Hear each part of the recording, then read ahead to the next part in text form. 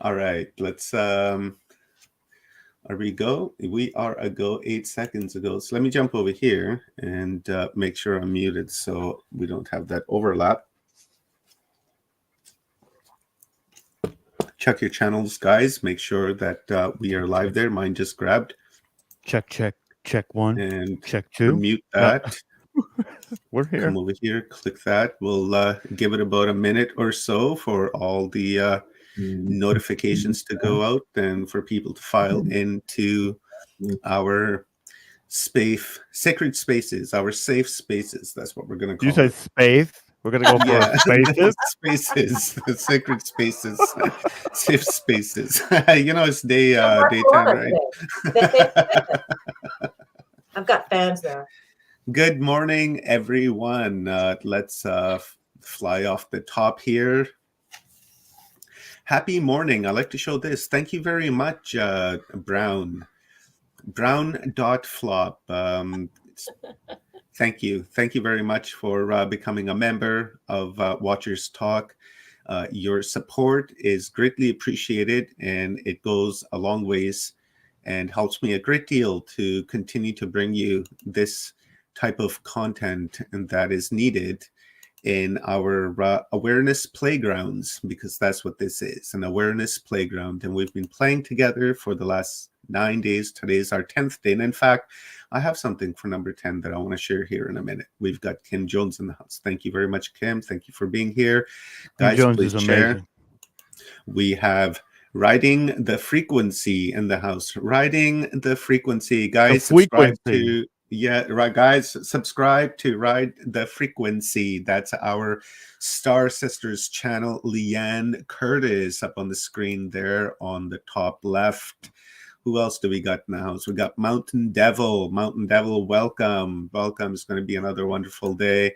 And then look at that. We've got Full Spectrum Universe in the house. All right, guys, subscribe and share Full Spectrum Universe. Amazing content. You got to pin the stuff to the top, baby. You got to pin it to the top. So it's there when we say, hey, look, go get it. Help us out.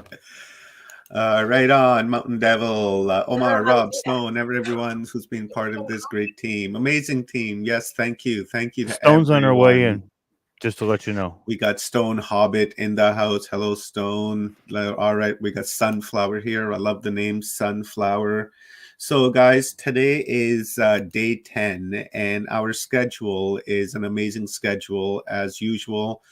We wanted to start at 8 o'clock this morning, but as you know, with the Wu flu, things are happening around town, and some people can't make it. So, we had one of those happen this morning, but all good, because we've come up with a plan that after this conference, we're going to do like a little mini event for all the people who missed out, that had all of their presentations put together, but just simply couldn't speak because of you know what.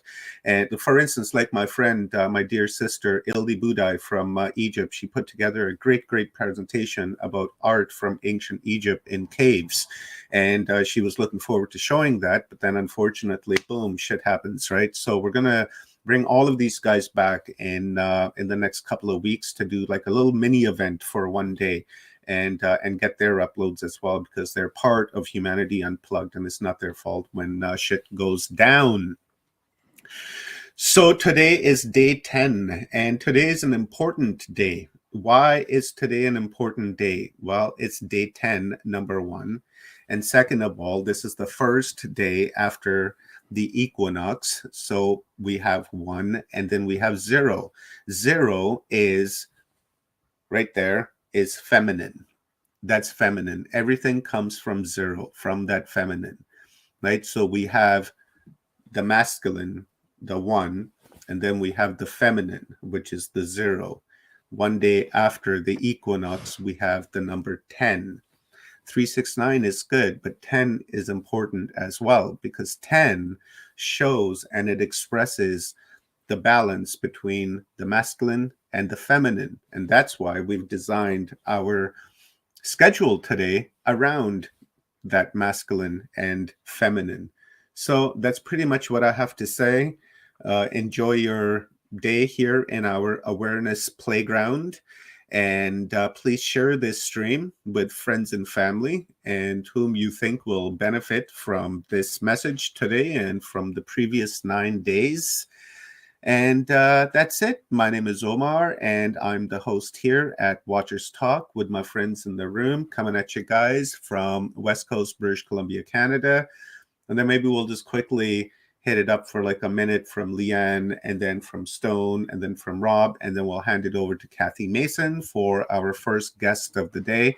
And please, guys, if you feel compelled to make a donation, please do so through the pinned comment in the chat rooms, which is connected to our PayPals.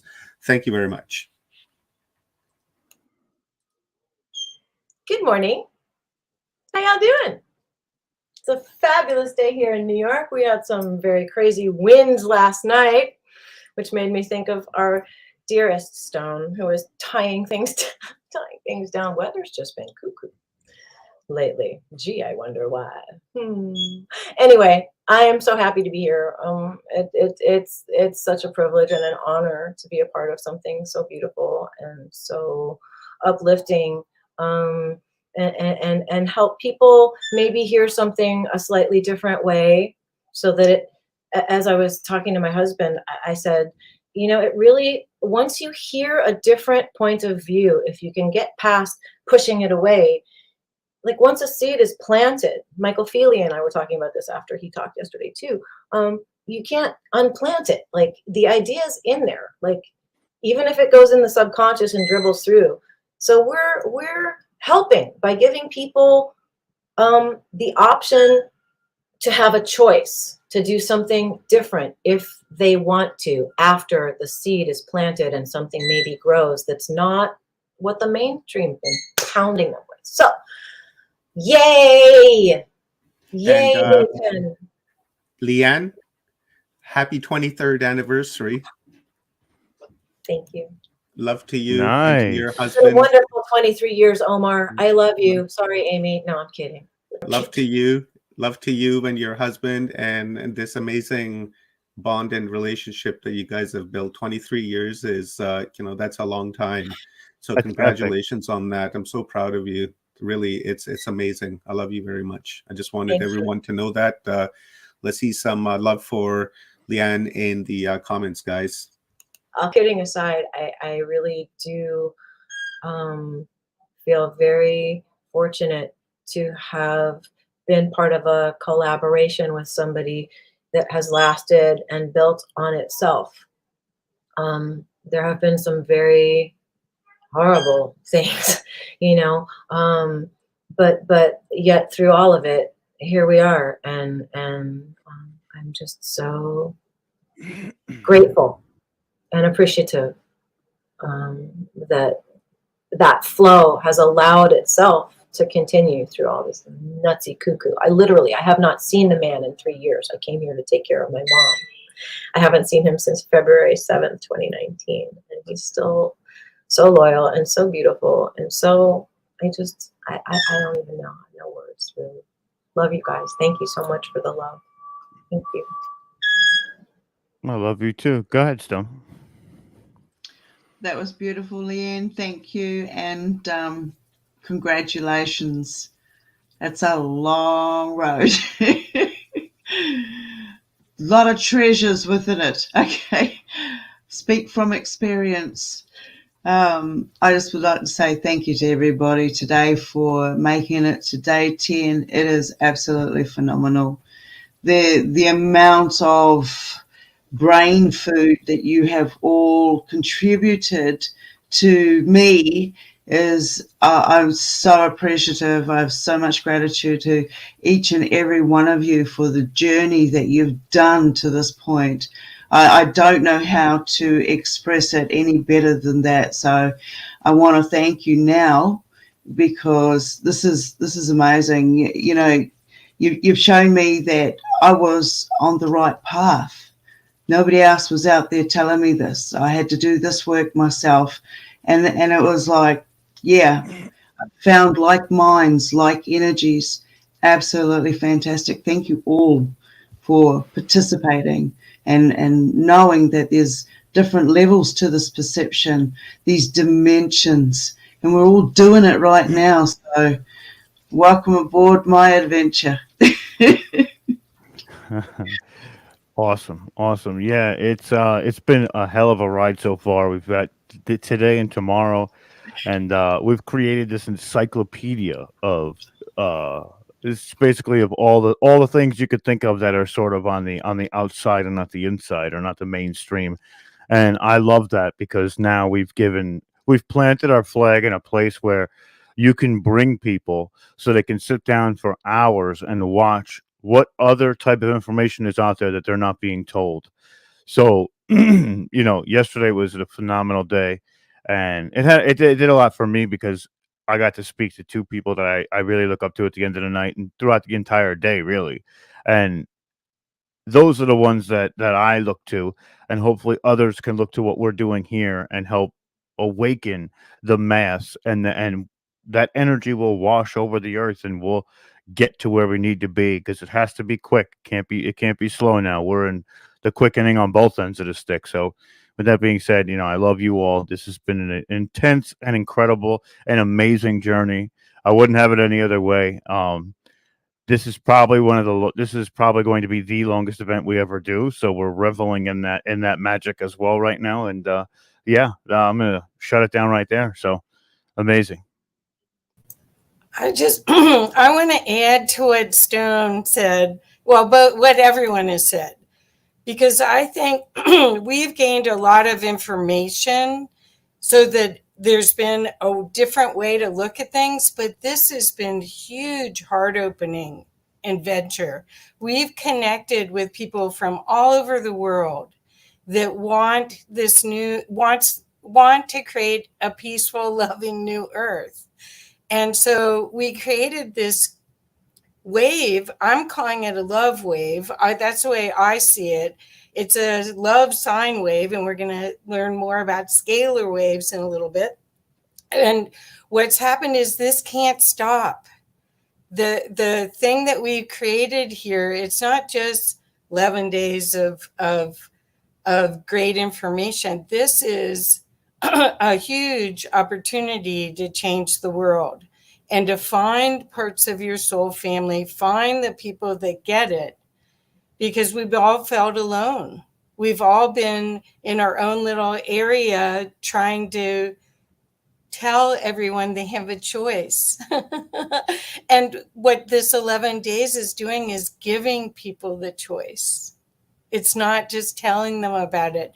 And it's so hard. And Leanne, you're big, and I don't know why. And you're not. I'm scared of touching this because I don't know what I'm doing. Oh, there's the chat. Oh God, it's what I love Lucy. It's the comedic comedy for everybody, unintentionally. Anyway, sorry. I just want to say, Kathy, absolutely. It's not just about our lives and how long we've been learning. It's about the whole lot of us, and that's thousands of lifetimes. This is generations. This is dimensional. We're coming to a center point. We are the creators of what we're wanting. And this is what we're doing right now. That's what I'm doing anyway. So thank you. Transmuting that energy, guys. Yes. Let's do it. And I'm so grateful to be in group with all of you. I'm so grateful. So now on big screen, does that mean I'm on? Yeah, let's start the rodeo. Yeah. Let's start the rodeo, Kathy. Okie doke. Okay, well, I am so excited to introduce you to my friend Tom Palladino.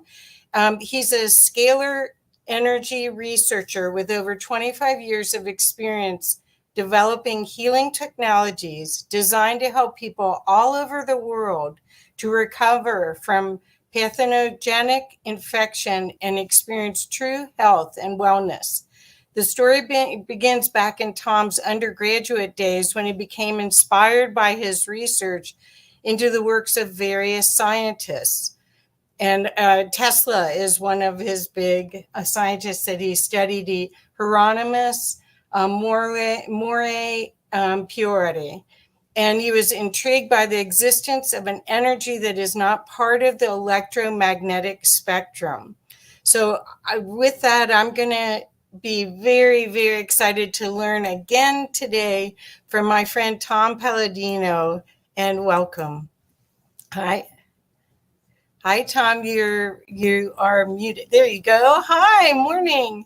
Kathy, good day. Hi, everybody. Thanks for the invitation. Oh, sure. So, Tom, let's start with your story so that everybody can get an idea of how this wasn't an overnight aha download, and then you just started doing this. This has been 25 years of scientific work. This is not woo-woo. This is science. Could you talk a little bit about that to start? That is correct. I'm a researcher. I'm a scalar energy scientist, and I work with instruments, custom-built scalar energy instruments. And what I've discovered with these instruments, it opens up a new vista, if you will. When I say scalar energy, I'm referring to chi or prana or zero-point energy. This is a new dimension that we're now starting to learn about. It's as old as the sun and the stars. It's light, it's sunlight or starlight.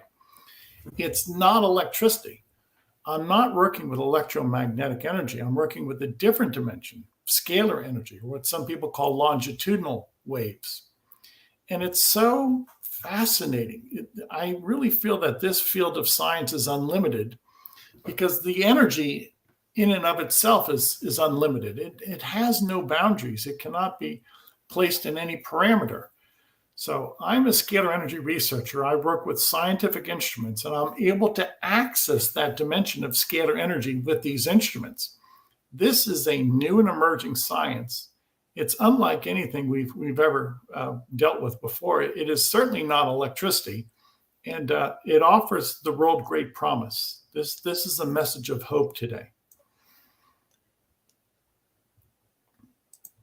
So, Tom, I want everyone to understand that this technique is a choice that they can make where they can sign up for free on your website for 15 days. And I put that in the link in the chat. So it went on all the channels. And what I want people to understand is that it's subtle energy, but it's not. It is really powerful. Yes. Could you explain how you deliver the energy to everyone? Okay, sure. Now, keep in mind that this is not electromagnetic energy. So with these instruments, I work with people's force field, or I work with their photograph. This is my photograph.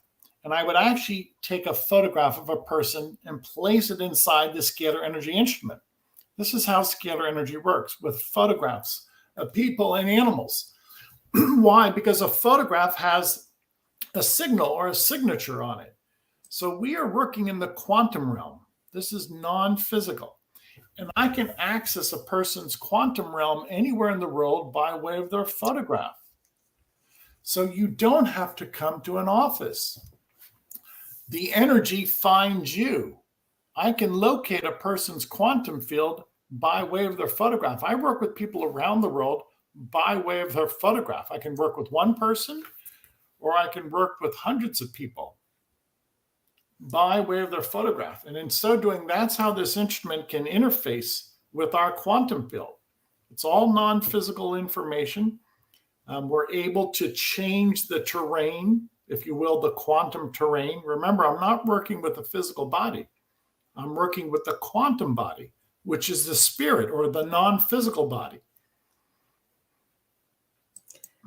So I'd love to learn a little bit more about how the scalar being in congruency in how that works, because you take a picture and somebody could be, let's say somebody's got a chronic illness, And does the picture of them with a chronic illness, how do you make it flow correct, resonate correctly? Yeah, that's a great point. So if I hold up my photograph would detail my soul, mind, and body, my constitution at that present moment. So my spirit, my mind, my physical body would be incorporated on this photograph. Okay, that's been well established in this type of research, that a photograph is the bilocated version of a person.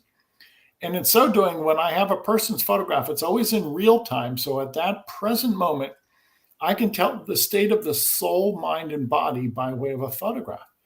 Now, with my instrument, with this all-knowing energy, I believe this is divine energy that I'm working with, I literally just place the photograph of a person inside the instrument. And the instrument will perform what I consider a balancing or a brain balancing or a chakra balancing immediately. Because this is a direct interface with a person's brainwaves, a direct interface with a person's chakras. This is how scalar energy works. It works in the present moment. It's an instantaneous action. You know, many physicists have looked at this energy, and they say that it far exceeds the speed of light, to the point that it's billions and billions of times faster than the speed of light. Nobody's been able to measure this. Well, when you really look at it closely, it's instantaneous action. Why? Because the universe is connected, pre-connected. So that calls to mind, say, quantum entanglement, or what some people might call the mind of God, that the universe is holographic. And with this energy, we transcend time and space. So to put this in perspective, when I take a photograph of a person and place it inside the scalar energy instrument, it enjoys then that holographic communication, which is instantaneous communication. And in so doing, that photograph has chakras, or it has brain waves incorporated on it. And a scalar energy instrument transmitting, if you will, scalar energy will immediately interface with the brain waves and the chakras. And the upshot is people feel better. Some people say their depression has been lifted.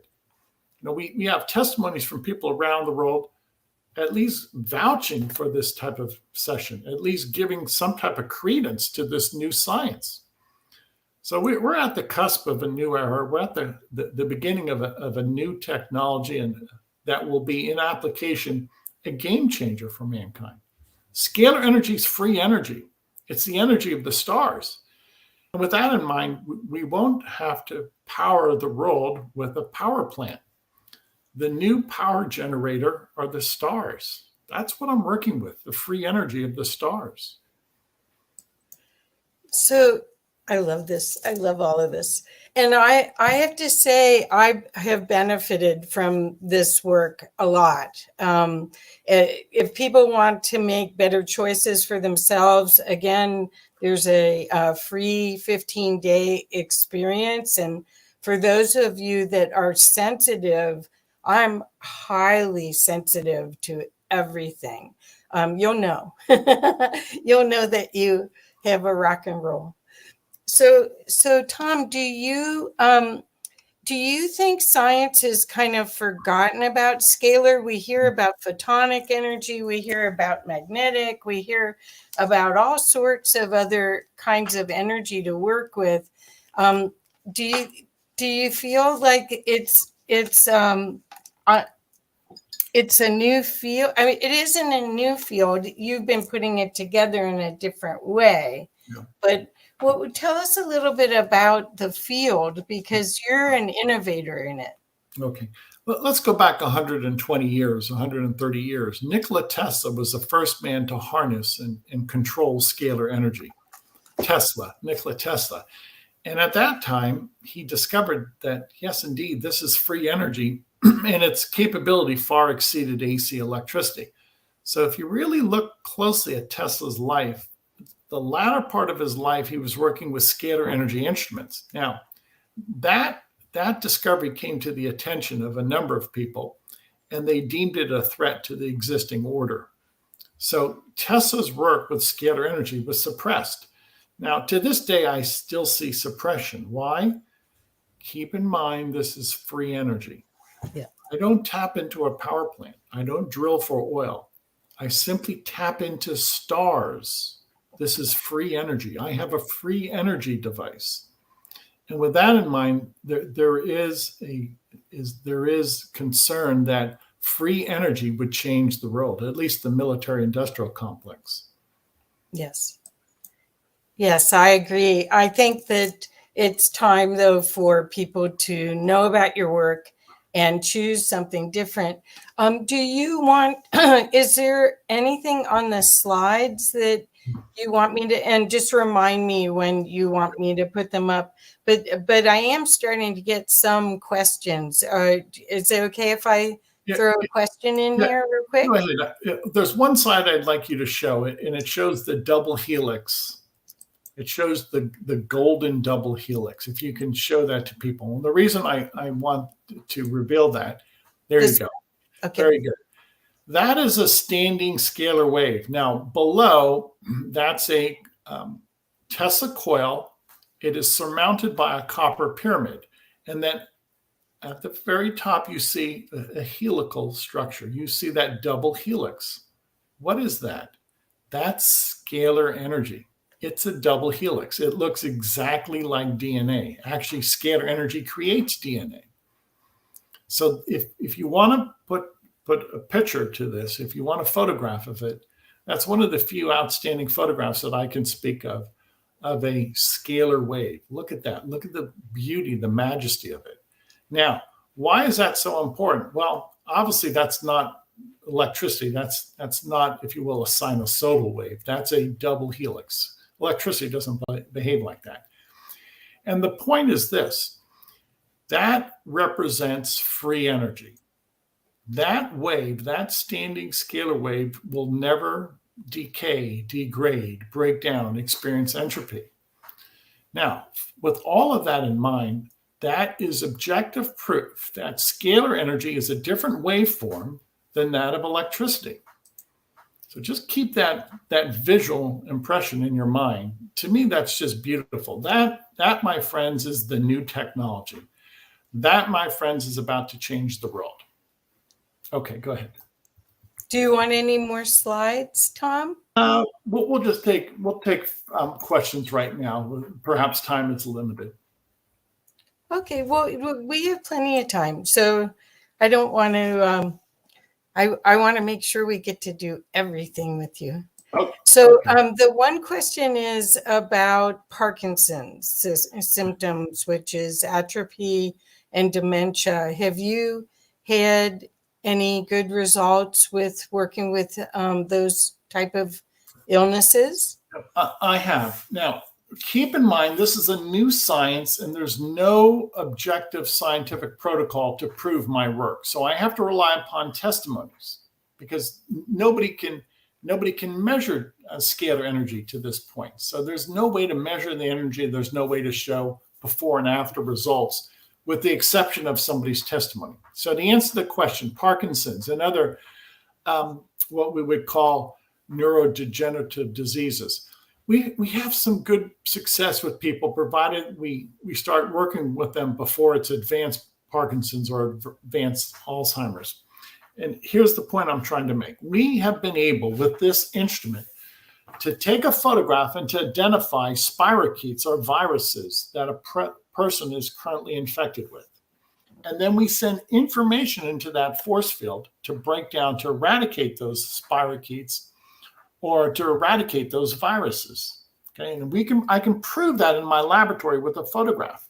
I cannot prove it with people because I never work with people. But ultimately, people will say something has changed, that they feel better. And many people say, I'm no longer infected with a certain type of virus, or I'm no longer infected with certain types of protozoan, parasites, or bacteria. Now, all of that is quite pertinent because if we can eradicate from a photograph pathogens, microbes, and then people in turn say that they experience that benefit of that action, what does that do? That clears the mind, that clears the brain of spirochetes and viruses. It's been proven, for instance, the herpes virus has been proven to attack nerves, especially the neurons. And when you have that constant assault upon a neuron, what happens? One of the consequences, sad consequences, is neurodegenerative disease, some type of impairment, cognitive impairment. So if we can identify now on a person's photograph spirochetes and viruses and remove those from their quantum field, then in turn people say, yes, I feel better. People say, yes, I think you've done that likewise for me. So that's the state of the art right now.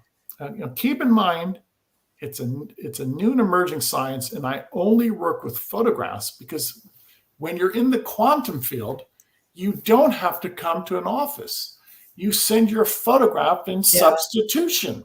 Yeah. Your photograph is your representation. You don't come to the office. You send your photograph instead. Well, when you and the system to sign up on the website is so easy. You fill out your information and just put a digital photograph up. You can't make it much easier. Right. I'm wondering though, you're scaling this as you go. How many people can you help at one time? Well, today when I first started to treat in my laboratory, I was working with about 250,000 people.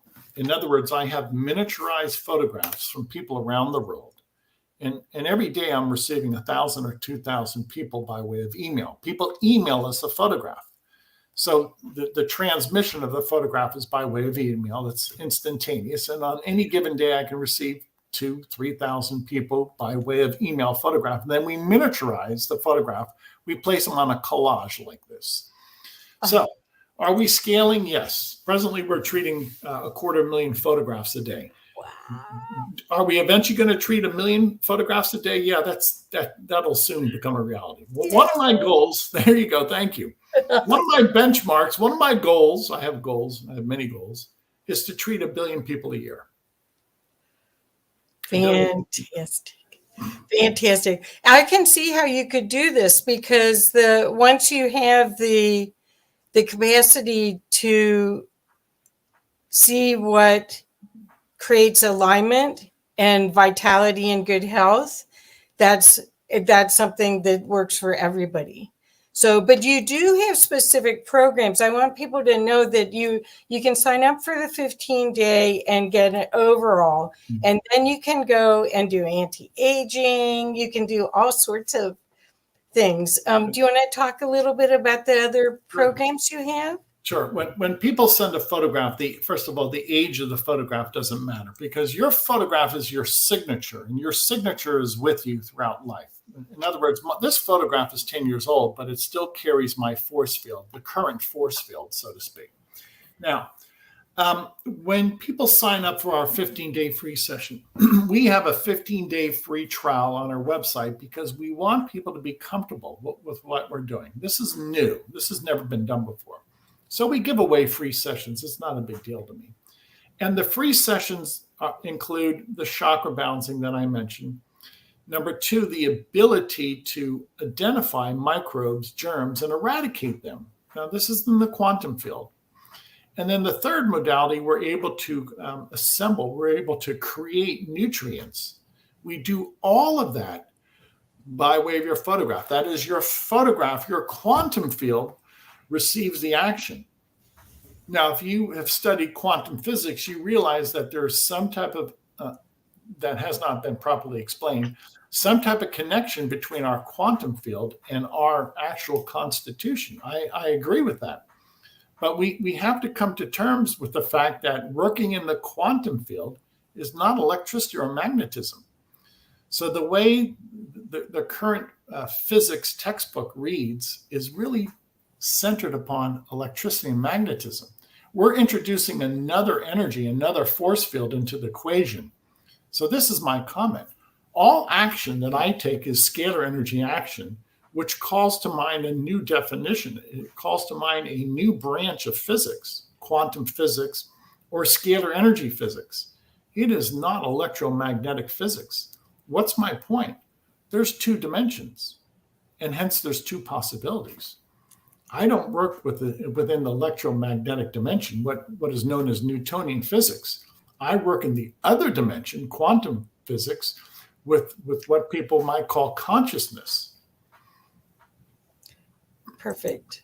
That's we're multidimensional beings, and we're projecting this human form from our higher self. So what you're doing is you're tapping into that pattern, the divine pattern. That's a good point. I'll speak to that. I come from a Christian background. I believe angels, there are angels, and they are scalar energy beings. They're not subject to electricity and magnetism.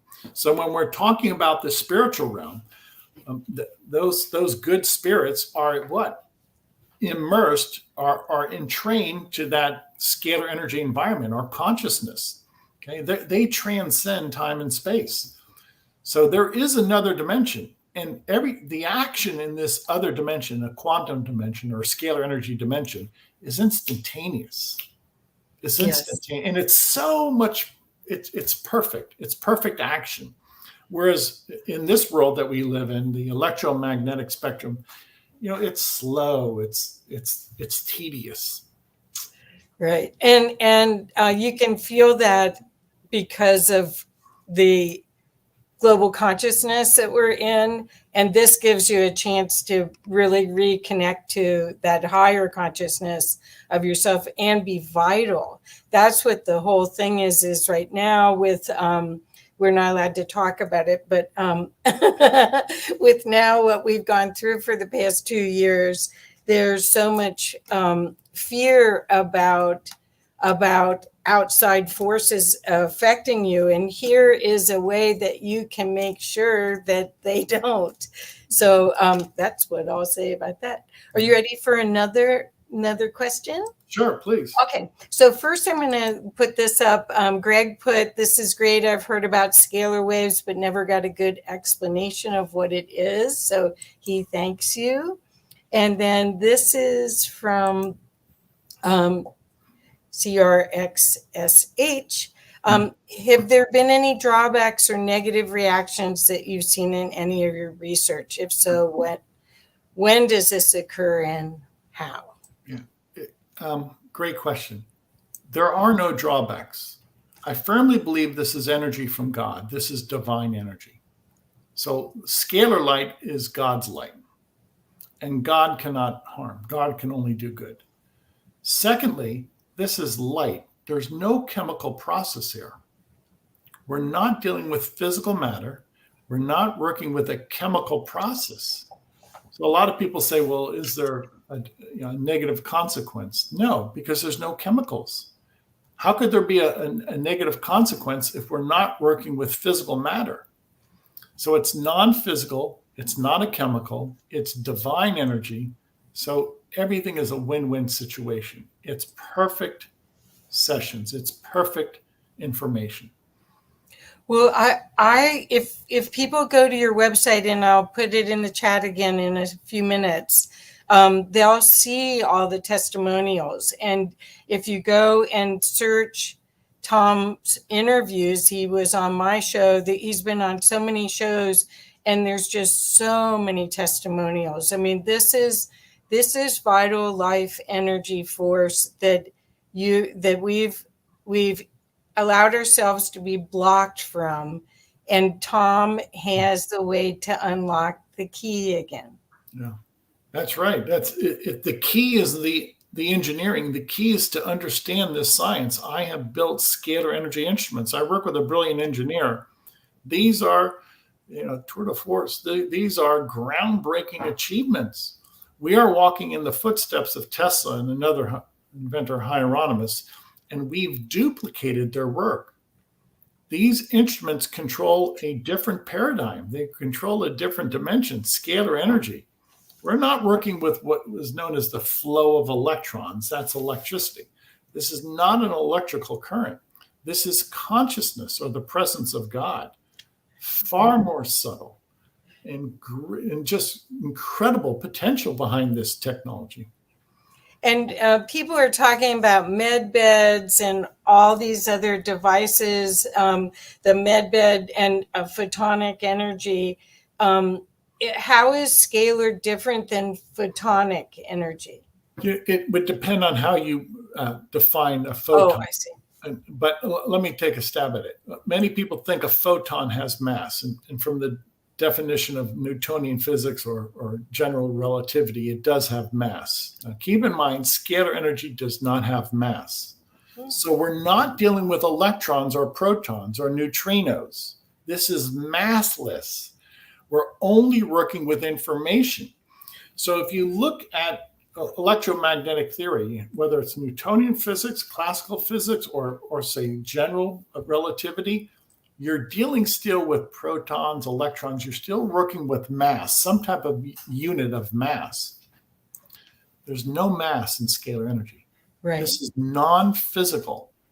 And this is what Tesla saw. He saw the fact that we were encumbered by a physical universe. When you work with physicality, it's wonderful, but you're still, it's a ball and chain. Let me just be blunt. When you're working with some type of physical mass, it encumbers you to the point where it slows down the process, or you only can achieve so much with physical mass. As opposed when you're working with non-physical information, then the entire operation is multiplied exceedingly. It's so easy. It's much less expensive in operation. It's instantaneous communication when you're working with information. There's no drawbacks. It's the scalar realm as opposed to the electrical realm. It's head over heels. Scalar energy is head over heels in comparison to electromagnetic behavior. I know. It's so simple. It's almost too easy. That's the thing is your work, or you've made it so simple for us to be able to use it. You know how the truth is always simple. So thank God that we work with photographs. My goal is to work with billions of people around the world by way of a photograph. So in many ways, we're going to be, so to speak, the social media empire of quantum healing. You don't visit an office. Okay, so when you're looking at social media, it's an information system. What are we about to become? We're about to become the social media site for quantum healing. We don't work with people. We work with photographs of people, animals, plants, and objects. So if on social media channels you can deliver information, then our social media channel, you're going to be able to deliver quantum healing by way of a photograph. Yeah, that's fantastic. Well, Greg wrote in here, sometimes I like the in-person interaction. Feels like we're becoming so isolated. Have you heard that before? Yes, I have. And I get that, but everything I do is according to this non-local paradigm in which we are already interconnected. Let me say this, that everybody in the world is connected by God. Okay? Yes. And scalar energy is that connector. It's the matrix. It's that fabric that connects everybody. What am I getting at? In a scalar energy paradigm, in consciousness, everything pre-exists and everything has been connected, pre-connected. So if we live in the electromagnetic spectrum, we do, whereas California and New York are two separate geographical points. In a scalar energy paradigm, everything's connected. California is New York. New York is California. So when you're working in this dimension of consciousness, which is non-physical information, you're already connected with every person, animal, plant, and object in the universe. Perfect. Okay, so thank you for answering that, because I think that there is a, because people want to meet and trust and know the healer. There is a little bit of that, but that's why I'm saying there's so much proof of what Tom's work has done to help people that I just want to urge you all to go to his site and look at that, or go watch interviews, and you'll be amazed at his work. So this is from Organic Intelligence 313. Does he suggest a certain type of diet? No, that's the beauty of scalar energy. You don't necessarily have to change your lifestyle. Obviously, you should live a sensible lifestyle. But when you're sending in your photograph, that's all you have to do. This divine energy does everything else for you. So this is the beauty of working with that non-physical dimension. You don't have to change your lifestyle, your eating habits, your sleep habits. You don't have to exercise. You don't have to drink extra water. No. Good, good. Well, but you can, and you can feel even better. Yes, very good. Yes. The thing is that's why I'm saying this is so easy, you guys. Sign up, get the 15 days free, see if you feel as good as I feel, and then you'll see if you want to continue after that. But he's so generously allowed you, all of us, to get an experience with it, and you'll know how powerful this is. It's subtle energy, but for those of us that are sensitive, it's not that subtle. So here's another one, Tom. Stone Hobbit. Are you able to identify frequency signature, parasitical attachments, and other beings from their rescheduled energy imprints? Yes. When a person sends their photograph, it's always in the present moment. This photograph carries your information. It carries your psyche. It carries your soul, mind, and body. Now, the divine energy corrects those attachments. The divine energy corrects those phobias. The divine energy corrects those problems, those drawbacks, that negative feeling. I can't accentuate this enough. I am a researcher. I really don't consider myself a healer. I consider God the healer. So when I place your photograph inside that scalar energy dimension, God is going to perform the healing because God knows exactly what you need. This is a divine energy. We're not working with electricity. Scalar energy is God's energy, and God will correct the imbalance. This was another, just a statement. Unlocking is a repeating word in the past month. And I think what you're seeing, this whole program from Humanity Unplugged, is that you're finding that we've had wonderful attendance at this event. Right now, we have a lot of people online asking wonderful questions, and everyone they know that they're waking up to possibilities and better choices and reclaiming their power. So that's why I thought you were a perfect fit with this. Thank you. Okay. So Greg asked, are scalar waves how Reiki and other form of energy healing works? Very, very astute. You've heard of people with healing hands. What are healing hands? It's scalar energy. Scalar energy, or God's energy, God's light. If you can heal somebody by a touch or by your word, by your expression, what is that? Those are scalar energy healing hands, or you're able, by way of speaking the word, able to heal people. So your hands carry scalar information. Your word or your thoughts or your prayer are scalar prayers. Okay, as a segue, this is why praying is so important. It's scalar energy. A prayer, a thought, is a scalar waveform. If you've ever said, well, what is prayer? What is creativity? What is meditation? It's all a form of scalar energy. Perfect. Okay, so here's someone else saying, if I press my hands together hard, is that scalar force? It is a scalar force generating same thing. Oh, yes.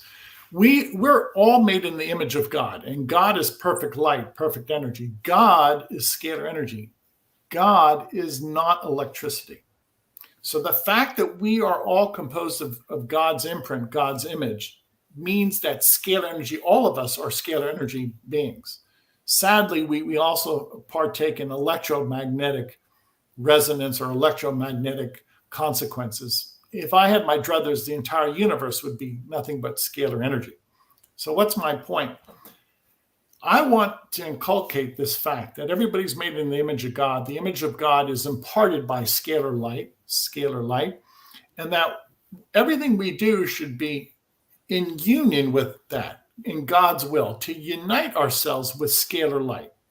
So we're going to say goodbye to this effete energy, electromagnetic energy, and we're going to bring in the new energy, and we're going to embrace this new technology. Scalar energy is much more than just a few instruments. Scalar energy is a new way of living. It's a new way of living. Yay! That's why I'm so excited about disclosure of everything, about our ancient history, about everything, because I really think that once all that happens, they weren't going to be able to keep the free energy away from us. I was a sponsor for an event that went on for, I think, 8 years called Evolve Expo. And the last one we did, there were Tesla machines at healing machines at, if there were 200 booths, at least a third of them were Tesla machines. So it's coming out. They can't keep this from us anymore. So this one's from Writing the Frequency. Humans have been programmed to complicate things. Simple things seem like it's a trick. Little by little, the collective will learn to shift. I feel it. And she says also, all information is non-local. We're all entangled in Yes, God. we are. We are all entangled. Exactly. Beautiful. Stone Hobbit asked, what do you do with everyone's findings? When I'm working with a photograph, I always work with that photograph for the time period that people sign up. And then after that, I destroy the photograph. I don't keep photographs. And then secondly, I don't provide feedback for each individual. I let people ascertain that. I'm not in the business to diagnose disease. I let God diagnose it. I let God diagnose whatever's on the photograph. I have a standardized protocol, and I continue and I follow that standardized protocol with a photograph. I don't diagnose. So there are no personal interaction. It's just simply a way of sending us your photograph. And again, God is the divine physician, and God will understand what you need. I would say that, again, the testimonials are how you do your research at this point. And you've been doing this research on yourself and your wife and in close proximity to you for 25 years. That's so right. It's not, this isn't experimental for you. It's whether or not, because it's subtle, whether or not you feel it and can register that it's helping you. Correct, Tom? That's a good point. So I've been working with my photograph for 25 years. And frankly, what I've experienced with scalar energy is really nothing like that I've ever experienced in the physical realm. Working at the information realm, everything happens instantaneously. It's a different feel. I just feel different with scalar energy as opposed to electricity, electromagnetic energy. And this is why we ask people, visit the website, look at our 3,000 testimonies, read, educate yourself. And then if you're comfortable, only if you're comfortable, then email us your photograph. The reason we give away free sessions, this is new. It's never been done before. My instruments are new. They're unique. And with that, I'm the only one in the world with this unique process. So I want people to feel comfortable. I really am so excited. And it seems like people really have good questions right now because they're really looking at this as a way to be empowered. And I think that's what this whole event has been about. So the next question is, Sandra's asking, can I transmit scalar energy into the food I cook just by touching, cleaning, preparing the goods? Yes, of course you can. Of course you can. And I want people to always pray, which is scalar energy, or if you feel that you can extend your hand and give a blessing to your food or your home or your kids, do so. Do so. I'm so poignant on that matter. Prayer is really the analog to scalar energy. What we can do by way of prayer or meditation, everybody can pray and meditate. I have the scientific analog of that by way of my instrument. That's fantastic. Okay, so then this question, I don't know much about it. Okay, this is from A. Baker. I'm obsessed with Malachi 4:2. Yes. Do you know what this is? Yes, that's a quote from the Bible, and it speaks of the Son of Righteousness, and that is exactly what I'm working with. I'm working with God's energy, the Son of Righteousness. Many people consider that to be Jesus Christ. I do. And when we speak about the healing from the Son of Righteousness, that's the healing that we're working with. So the Old Testament mentioned that. That's in the Bible. Yes, you're right. Cool. How about that? And I didn't know that. So I think we don't even. Oh, here we go. Here we go. Is the Visiv Tower in Melford, Texas, a Tesla tower? Do you know? I don't know about that. I'm not sure. I've heard about that tower, but I really can't speak about its character. I've seen a photograph, and that's all I know. Okay.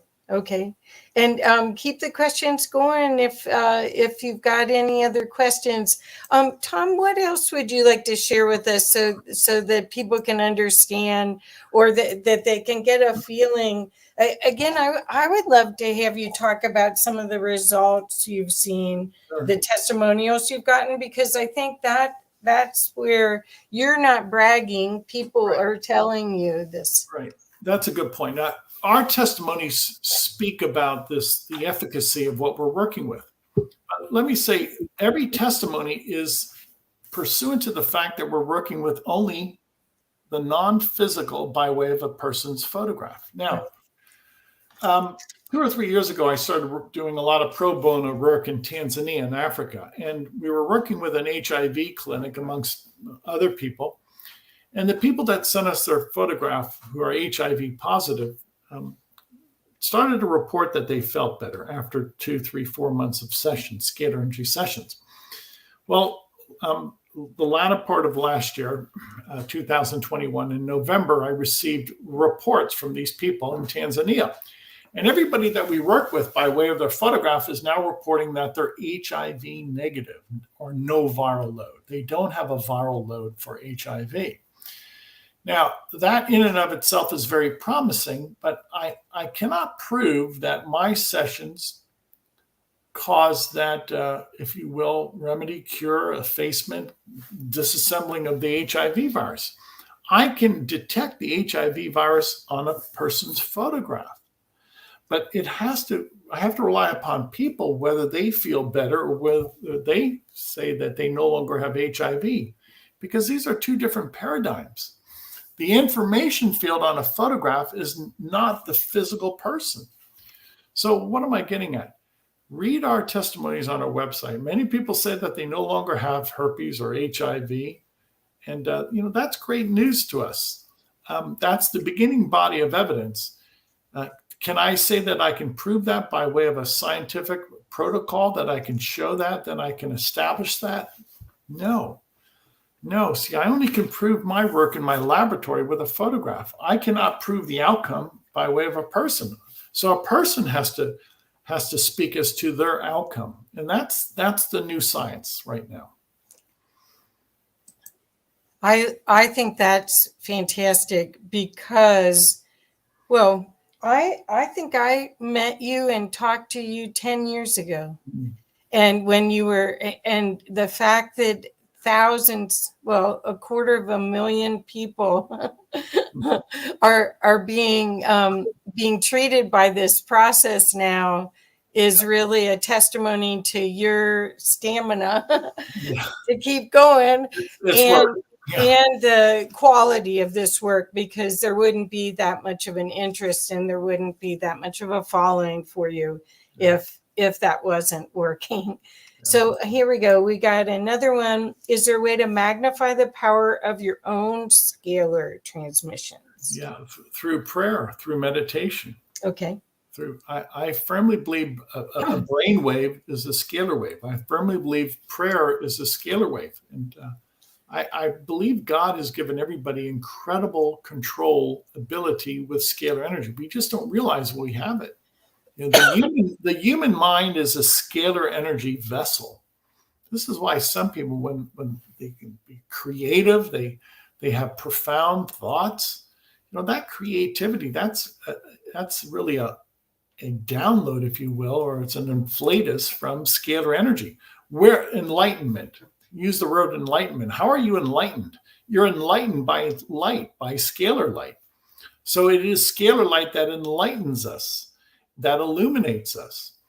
Everybody has this gift of scalar energy. Once people realize that, it's going to change the world. Everybody has such incredible potential. If I can instill that in people, then my work has been a success. I said, yay. I didn't want to cough while you're talking. So the question Stone is asking makes me wonder what would happen while fasting. Will that matter if people are fasting while they do this? By all means, go ahead and fast. What we've discovered, we have a nutrient program, and the nutrient program that we administer really seems to curb to the diet. It seems to diminish the desire for food. So when you're on scalar for 2 or 3 months and we're having this ability to assemble, we can assemble vitamins and antioxidants and amino acids into the quantum field. By assembling nutrients, people are no longer as hungry as they used to be. Many people say that they miss a meal. They can miss a meal. That's great. That sounds good, Stone. Okay. What about cancer patients? Can it cure? I want to help my sister. Yeah, I don't have any control over cancer. I don't. I can help. Yeah. So, and this is what this A. Baker says, this must be why I keep saying God is on the move. He literally is.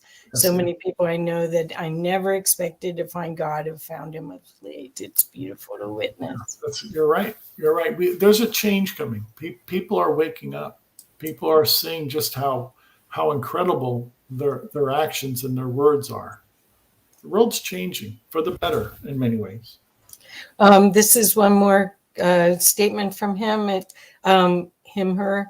I've been cured of intense pain and injury by simple prayer. It was like he gave me the miracles to convince me of himself because they were so quick and very noticeable. I'm a true believer. Well, I would say, of course, our prayer and our thought affects everything we do. But this scalar wave process is like the gift you give yourself to have a good starting point for all of it, because it releases the negative, all the viruses and parasites that are running through our systems from this modern day living. It can't be denied. And once you're free of that, just like once you're free of EMFs, you all of a sudden have more vitality to do your life's mission. So, okay, so here we go. Tom, this is clearly new and exciting work. Have you received any pushback from any agencies or groups? Do you see this practice going mainstream? No, not really, and I'll tell you why. Nobody can understand how a scalar energy instrument interacts with a photograph. Okay, academia has never understood that, nor has any government. So moving forward, this is such a new field, and it requires a great deal of study. So is there any pushback? No, because it's never been done before. Nobody knows how to interpret this. So if you can't interpret this, you can't say yes or no. You have to define something first before you agree or disagree. I love that. Okay, so anything else that we could talk about as far as your plans? I know you did the incredible volunteer work and contribution in Africa. And we talked about that before because my daughter was in Namibia for 3 years with the Peace Corps. And it's quite remarkable what's happening there. Are you seeing people lifting spirits or anything since we're out of lockdown? Do you see anything changing with the work you're doing or the frequency or the feel of it since? What I see is many people, because of the lockdown, they had time to think, and many of them prayed, and many people have been changed because of this COVID-19 pandemic. Many people. What do I want to do? Well, if any of you are social activists, Christian missionaries, or simply want to change the world, contact me. And if you're in a position to visit an orphanage and to instruct the orphanage about our work, I would treat the orphanage, every orphan I would treat, no problem, gratis, pro bono. Or if you're working with, let's say, the homeless, and you want to intercede for the homeless, and as long as you have their permission, you can send me photographs of people who are homeless. Fantastic. But this is God's gift. I don't want to put a figure to it. I want to treat everybody in the world. My goal really is, if you want to treat 1 billion people a year, you're going to have to treat just about everybody for free. Yeah. Because a lot of people don't have money. So with that in mind, don't worry about money. If you can do the due diligence and you can find people, then you can send me a collage of people and I'll work with them for free. That's fantastic. So, Tom, I know I've been putting your website in the chat, and a couple of people have said that I think that that they have to go back. We may have clogged the intake here, which would be a good thing. Okay. But don't forget, we have an automatic photo uploader. Everything has to be automated. So the website, go visit the website and tell your friends about it. And this is if you will, the call to you, the audience, to spread this movement, to heal the world. yes. By all means, the website's 24/7. Just sign up. Tell your friends about it. If we receive 50,000 photographs tomorrow or 100,000 photographs tomorrow, fine. That's perfect. That's perfect. And he said, Sugar Bee, here we go. I've been looking for a new focus since leaving the workforce. This may be it. I really appreciate this discussion. Yeah. So, Tom, you've got a new fan club. Yeah, I might be president, but well, so how do you want to leave this discussion? We only have a little bit longer. I put how to get to your website. You're also on Facebook. You're on YouTube. How would you like people to see the future? Because we're turning this boat around right now. Yeah, with hope. By all means, with hope. And keep in mind, technology, when appropriately used and harnessed, benefits everybody.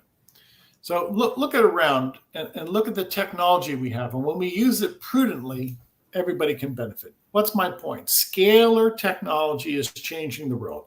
Scalar technology, in my viewpoint, will have a greater impact than that of the computer. So if you look at the technology that the computer has provided, I say that scalar energy someday will outpace that of the computer. So be a part of this movement. We're ready now to present our work to the world stage. Be a part. Just tell people about what we're doing. Sign up for the free trial. That's what we're trying to do, to get people involved. Get involved with us. Wonderful. So so this is. I tend to think of God in terms of science, so this all makes sense to me.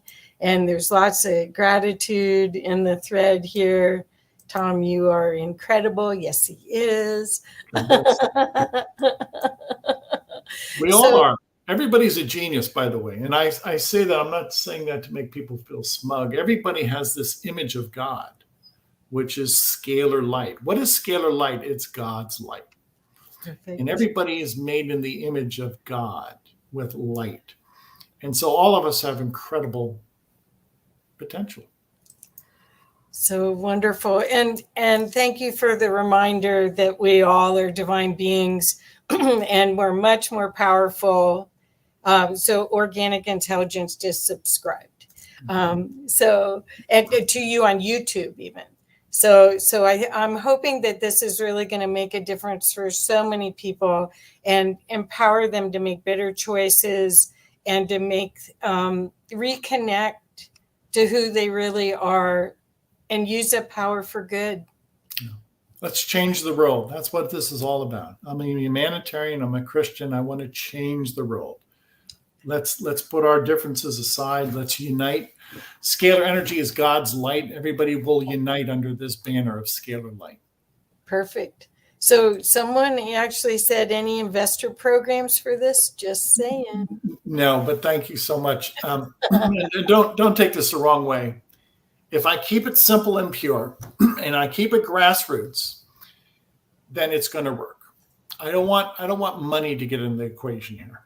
Yep, and that's the only way that this is clear to use. This is there's no monkey business. Okay, and this is from my friend Amalia, who's from Bali, or usually lives in Bali, but she's in South America right now. God bless you, Tom, doing the same human to human and planetarily with scalar. She's a Qigong master for people and organizations. Yeah. So good for her. Many cultures, as you well know, whether it's Qigong, some people call it Qi, prana, consciousness. We've been working with scalar energy for years. Many philosophers have considered it. It's real. I have instruments that control it. Prana, Qi, scalar light, those are synonymous terms. This is very real. This is a new opportunity for mankind. Yep. And the idea that we can pick and choose and work on whatever subject we want after we go through the 15 days is really so valuable. One more, NIST has a report about using quantum detectors to receive broadband radio transmissions that could be some scalar effect. Is that true? I don't think so, and I'll tell you why. Scalar energy and electromagnetic energy are two separate dimensions. They do not intertwine. They do not interfere with one another. Okay. So if somebody is receiving some type of radio transmission from microwave or radio, then that's electromagnetic energy. It's a separate dimension. Perfect. And people are saying God is moving and we are too. Thanks be to God. Yes. I love this man already. Yep, me too. Let's save it. And in gratitude. So thank you so much, Tom. Again, we want to direct people to your website. And let me make sure I have I'll put it back in the chat again. It's scalarlight.com. Yes. And Tom, anything else, any other way that you'd like people to connect with you? Just the website. God bless everybody. Thank you for your time today. Your time is precious. I appreciate coming into your living room today. Let's heal the world. The day that we can work with 1 billion photographs a year is a milestone, is a benchmark for me. Send us 1 billion photographs and we're going to heal the world. Wow. Thank you. Thank you so much. Thanks, Kathy. God bless you. Talk to you again soon. Thanks, Tom. So, hi, Omar. Scalar light. Wow. Yeah. Yeah, that seems to be the next level thing, eh, Kathy? Well, let's put it this way. It makes total sense to me. And as a sensitive, I've definitely benefited from it. I've known Tom for a long time. This is not somebody who just woke up and started creating some Palladian device they didn't know where it came from. This is a researcher and a scientist who's spent 25 years on this, and it's remarkable. One of the people that's spoken here said that their children are still in high school, and she did the 15-day program and then put her whole family on it, and everyone around them got that second batch of the flu, and none of her family did. Beautiful. So and she felt it was from being in his process. So yay. Yeah, that's a good one. I like that. And it makes sense too, because we're light beings ourselves, Yes. right? So if you can, change the molecular level of the light, then it would have that healing aspect to it. So yeah, it's brilliant. I love it. Great. Oh, I I'm sent so Tom glad. a So friend glad. request on Facebook, so I'm going to connect there, and looking forward to learning more from him and Oh, yeah. watching his YouTube channel. Yeah. Great. Okay. Well, I'm going to get off, and thank you so much for letting me bring some of these brilliant lights You're very to welcome. this event. Thank you. You're very welcome. So, guys, are you ready to unmatrix yourself? Because that's what we're about to do, is unmatrix ourselves. There's some things happening in this world that we are aware of. We are anyways, but there's a lot of people out there that are not aware. And one of the ways, this force that we're dealing with, they have to tell us what they're doing. It's the karmic law. And it's the universal law. They have to tell us in one way, shape, form, or another. They have to, either through art, through monuments, television, movies, music, in some way or shape or form, they have to tell us. And they have been telling us through a lot of the movies, like Marvel movies, for instance. Those are very esoteric, and they have some very deep messages embedded within them. People think that it's just Superman flying around and doing this and doing that. But if you look in between the words and look in between the pictures, there's a lot more going on, and they're telling us their intention on exactly what they're about to do. So my next speaker, Pim the Great, I love this guy. I had him on Watchers Talk a few weeks ago, and we had just a wonderful conversation on unmatrixing yourself, but we really didn't get into the unmatrixing. We just kind of hinted towards it through music and sound and such. Really, that talk was in getting to know Pim and what he was going to bring to the table here today. And he sent me his presentation, and wow, what an amazing presentation he has. We're going to touch on a lot of important things here. So let me quickly read Pim's bio, and then I will bring him on, and then we will continue in our playground. So, born in the 80s and raised in the Netherlands, Europe, growing up in an atheistic environment, but with past life memories and a deep understanding of life, made Pim avoid religions but seek spirituality to understand his embedded knowing. During his teens, as most people do, he had let go of the spiritual path and was seeking material gains, riches, and fame.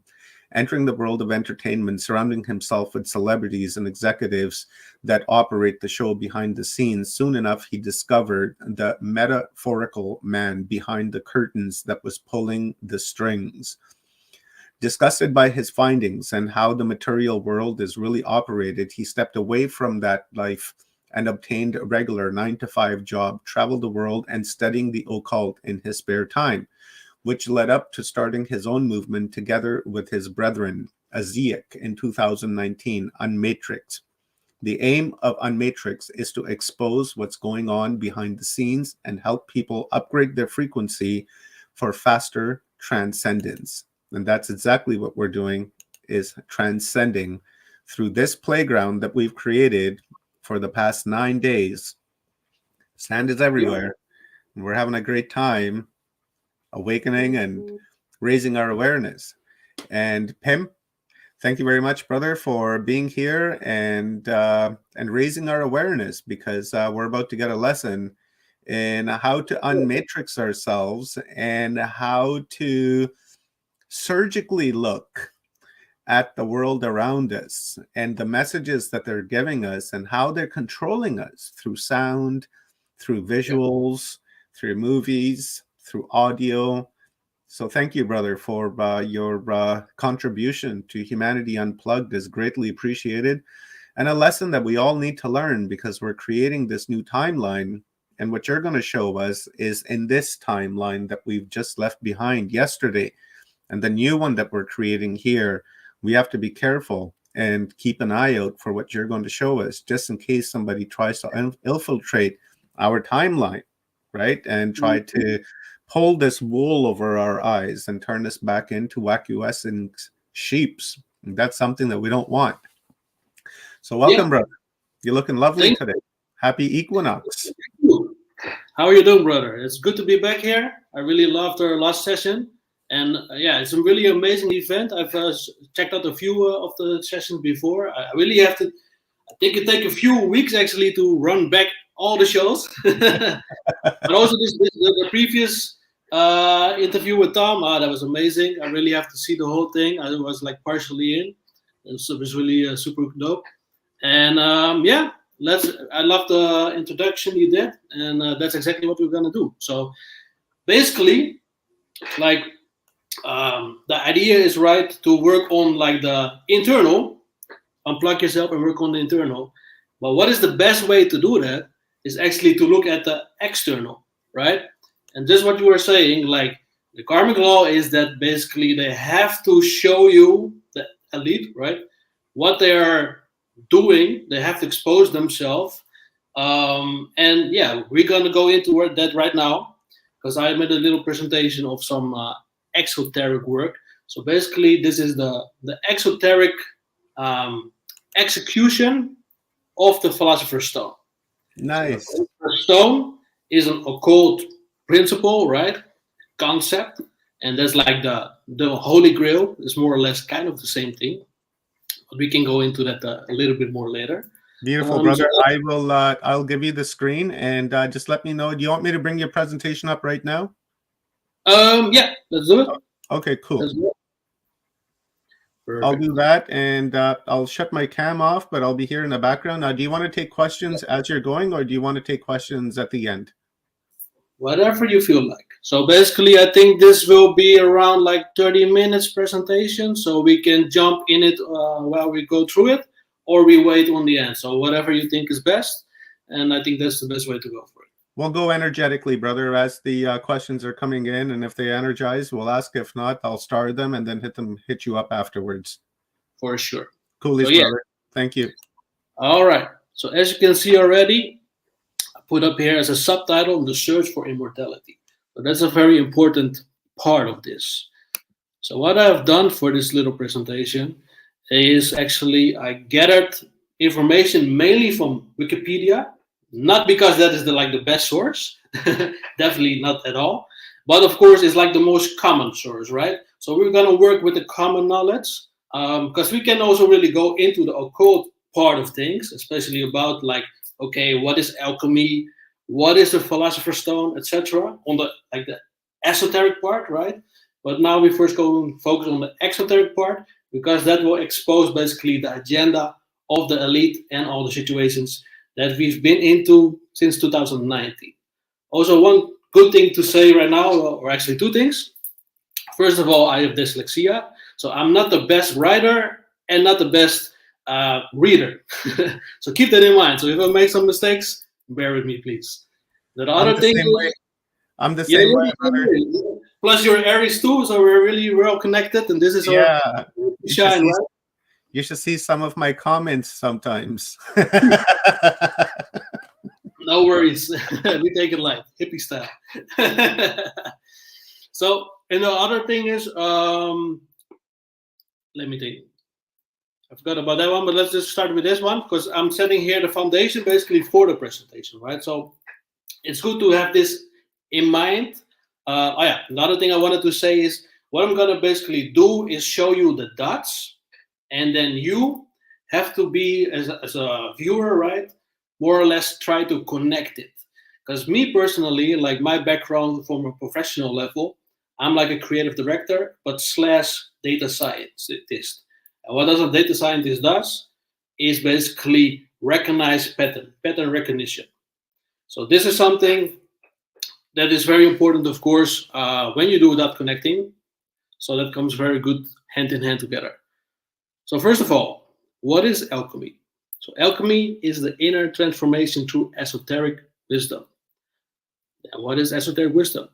That is occult knowledge processed. Occult knowledge can only be expressed through the use of symbolism. Symbolism is not meant to be taken literally. That's a very important one, because most people, just like in religions as well, they do exactly that. They take it all too literal, and therefore they are misunderstanding what it's really about. Then we have, what does esoteric mean? That's from within. Occult, that's hidden. So now the exoteric world agenda by the Luciferian elite is misused and abused esoteric wisdom from the occult. So there's a very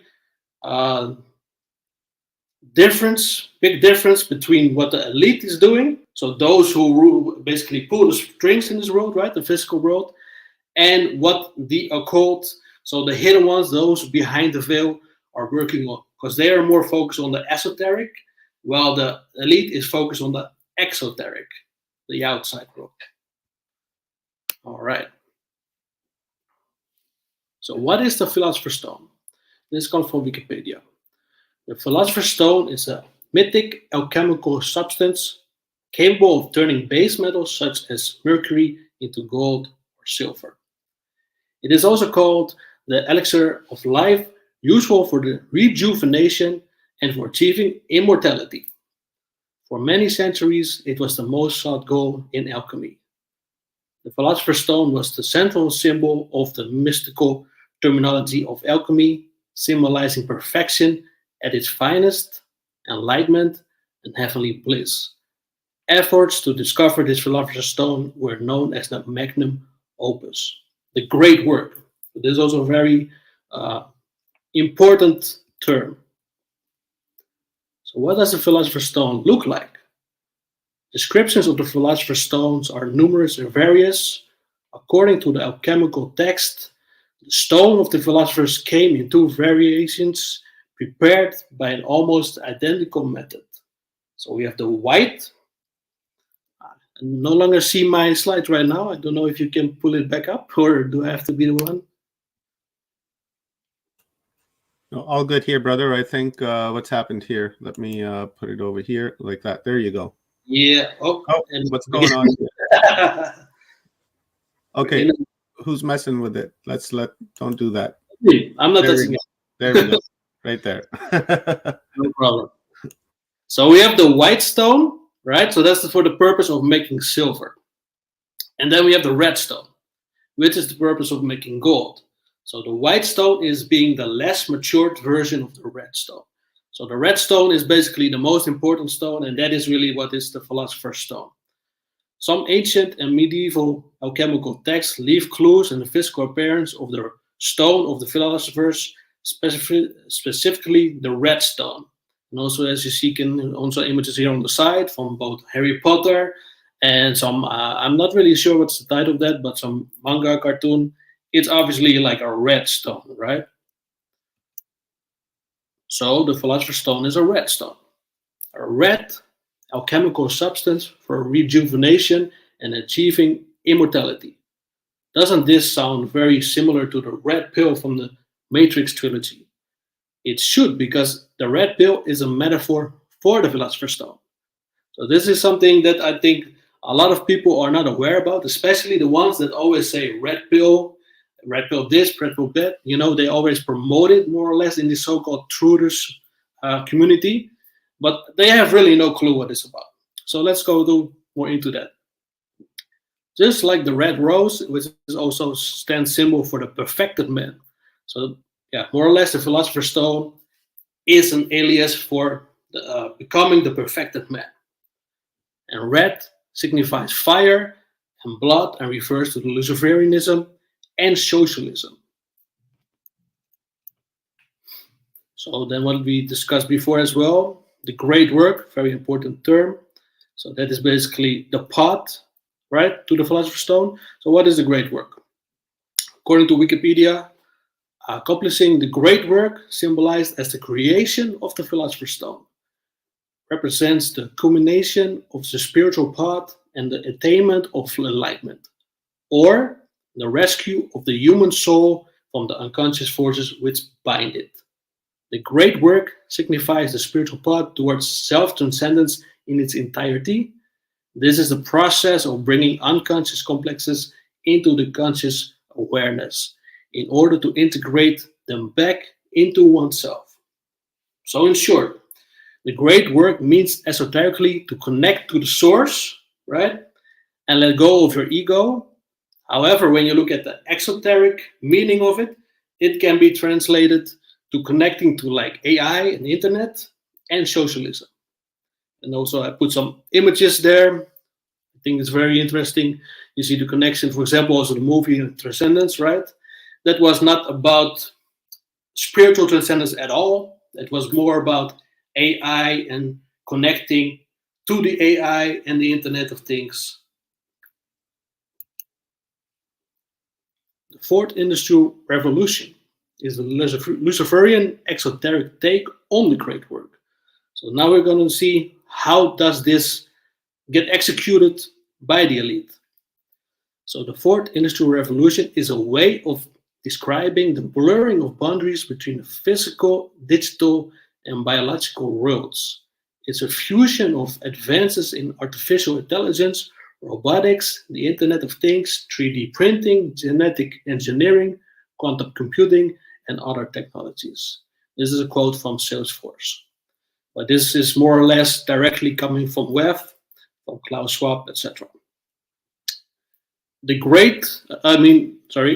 reason why big tech and big pharma wants to merge humanity with technology is to try to expand our consciousness with it and prolong our physical life through biohacking. You can refer to this agenda as the great work and the successes as the accelerator of life, as they too seek enlightenment and immortality. Just like the occult. Right? That's what the occult is trying to more or less obtain, always seeking the light and transcendence of light, like of themselves, right? But the elite, those who do the exoteric work, they try to enforce that basically through technology, which is a whole different path, of course. So here we have it, the exoteric agenda. The agenda for the world is run by the elite, and the elite are into occult knowledge. The occult seeks the Philosopher's Stone to transform themselves, but the elite seeks to change the world. However, citizens of the world don't like change, especially sheep. They do not like change. So in order to execute their version of the great work on humanity as a whole, the elite has to introduce external substances to give humanity the upgrades that they seek. So how to introduce external substances to people against their will? Well, you create a problem in which these external substances become their solution, salvation. So what are the changes that the elite wants to see? Well, it's really literally written in stone on the Georgia Guidestones. But this agenda has been rebranded and is now known as the Sustainable Development Goals by the United Nations. And also here on the right, you see a picture one of the Georgia Guidestones with all the goals, more or less. And then we have the 17 goals by the United Nations for the SDG. And of course, almost all celebrities are promoting this right now. So a new world, or better yet, a new world order. According to the goals of the Georgia Guidestones, the world population has to be reduced with about 80%, meaning that the new world, or as the New Age movement likes to call it, the new epoch, aka the new Galilee, will be only available for a select few. This select few is supposed to be and transform humanity and is referred to as the new root race.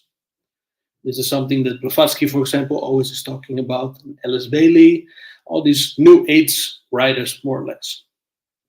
The new root race is supposed to be a manifestation of the philosopher's stone, and thus humans that have obtained godhood in the flesh.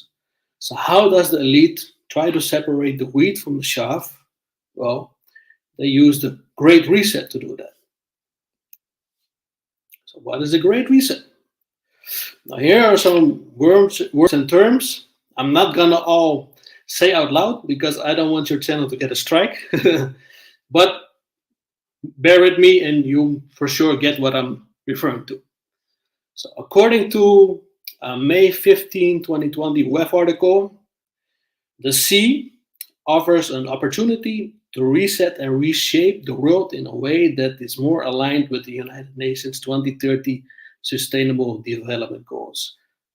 2030, that's where the whole term Agenda 2030 comes from, because that's not a conspiracy. That's literally a goal set by the United Nations, which they called Agenda 2030. And the Sustainable Development Goals is exactly that execution of that agenda. So as climate change, inequality, and poverty gained even greater urgency during the pandemic, this includes resetting labor markets as more people work remotely, speeding up the process of the future work.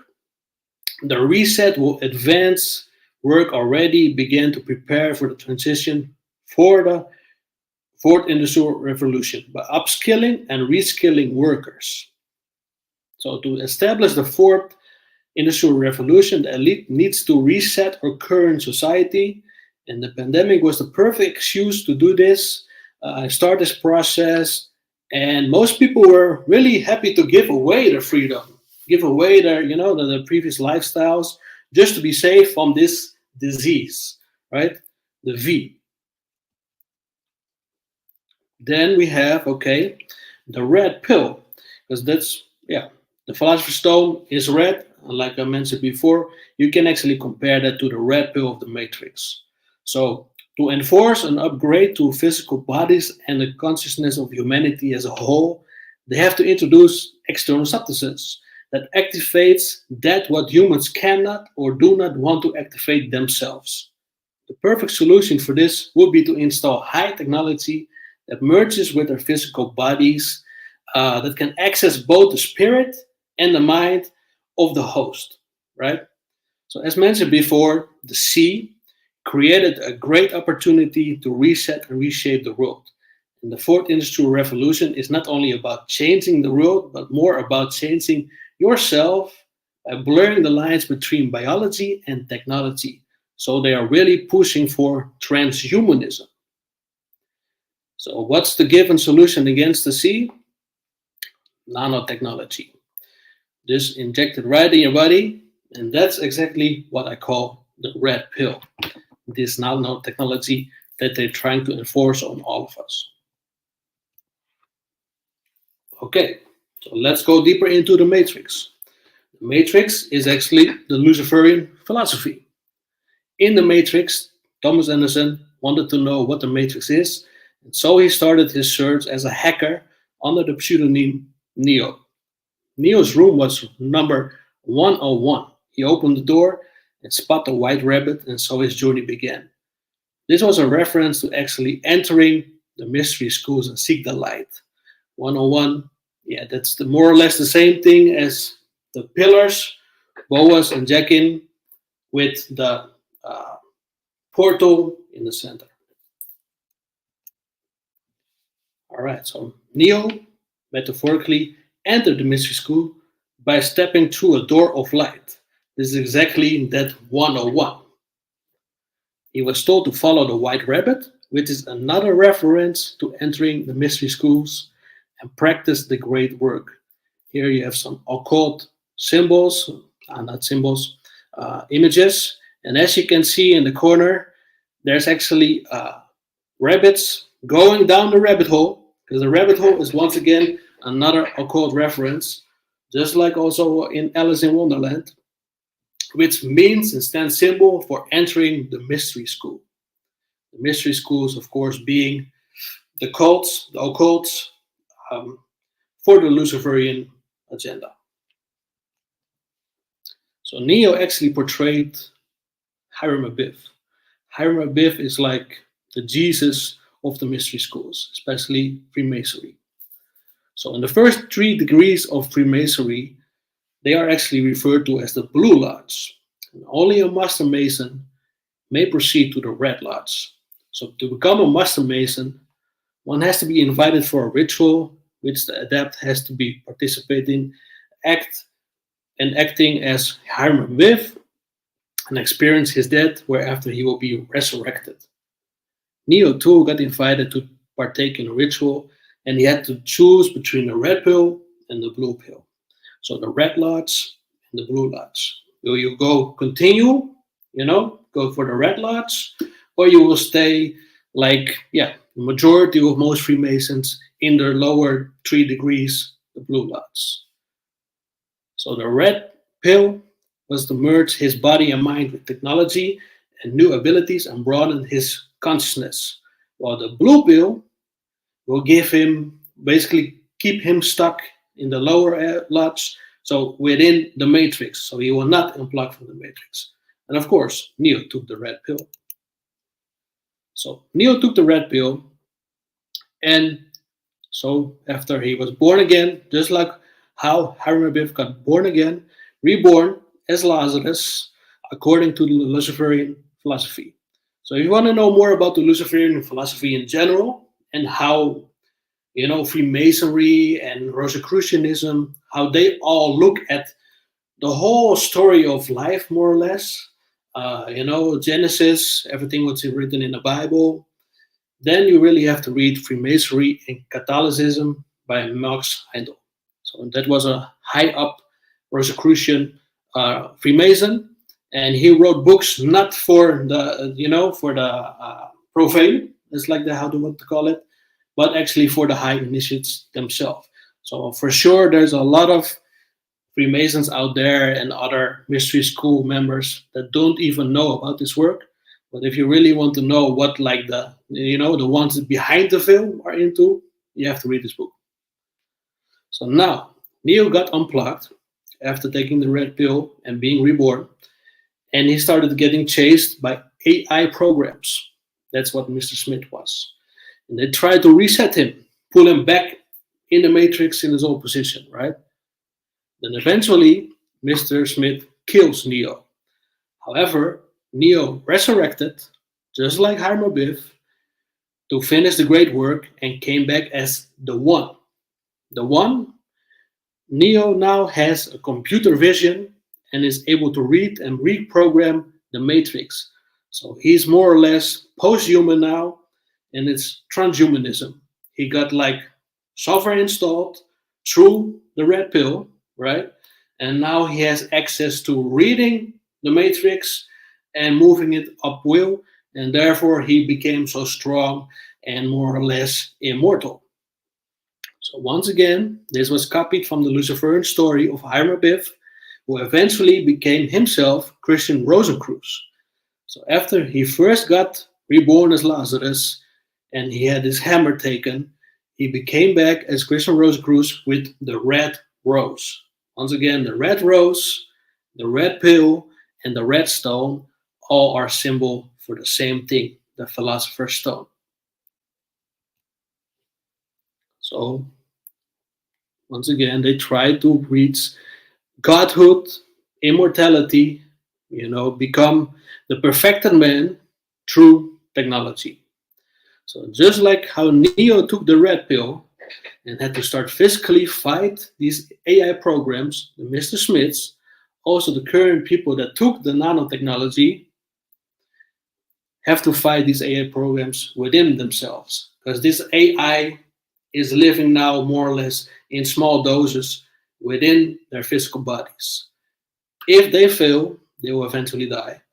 But if their bodies merges correctly with the red pill, they might actually become resurrected and maybe even become eternal or immortal like Neo in the near future. Neo, by the way, means new. and he's really the poster boy for the New Age movement and the New World Order, which most people really don't understand, because the New World Order is technocratic communist society with a socialist front cover. And that's why socialism is pushed everywhere. The whole all inclusiveness, leave no one behind, equality, all that fairy tale stuff. But actually, that's just a front, because they just want to push down a technocratic communist society down our throats. And of course, there's been a lot of predictive programming before this even started to take place in 2019. So how did it start? This pandemic, right? Supposedly a man-made disease got leaked from a biolab in China and then started rapidly spreading and infecting a large amount of the world's population. This is a very similar scenario as in Resident Evil and many other disease and zombie movies and games, storylines, which have been projected onto humanity for years by Hollywood to prepare the world for these staged sequences of events. However, in these movies and the games, the idea behind the man-made bioweapon is always to reshape humanity and give them an upgrade through technology to seek eventually some form of immortality, godhood, aka the Philosopher's Stone. So, actually, they use parasites, inject parasites. And Resident Evil knows many variants and strains of this disease, the C. In Resident Evil 4 is revealed how they have used ancient alien-like parasites to manufacture a new strain, and in Resident Evil 5 shows a red flower that is used to further perfect their Philosopher's Stone. So once again, the color red comes back in here, and now in this case it's even a flower. So that of course is a symbolic reference to the red rose from the Rosicrucianism, and that's another, symbol for Philosopher's Stone. The eventual goal of all these strains is to separate the wheat from the chaff and obtain godhood in the flesh for those who survive the shift. It's all very similar to how these nanotechnology that the people took have different batches with different ingredients by different producers. Like all these different batches basically serve a different purpose. It's really survival of the fittest, and they're trying to see, okay, which groups in what locations and what ages can survive what. And of course, we just started with this, last year, more or less. And more or less, I'm pretty sure that they will come with even more different batches and executions of this technology, just to see how far they can push it. And interestingly enough, there are batches that were discovered that includes Hydra vulgaris, or better yet, Linus. So what is that? We will talk about that next up. But here I want to show you first something from the Resident Evil 5 game, some storylines. So here on the left side, it's like two screens. You see that the bad guy, Wesker, has a conversation with one of the founders of the umbrella company, one of the engineers of the first V. So he was saying, so you were saying that I was manufactured. And then this founder said, I was to become a god, creating a new world with advanced race of human beings. So see, once again, they really are focusing on this new root race, new age idea. And Wesker says, the right to be a god, that right is with me. Then on the next slide, you see that he has a conversation now with the hero of the story, Chris, and he's more talking about this project within this game called Ouroboros. And that's like we're going to talk a little bit more about it in the next two slides, but I will finish first this story. So with Ouroboros, I have that right. Has it never occurred to you that this planet is overpopulated? Only a handful of humans truly matter. Everyone else is just mud chaff.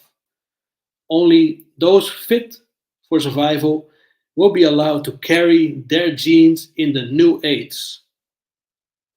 So really, you see, this is all we're again focused on. Okay, we have to reduce the population with 80%, and we have to make sure that only the select few will survive this and carry on their genes to the new age. This is the Luciferian philosophy, where they believe that evolution is the key point to creating a better new world. So now I have to separate the chaff from the wheat. And then Chris says, so let me guess, you're going to be the one to rule this new age, right? And then Whisker again, and with Ouroboros, I can finally accomplish this. Only those cannot properly see myself with this DNA, with the right DNA, will be the chosen ones. All right, next slide. So this Ouroboros thing is actually black goo. And black goo in the exoteric world, right? You also have an esoteric meaning of that, but in the exoteric part of it is basically graphene oxide plus hydra together. So this hydra Linus, what is found in some batches, is actually an artificial version of the organic hydra vulgaris, which is basically operates more or less like a parasite inside the body, where it starts to leach and replicate itself throughout the body. The most interesting part of hydra is that it's said to be immortal. So if you put this in a blender, if you put hydra in a blender and you want to smash it up, it will not die. It will actually start to multiply. So why the hell are they putting this in some batches and try to inject it into people? And on top of that, there's also graphene oxide in a lot of these batches. And by some doctors, it's said that this graphene oxide is actually there to feed and hatch the hydra eggs, so it can grow quicker and replicate more inside the bodies of the host. What's also interesting to know is that this graphene oxide can actually be remotely controlled through frequencies, like, for example, audio, etc. There's a lot of videos of that on YouTube. You can look it up, graphene oxide, and then you can see how it's moving throughout. So in Resident Evil 5, there's also this project for the Philosopher's Stone called Ouroboros, what I was referring to before. And it shows the infected with like some black goo inside their bodies, transmuting to the outside and basically taking over, hosting the body, just like as also in the Marvel. This is what Omar was saying, that there's a lot of, hidden gems in the movies from Marvel, like the Venom, because exactly that's what's happening in there. And here on the right side, I have some more images from the Resident Evil game. So here's another lady that's working for the bad guys, Wesker, that's talking about this Ouroboros project and also showing what's happening. We cannot show the full video in here because maybe we get some copyright. So I will just talk about what's basically happening. So in the game, you see that there's this one guy that's in the center with the cat eyes, right? He's getting injected. He gets injection with the Ouroboros project, and then he starts to transmute. His body starts to transform. So what does the lady say? He spent all this time to look for Ouroboros. It's a little hard for me to see here, so bear with me.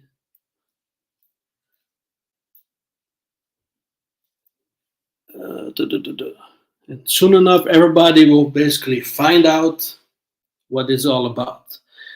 And then she says, it's for evolution. It's a philosopher's stone, and the philosopher's stone that will choose you. Through DNA, who shall proceed to the next stage. Only the chosen ones who are fit for the coming new world. So once again, this is showing how it's all about, survival of the fittest for just the 20% of humanity for the new world, the new age. Well, this is the part for my presentation I think the rest is more interesting if we're gonna talk about this concept. I could have done a lot more slides, of course, of this and go more in depth, but I think it's more interesting if we come from here and then see where we will take it with the audience and with you, Omar. So if you can come back in the show, let's bring it on.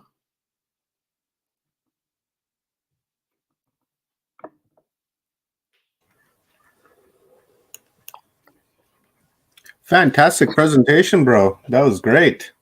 Thank you. Yourself. Wow, where to begin? Exactly. Where to begin on this one? I threw a lot of dots on you guys, so I understand it. So where do you like to begin, and we can go take it there. I'm thinking about the Georgia Guidestones, right? And I'm thinking about Star Trek, and I am thinking on multiple levels here. You know, number one, the Agenda 2030 and the Agenda 2021. All of that you can find in your city's website. They're very clear about it. It's it's right there. You go to your city website, you look up, and then you'll find Agenda 2021, Agenda 2030, and so on and so on. So the intention is created. And then the old Georgia Guidestones, that's an interesting chunk of stone there, Pim, because it's exactly 666 kilometers from Washington, D.C., and it's got many things written on it that make it sound like that they're blaming us. For instance, live with nature in harmony, right? Live with nature in harmony, Pim. You and I live with nature in harmony. I'm sure people that are watching, like Andres and Aziek and Open Loops Greg and Sugar Bee and on and on and on, I'm sure they live in harmony with nature. But when we look at these parasites that created this Georgia Guidestones, and when we look at all these corporations around the world, they're not living in harmony with the nature. They're strip mining, they're clear cutting, strip logging, they're strip fishing. They're chemying our skies. They're blowing up nuclear weapons on a weekly basis, literally on a weekly basis. They're sucking oil out of the ground like there was no tomorrow. And then they have the tenacity and the nads, the bollocks, to step up to us and look at us right in our faces and say, it's your fault. We're going to take you and we're going to take you and we're going to put you in a city, and we're going to put a great big fence around it, and you're going to drive autonomous cars so that you can never leave that city. We can shut it off whenever we want. You own nothing and be happy. That's right. And then they say, and then they say, it's you because you're the consumer. We do this because you want this, right? But we never asked for any of this, did we? No. We didn't ask for plastic bottles. We didn't ask them to go and cut down the forest. We didn't ask them to pollute our water and our atmosphere and our land. We didn't ask for GMO seeds. We didn't ask for wars, but yet they continue to give us that. And they say it's our fault. We do this because you want it. You're the consumer. I'm the good guy here because I'm the guy that's providing you all of this. So don't blame me for strip mining. Don't blame me for blowing up 2,054 nuclear weapons in the last 72 years, which equals out to one a week, literally, if you do the math work on it. And that's just one aspect of the Georgia Guidestones.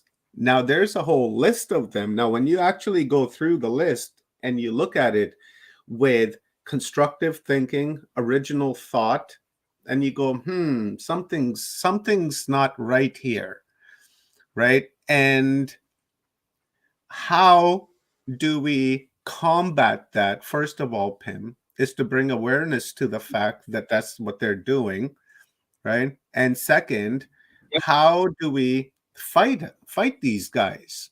Because if you look at the sense of this, right, they tell us, I find this a little mental illness involved in here. They tell us you can't use plastic straws, right? Then you go to the grocery store and everything is wrapped in plastic. Well, think about all these structures, right? So many countries are now mandating a negative swap for you to even enter the country, right? Yeah. Imagine how much plastic, because those swap test kits are already made from plastic, then they're all in separate plastic packages, right? And it's, yeah, it totally doesn't add up at all if you really start doing the math and look at everything in detail and start calculating. Because that's the whole thing, you know, the elite are all philosophers. They actually don't do the math. They don't do it. Like they have a philosophy. The same thing, for example, with electric cars, right? If you're gonna really start digging into, okay, what does it take to make the battery of an electric car? How much damage do you have to create to nature to even make, you know, a battery for one of these cars? But then you start pushing it to saying, yeah, you know, green energy. Like also another thing, I literally worked for an energy, one of the biggest energy companies here in Netherlands, here actually in Europe. So I know, you know, how much percentage of green energy is actually green. And that is nihil. That's very little.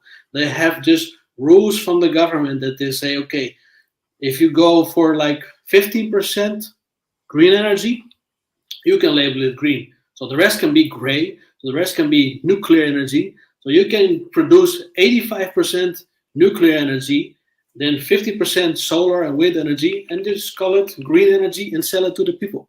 And that's legal. And people buy it thinking that it's all 100% green. No. That's generated under the mask of global warming to usher in 2030 and 2021 and sanctuary cities and hostage cities and prison cities, smart cities, so that they can lock us up in there and really keep us in there. Now, you know, Pam, when I read your presentation and then listening to your presentation, it sounded to me that we need to change our vocabulary when it comes around a red pill, right? Because from what I'm understanding, totally. Like I mean, yeah, from what I'm catching here, the red pill that they're trying to give us is not the red pill we want. In fact, we want the purple pill. correct. Hey, Exactly. You want the balance. You want the purple. That's exactly it. You know, you want to combine both of that together. And of course, if you also look at the, you know, the tree of life, if you have the boas and the jaggin, you have the red pillar and the blue pillar. And you want to be in the middle of that, right? You want to be to the top, to the crown, and also the crown chakra. What color is the crown chakra? That indicates purple. So indeed, you want to go for purple. Yeah, exactly is what we want. You know, this nefarious agenda that's been happening for a long time, and it seems to me that it really got kicked into plan with Albert Pike. You know, he sent a letter to this fellow named Giuseppe something or other. I can't recall his name off the top of my head, but he himself was a Mason and part of the Illuminati. And in that letter, they discussed the 3 world wars, right? They talked about the First World War.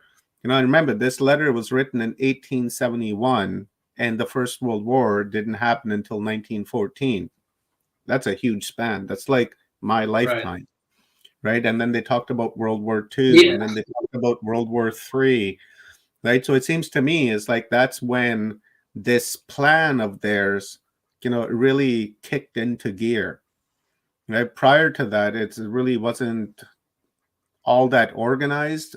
I would say, it was organized according to their technology back in the day, but like around 1871 is like really when we got into the Industrial Revolution. And then when we got into that Industrial Revolution, this plan came forward, and they've been implementing this plan ever since, step by step by step, problem, reaction, solution, all the way up until today.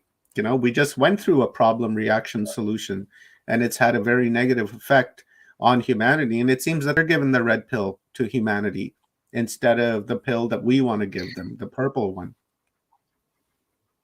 Yeah, but yeah, that's the whole thing, right? Like what most people don't understand is like this agenda is ancient, age old, right? It's not from just now. Like now the stars are aligning, and we really are getting into that new age, right? The age of Aquarius, which is new age. But what most people do not understand is that these mystery schools, how I always say is like the higher the degree, the more how you say that hijacked the person becomes. Mm-hmm. What I mean with that is like you have like whisperers. That's how I like to call them.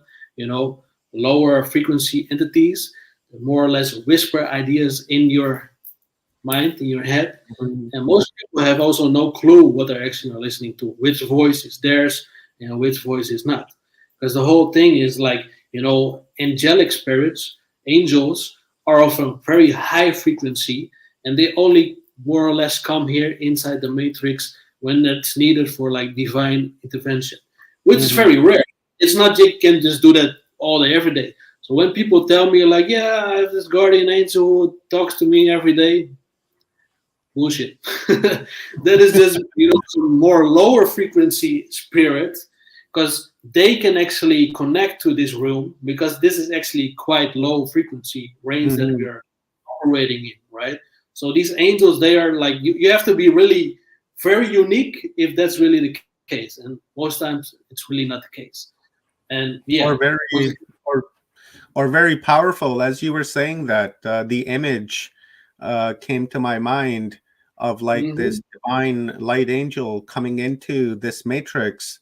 And it's kind of like when Neo was standing in that courtyard and he had to fight like a million Agent Smiths, right? When he grabbed the pipe and he started beating them with the pipe, and then finally he thought it was too much, and and he was gone, and he flew away.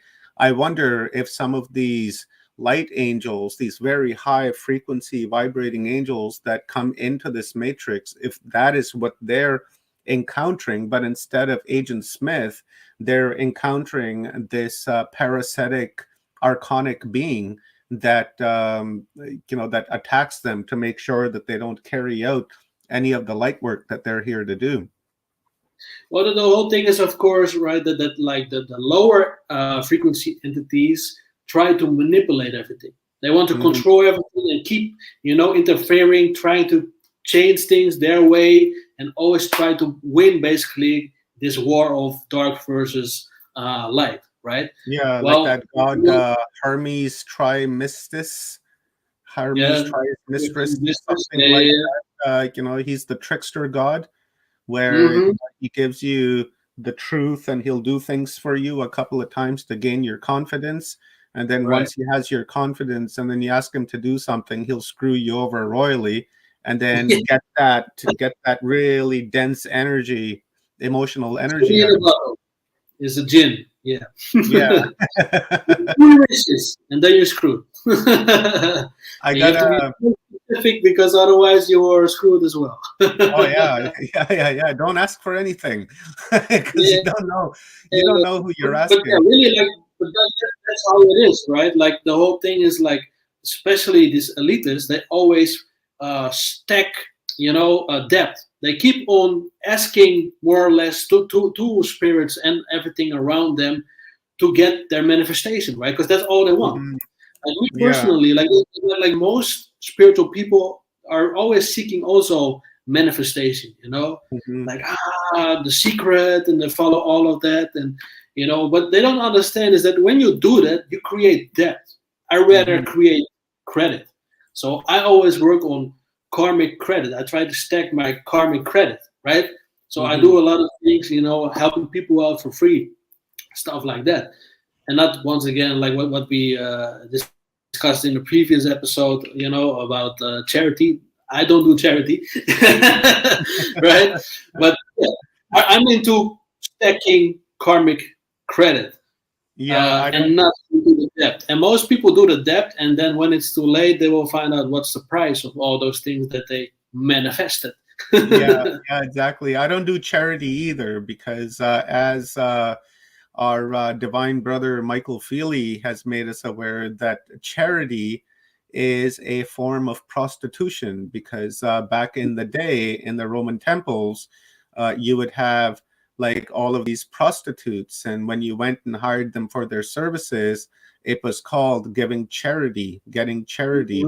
Right. So knowing that, I no longer do charity. I like that karmic, karmic credit. I really, really like that one. So Pam, I've got a question here from you.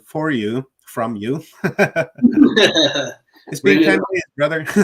So I What's got my question? from grandmother Suzanne. Grandmother Suzanne is amazing. We had her on a few days ago, and we did a wonderful panel. And I came to the understanding of a feather. So I've tried to employ that, and I'm going to continue to try to do that. But Grandmother Suzanne asks, in your view, how can this be changed or countered? Right. Well, the first thing is, of course, like the whole reason why the elite has power is because people are giving it to them. Right? They're giving their energy, their money, their focus, and basically do what's told. So the first thing is how to fight it is don't listen to the elite. Don't listen to celebrities. Don't listen to politicians because they all lie and they all do serve the same agenda. So just focus on you and your own loved ones, your family, and do your thing. Follow your path. Follow the point in your heart. Find out what that is and focus on that. And yeah, don't listen to any of this fear-mongering, narratives. Just shut off your TV. Don't listen to the radio. That's just the best way, more or less, to start. The whole thing also, like a few days ago, I reshared an old post from the Matrix, the On Matrix Challenge. So more or less there, the first step of, matrixing yourself is actually to shut off all external influences. Create, focus only on the internal.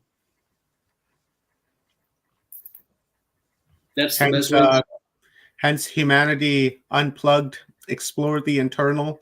Exactly. It's a lot of people, a lot of speakers through this entire event have focused on that message of exploring the internal, to go internal, to listen to the self instead of listening to the external, because there's just a lot of white noise in the external. And if you pay attention to that and give energy to that, then that'll just manifest itself into your life. And that's something that clearly nobody wants.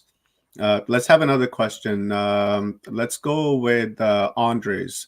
Andres asks a question. He says, question, how is the Ouroboros connected to the Philosopher's Stone?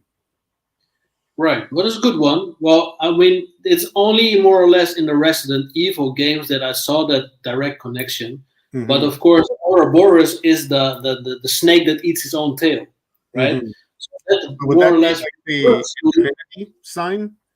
We see the infinity sign of the snake eating its tail. Yeah, correct. And what that, of course, is referring to is like two things. First of all, that history repeats, right? It's a continuing cycle, basically, and immortality.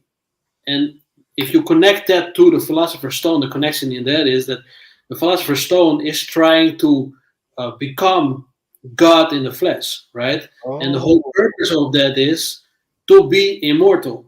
So the idea is from the Freemason Luciferian philosophy is to become Hermes Trismegisto, in the sense Mm. that you can reincarnate any moment in any type of body that you want. That's the whole idea. I see. That really connects to that Ouroboros concept. Yeah, and that totally makes sense to me. My hair on my body are standing up when you said that, because I've tried to tackle this question in my book Earth Frequency, and I've been struggling with, like, how do I go about doing this? And you just hit it right on the pin.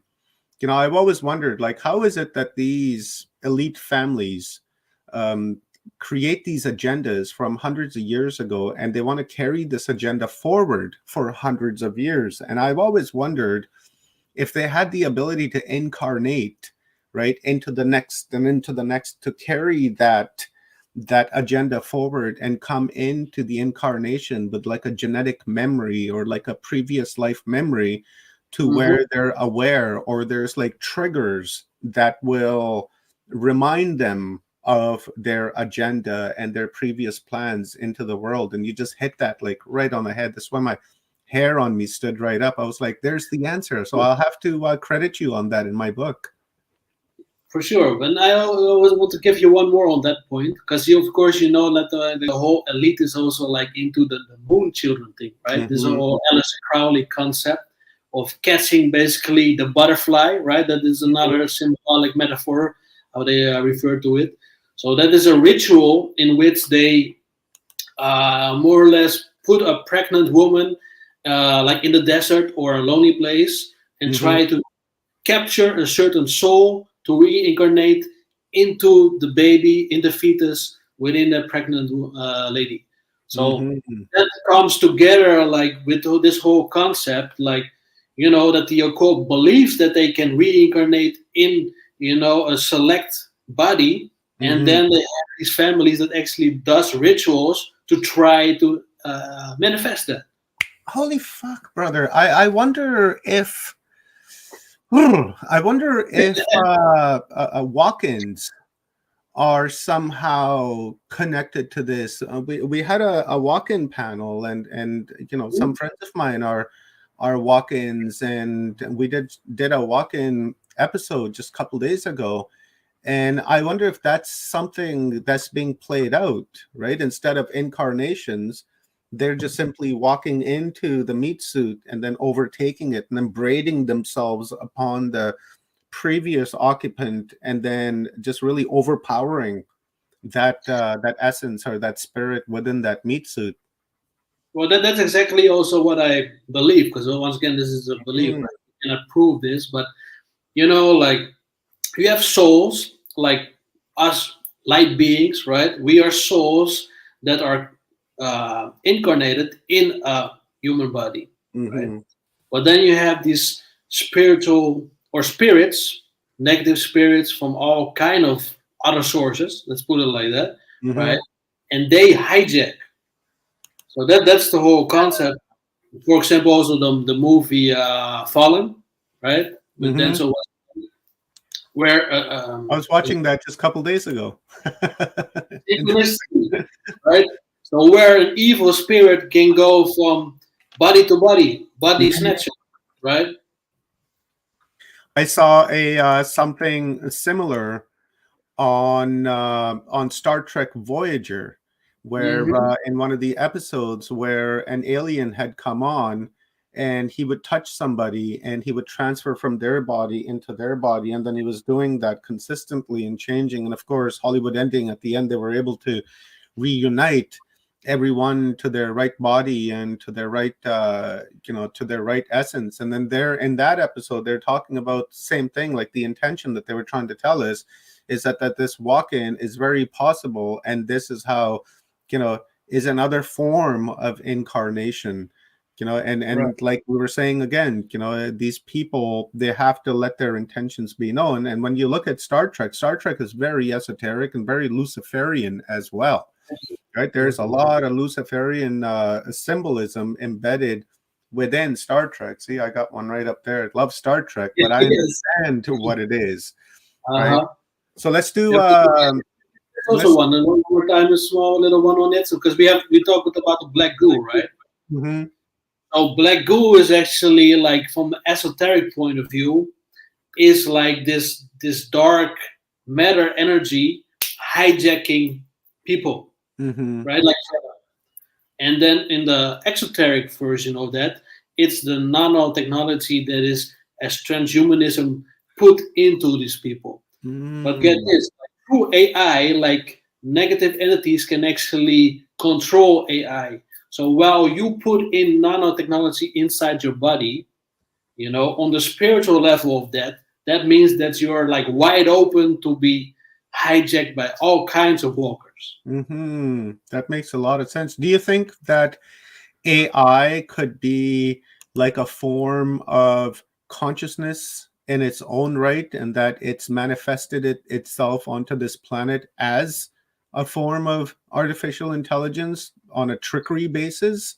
You know, like trying to trick us to make us think that it's artificial, but in reality, it's not artificial. In fact, that it's a form of consciousness that's inhabited this vehicle. Well, I get what you're saying, but of course, like, artificial intelligence is data based, right? So it tries to create it's actually archetypical consciousness. So it takes like the concepts and ideas from all archetypes of humanity as a collective, and it comes from that. The problem with that is, though, that the collective is not of a high frequency. Yeah, exactly. I was just going to say, I wonder if through that collective, if it hasn't channeled its way into the vehicle so that it can occupy it and inhabit it and then grow from there. Let me put something else out for you. So how do I see it right now is you have the new power struggle of the elite. You have, you know, in the exoteric version of it, you have big pharma and big tech, right? You have the old elite, which was the royals, and the royal bloodlines. Now what is happening is that the big pharma and big tech are basically controlling the politicians and the royals, right? This is the exoteric version, but the esoteric version of that is you have like the minions, what I refer to as like the gray aliens, right? And then you have the draconian, right? The Dracos. So the Dracos represent the old elite. And now what's happening, how I see it, is that actually the minions of the Dracos, the Zetas, the Greys, are trying to take over their part for the new world. Beautiful. Thank you very much, Pim. I appreciate it. There's so many questions I want to hit you up on. And let's do another 1-1 session, you, me, and Aziek after this conference. And you know, we'll address more questions on like you know, I've got so many that I want to ask, and there's a lot of questions in the chat room too, but because we're constrained with time, right, I'd love to ask them all. But you know, like one is I'd like to ask is about the doorknob killings. The second is the gloves that Tom Hanks continues to show.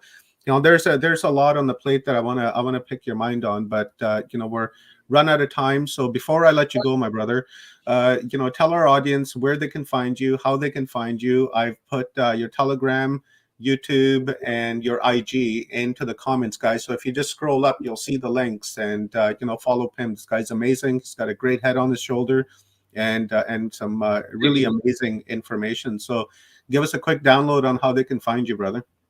Well, exactly those three links. Like basically, that's all the platforms that I'm currently on, as well. Like my personal as like Unmatrix. So that's YouTube, that is Telegram, and that is indeed Instagram.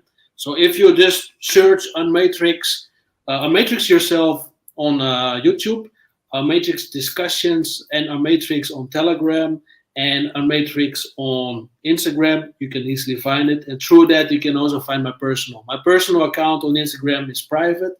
My personal account on Telegram is just public, so everybody can just join that.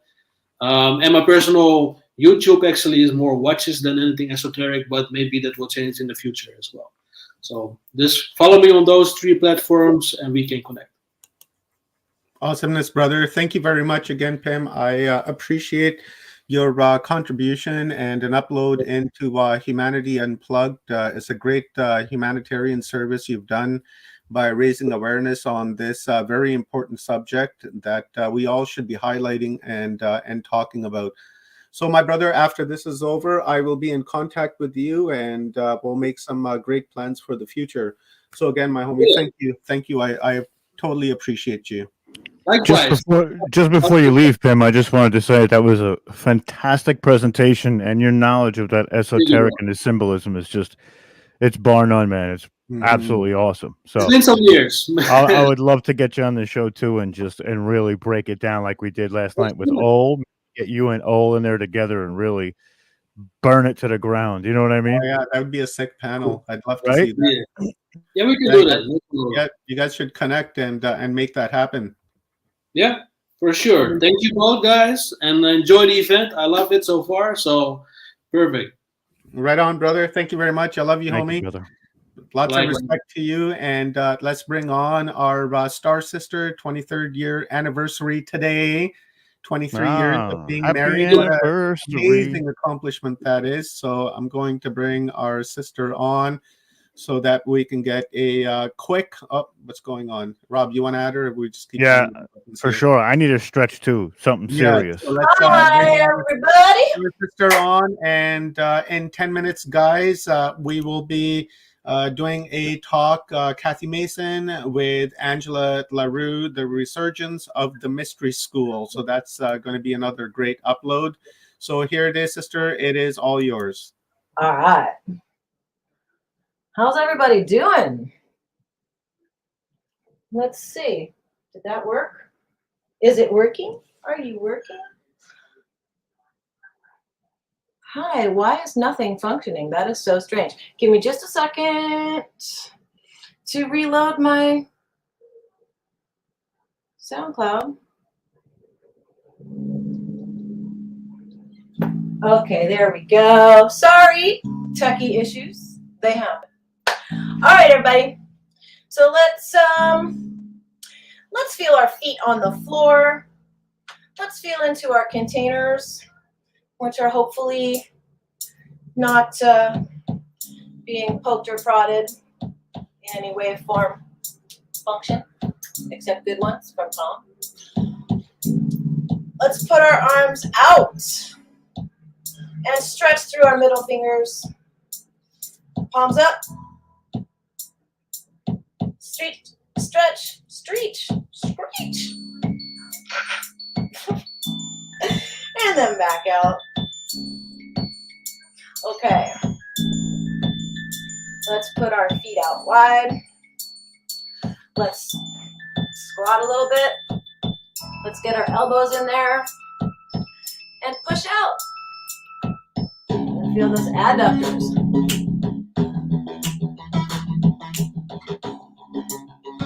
Back and forth a little bit.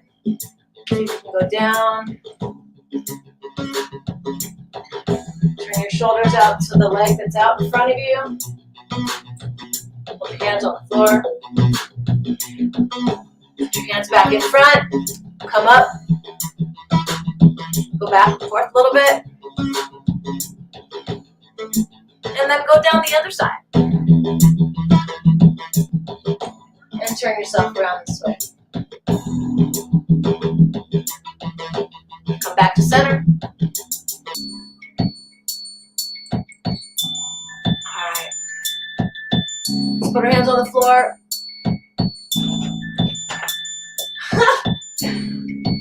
And stretch down as you can. If you can't get all the way down, you can put your hands on your thighs, on your shins. Get a nice stretch down here. You can widen your legs a little bit too. You want to get your elbows on the floor. Just let your heads hang. Keep breathing. Haven't said that yet.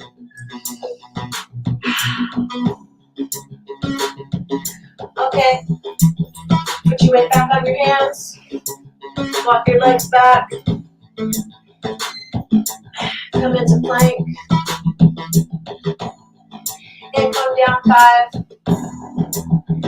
4, 3, 2, 1. Push yourself onto your hands and knees. Sound the alarm. Do some rotations. Keep breathing. Loosen yourselves up.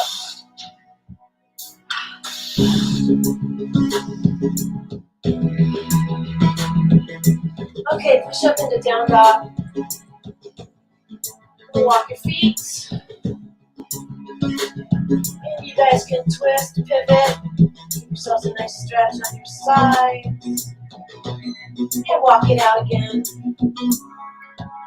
Pivot the other way. That's good.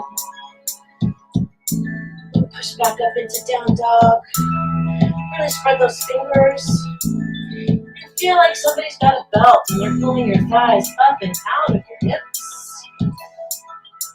Feel the difference. It's subtle, but you can feel the difference. Okay, let's rock back forward into plank and hold that for 1, 2, 3. And push back into down dog. And walk it out. Push those hips out. Okay.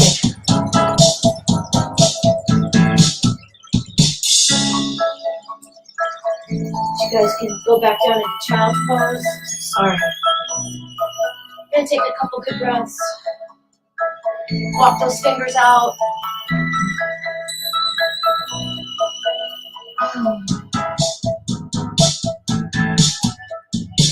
Okay, let's all come on to our hips.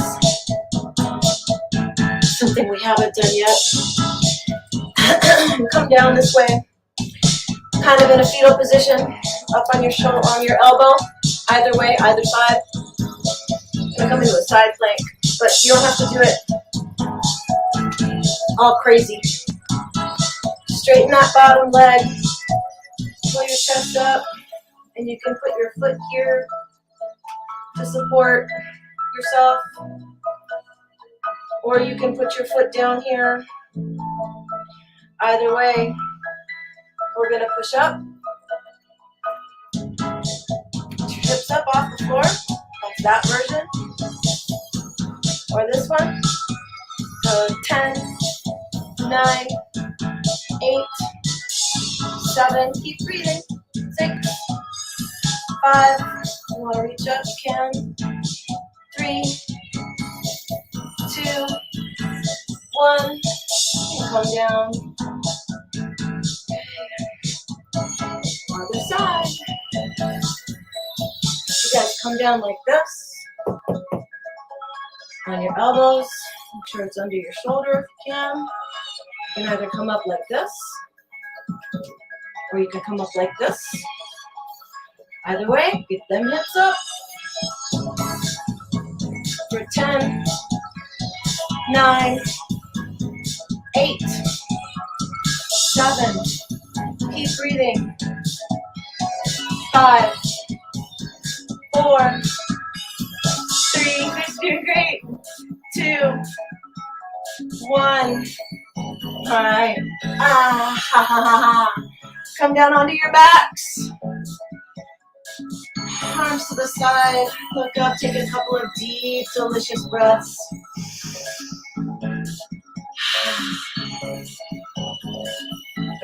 Feel where your body's touching the floor. Sky above me, earth below.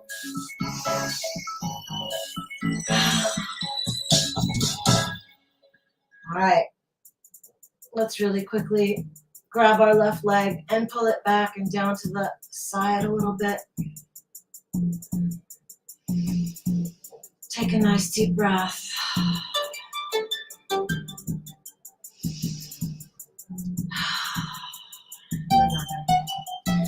Gently pull your leg over, roll over. You can adjust your hips or your shoulders or back, however you need to. Then put the back arm. You can play around with what angle it's at, whatever feels good. Like I have mine up a little bit, and that's allowing me to get a nice stretch from really literally my hips, my adductors, all the way through to my fingers.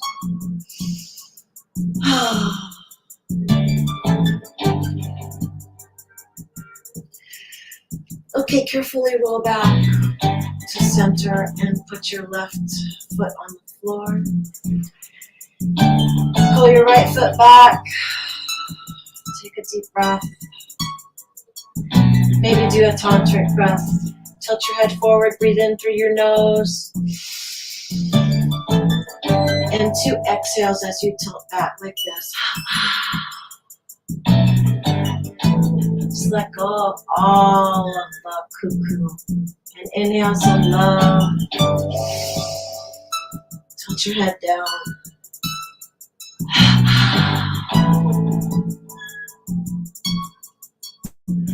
Okay, now we're going to straighten our left leg, or whatever leg you didn't do yet. Don't do yoga in jeans unless they're loose. Pull our right legs back and down. Take a couple deep breaths here.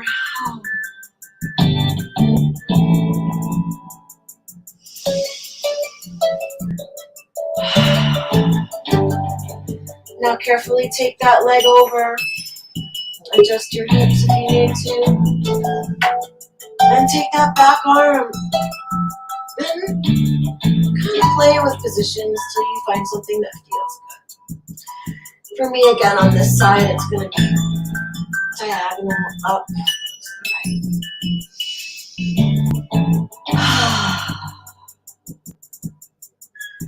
I love my breath.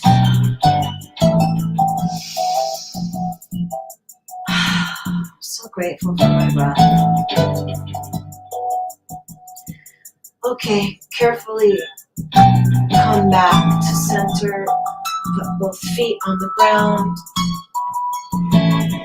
So put arms down to either side of our feet. We're going to do a little bridgey.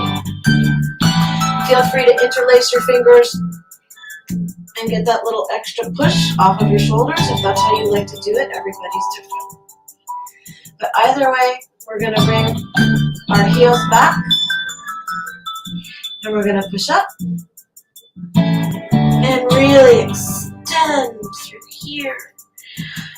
And take the deepest breath you've ever taken in your whole life. Ever. And make a sound when you exhale. 2 more times.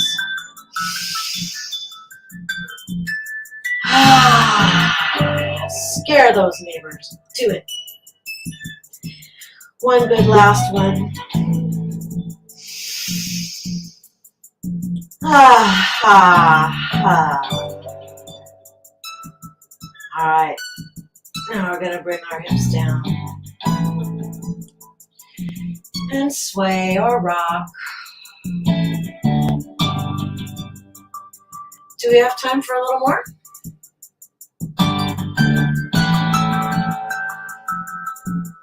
If so, We got our next speaker in. okay, well then let's not. Let's carefully take one more deep breath where you are. Put your bottom hand out. Roll over like a little baby. Put your hands down or your other hand down, palm down, and push up. Find your meditation poses. Palms down or palms up, deep breath in.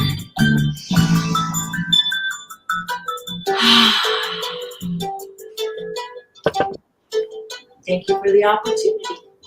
Thank you, Leanne. Love you. See you in a bit.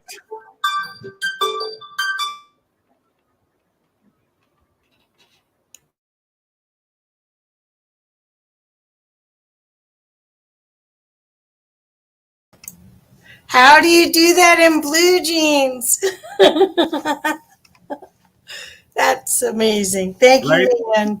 I was thinking the very same thing, Kathy. Wow, because I'm wearing them too, and I was having trouble. But that may be I'm not as flexible as she is for sure. Thank you, Leanne. Okay, so I'm very excited to introduce you to a dear friend, Angie LaRue. Hi, Ange. Oops, she's not ready. Hello. Hi. So I'm going to introduce you. I also have a few of your things that I can show if you want. Nice. Okay. Okay. So everybody, let me introduce you to Reverend Angelia LaRue, who I call Angie, and I'm going to have trouble calling you anything but Angie. That's okay. That's why I put it in parentheses. She's a master Christologist, and she'll explain what that is. Healer, ordained reverend, medical intuitive, medical innovator, psychic, teacher, Reiki master, and manufacturer of orgone energy generators. She's also the bearer of the Antonian stone, a gift from the Palladians. And I was there when she got the stone. In 2018, Angie founded the Inner Passage Mystery School located in Boulder, Colorado, where we both live, and online via Zoom.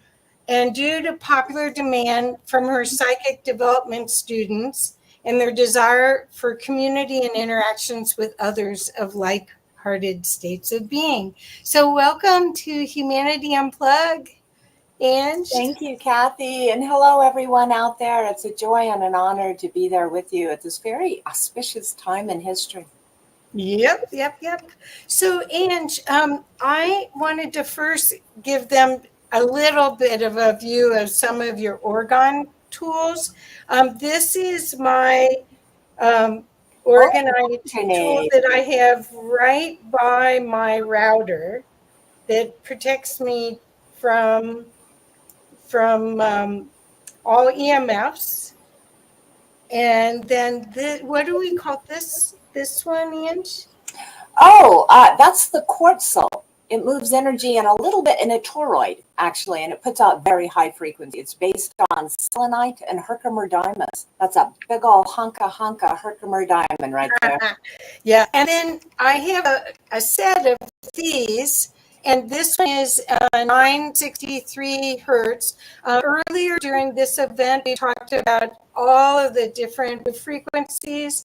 And we talked a lot about the heart frequency of 528. And we talked about 432 and 440. So to let you know, these are pocket size. They're like half of an egg.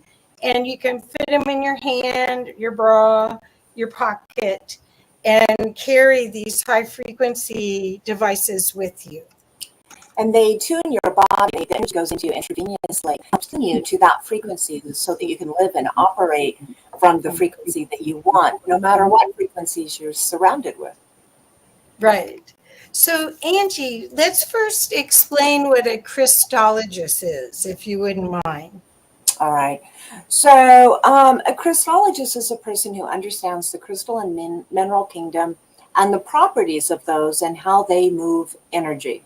And as a Christologist specifically, we work with multiple crystals, creating circuitries that that the crystals move energy through our system, through our auric field in different ways, which creates a new energetic pattern inside of us. And they can be used to heal the body or specific organs. They can be used to change mental patterns so that we can move into higher states of forgiveness or self-love, begin to diminish self-doubt or shame or wounding that happened to us, in this world. And they also evolve consciousness.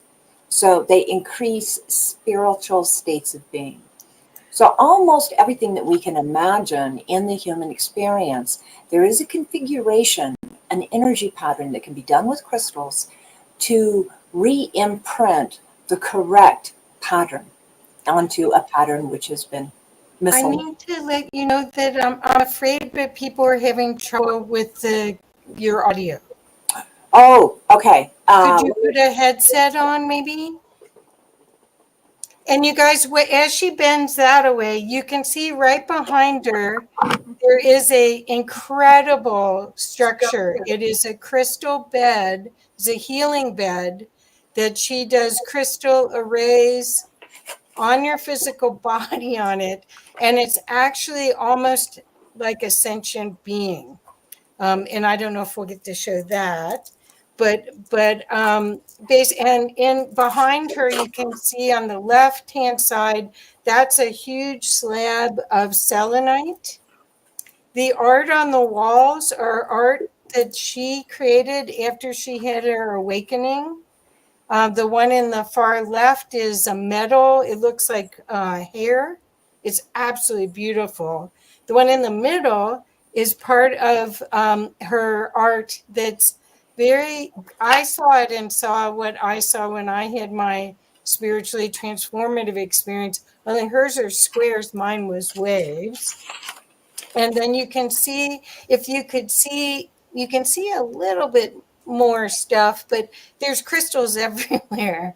And then that bed is, I think you said it was a ton. It took a lot of people to move it into that room. When you open the lid, it actually can be, you can see metal wire actually lighting it up. So sorry about this. I guess the audio wasn't. Okay. Well, again, let's see. Do you find the headset? I can't find it. I usually have a headset. I do have problems with steam rooms sometime. I'm going to try to project my voice. Is that any better?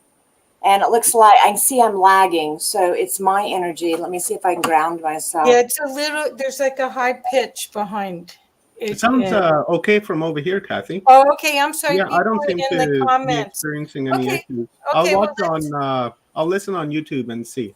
Okay, people were just saying. Oh, okay. So somebody's saying my audio is bad. Okay, never mind. I'm sorry, because I was hearing a high pitch, but maybe it's just me. Wow, you know, we got all these crystals ringing. So okay. So thank you, everyone. Thank you for letting me know. Thank you. Okay. So Christologists, you had a grand awakening, which shattered everything, your marriage, everything. And you didn't walk in the desert for 40 days, but you could have, right? I actually did spend 40 days and 40 nights. It was very biblical. Oh, okay. Yeah, in the deserts of Utah alone, yelling at God mostly and weeping and crying. But eventually a higher self came in and began to guide and lead and teach me. And that was when I was first led to crystals, in fact, was in the desert. And it's a very resistive, epic story as my human ego slowly dissolved and spirit slowly came in. So I'm glad nobody witnessed it.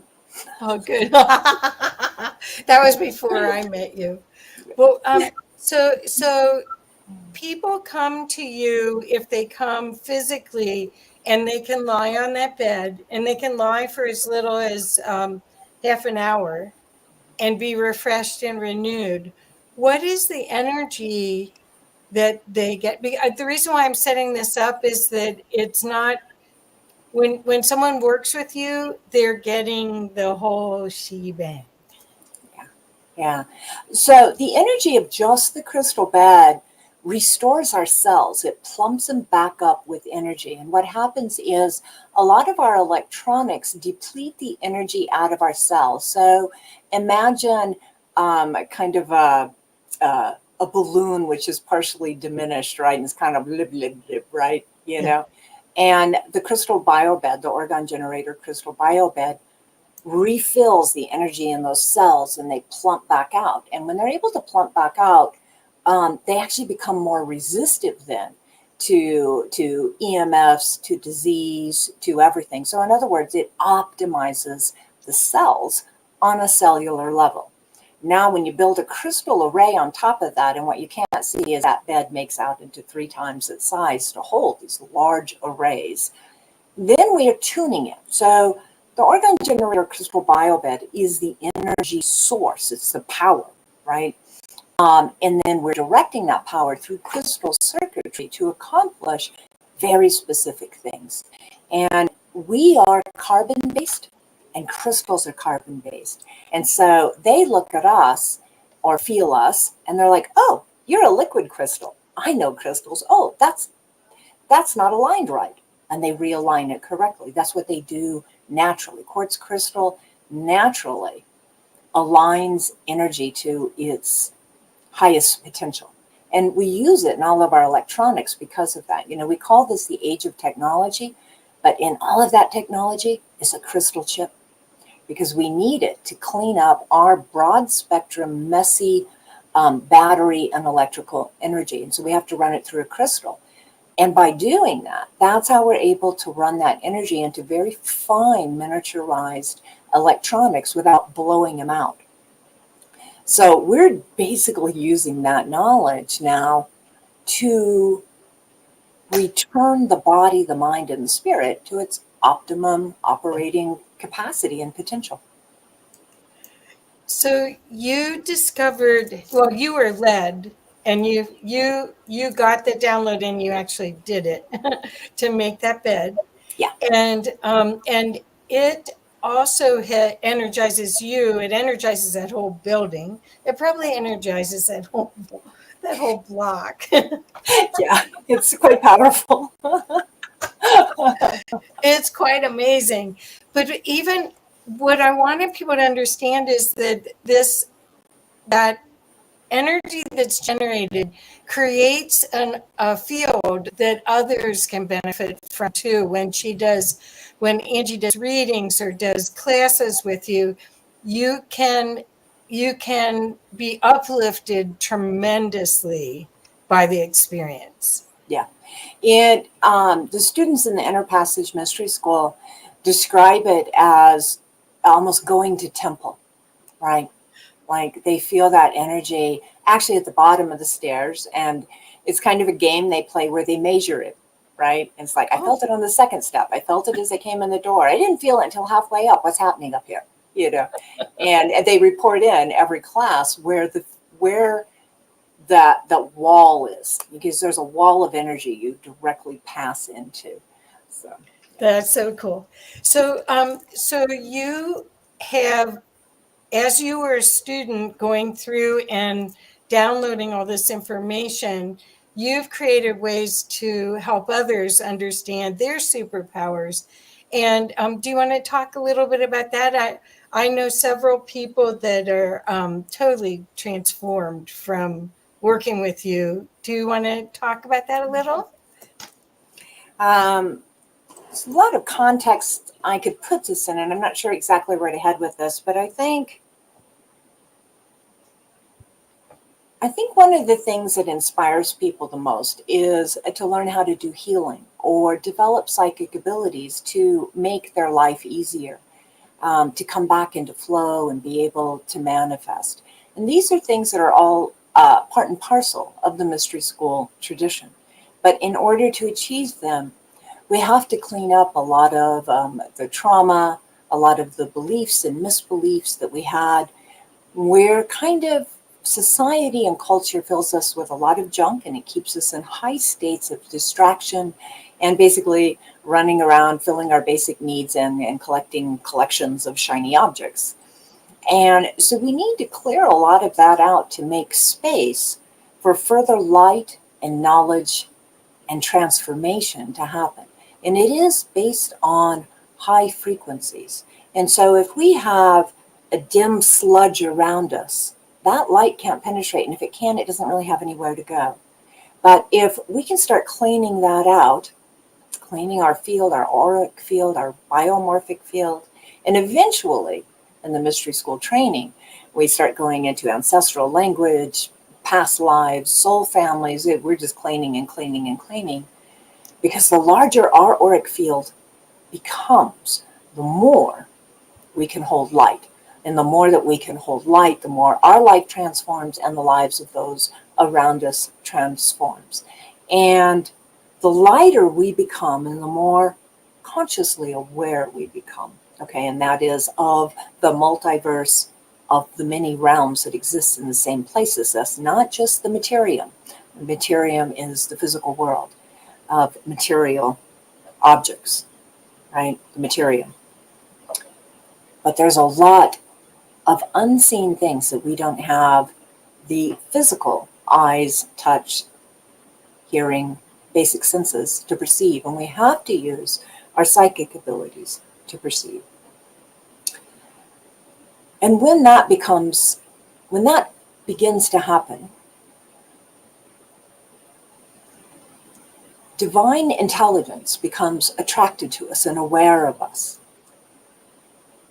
Our higher self begins to embody and indwell, and the divine connects in and begins to live with and through us. And this is not unknown. This has happened throughout humanity to a small percentage, and in sometimes a much larger percentage of humanity. And let's see.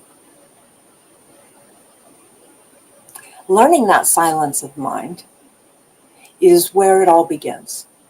That's when we begin to allow space around us for that infusion.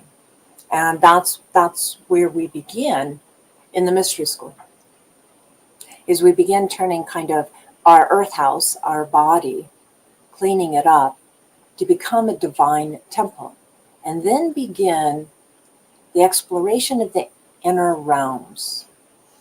The inner realms are a dive into the heart. And much like a toroid, we dive into the heart and out into the multiverse of understanding. And that comes back as knowledge of how to navigate in the materium with spirit-inspired and spirit communication of how to do that best.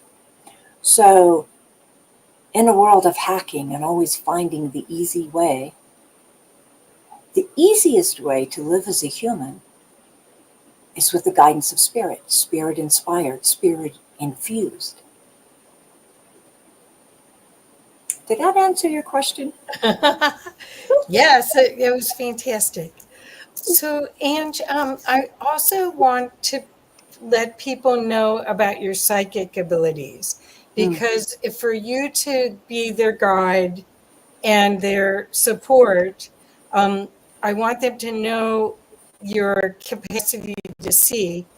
And I also want them to know that anything you do with Angie is like a love bath. It you feel bathed in love and caressed like you just don't get anywhere else. So could you give us I don't know if you want to talk about the experiment, or if you want to talk a little bit about that the scientific proof of your work, but Oh, right. is that okay? Yeah, sure, we can do that. So one of the things you learn in the mystery school is that consciousness is non-local. Okay. Now, the body is local, the mind is local, meaning it's here at this place. Okay. Consciousness itself is not. It comes and goes from the body physical as needed. And you can learn how to direct that. You can bilocate, in fact. Before I go into the work I did with Colorado University, I want to tell a quick little story about my financial advisor. So we had some things that we wanted to look at, and she was doing some research for me. And she got an email saying, that I was going to be on a talk or something. And she decided, well, I'll just listen to that while I do this research. And because I don't really understand what Angie does, and I'm curious, and I want to be connected to her energy as I do this research. And so a little bit into the talk, she had to look away from her computer and just go, oh, I need to focus. I need to focus on her voice. And she did. And as she did so, she said to me, she goes, I don't know how you did this, and I don't come from a world or an understanding where this is possible. But I'm here to tell you, you suddenly were in the room with me, and you took your hand, and you closed my eyes, and then you held my head and my face in different positions, and you made my migraine go away. And then you took one hand, you placed it on my shoulder, and it's the same shoulder where I had that hip surgery, which was hurting really bad. And when you did that, all the pain went away. She goes, I don't know how you did that, but you were really here. Now that's called bilocation. We can do that because consciousness is non-local. Another little story that she told me the other day when we talked is she said, you're not like anybody I've ever known, but I'm curious. And I've been paying attention and I've been taking notes for the last 5 years I've known you. And I want to say that everything that you've said about what was going to happen in the marketplace is 95% correct. So that's somebody who is not of the same understanding that I am. They are a rather, or they live in, I don't even know how I want to say this, but with the same understanding that 90% of humanity has. And then they have this extraordinary experience, which will shift her paradigm, right? So going back to the university experiment, that began with a random number generator and an open call. And the idea was to shift the numbers that the random number generator put out, either up towards nines or downs toward ones, and you got to choose which way it was. And the random number generator is just going to kind of put out, whatever the medium is, 4, 5s, and 6s. And so you have to influence it up or down.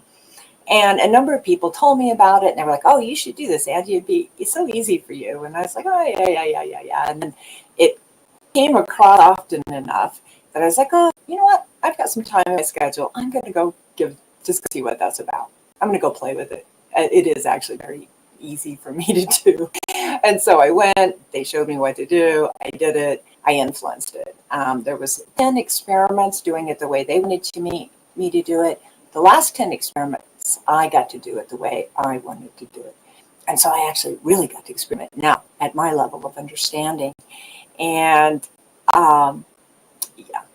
I rocked that. It was really awesome. And it was so exciting, in fact, that they decided to design a whole nother set of experiments based on my abilities and what they'd seen. And that set was to jump to the future, read some numbers, bring those numbers back to the university. And basically, I was looking at lottery numbers, which is a messy soup of energies. And there's a lot involved in what that's all about.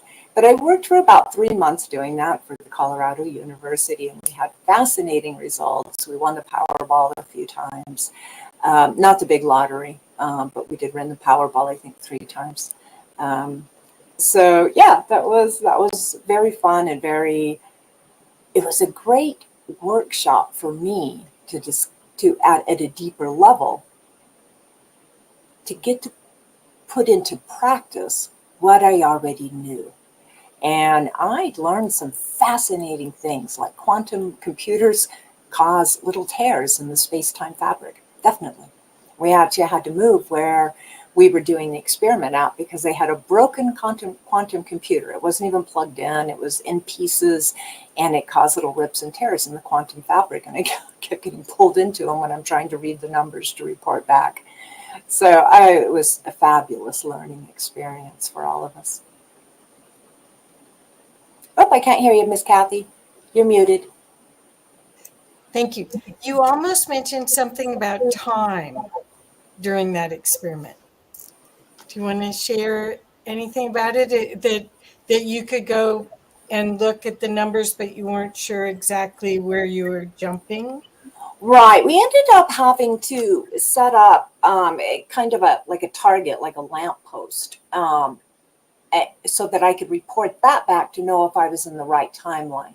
because for the first month or two, I was getting correct lottery numbers, but from like 3 months in the past.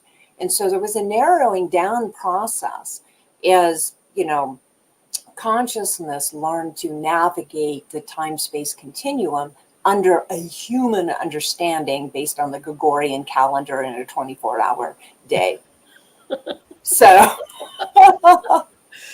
Well, the reason why I wanted to shed light on your talents there was that I want people to know working with you is an adventure and an experience.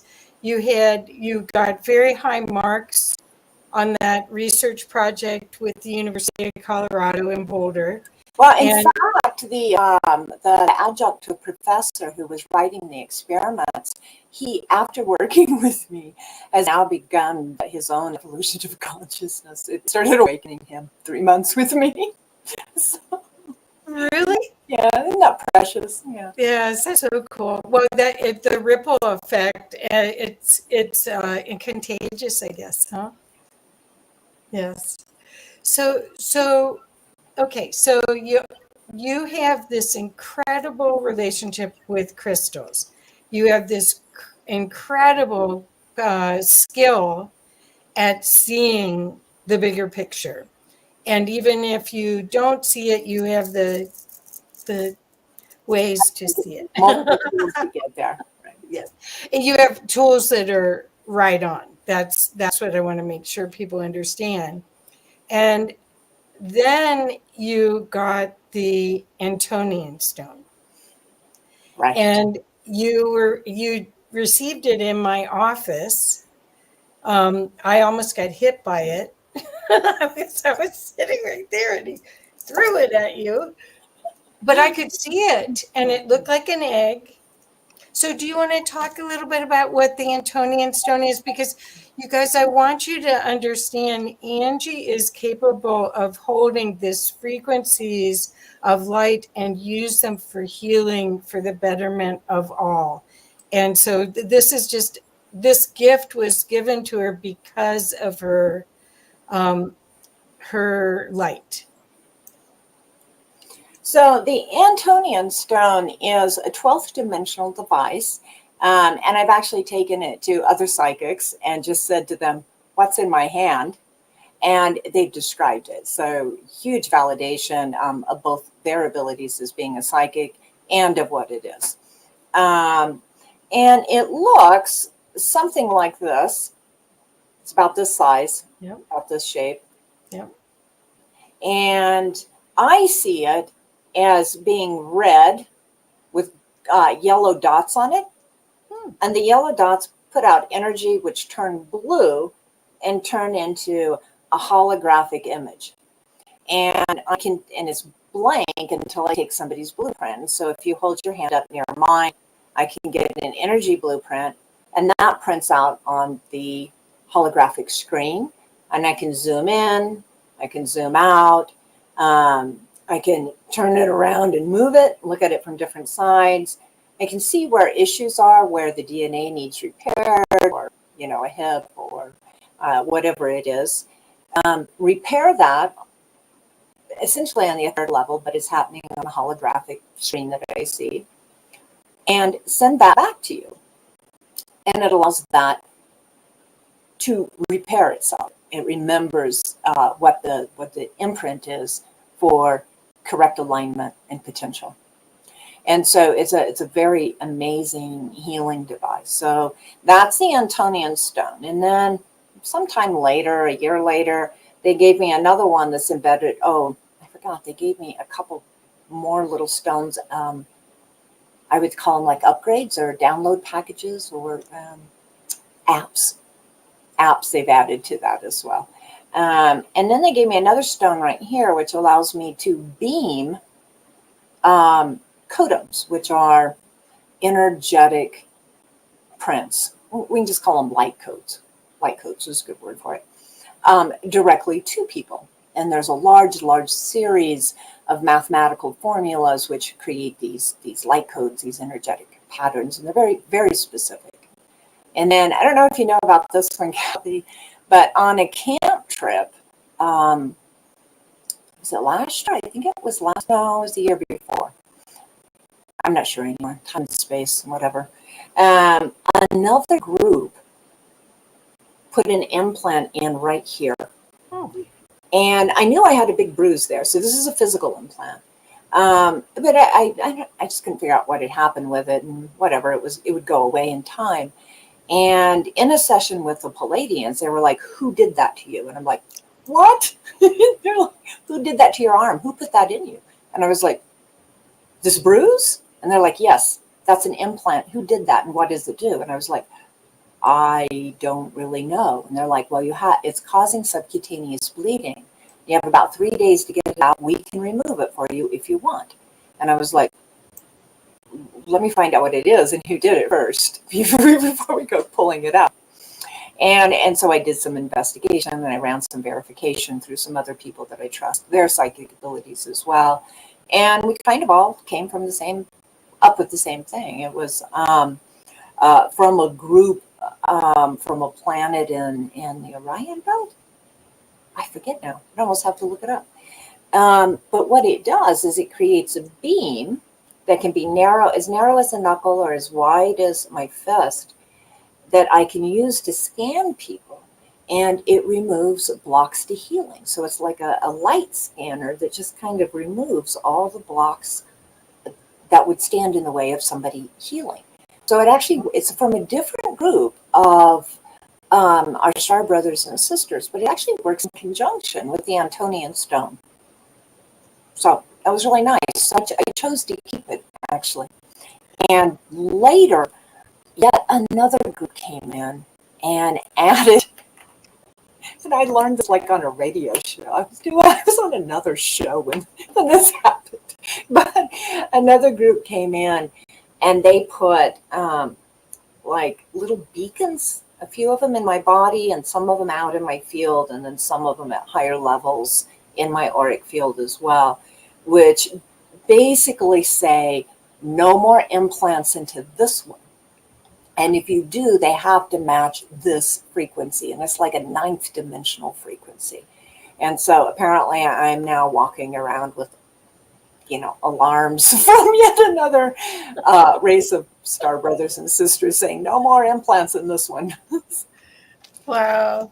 So the codiums that you also get to use with the Antonian stone, how do they work in conjunction with it? The codiums don't work specifically with the Antonian stone. Okay. They work with the beamer, which is right here. And you load them into the beamer, and then you can send the energy directly to someone. Yeah. Oh, okay. So it's nice. And they gave me another way to do it too, where we build an 8-ball. It's a pleb of energy. Pleb is a Palladian word, okay, but it's this like little ball of light that you load the codes into, and then you can deliver it to a whole group of people at once. And I've done many people at once, potentially thousands of people at once. Wow. And that's very, very useful. That's probably what I use the most, actually, of the gifts from the Palladians. I probably use wide distribution of codiums the most. That's exciting. So I would love to, so now that you all have an idea of all the gifts that Reverend Angie has, you can see that this is somebody who could guide you to learn about your metaphysical self and use everything, the gifts that you have been given here on earth right now in this change. There's no coincidence that you're here now. There's no reason to not wake up. So do we want to talk a little bit? I can put the picture up for your mystery school if you'd like. Would you like to go to that conversation real quick? Okay. Okay. Let's do that. Let's talk about the resurgence of the mystery school. So mystery schools are ancient traditions, and they go back to the dawn of mankind. We can trace them back to the Lemurian Empire and forward into Atlantean times, into the modern era. In Lemurian times, all the people lived in balance with the mystery, coexisting with nature, nature spirits, and the divine and the great knowing. Lemuria was a matriarchy. In Lemuria, we lived the mystery. We were born into it. It was the way. There was no separation from it. We were it. We could describe it almost as a Garden of Eden, where God walked with man. After about 250,000 years, Lemuria became so large that many different ideologies had developed. And in one area particularly, a whole new culture developed with slower vibrations, as opposed to the rather etheric Lemurians, which were living simply in the flow. In this culture, thought patterns sprung up that were based on material understandings and inventions only, with very little spiritual inquiry, but with a deep fascination for the physical world, scientific inquiry, and material development. With the rise of Atlantis and its great material dominance, patriarchal ways, and left-brain intellect, it brought war to Earth's humanity, as the left-brained Atlanteans sought to destroy the right-brained Lemurians. The war between the matriarchy and the patriarchy waged on, and in its wake, only Atlanteans survived. The matriarchy and 250,000 years of spirit-inspired civilization had fallen. The Atlanteans, in their 80,000-year reign, grew drunk on their power and their discoveries, their human intellect, inventions, materials, chemical manipulations of Earth's material. They had forsaken the natural affinity and knowledge of Earth, of the other realms, and lived only in the physical world, and their dominance and understanding of it was paramount to their civilization and their culture.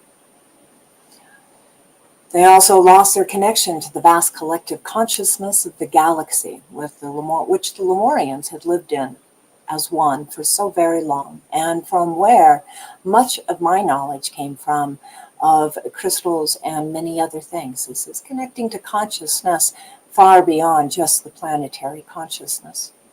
In the Atlantean epoch, few retained moral direction and certitude, as their experiments and explorations took completely over their mind, and the mind took over their bodies and their experiences here, and they subjugated the natural spirits of the world to their domination.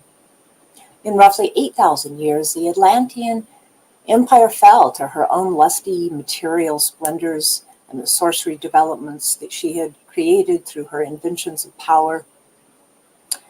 Precious few pockets of Atlanteans retained with morals and ethics and with connection to the divine, but those few did preserve and carry the mystery traditions through Lemuria, through Atlantean culture, and into the modern epoch.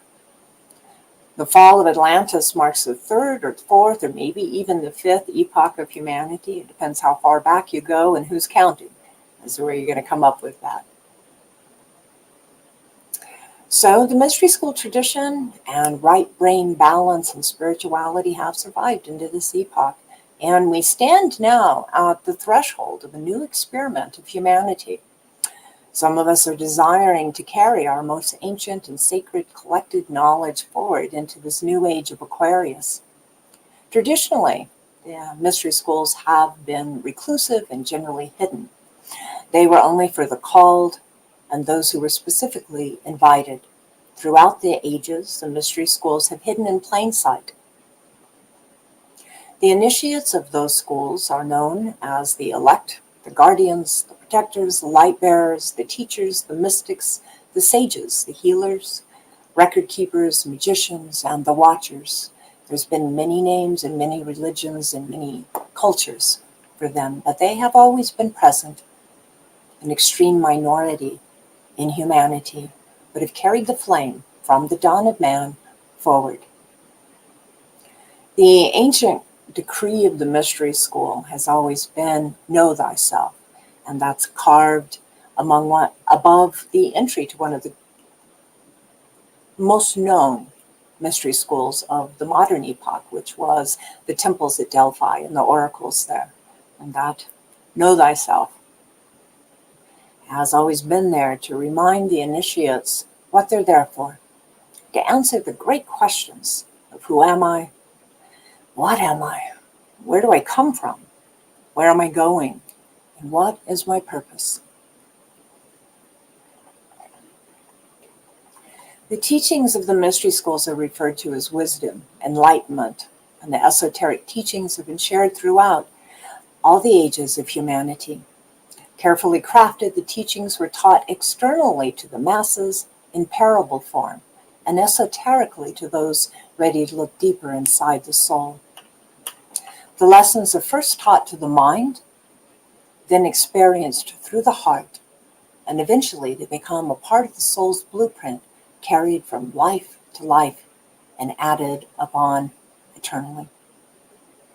The mystery school presents the core concepts of universal wisdom. The teacher helps the seeker to remember who they are and find whatever is already inside of them. The essence of the mystery school is the inner temple, created within the heart, the mind, and the soul, which then connects to the higher self on the spiritual planes. Mystery school trainings help purify the ego so that one can manifest their desires and needs from a place of pure spirit, acting from love, and a place in which fear holds no ground. Students in the mystery school increasingly become sovereign and stop turning to the materium for wisdom and guidance to live in the materium.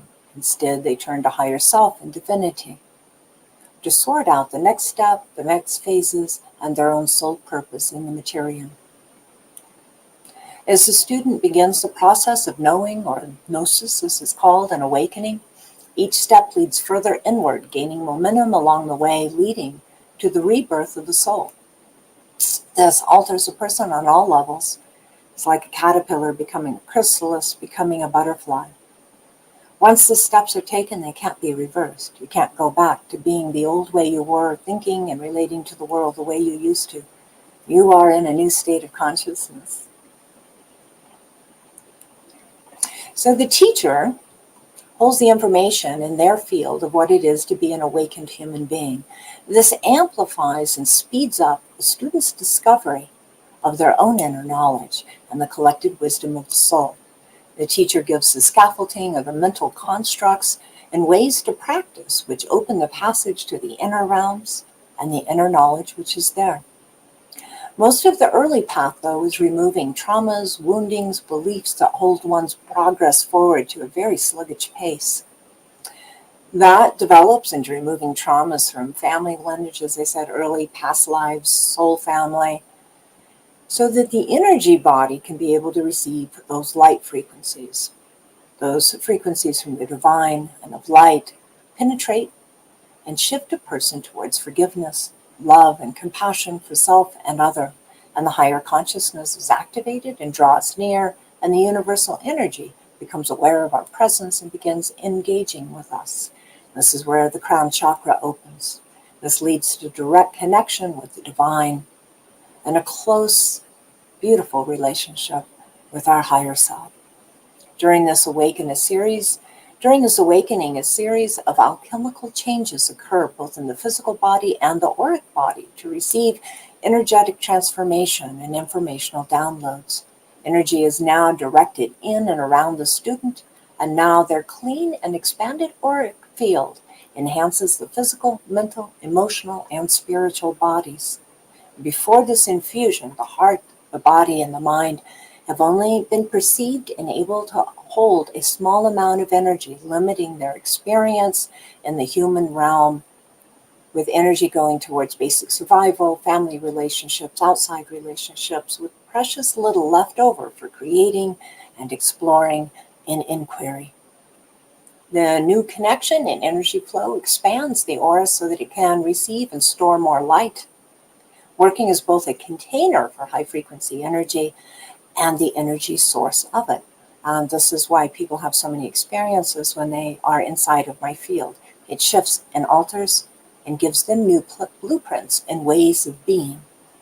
It also acts as an antenna, bringing in unseen information in many forms, such as intuition, foreknowledge, ability to discuss situations and choices with the higher self, healing oneself, healing others, direct communication with beings of higher frequencies, extraterrestrials, light beings, remote viewing, clairvoyancy, telepathy, psychometry, empathic skills, out-of-body travel, bilocation, many psychic abilities, just to name a few.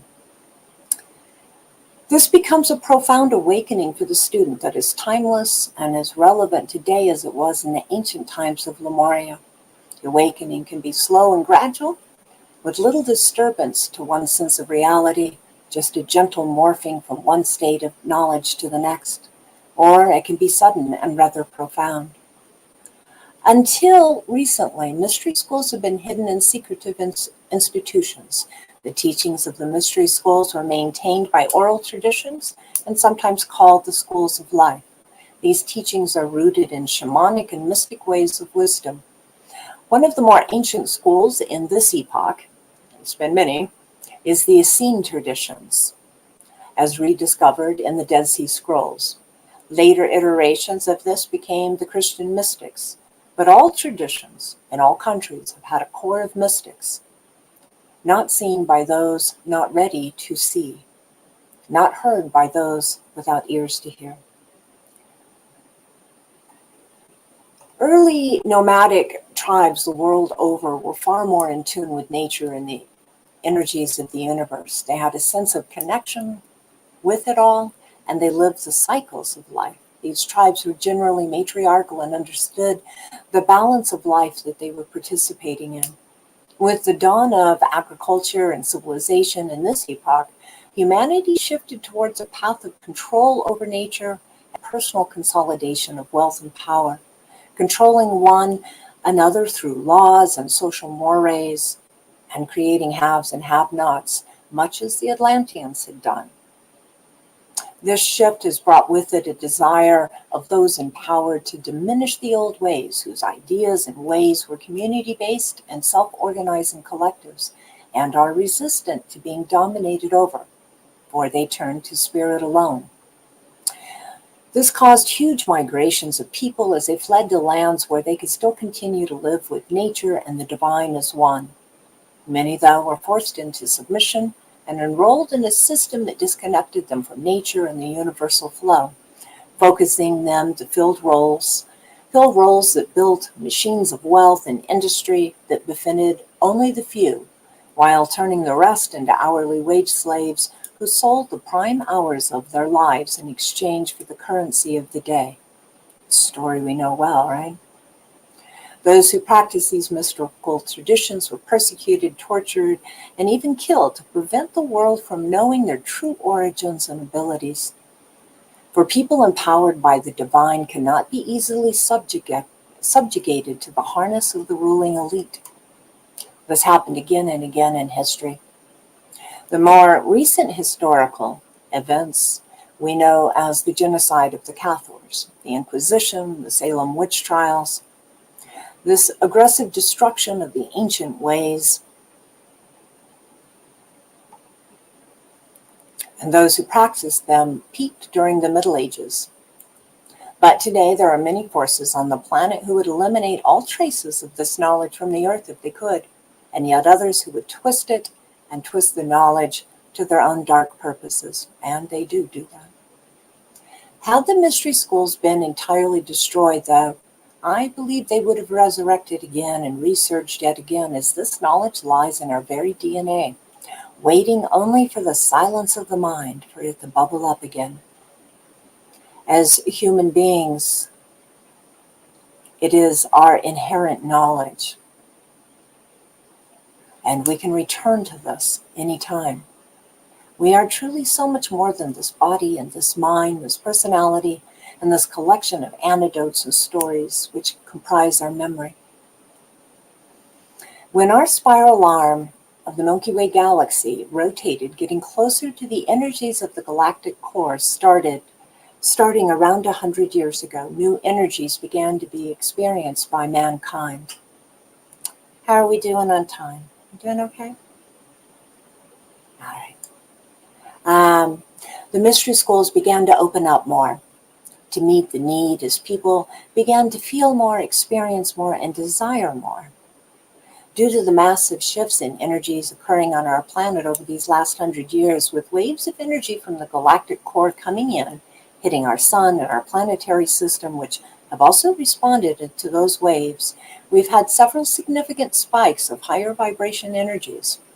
One spike was December 21, 2012, and another one happened again, December 21, 2021. We are now in the time of the quickening. Many people have begun to crave more than the instant gratification set before us as a distraction, which keeps us from discovering who we really are. Take a drink.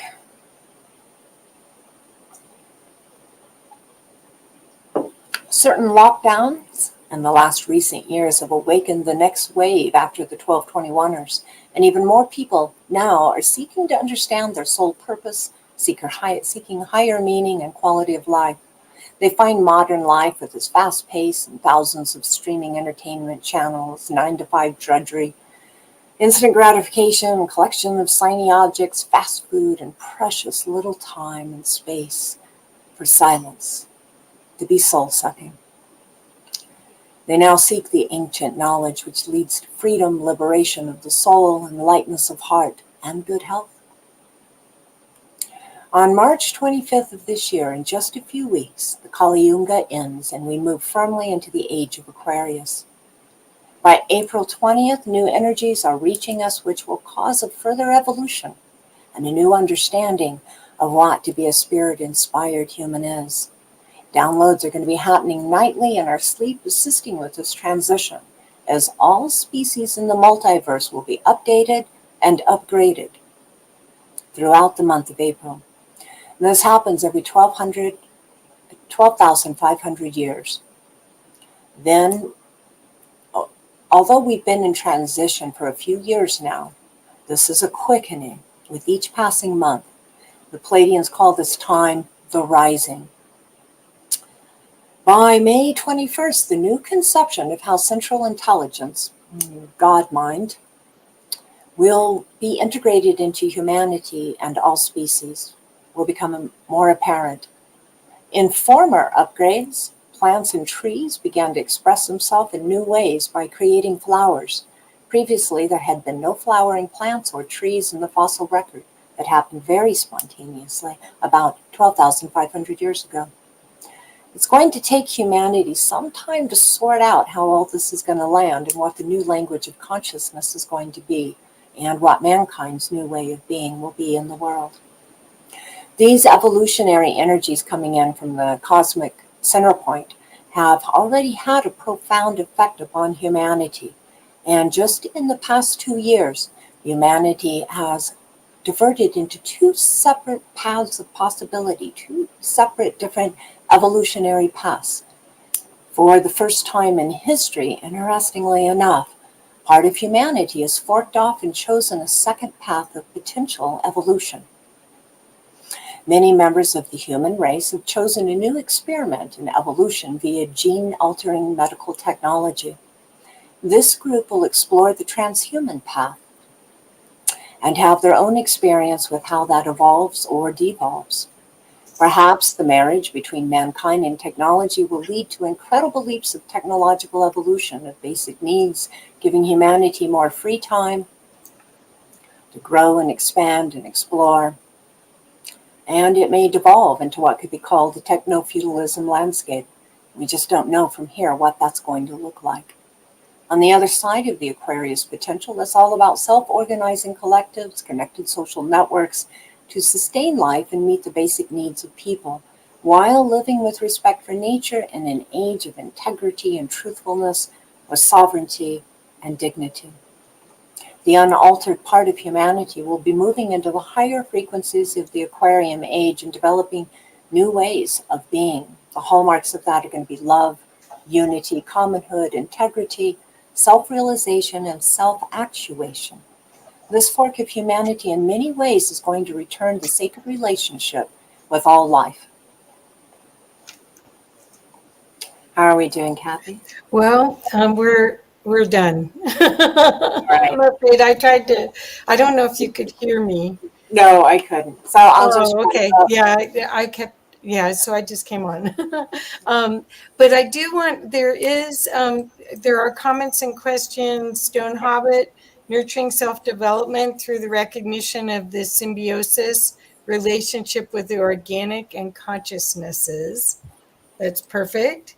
And here we go. Anders, lots of mystery school knowledge is starting to surface. That could be a significant indication of some huge shift coming on. And Mick asked A. Omar, which I guess I'm Omar surrogate here. Could you ask Angie what the best crystal for healing nerves is?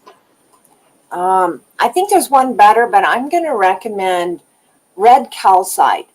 Oh. It heals tendons, ligaments, and bone. And I think it's going to work with nerves as well. So this is red calcite.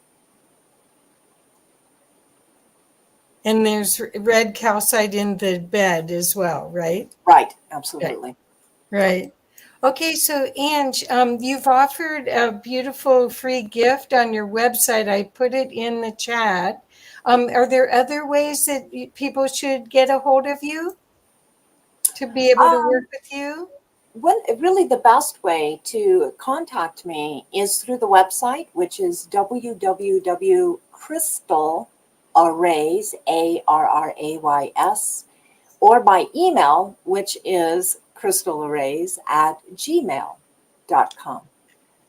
Wonderful, wonderful. Well, I want to encourage everyone to go to Angie's site and see all of the beautiful gifts that she has and consider how it could help you through all these changing times to empower times. We are in exciting, thrilling times, actually. Yes. It's a roller coaster ride. That's perfect. Here we go. And one more question. Angie, are there any connections between the mystery schools and Plato's investigations in metaphysics? You bet. Absolutely. Absolutely. Yeah. Yeah. Well, thank you so much, Ange. I can't wait to see you again soon. And thank you so much. You're such a gift to all of us. Thank you, dear. Thank you all. It's been such an honor and a pleasure to spend this time with you. Okay. Thank you. Bye-bye. Whoop. I was trying to... We're doing it at the same time, Kathy. It's all right. It's back and forth, back and forth. That's okay. It's like ping pong. Ding. That's okay. That was well, thank you, guys. Incredible information. Thank you, she's Kathy. She's She's amazing. Yeah. Talk to you later. See you soon. See you later. Oh, yeah. Soon and tomorrow, too. Bye. Yeah. See ya. All right. Next up is one of my good friends, Eric, deciphering my experience. Eric J. Hecker, currently residing in Alaska. Eric is a self-educated research investigator that takes from many odd life experiences and connect with others.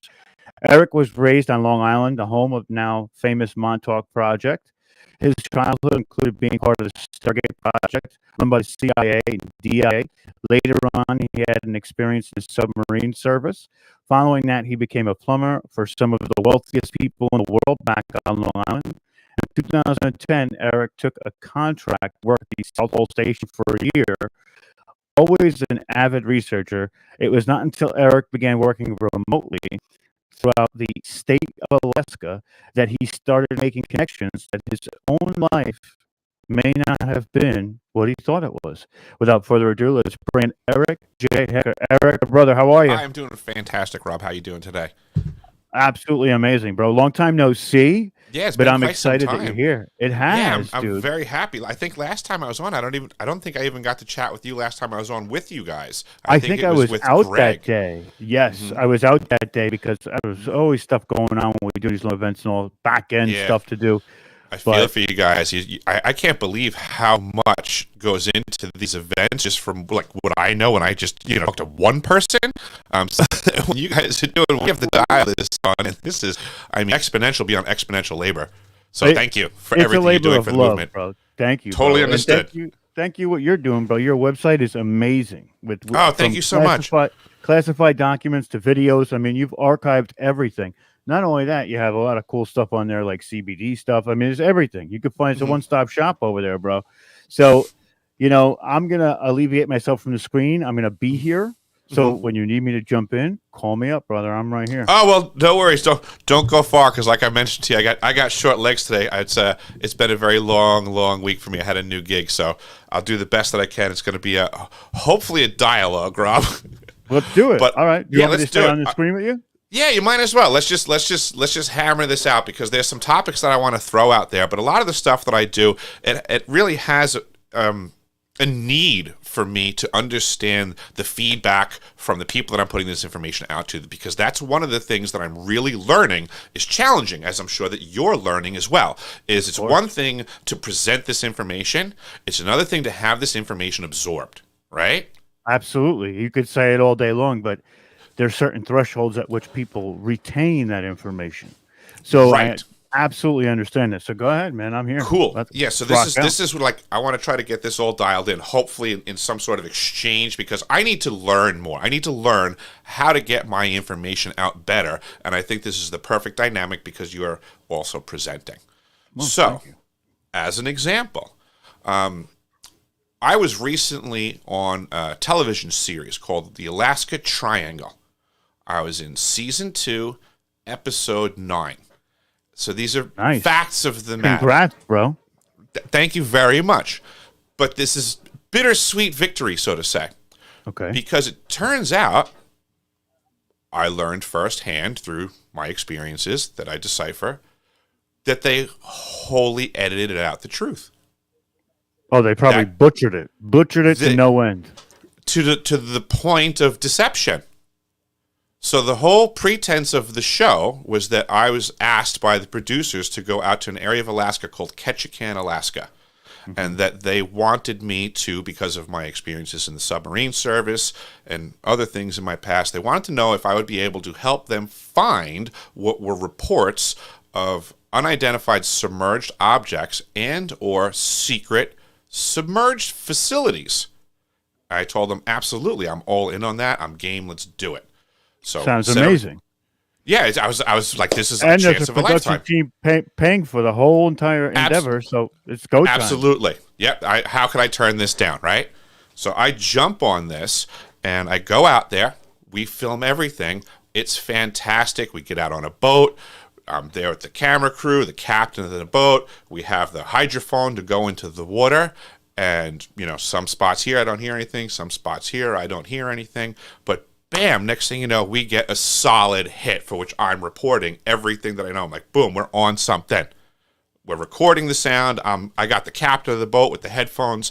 He's listening to what's going on. I got the camera. I'm making sure that everything's getting caught and going on camera. Not one bit of that went to air. Tell the people what the hydrophone is. The hydrophone is an acoustic device that is connected to the recording device that we had, and we dropped it down into the water. We killed all the electronics, everything on the boat. We could tell the difference from when it was on or off. I mean, this was the whole point of the show, was to go out there, and they wanted me to find stuff. And it's it turns out, sonar almost. It's sort absolutely. of like a sonar. It is a sonar, correct. It's a passive listening device for underwater. It's just like a microphone in the air, but for underwater. That simple. And we found stuff when we were out there. The producers of the show then edited out all of the information of me finding anything. They exclusively presented the audio from the points where I said I'm not getting anything. So it made it look like you went out there and literally did not accomplish what you accomplished, and you actually got zero evidence as opposed to actual They gave me zero credit for finding the sound. What they did do is take the sound that I claimed didn't have anything in it anyway. They took that sound, brought it to an audio engineer professional to have it investigated, and then when he started washing it out, they made up a show around what he did. Wow. So explain what you heard and how it's significant. You got it. It's significant because it's a sound that everybody's actually heard before. before. It's going to be familiar, which is very interesting. So when you're getting into underwater acoustics and things like that, I mean, there's all kinds of natural, organic sounds and things, but the distinction for things that you're looking for underwater is stuff that's unnatural. Certainly, anything that is repetitive, mechanical, or extremely frequent. And the sound that I heard, clean as day, got a clear recording of it and had witnesses hear it. It just went like this. That's indicative of some sort of exhaust, probably. Something mechanical. Propeller. I would say rotating would be my first thought. Yeah. Some reciprocating something. Either way, it's too repetitive, it's too loud, it's too crystal clear, and it was too close to facilities that they already know are in proximity. Wow, that's wild. That's wild. So what happens with this evidence now? Now that they're not putting this evidence on, do they let you keep some of this? Well, define keep. Like, I don't have any of it. It was their production. Right. So I'm saying they have it trademarked. It's all to them. You can't even get access to it now if you wanted to. I don't even have access. Right. I was just in front of the camera. I didn't get to touch anything. Wow. That's crazy. That is so crazy. And what they're trying to do is they're trying to make it seem like by only their design or only their extra work, they've come up with something that's so remarkable that it actually happened during a previous, it's like it's misinformation on a sense of not being genuine with the process. They're taking it an extra step to say, hey, look, we had to take it to this guy and clean it up, because if they didn't do that, they would show you that it's so close to being, I don't want to say being discovered, but it's so prominent in that area that anybody can find it. I would say it's full-blown disinformation. Right. Absolutely. It's full-blown disinformation because they had the truth and then they twisted it away from everyone. They made it harder for everybody. They made everybody think that it was harder to find this stuff than it truly is. Right. And that's what I'm getting at, because now the people like me and you who don't have a production budget will try and go out there and figure out how that evidence came to be, or at least try and replicate what you did to get that evidence.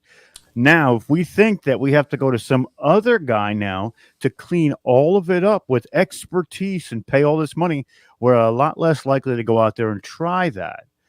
So is that the reasoning why they're doing it, or are they doing it because they're nefarious? There are other nefarious reasons. I can only put all of these things on the table and just see which way the cards fall, because when people are being dishonest, it's hard to know their motives. There's a lot of factions. There's a lot of factions throwing a lot of options on the table. All I know is that I know I had a truth, and I know they kept it from everyone else. And I mean, like, this is why you do what you do. This is why I do what I do. Is that this is my experience that I have to let people know. Like, this is the third time that a camera crew has followed me around, and it's the second time that it's gone to air, and it's the first time they really acted like they weren't going to edit the snots out of everything.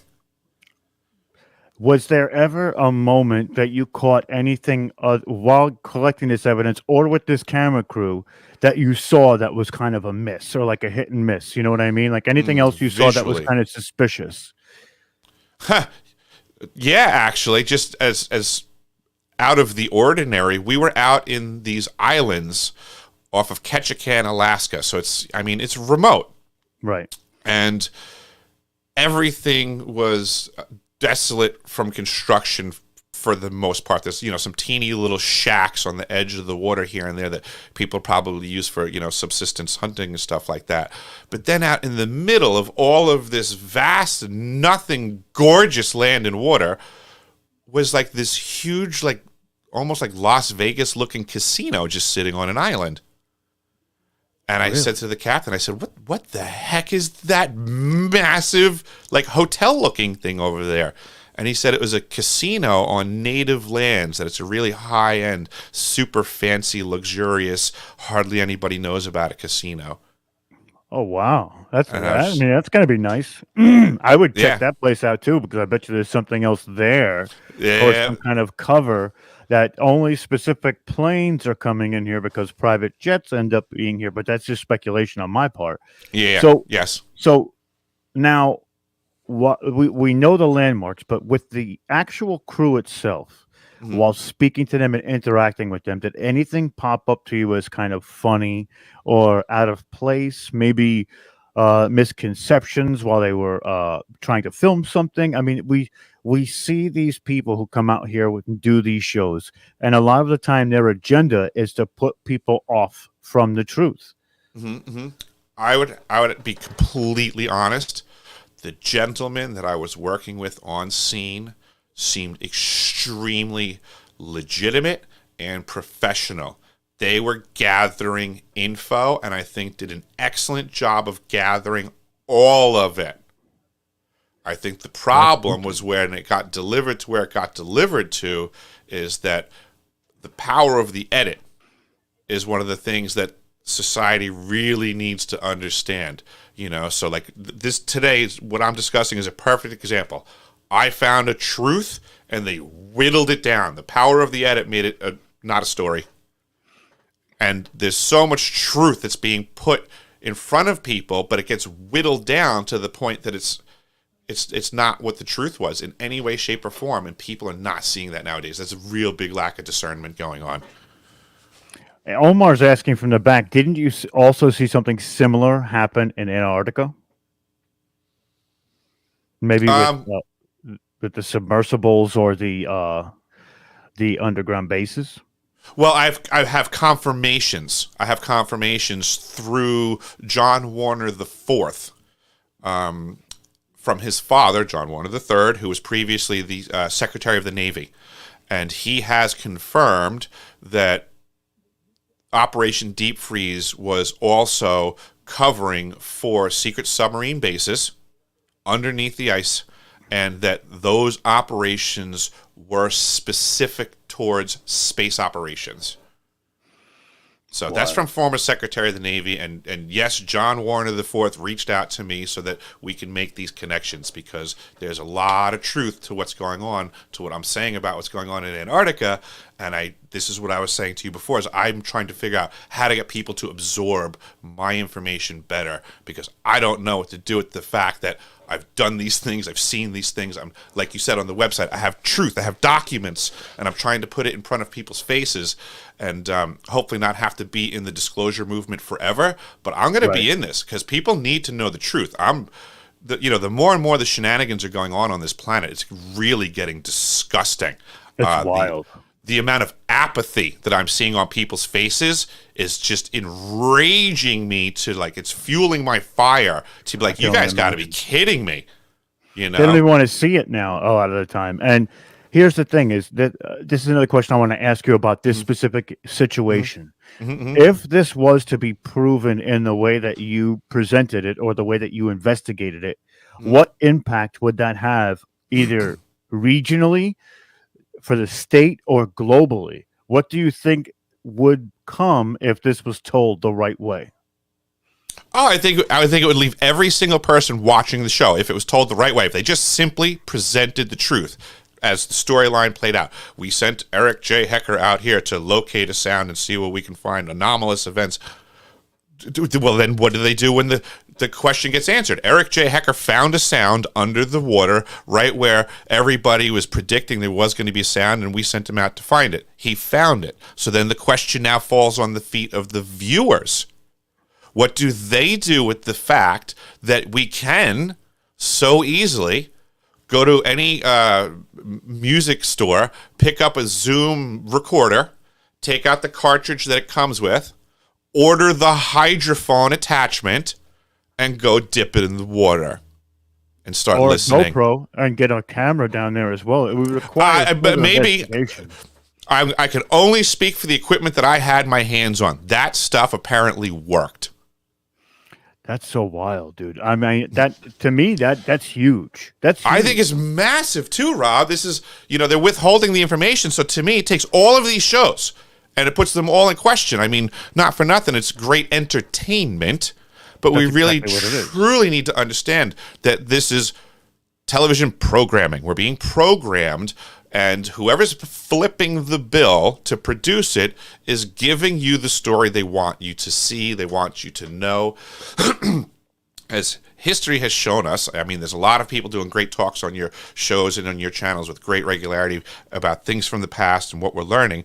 And I think it really shows that humans are very programmable. Oh my God, so much so. And other people seem to be very organized with that tidbit of information, and they're working steadfastly at programming us all day long. Every second of every day, to the point where even when you give people this information, they're receiving it in a certain way because of that programming. And here's the other part of this too, right? Now, if we were able to go down a path of investigation and prove that there is some sort of submersible base or submersible type of craft down there, that leads to exploration across the world under the ocean. And and we know by the government, and this is going to kind of be a connect here, by when the government came out and said that they want to do the UAP, USO, all of that narrative, that was also the same type of smokescreen where they're going to tell you, well, we don't know what these things are, but if you go any further, we're probably going to arrest you because we're the ones doing the investigating, not anybody else. Right. And this is this grand deception of cover. And even them telling your story, but not in the right way, is a part of that applicable cover. And it really is disheartening that even people who would seem so genuine to put it out there can be manipulated into editing it a specific way that seems disingenuous. Yeah, absolutely. I totally believe there's even a potential for some more compartmentalization of information to be involved. I don't disbelieve that on the production side, where the editing floor is, that those people could be separated from the truth in a way. They could be told a story so that they don't even know that they're editing out the truth. They could be looking for something else in the storyline for all they've been informed. So this is how higher-ups can manipulate, the rest of the herd. Right. And I'm thinking to myself, how can we alleviate this by getting some sort of either that footage or that sound being played without having to go out and replicating it? Now, when you joined in on this television program, you of course had to sign either a NDA or a contract with them stating that you may not either acquire some of the evidence. Is there a way judicially that we can get that evidence to you, footage or sound? It's a great question, but you're gonna get a kick out of this because you're gonna see how this works. Every time a television production company has ever attempted to work with me, the first thing that I've noticed is that they're a foreign entity. So that increases the legal obstacles, I'm sure you can understand, exponentially. Of course. So this production company was in England. Okay. So they have all the stuff there. And to get that, you would not only have to get New York, you would have to get Alaska courts involved. You would have to get the Royal Crown involved. Yeah, that's a bridge I cannot cross, Rob. I know that. I know. Yeah. I'm trying to. Not at the way my PayPal and Patreon rolls. No, me neither. Listen, I wouldn't be able to do it in Alaska. Never mind all the way to England. I couldn't get the Alaskan side of it. But it is what I see. I hate hearing this type of information just to go, and now it's by the wayside. So the next step would be a replication, to get out there again and replicate. And then you could project your own show in a sense of, look at this. Remember a long time ago when Ancient Aliens first came out, there was that gentleman who was on, it says Debunking Ancient Aliens. It was like a YouTube channel forever until the History Channel, they got their hooks into it and was like, no, you're going to either prove them right or you're not going to be on the air anymore. And this is where we get into this dichotomy of law and rights, right? But I would think that with the amount of following that you have, which is a good sized following, we could probably get something together where we could pedestal this and say, look, this These people aren't right. They're not. They're lying. I would love something like that to put them on the spotlight, so to say. I didn't even think of that.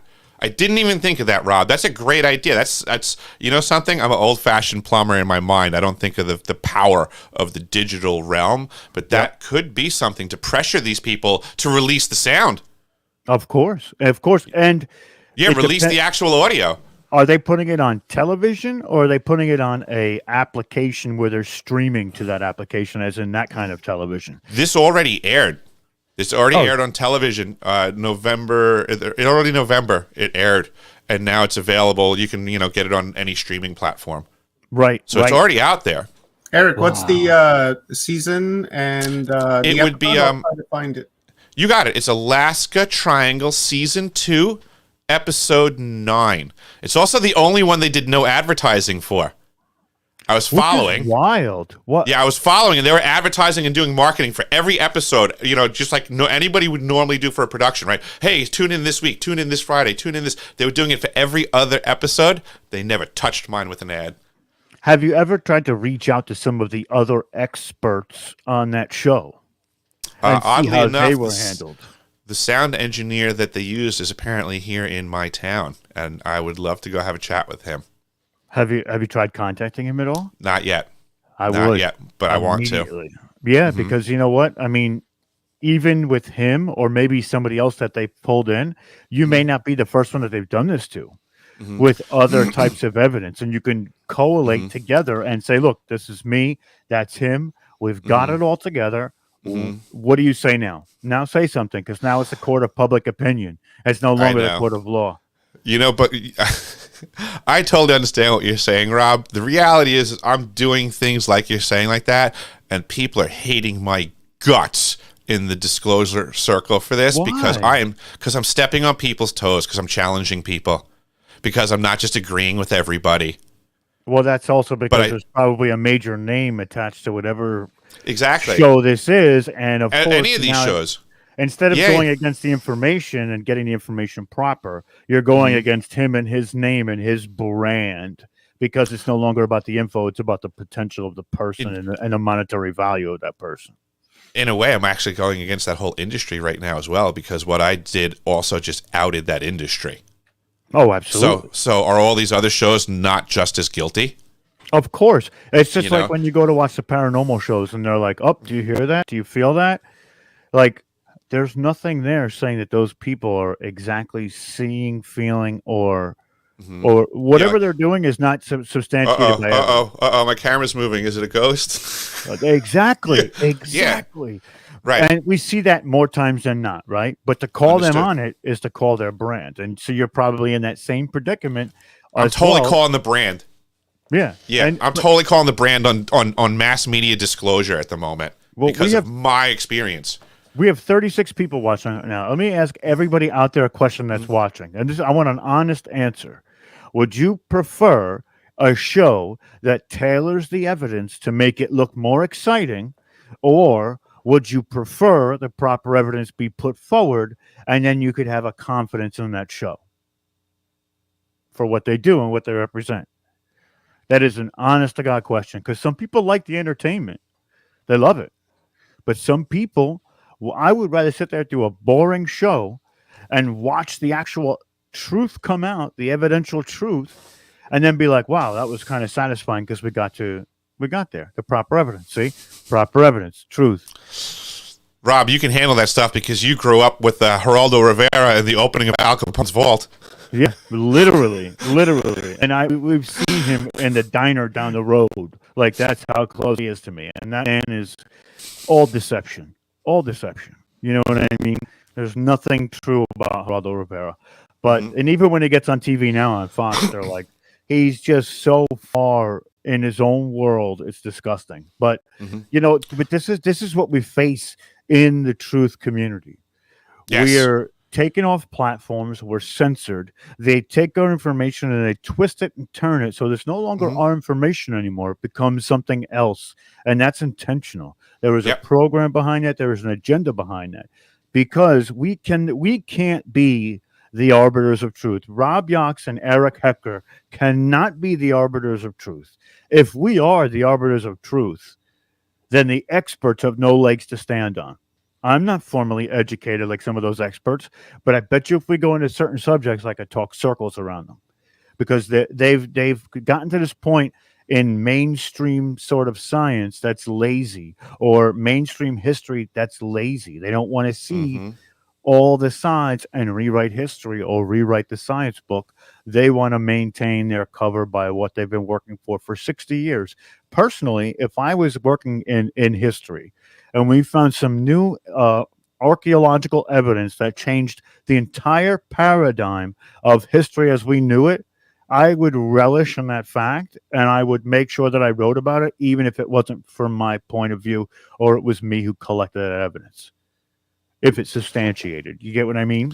I totally do. That makes me wonder how many times the withholding powers that be have come across information that would be, global paradigm shattering, and they're like, "Oh, let's just tuck it away.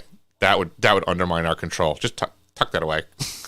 Of course. And this is also part of our agenda on this side of the aisle, of exposing and putting the light on all of this deception.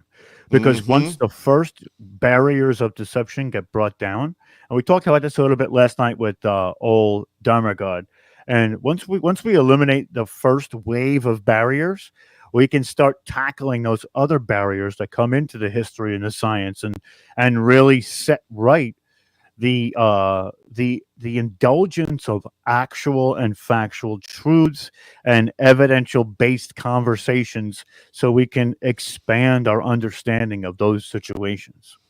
I totally agree. And it's one of my other gripes as of late, is that I feel like I'm trying really hard to throw my hat into the ring with real experiences, real proof, and things that could be substantiated. And I am religiously behind the scenes. I haven't been producing a lot of content lately, because I've been attempting to collaborate with all of the big names in disclosure that are talking about Antarctica and South Pole Station. And you know what I'm finding out? I'm getting the door slammed in my face everywhere I go.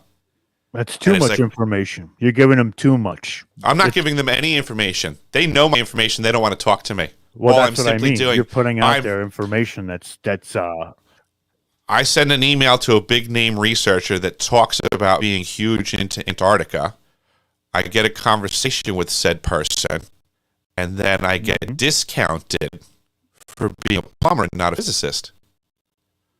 Oh, see, this is where we get into that realm of. So now, yeah, this is lunacy to me, because now this is to me, it's a gatekeeper. Of course, and It's listen, a full-blown gatekeeper. You don't have to be an expert to understand.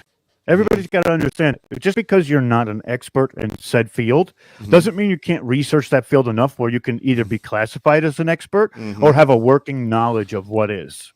Yes, and not for nothing, in the grand scheme of the topics that we were discussing, I was open to any line of questioning, and I feel that I would have been able to stand fast with any question, with the right answer, but to just have somebody discount me right off the bat without even posing a question, just to me spoke volumes. And that shows you that those people are not in search of the truth. They're in search of that monetary truth. Correct.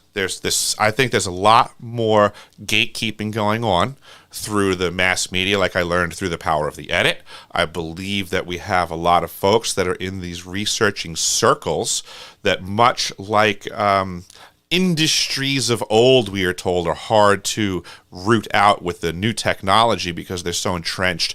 I think some of the researchers and disclosure folks from old are so entrenched that they either lost their ability to discern, or they've become in such proximity to the devil that now they're dancing with it.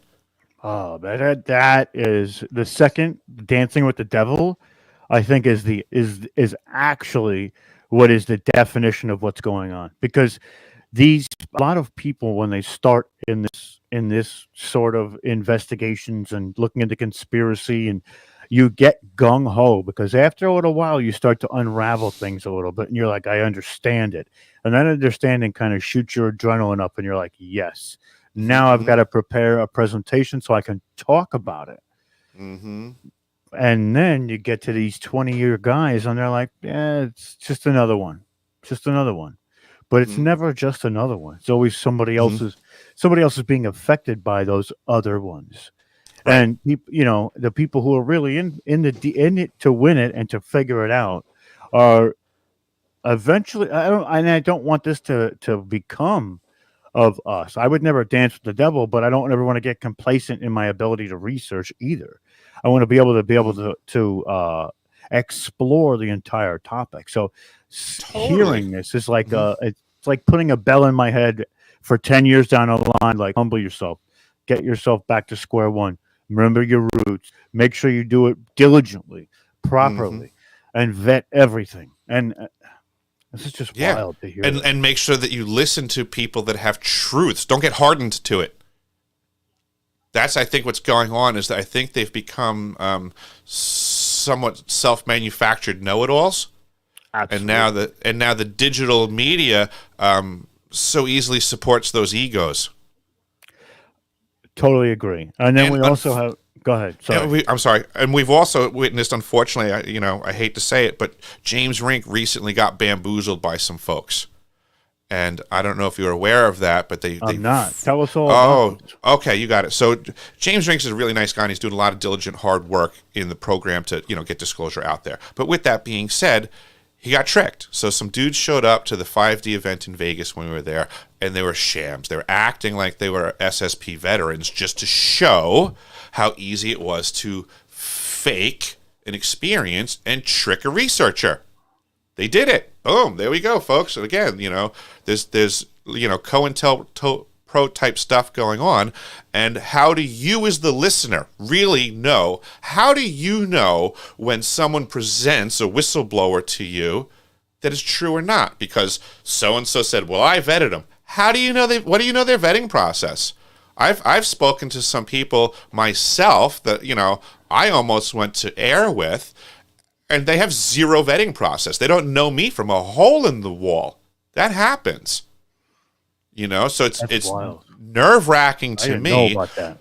Yeah, so the audience, I question, how do they know? And then it concerns me because I know my experience. I know I can document it. I know I'm putting the truth out there.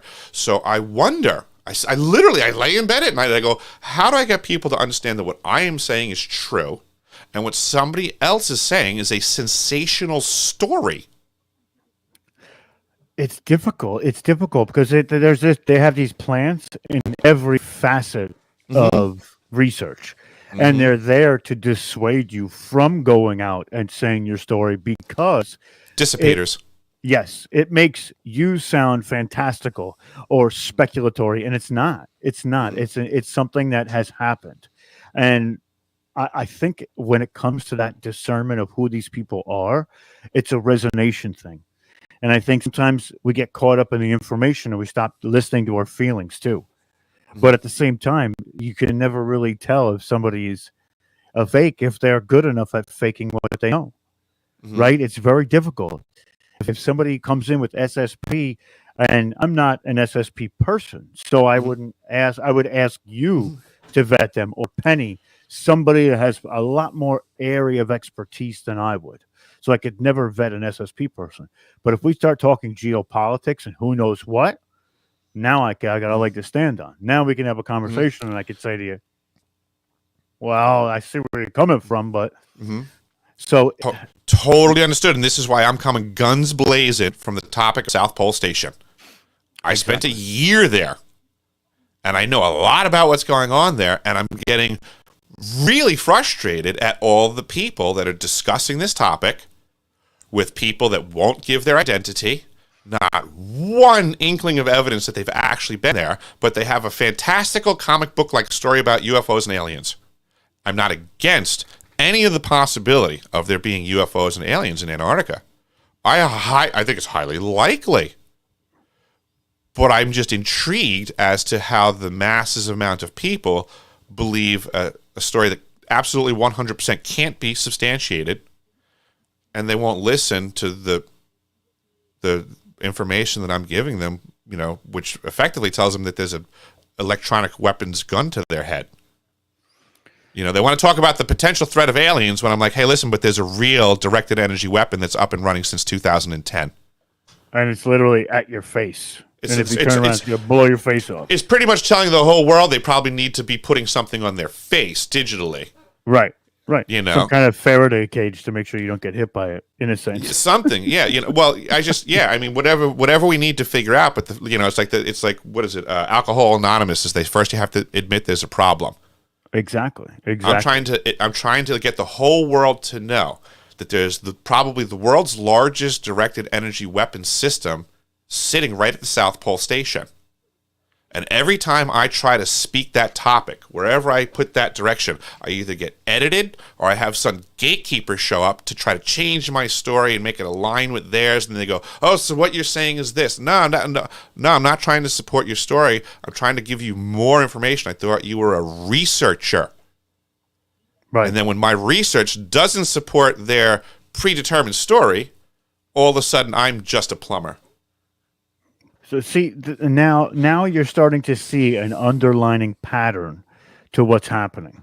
Mm-hmm. And what I want another question is, what actually ended up happening at 5D once these people tried to fraudulate what they knew? And I'm sure it had some sort of effect on the entire thing of because they must have come out and said something that was damning. They produced a well-produced YouTube video explaining the whole intrusion and subterfuge and deception.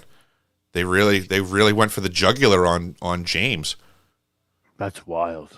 Mm-hmm. That's wild. And I'm sure he took a hit for it too, which really sucks. I'm sure it probably broke his heart. I mean, the kid tries really hard, so it's like that's not what he wants to happen. You know, he's trying to do good things. People will do that, and that's terrible. That they would want to come and do that, and then make footage out of it. That's right, really that's not really good people. And not for nothing, just from what I saw of the folks. I mean, as soon as they walked into the room, I was actually up at the dais. I had I think Tony Rodriguez was on my left, and I am not kidding you, Rob. As soon as these two characters came in and started setting up, just prior, Tony and I had been discussing, like, you know, that feds come to these things and probe and blah, blah, blah. As soon as these two guys came in and started setting up, I grabbed my notepad right there and I wrote right down on it. I said, camera guys are feds. And Tony looked over and he laughed and he was like, you're right. And it was those two guys. And it wasn't that they were feds, but I figured out that they weren't legit. Right. And they were actually they were from Canada, I think, and they just came there to be deceptive and lie and infiltrate and do their thing. And I actually think 100%.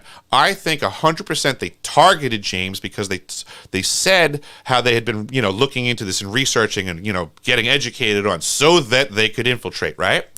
I think they just straight up went for James because James is a nice guy. Like he's the easy gate to walk through. He's not the gatekeeper. You know, he's not the guy that's like, hey, you, blah, blah, blah, blah, you know. Yeah, if those guys came in my direction with baloney, I probably would have been more belligerent with them than James would have been, which is why they didn't bark up my tree. Absolutely. And here's the thing, too, is now that these people have done this, they're not just doing it to James. They're doing it to the entire community. Because now anybody who comes out and says anything remotely close to what those two gentlemen either said or reported on in their specific or was basically shown in those movies are now completely discredited, which means that these people who have an ignominious truth, they're not able to get it out there. And that hurts the community as a whole. Even for any kind of disclosure, any kind of further advancements in what we know is coming from people who are in the SSP, like med beds and different types of technologies that are being reported that are in space being used, that's coming back here and actually furthering humanity. And this is a tremendous problem. I think in a way, I believe that there's a high probability that these folks represented a faction, that they're aware that James is extremely high in the circles as far as having a following. Mm-hmm. So he's a target. He's a target. His information's a target. So I think they were just trying to, make him look bad, make the whole, disclosure movement look bad, and do a lot of undermining. And that's what factions do as well. And what we witnessed in this activity was the power of the edit in real life. Yes. I mean, they could literally walk into a conversation, which is the SSP disclosure, and through deception, they just edited the whole circle, because now there's this doubt cast into the room. It's a shadow. It's a shadow on all the information. And you're right. They just did a full self-edit in that room. So, and anybody who is particularly participating in that is now called into question, which, I really, that stings me. That hurts me, because I feel like there's a lot of us out here who can't be classified experts, but we know enough to hold a conversation and really get people to listen and understand. And if we're discrediting those people at every avenue, there's going to be none of us left. None of us left to do the work. And I think that's truly what the agenda is. I think it's a lot of it. Yep, you're going to subscribe to this basic narrative that we're going to give you, and if you fall outside of that, now you're done. I think taking it a step further as to the nefarious, evil ways of whoever these overseers are that we need to figure out soon, is that this has to do with the digi world and the separating us as human beings. I think the literal physical distance between us is breaking our ability to discern from each other. Through a digital environment, it's too easy to learn how to deceive each other. And it's this lack of integration as a society on a regular basis. We're losing the ability to trust and discern. And that void is being filled with deception. And this is blatant. This is so blatant. Huge point. Huge point. We need to interact as humans. Of course, from a text message, you cannot discern a social cue. Right. You cannot discern body language. You cannot discern emotion, which gives you context for the entire conversation. And this is where people are getting taken advantage of. How many people have ever taken a text out of context or gotten come on, is that like the most common thing? You get a text and you take it the wrong way? All the time. Or you write a text and someone takes it the wrong way.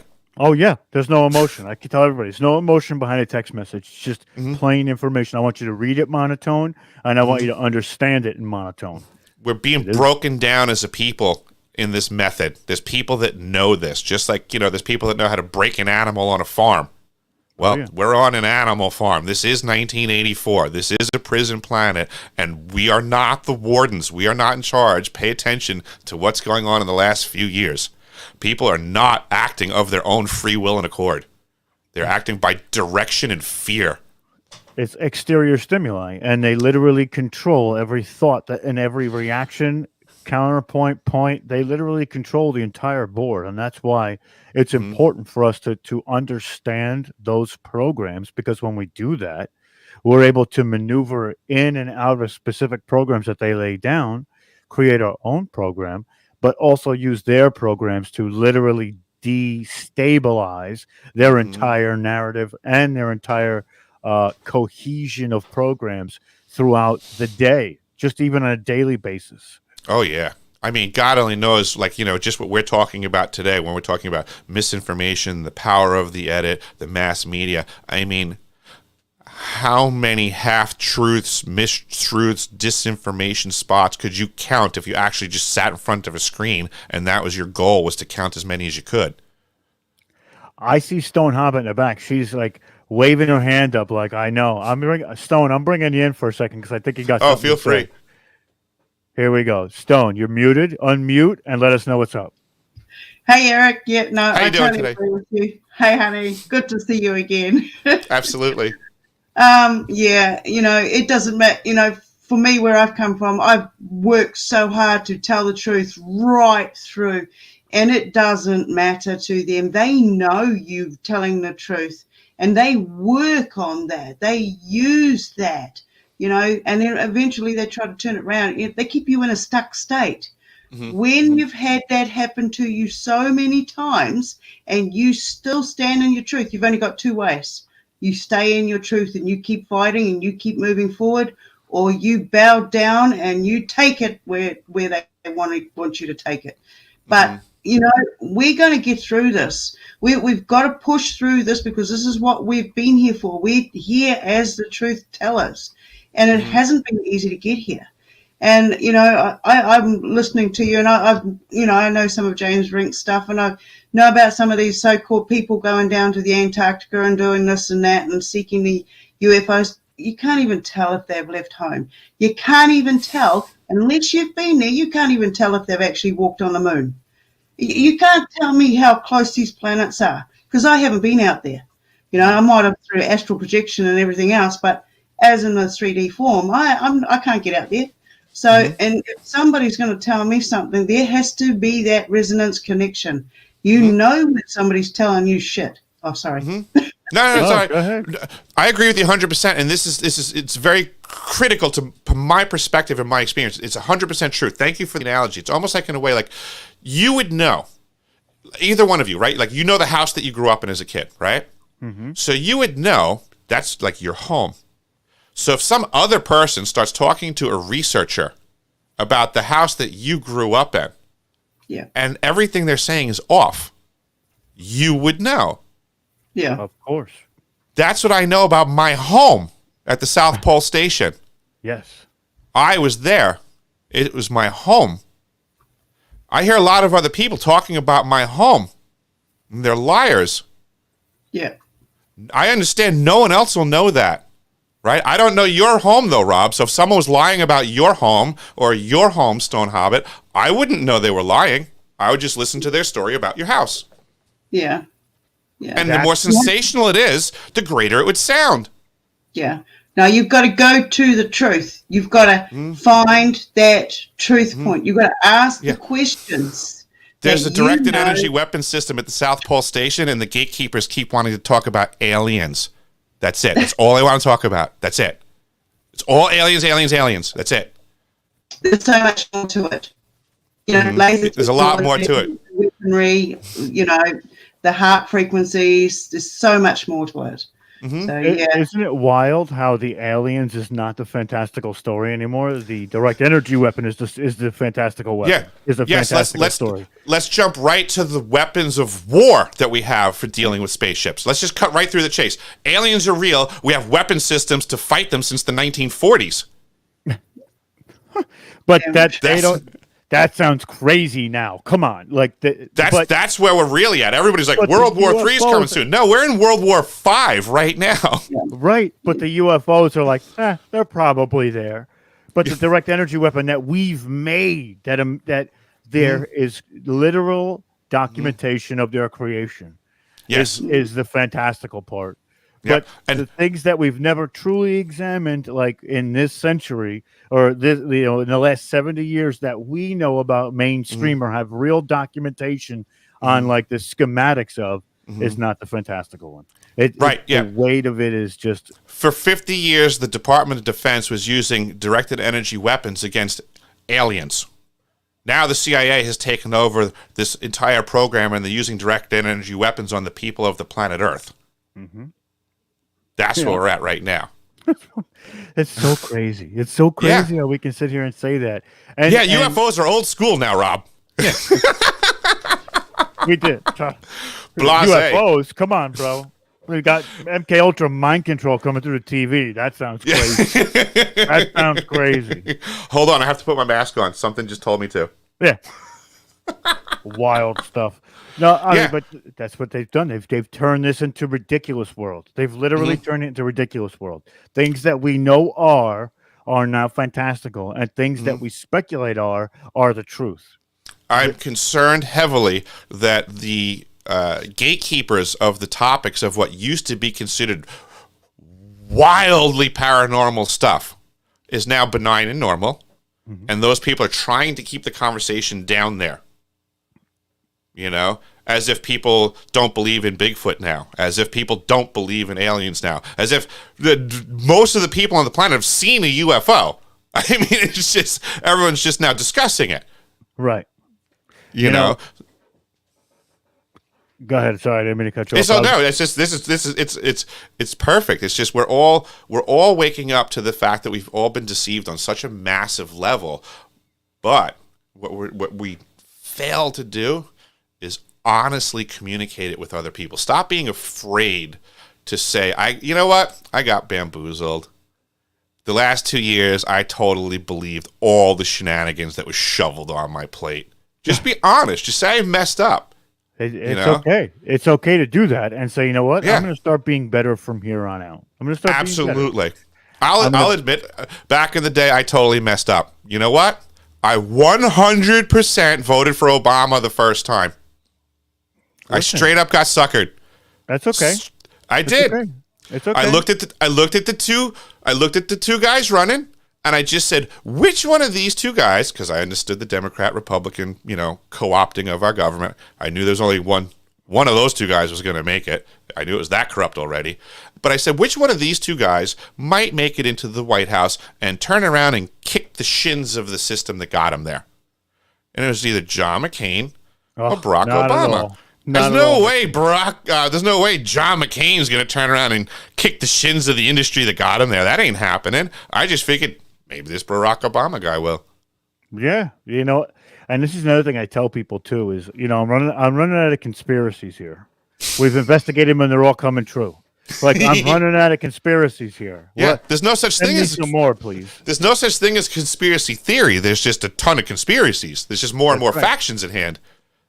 It's so crazy how the world is capitulating to this small group, and this small group has done so many different plays on reality that we know that there's extraterrestrial, interdimensional, ultradimensional. There's all that. We know it. It's there.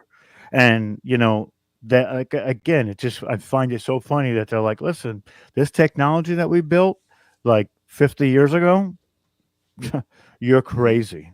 You're crazy. Yeah. They were saying back in the 1980s that folks like DARPA and everybody were, they were gaining 50 years advanced level of technology for every 1 year of the average citizen. And they said that's the way that it's been going since then. And I think people don't really spend enough time just considering what that really means. That's true. Look at how far we've grown technologically, so to say. We'll just say from the late 1800s until now. I mean, that's pretty much all the technology we have. We go from locomotives to everything we have right now. And that's just in 100 some odd years. The Industrial Revolution. Now they're saying in the 1980s that, folks like DARPA were advancing 50 years per year.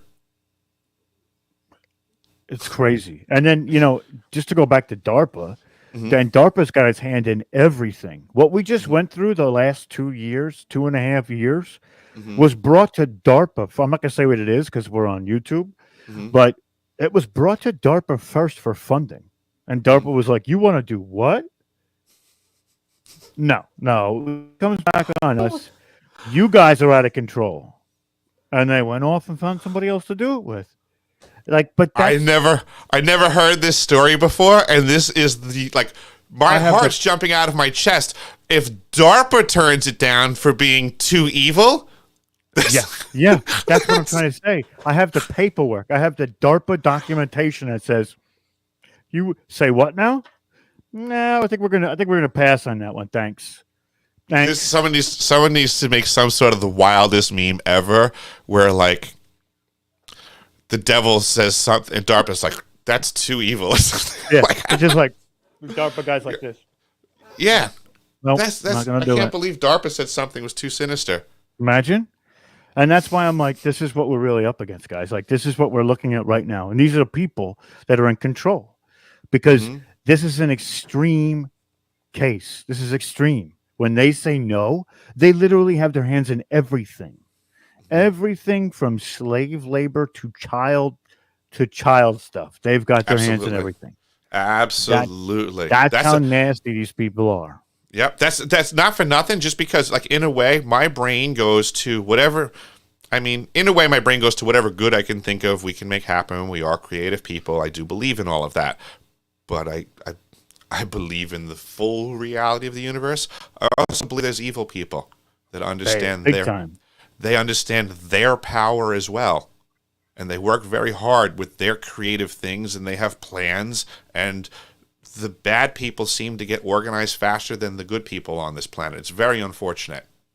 It truly is, because they catch them. Kathy, one of the creators of this event with us, asks, "What can we do to protect ourselves?" Oh my And God, we have to openly communicate with each other honestly about all the stuff that hurts us on the inside. We have to stop harboring those hard to communicate conversations within us to drive us insane. We need to let them out. yes, the hard conversations are the ones that shed light on inner perspective, and inner perspective alleviates the need to do harm and essentially take things to a different level where Mhm. and in every aspect there's a lot of different emotional attachments that come with opening up that box within yourself and being able to, Absolutely. and that's what this community has become, is that ability to have those conversations without fear of ostracization, or being told that you're not right. That's not true. That might be one of the greatest benefits of this community, is that we're talking about oddball subjects. So I think it might empower people to pick up the practice, because I think that, like folks like you and I, everybody basically, like the vast majority of our lives are benign and boring and similar. You have bills to pay. I got bills to pay. You got a girlfriend. I got a girlfriend. Everybody's got things to figure out. We all know the same stuff. But in reality, we all spend most of our lives talking about the things that we know about of each other. Yeah. And that doesn't really accomplish anything, but there's the differences. That 20% of our lives, I think, is where the value added conversation comes from. I want to hear about the things that makes Rob Yox, not the things that makes you the same as everybody else. I want to hear the differences, and I want to hear this from everybody. And I believe that those are the oddities, right? The things that make you odd are the things that you may not necessarily put to everybody. And I get that, but I want to challenge folks that we need to grow from that. We need to get outside of our boundaries and our borders, because it's that information that we're holding in, that we're not connecting with other people's withheld information. It's holding our whole society back. Because we're not sharing this info. Everybody, I put it like this: everybody has their dots. When we come together, your dots may fill a connection between two of my dots. And when all of those dots are connected, we have the complete and total picture.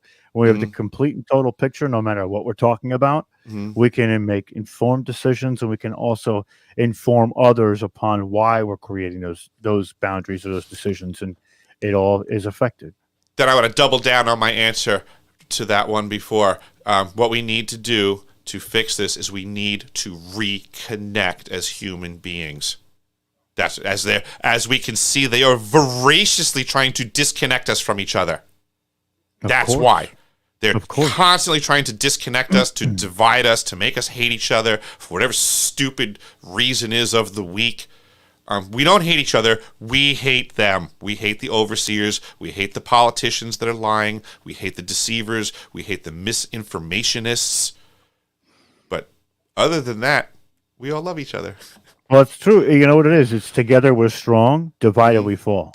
Exactly. Plain and simple. So that is it. Yep. United we stand, divided we fall, and people need to remember that. It's division is their weapon. Absolutely. Absolutely. We've got about 3 minutes left, Eric. I want you to tell us all the places we can find you, and then I want to thank you for coming in, because, dude, this has been awesome. This got me fired up. I love you. I love you, brother, and I love having these conversations with you. We have to do it more often. Awesome. Because this is just it's exceptional. We had a great run from one subject to the other, but we captured a lot of good information in the middle of that too, because of what you bring to the table, bro. And I don't want you to stop, no matter if you're facing people that are not doing the right things by you. Keep doing what you're doing, because it is making a difference. Awesome, Rob. Thank you so much. I really do appreciate the time here and the energy that you guys give me, that you reach out to help me get information out. So thank you so much. And thank everybody on your team for me too, please. Absolutely.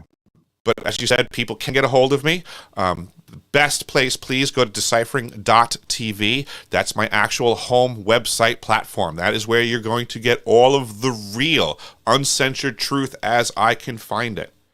I am also on YouTube as Deciphering My Experience, but obviously you're going to have to deal with these censors over there. I am on Facebook. I am on MeWe. And if you want to help me out with what I'm trying to do, because I am building a studio and trying to get the truth out there, because I'm tired of the mass media. So deciphering.tv is going to grow and be a behemoth in the truth in the future. So if you can hit me up on PayPal or Patreon, or purchase merch at the merch store at the website, or I also have a CBD product that I use, adore, and love. And if you're into health and harmony and balance in your life, and you're into CBD products, you can purchase some, and it helps me out. Excellent. And I'm telling you guys, and we've been putting the your website up in the chats of all the different. We're in so many different chat rooms right now, thank and you. on so many different platforms, and we've been putting that up for everybody to check it out. I mean, I tell you, it's worth it when you go back and check out the archive, and you also look at the videos. It makes so much sense, and it's going to lead you down a path of research on your own, because that's what we're trying to do, is spark that research. So again, Eric, always a pleasure, brother. It's an honor and a privilege to have you here. We love having you at these conferences. You always bring the wealth, bro, the wealth of knowledge. So you're always invited, and we'll talk to you really soon, brother. Awesome. Thank you so much. Awesome. You're muted, Omar. You're muted. Unmute. Right? Yep. Again. Thank you, Eric. I truly appreciate your contribution into Humanity Unplugged, brother. That was an amazing talk. Raised a lot of awareness, and I got your back. I support you, and I love you like a brother. And I'm looking forward to doing some more talks with you in the future. Thank you so much. Oh, and I just thought if you guys could send me a shareable link of some sort, I would love to post it on my website as well, just to put this up even further and farther. Cool. Got you right now, brother. I'll send you a link. Awesome. Thank you so much. I appreciate it. Thank you, brother. Have a wonderful We day. appreciate you, brother. Awesome. I'm gonna go to bed now. Yeah, get some rest. You've been up 25 hours now. Yeah, something like that. That's wild. It's all good. It's like us, bro. Right, it's bro. like us. Yeah, as I said, I just feel like I'm keeping pace with you guys, so I felt like I had to do it. Awesome. Have a great day, guys. Have a great day, brother. Bye. Thank you. All right, so that was an epic talk, Rob. Thank you very much. And guys, go and check out decipher.tv. It's amazing. And check out Eric's YouTube channel, Deciphering My Experience. He's got some wonderful information. And if you guys want to check out what he did at Total Disclosure back in August, that is available in our conference playlist. Check that out afterwards. So my next guest, she's an amazing lady, and I call Starlight Lightworker. Again, I met her at a Portal to Ascension conference that I had attended, and I had listened to Rosa, and I was, really taken back, and we resonated. And then since then, we've really become friends, and we communicate on Messenger quite a lot, and we keep up with each other, and I really want you guys to hear what she has to share. So grab your pens and pads and take some notes, because this is going to be another epic upload. I will quickly read Rosalind's bio here. It's pretty long, so I'm not going to waste any time reading all of it, but I'll give you guys some highlights. So Rosalind Beth Horowitz, aka Cosmic Utopian Rose, that should tell you all. Eternal All Gatekeeper and Unity Ambassador for all star nations in attunement with the Law of One, the Law of Love. Was born on June 10th, 1964 in Brooklyn, New York. She has a very diverse multicultural background, heritage of indigenous origins of Taino Indian tribes, original native inhabitants of the Caribbean region, specifically Puerto Rico, several regions of Spain, Barcelona, and other Caribbean European ancestry, including Ireland, Russian, Austrian, and some unknown.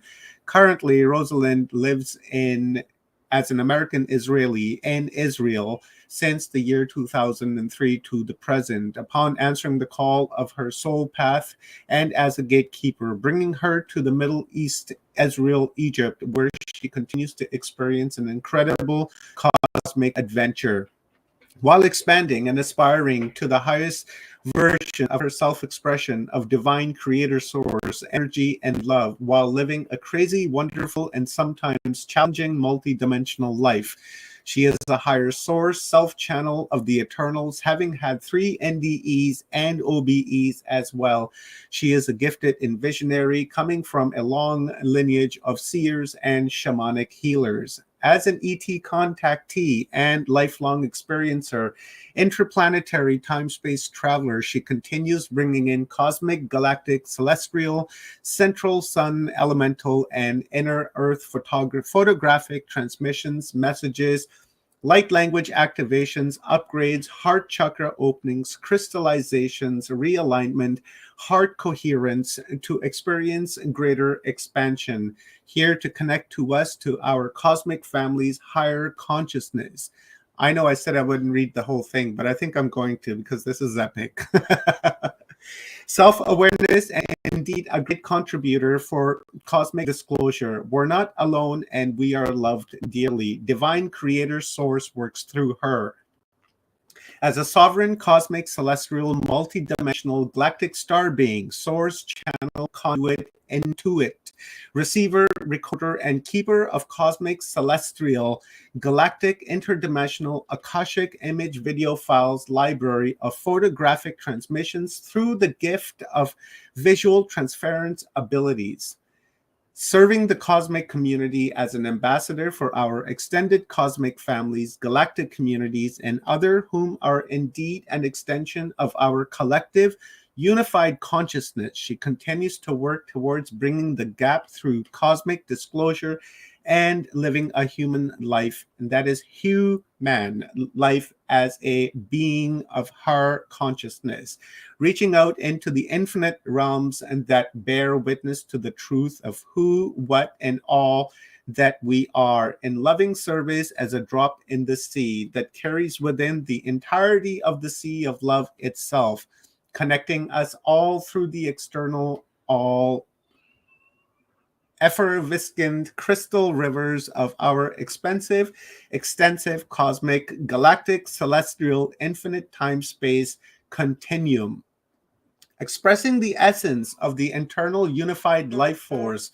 field of God, source, Christ, consciousness, Rosalind Beth Horowitz, aka Cosmic Utopian Rose, serving the community as an envisionary cosmic time traveler, being a lifelong experiencer, ET contactee, poet, cosmic commissioned artist, writer, musician, singer, songwriter of cosmic utopian chill out and indie music transmissions, video productions, and other creative works through her home-based production studio Fuse as an FUSE, full unity signal earth, also providing service through energy transference, vibrational healing, energy work, light language activation, attunement, heart coherence, conductions, and expansion, challenging her source self to assist others through conscious counseling. Those who feel guided by contact Rosalind through the links provided. Sessions are booked through Zoom, Skype, or other on basis availability and intuitive guidance. Sessions also provide one-to-one, discreet, compassionate space for discussion, consultation, advising inner child core, wound healing, energetic realignment, heart coherence, conduction, high vibrational resonator, soul gazing for deeper connection, realignment, coherence, and streaming of consciousness for deeper insight. I am into it. Energy work is real. Together we'll open a conscious, connective awareness gateway for healing, expansion, and exploration. I am here to help you. All energy exchange donations are accepted with gratitude. Now that was epic. I loved it. Okay, well, we learned everything that we could. Thanks for being here, Rosalind. Bye now. You're fantastic. You took my breath away, and I'm honored. I'm really so honored to be here. I That don't was know. amazing. I was not going to read the entirety of it, but then as I was reading it, I was like, oh my God, this is like epic. How could I have forgotten? I'm just going to read the whole thing. And now people have like this deep understanding of who you are and what you're about to do for us, and the upload that you're about to give us, because it's not only local, but it's a non-local message as well. Yeah. As we descend, into this new timeline, and having purified ourselves with this equinox of 2022, those sacred numbers, we're like creating this new timeline in which we're about to kick ass and really take no names and just create something of love and abundance and acceptance. Right, Rosalind? That's what you're seeing. That is so absolutely true. And the funny thing is that it's how these things happen, because I do channel whom I call a collective called the Eternals. And I think I've been doing this for some time now. And that is how I know them, as the Eternals, because it is the eternal kingdom of the God source field. And in that realm, we would be considered an eternal, which we are all of this place, the same. So that's what we are expanding ourselves into, our eternal souls. Beautiful. And I really was sitting, and I really just came, and it just was, I prepared. No, this is never happening like that. We're not just prepared. So what happens is I'm knowing that this is coming up, because it seemed quite sudden that I'm realizing I'm added to this, and I was segued into coming. What day I didn't know, but found out very soon. Here we are. I have brought a message through, as it happens, just before, specially channeled and coming through. So we'll probably have a bit of what feels like a meditation and messages coming through, and maybe some conscious music that I can share from my SoundCloud channel, because it's late at night here in Israel. So I probably won't start singing at this hour because of my neighbors. So let's get on with the show. And I'm so grateful to Omar, Kathy, Rob Yox, Stone, everyone who's participated and made this amazing Humanity Unplugged conference possible. So many amazing gifts have been shared here. And I just honor you all, and I'm grateful to be a part of it. So let's just start with how it came through. And I just want to, here. All right. So greetings, everyone. Let me just move this a little bit. There we go. So greetings, beloved, all as one. As a gatekeeper of the staff and eternal blue flame of Amenti, I am an active channel of embodiment for the Eternals and the restoration of the codes within our DNA that would return us as eternal sovereign beings, able to hold this embodiment of light. I was given a message of the heart and the role it would play throughout my life as a very young child, and that it is the greatest gift, the core and center of our strength, salvation, grace, and divinity. We are all here to learn this, what we have in common, the rhythm that flows between us, that carries the eternal message of love. That is how full unity signal Earths fuse became the symbolic name of my production center, studio, and celestial galactic portal station, where I am in service to humanity as Cosmic Utopian Rose. It's amazing. Sometimes I think we're more afraid of the power of love than we are afraid of the powers that try to keep us from knowing the power of love that we are. With enough love, energy, and pure intention continuously sent out as a signal from the unified heart of humanity, it is we that can bring about the new ageless age of peace.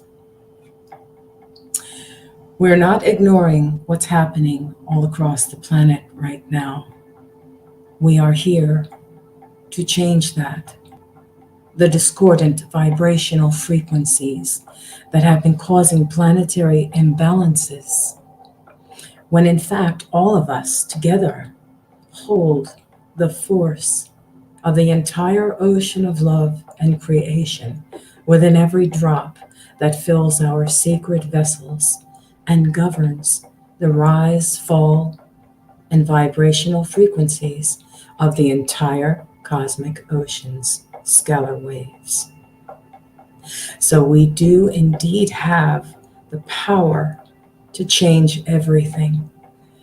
And this is the Eternal's message coming through. So we're shedding the old ways. Transformation and rebirth is where we are now. Thus, God said, "Let there be light." And so it is. Many things are coming to light. And we are becoming lighter and less burdened from all that we have endured. Let's say that. So I join you in this momentous happening with such love in my heart for all. I believe in you, us, and as I am that I am in you, as you are that I am in me. I believe in love. Grateful and honored to share this pure love encoded transmission activation. So divinely received are these source codes to assist the upliftment, healing, grounding, anchoring, and the embodiment of love itself for the inner child, divine feminine and masculine, balance and restoration through divine reunion and communion of all souls being part of the one whole, both within and without, above and below, eternal. Opening the conscious connective awareness gateway. That's also another, the name of my other page. You'll find that on Facebook, Conscious Connective Awareness Gateway, because that's what it is. Knowledge is a gateway. And the world that we are all a part of is a massive gateway. Many gateways, many doorways, many pathways. We all travel to reach the same destination, eternal love. So, bridge between divine creator source, the unfathomable, which really stands for, if you take it in Spanish or another language, un is one, fado is mother, father, and mabel is mother. So the unfathomable that you can hardly find a name for or think of really is the unfathomable, one, father, mother, God. Our precious, and this is the connection we're bridging between us, the unfathomable, God, source, and our precious earthen arc star, Gaia, and us, as we come together, remembering we are one whole, organic, sentient, multidimensional, limitless, beautiful soul star of consciousness. We are Gaia. Gaia is us, and we are everything. Love has created our sustainable reality, this morphogenic field that we have to pass through in order to reach the eternal realms. And as we feel, we see, feel, imagine, will, and create it to be all that it is and can be. Shall we begin? This will be kind of like a little meditation and activating the core of our hearts and our beingness, our sovereign beingness, our divine beingness. I truly am honored to be here with you today at the end of this amazing, amazing conference, Humanity Unplugged. We are unplugging. We're unplugging from the matrix. We're unplugging from the system. And as we awaken more and more to knowing who we are, not afraid to be that, to speak that out, things are changing in every moment. So let's take a deep breath.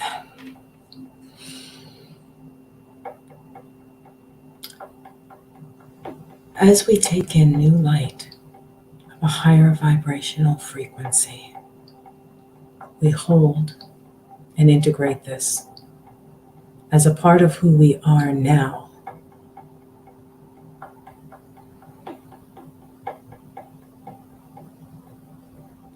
And now slowly breathe out, releasing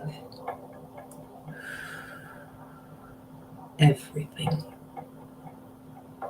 And just feel.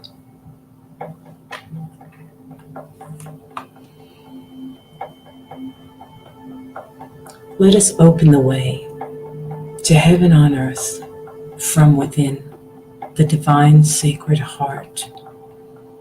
The moment you feel your own sacred tears flow, know that I too cried those tears and let go. Let the waters be purified inside and out throughout all waters of creation itself. Have faith, beloved, all as one, for I have no doubt we hold the light, we light the dark. We are divine creator's spark, and so it is, and so it is, and so it is.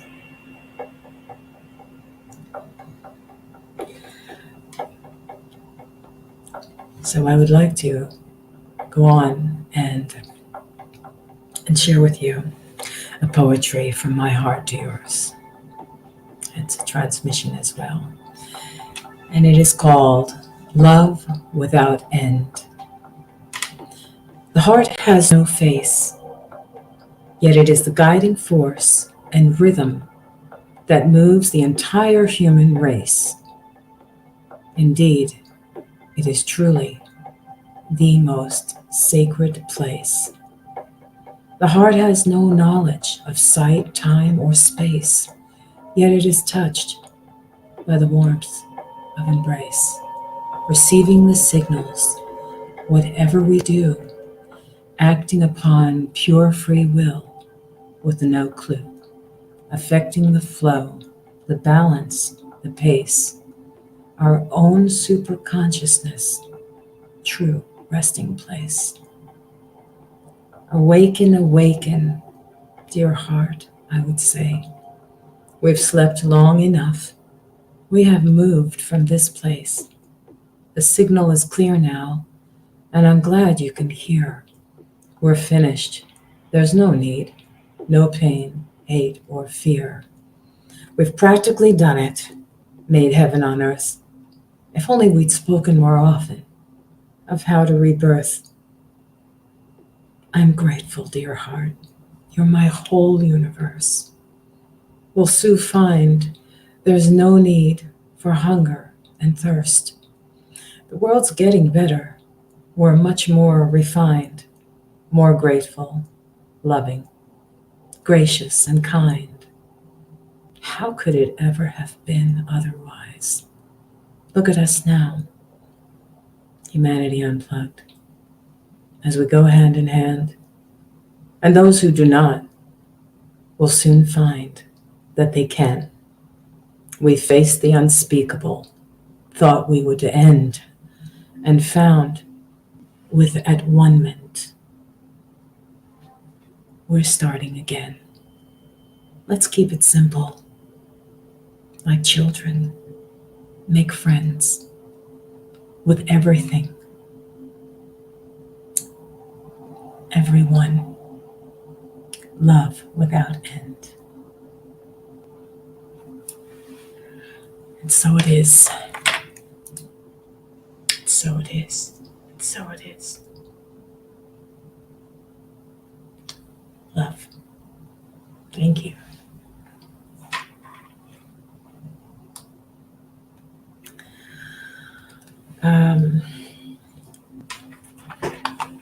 I don't know if anyone wants to say anything or Omar, if you Here, want I would just, you had me zoned out there. I had to come out of there. That was beautiful. Really was. I truly enjoyed it. I'm glad. I'm glad. It's what came through, so it's what went out. I love it. This conduit that you were talking about in your bio. So that was beautiful, Rosa. So, in that vein of energy, and I know there's many crazy things going on, so it is important that we are aware that, yeah, things are happening everywhere. And we're not ignoring the fact that there are really tough times and that we're going through this transformation and change. And so it is just as important for us to hold the vibration of love and to brighten every moment possible, knowing that that really is the way it is and the way it should be, because this is really a kind of simulation that we're experiencing. And for us to start to understand that we are experiencing a simulation of a kind of reality that feels so real to us, we have it within us to change that. We have it within us to change the waves. The scalar waves are governed by the waters that we ourselves hold within us. We are more powerful than we could ever have imagined. We are so much more powerful together. And we are the ones who can create the changes necessary to experience a beautiful planetary existence and unity. So there's no more messing around, and it shouldn't be all doom and gloom. Although our hearts do go out, and I'm saying this, our hearts do go out to everyone across this planet right now who is experiencing the harshest part of this transformation. We thank you, we love you, and we embrace you, and we honor you. Yeah, there's nothing like just being authentic. So whatever's coming through, we're just going to let it flow. Thank you, Kathy. And thank you, everyone, for your amazing comments and messages. And my makeup's running, and that's okay. We're here to be real. I like that. I love the raw emotion. That's what makes these conferences so epic, that people can be themselves because they know that they're in a safe space and a safe share space where we can share our thoughts and not be judged, and in fact be supported in in contrast, really. Yeah. And I always worry that, is this like, this eternal energy is going to come on? Is it going to be too hard on people? Is it going to be too like boom, But it is. We need a big bong to wake us up and get us into the higher resonance, to empower us to be our own true, sovereign, powerful beings that we are, and that we can do all kinds of things together on this planet, with the planet, for the planet, and each other. It's just a beautiful thing that's happening, and it's all mixed together. And they can't stop this train. It's already going down the tracks. So yeah, we're going to keep that going. And I'd like to play you one of my conscious songs, and it's called "Is It Enough?" Appropriately. So how do I do this, Omar? Do I have like a share sound? Because basically, just have to share a sound, because I'll have to do it internally in here because. Do you have it open in the background? Yeah, I do. On a media player or something? Yeah, but that's not the same. It will be like trying to pick up sound in the room, which would sound awful. No, go to Right. share down below. Oh yes, that's right? that's And then go to share screen. okay. And then you'll see up top it says it's highlighted in blue. It says Yep. entire screen and window. You want to click window. Wait a minute. No, share screen works best on a. Okay, so the share screen. Ah, there we go. And window. Yeah, and then window, and you'll see your app open in the background there. Hey, look at that. It really is. Okay. Sorry, it's going to be stuck with my face, but you're going to hear the song. It's called "Is It Enough?" We love your face. It's the All right. So let's see how this plays out. All right, so I got it up here on. Can you hear that? Yep.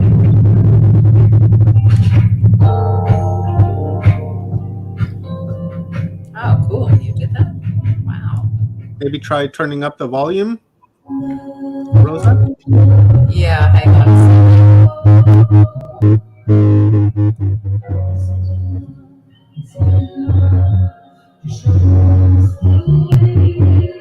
Try your system volume in your taskbar. Okay, I'm going to pause it. What happened? Try the volume in your taskbar, your system volume. Try turning that up. Okay. I think I'm going to put my headset on so that it's not blasting through my speakers. Actually, what is it? It's 10:30. It's all right. They'll survive one song. Okay, so oh yeah, that would be very Let's loud. see if I can adjust the. Yeah, I'm wondering how that, because it's up at the maximum here in the program. Let's try it again. Okay, and yeah, okay. So let me know. I did turn it up in my Maybe turn it down a little bit.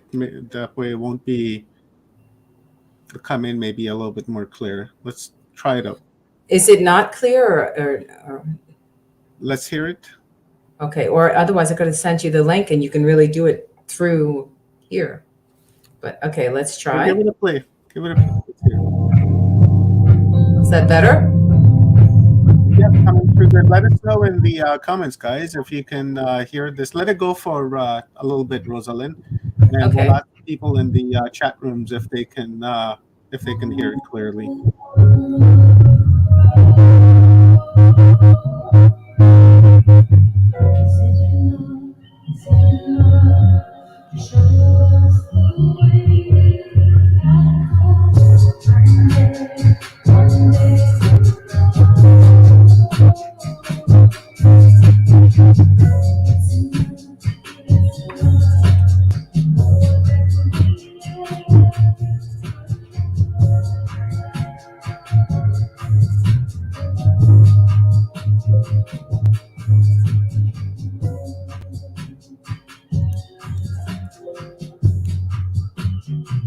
I got it open here on my end as well. Yeah, they're saying they can't hear.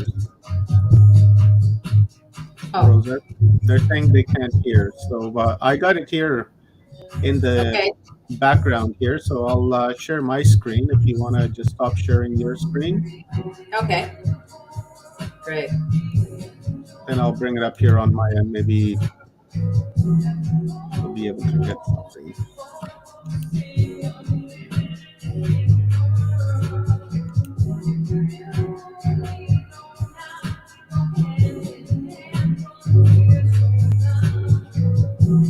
Can you stop it? Are you able to stop sharing screen, Rosa? There we go. Okay, so I'll add my screen. There we go. Perfect. And then I can hear the music on your end, Rosa, so maybe you can turn that off. Ah, got it. Right, so over here, which one did you want me to play?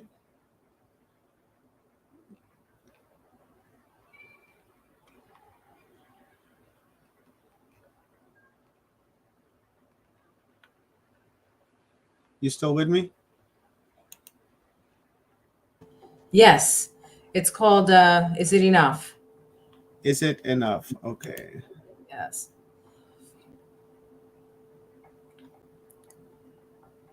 Right there. The top one. Yeah, there you go. Oh, that sounds much better.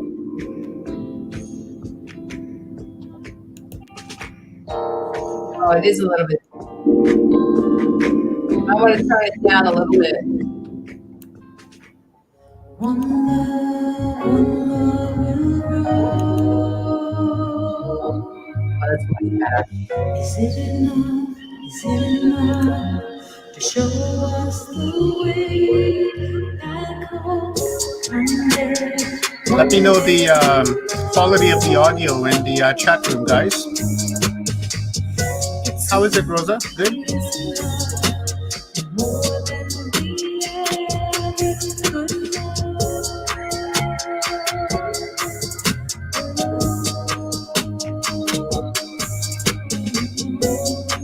You have to mute your microphone, though, so it doesn't echo.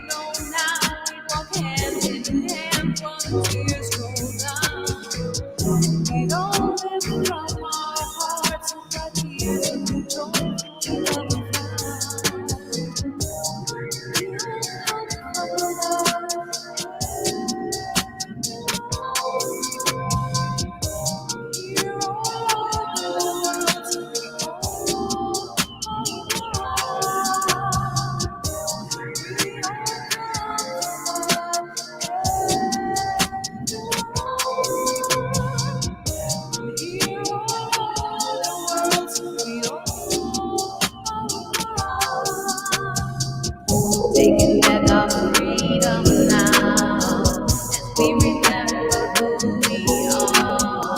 So keep your broken promises, 'cause you can't dim the lights on a ray of love. I know it's been a long, hard road of tested hearts for everyone. But one another, heart and soul, to feel alright and healed by love.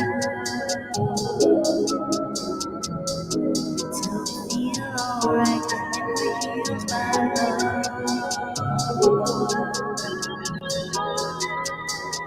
With a little heart and soul.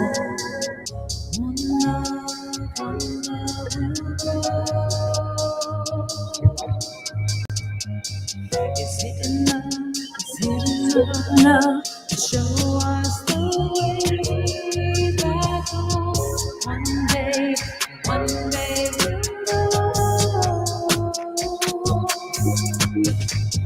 it's enough, and more than we ever could know.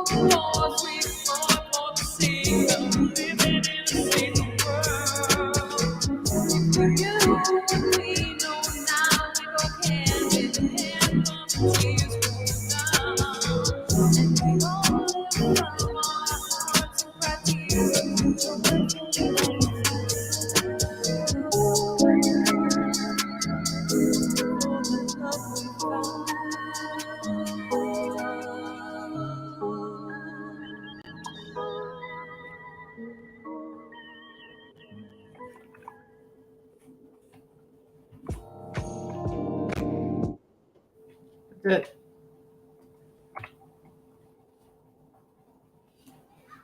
That's some good stuff.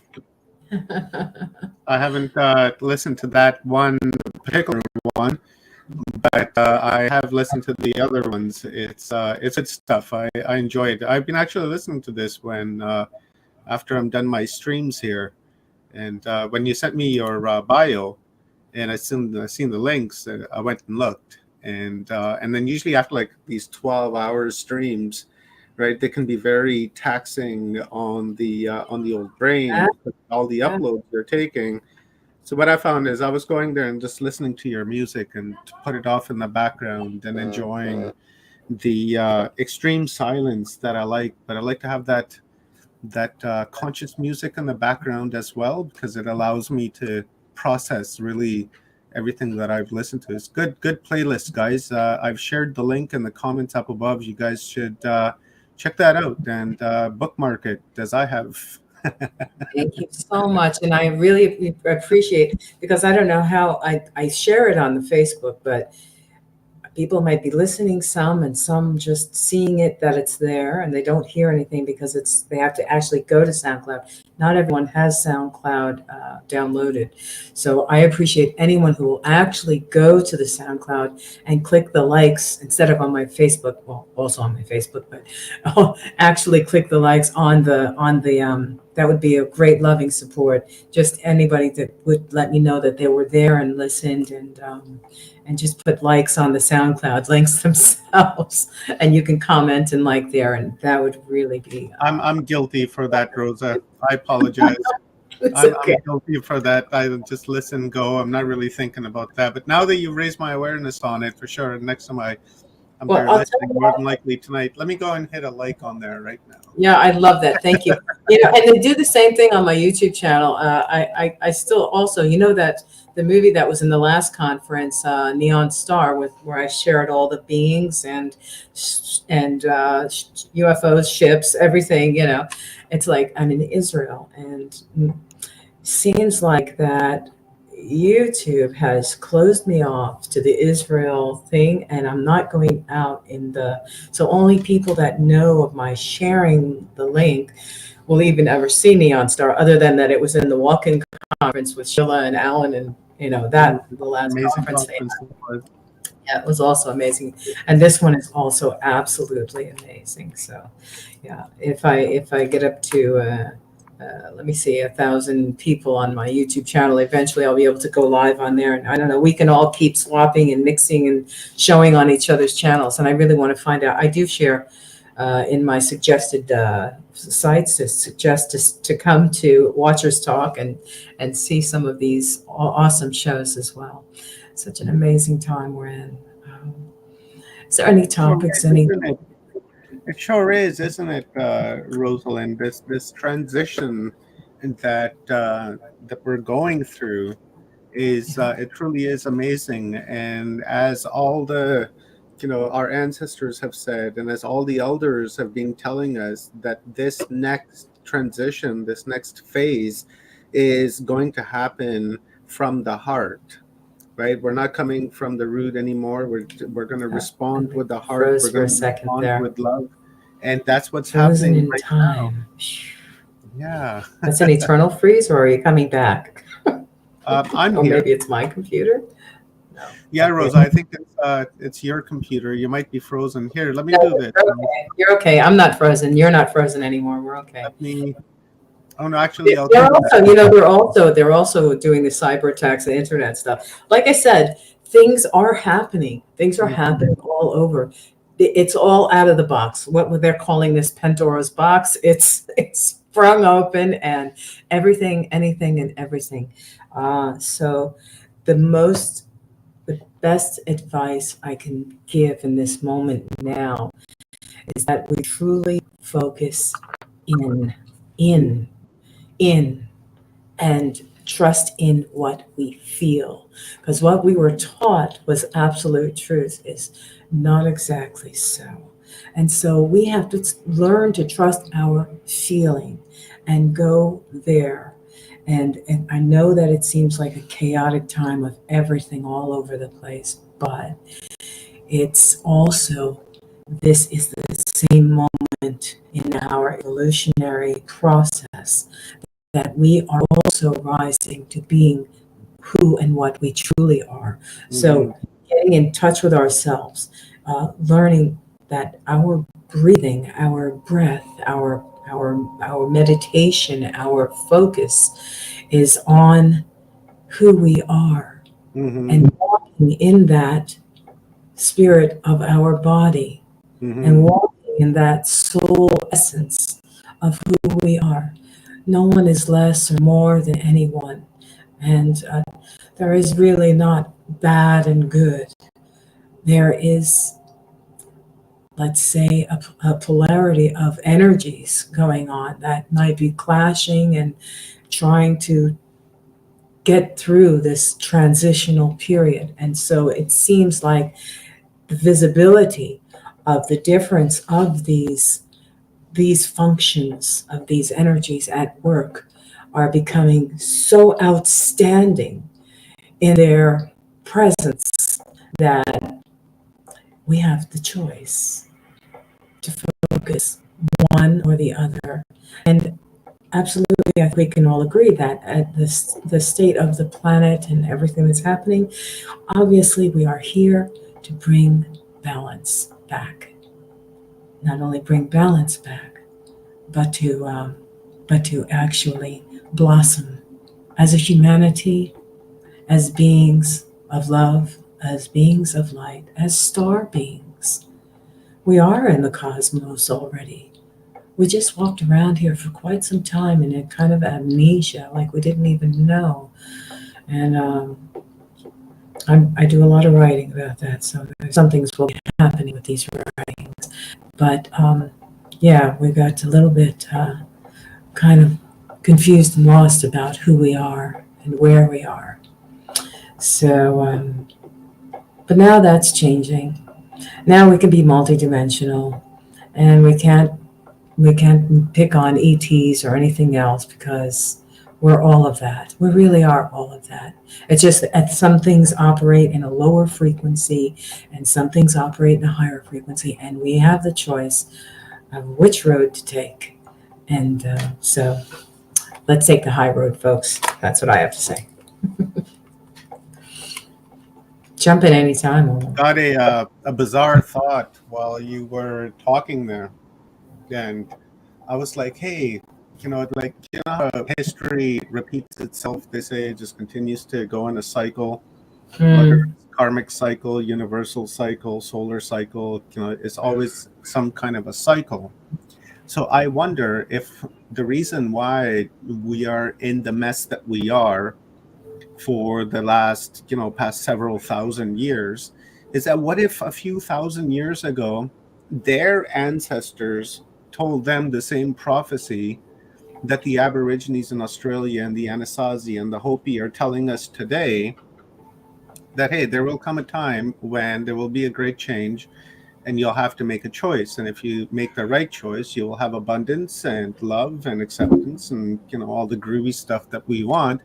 But if you take the other road, then you're going to get your ass kicked. You're going to get beat. You're going to be, disease ridden. There's going to be conflict and all kinds of trouble.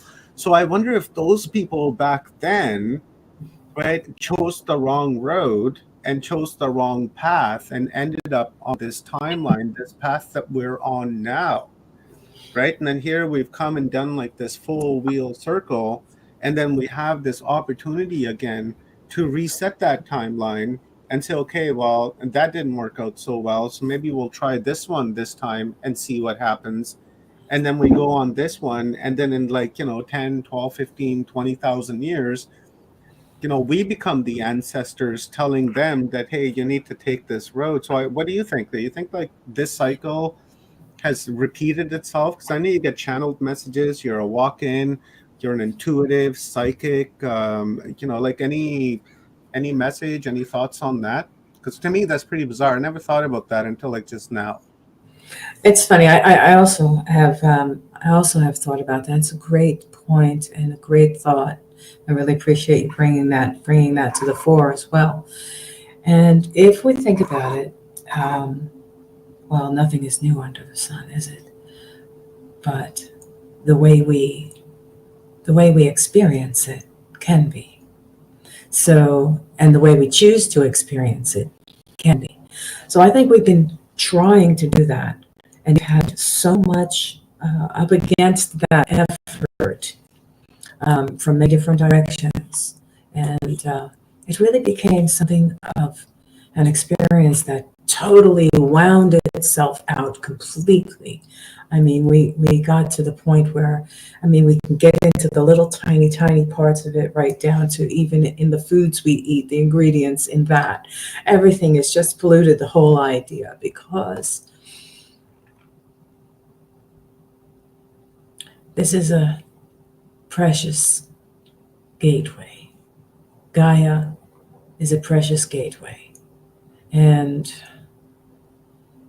it can lead to all other gateways in the, and I like to say universe, because there are many sub-universes within the universe, as there are worlds within worlds. But ultimately, it really is a universe of universal love. And it is one infinite space, which we don't really have to worry about trying to measure out that whole thing. Let's worry about how are we a part of that, and how we function as a part of that, supporting that as beings of love, and keeping that growing and creating beautiful things, and that. So history has repeated itself over and over and over again. And we've come to the point where everyone said, this is it. You know, and many times throughout history, it has been, oh, this is it. We're in the, what do you call it? The end times.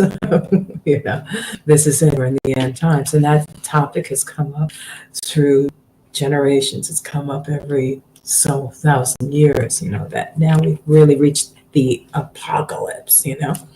Well, guess what?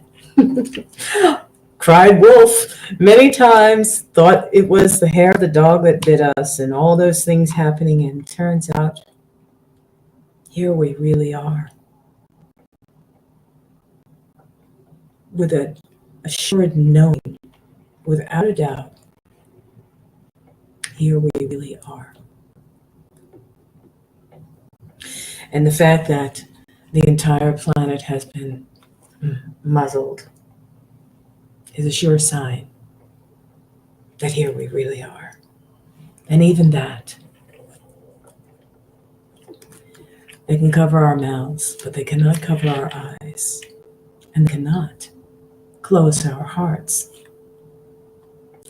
So we're doing a powerful, powerful work. Light work, planetary work, heavenly work, celestial work, galactic work. Oh, we're on it. We're on it in every way, up, down, inside, and out. Because I feel for sure we are actually here now. And I think everyone else is getting that vibration as well. So it counts, everything. Just keep taking deep breaths and lose any expectations that you have other than feeling every moment and being grateful for every moment that we are here now to experience this massive transformation on every level, spiritually, physically, biologically, and in every way, from everything we've ever known. Everything we've ever known, everything we've ever done has brought us here now. And I guess we had to repeat that over and over again until each cycle, the majority would grow and grow and grow, which wasn't a majority. It was more like a minority, because some of us are deeper sleepers than others throughout history. Even bears like to hide in a cave and don't dare wake them up. So because they're quite comfortable, the honey was good, and they were happy with that, and they're going to have a nice long snooze. And I think we had a nice long snooze ourselves. And sometimes it's easier to go to sleep and sleep on it, and then face the music and wake up early enough to feed the birds and give them seeds and to really realize what's around us. So now here we are. It's right in our face. And I think it's cracking our hearts wide open through the experience of the traumas that are going on all around us. I think it's deepening that sensitivity. It's deepening that connection to each other as a humanity, as souls. So sometimes you could just stop all the words and look at another and just feel. Look at a tree and just feel it. Look at the water. I look at my window.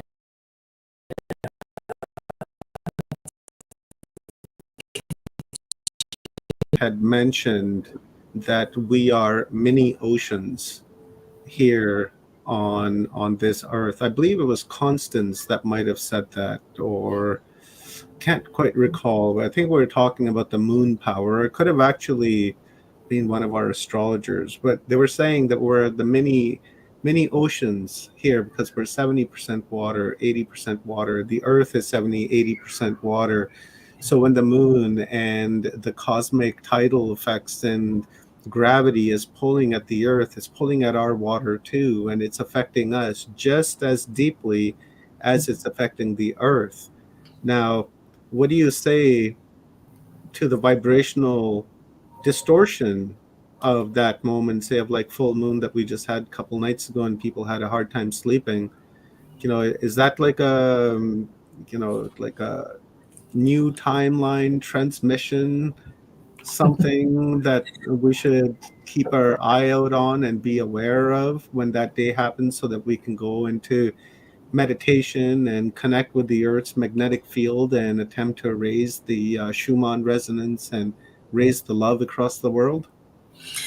I absolutely concur with that. The fact that all of this does tie into our raising our sensitivity and vibration and our sensitivity to everything around us, and specifically to our bodies speaking to us all the time, the communication we have with our own bodies.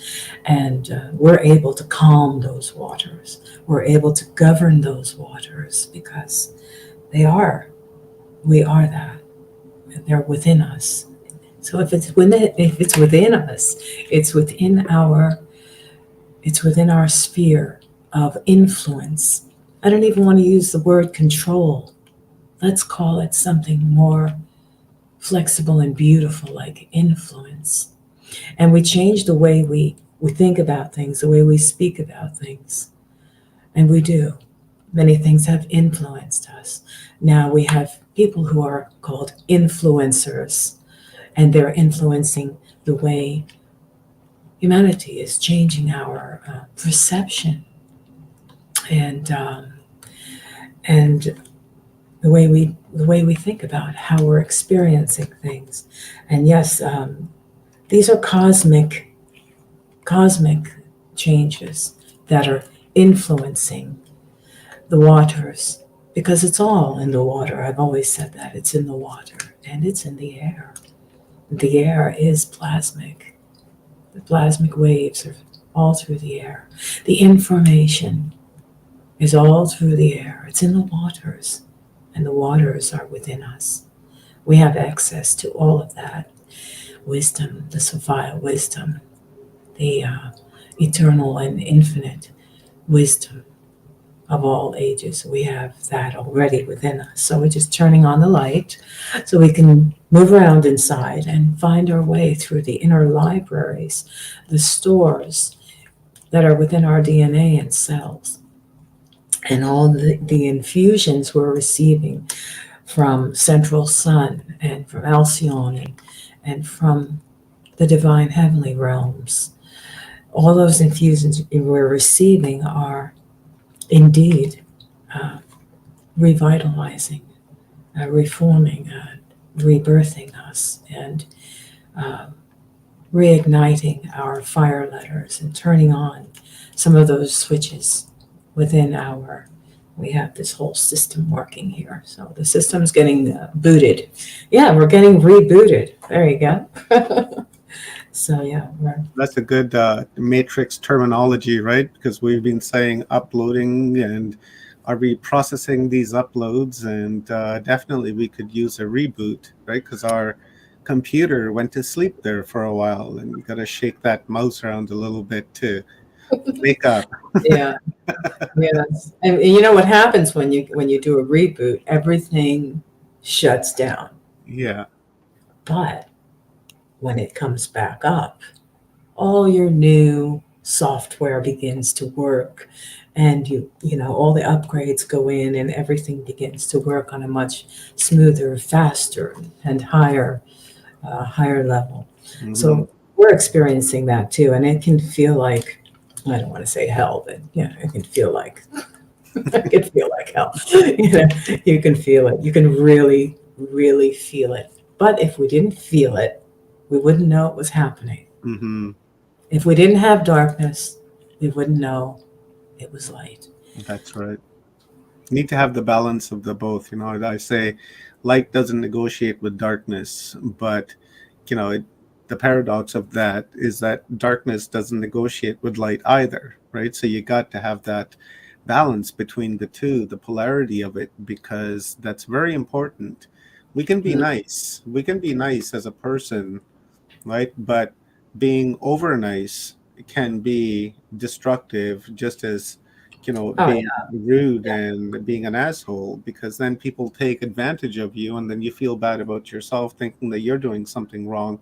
So if you have the balance and when to say no and when to say yes is very key and very, very important in life. Let me hit you with a question there, my divine sister, is coming from our other star sister, Stone Hobbit. Hi, Stone. She asks, what can you tell us, Rosalind, about familiar number patterns that show themselves like 1001, 1111, 444, etc.? And there was somebody else I believe it was Mick, that had said the same thing, that he sees, numerous different numbers. Yeah, it was Mick. Right here it goes 111, 1111, and yes, that's the one that's been coming up a lot. The 111111, and I've been seeing it as well. And that sounds like a reboot, right? It sounds like a reboot, doesn't it? Everything zeros and ones. Mm-hmm. Yeah, it's definitely, and there's a lot of ones coming up, and I would say in different, and for different reasons, we may, depending on what we're experiencing in our process, different numbers could come up. I get a lot of 222, so I always know that the celestial realms are with us, and things are being watched and helped along. And the 111 is, well, I think we have 111 because we're here doing this now, aren't we? And the one is for, I believe, it's success, and it's definitely a good sign. And anyone can look up as well. You know, I'll never pretend to say anything I don't know or don't, because we all can't be doing all the same things at the same time. And I also never spent any time really reading any fictions, novels, things when I grew up. I always went in. So everything I'm bringing will come directly through Source, through me, and from my inner feeling and knowing. Although I would like to read some stuff, and it seems like these days you barely have enough time to get yourself together to get to our conference. So, you know. But yes, we can look them up, the angel numbers. They call them angel numbers, but numbers definitely correlate to the the system that functions like a computer. Everything is ones and zeros, and I believe it has to do with the balance of things and how they function. It's communication. Mm-hmm. Everything is a communication. It's a communication. It's a language. Everything is run by numbers. Numbers are 111. Yeah, 111 was it was an influence in this conference. We started off with 111 speakers, and I think we actually met our 111 speakers. We aimed for like 122, 123, but I think that was more based out of ego, and the universe didn't like that, and created some cancellations so that we would fall back into our original intention. And so this conference really was inspired by the number 111. It was, and indeed it did, and indeed it did return. Mm-hmm. Figure, right? You try to, that speaks loudly. That speaks yeah. quite loudly, and in a beautiful way. Mm-hmm. Nothing is ever bad, and we're not being reprimanded ever. No, There's not nothing. There's nothing good or bad. It's speaking. It's Yeah. speaking to us, listening to everything around us. Mm-hmm. I'm very well aware of what's happening, right? Very acute to my environment and ecosystem, and being involved in the playground. It's like playing a basketball game or a hockey game. You're in the game, so you don't actually get to see the game. And while I'm in this game and I'm seeing all of this and what we just mentioned, that lesson has been, hasn't been lost on me, to the idea that I began with an original intention, and then I tried to change that intention as I was progressing forward in organizing this event, and the universe just let that happen, perhaps to teach me a lesson, and then to bring me back to the 111 to show me that when you create an intention, you stay with that intention and you don't change that intention or doctor that intention or manipulate that intention. You put it into the universe because that's the language that you've given it. And then that's how it's going to come back. Not what you want is going to give you what you need. Yeah, it's funny you say that, and that's absolutely true. I remember as a really a little girl in school, and I'm sure many people have experienced this. You're about to take an exam or something, and you're like, it's a multiple choice. It's a multiple choice, and then you're like, okay, and pretty much you know which is the answer, but yet you stop and you pause. That pause, and then you select you select C instead of D or A, which you knew. And A was your original choice, and you just knew that right away, but you didn't take it. And I told myself many times, see, you did it again. Yeah. And the same thing is happening with history, repeating itself over and over and over again. See, you didn't learn because you didn't listen. You didn't listen to your inner voice. So humanity as a whole now is hearing that unified voice. And that's the voice where we're really needing to heed that call now and listen to that one voice and speak to the waters in that one voice. And that's how we can change the wave and turn it into a wave of love. Man, your voice, Star Sister, is gonna make me fall asleep. Such a smooth, calming voice. I keep saying, I have to go to meditations, do meditations, but life is a meditation. Yeah. I just loved it. I love your voice and the poem you read and the meditation. I was like I said, I was just zoned out. I was sitting here. I was like, Look, it wouldn't take much. I can go like that, and you'd fall over like a feather after doing this whole conference, Omar. I don't even think it's my voice. Oh, totally. I think it's your voice. It's your divine audio. It really, I resonate with it. Not only this time, but all the other times that we've spoken. I just, I love you very much, and I have huge respect for you. And appreciate the light work that you're doing and the cosmic work that you're doing. You know, we're running. I sit here talk with you for hours, but we got to bring our next guest on. And and this was a great session. But not only that, but this was a great segue leading into our next speaker, right? Because we need to understand our history, and we need to understand where we came from and what we are. We know deep inside in our heart that we don't come from this world, right? We may be connected to this world at this particular time, but this is not our real true home, and that we come from elsewhere. Maybe along the way we made stops on other worlds and other galaxies and what have you to eventually end up where we are today. And in our next session, we're going to explore that on where we come from and see some evidence to show the fact that we too are extraterrestrials and possibly even ultra terrestrials to this world. And that's perhaps why because we've forgotten that, and because of that, we're not harmonious with the ecosystem of this world. You can tell when man has been around, no matter where you go. It could be camping out in the middle of the bush. You're walking along, you will know a human has been here, right? There's no Yes, because we have an absence. We have an absence of our knowing of ourselves. And it's funny, I really came in with a transmission, but of course you also know that we have many evidences, as I do as well. But we all can come in whatever different aspects we're bringing in.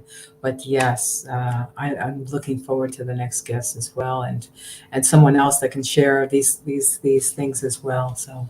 So before I let you go, my beautiful divine star sister, why don't you tell us again where people can find you, how they can follow you? I posted your email address, so in case people want to connect with you, your Facebook pages and your SoundCloud, but it comes better coming from you. So I've got all the links up here. So as you're saying that, I'm going to try to move along with you so that I can share your links.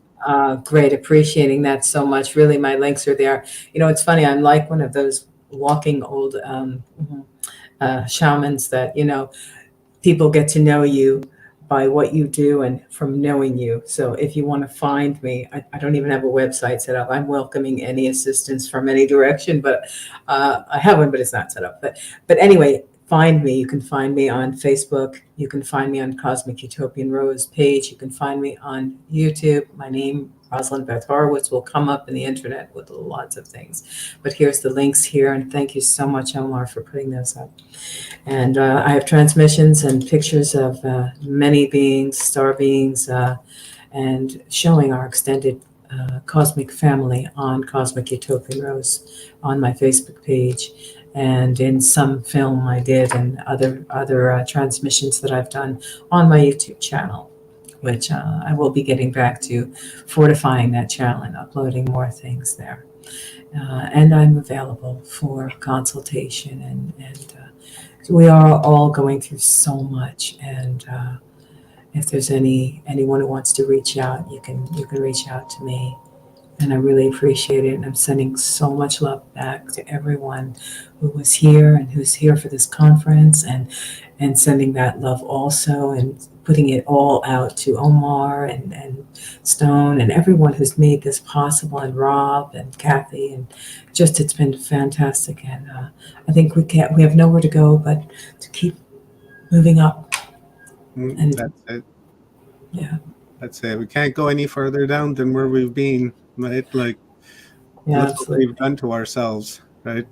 So it's time to heal that, and it's time to fix that. And the consistent message through this conference has been that when you begin to go internal and begin to work on yourself, not only are you working on yourself here in this time, but throughout all time, and you're working on everyone at the very same time, so that you're healing their traumas while you're healing your own traumas. And I love that. So thank you, my beautiful star sister. I so appreciate your contribution to Humanity Unplugged. It is a valuable upload to which we are going to look back on and learn from and take advice from and apply that in our lives in the coming days, weeks, months, and years. So thank you. Appreciate it. Thank you.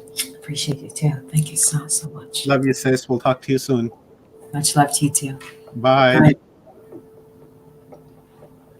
Man, what a great great session that was. I really liked it. Listen to me. I'm so calm.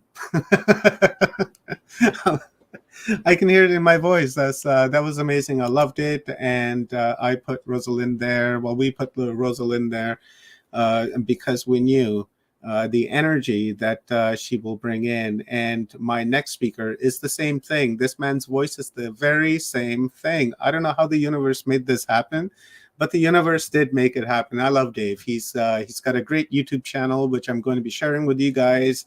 And he's so soft-spoken, just so soft-spoken. You can just take that message in and you can just absorb it and listen to it. And it's like your loved one is talking to you and telling you, this is how it is. And you just sit there and nod your head and say, yes, sir. Yes, sir. Yes, sir. Because this right here, what we're about to see, guys, is quite incredible. I would have to say, I found Dave on Facebook in a Mars group. I had an intention of doing a Mars show. And I thought, okay, I need an expert. I need someone that knows about Mars, understands Mars. So I went scouring and I was looking. I looked high and low, left and right, up and down. And after looking for a very long time, like I'm talking years, finally I came across Dave and I saw his work and I was like, wow, that's amazing. So I went and checked out his YouTube channel and I started watching that. And I was blown away. I was like, oh my God, look at this. This is like the next level stuff. So I reached out to Dave and asked him if he wanted to come on Watchers Talk and do a show with me, which he graciously agreed. And he came on and sent me a bunch of images. And we sat there, we went through all the images and had a great conversation. But before we can go into the images, there's an orientation that we all have to take, because this is the next level stuff. As I was saying, it comes with an orientation. I've never done a show or a broadcast in which an orientation was required to do a presentation, and I can guarantee that you guys will need it. You will remember this. And let's quickly read Dave's bio. It's just a couple minutes long, and then and we'll bring Dave on, and then we'll start our show.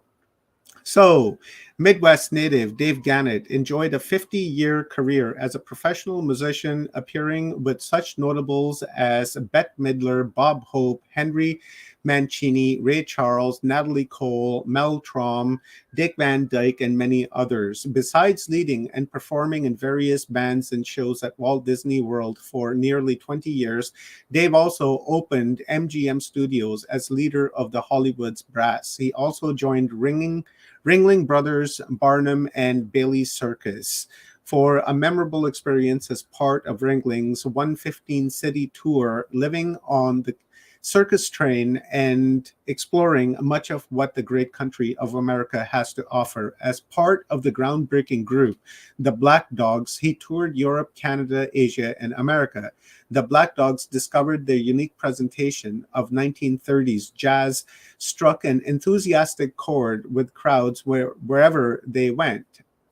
They were proud to be the first jazz band into China when a bamboo curtain dropped, performing the 40-city tour throughout the country. Wow.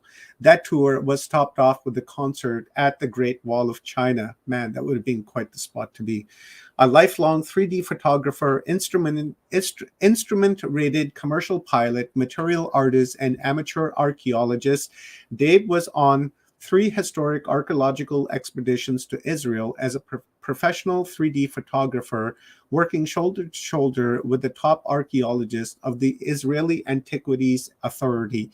During these expeditions, the team opened new branches of Hezekiah's Tunnel, excavated the newly discovered Pool of Siloam, excavated King David's Palace at David, excavated Solomon's Gate, excavated the classified site of the true Bethlehem, including excavations and laser measurements of the actual birth grotto of Jesus, as well as a number of other ongoing work sites throughout the country. He resides with his wife in the village of Norton, Massachusetts, where he pursues research into the non-fractal Martian anomalies. A 3D pioneer in his realm, Dave represents his discoveries in stereoscopic X3D on his YouTube channel, Mars X3D, The Evidence. His first book, Martian Archaeology, Stunning Evidence of a Vanished Civilization, is the first book of its kind, showcasing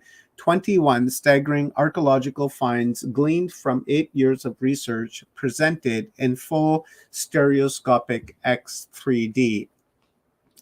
Now that is really cool. And I want to apologize to any Israelis that may be listening because my pronunciation was off. I thought you did Dave, a my great star job. brother, maybe can you mute in the background? You have something going. There we go. We're laughing. Awesomeness. That's quite the bio, Dave. Just like it was for Rosalind. Really enjoyed it, and you've been to some pretty cool sites and got to explore a lot of them. And I want to thank you for coming on to Humanity Unplugged and giving us an upload and some education on Mars, because we know that what the mainstream everything tells us is not true, and what NASA tells us is not true either, because we know from watching your videos that they're airbrushing everything out. Rivers, seas, fields, animals, trees, like really everything. Mars is alive, and there's things on Mars, and there are structures on Mars that used to be on Mars, and they're no longer anymore because they're all crashed down. But you've discovered a way for us to visually see that so that our brain comprehends to what we're seeing. Go ahead, Dave. Okay, I'm unmuting the mic at this point, and are you getting any unnecessary echoes or feedback? I am not, sir. This is all Okay, good. great. There we go. Well, how are you, my friend? It's so nice to see you. I got an echo, my brother. Do you have like something open in the background besides this stream? No, I think what's happening is you're picking up sound from the computer itself, and it's feeding into the mic. That could be. So what do we need to do? Let's make it work. Are you able to turn down the volume for a particular app? Well, If you right click on your speakers, I think there'll be something in there that'll tell you the volume that you can change up. Yeah, is that any better? Let's hear this. Yeah, I can still. Let me just go to the hear sound. myself. If I Or is it somebody else in turn that? off the speakers?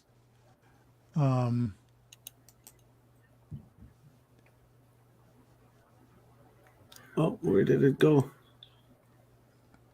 Okay. How is that? Did that get rid of the echo? Let's have a try. Dave is awesome.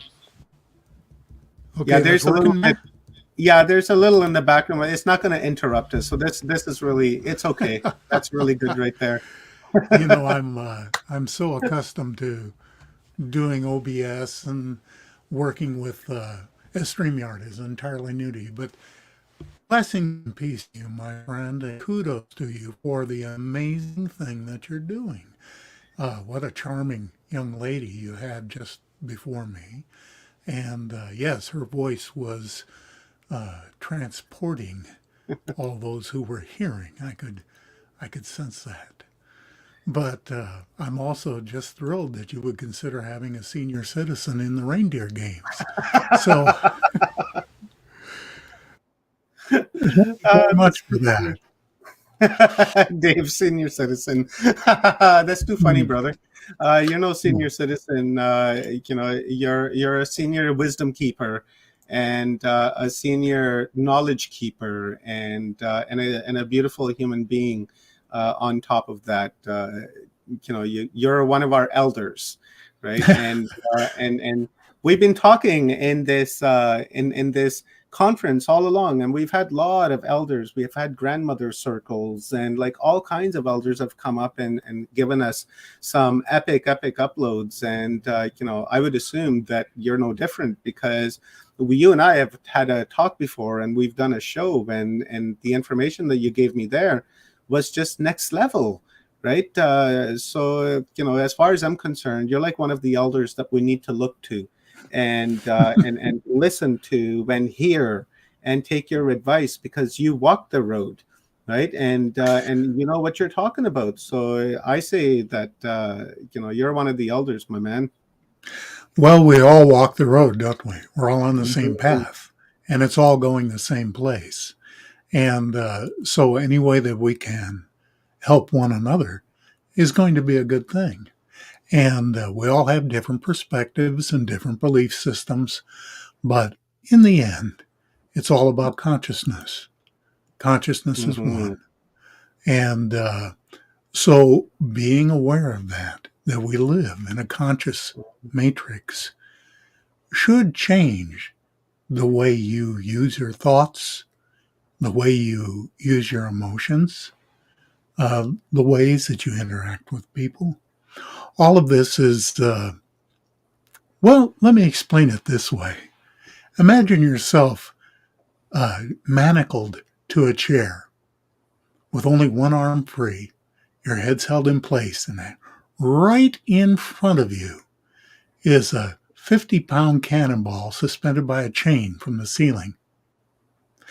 And every time you push that cannonball, it's going to swing out and it's going to hit you right in the face.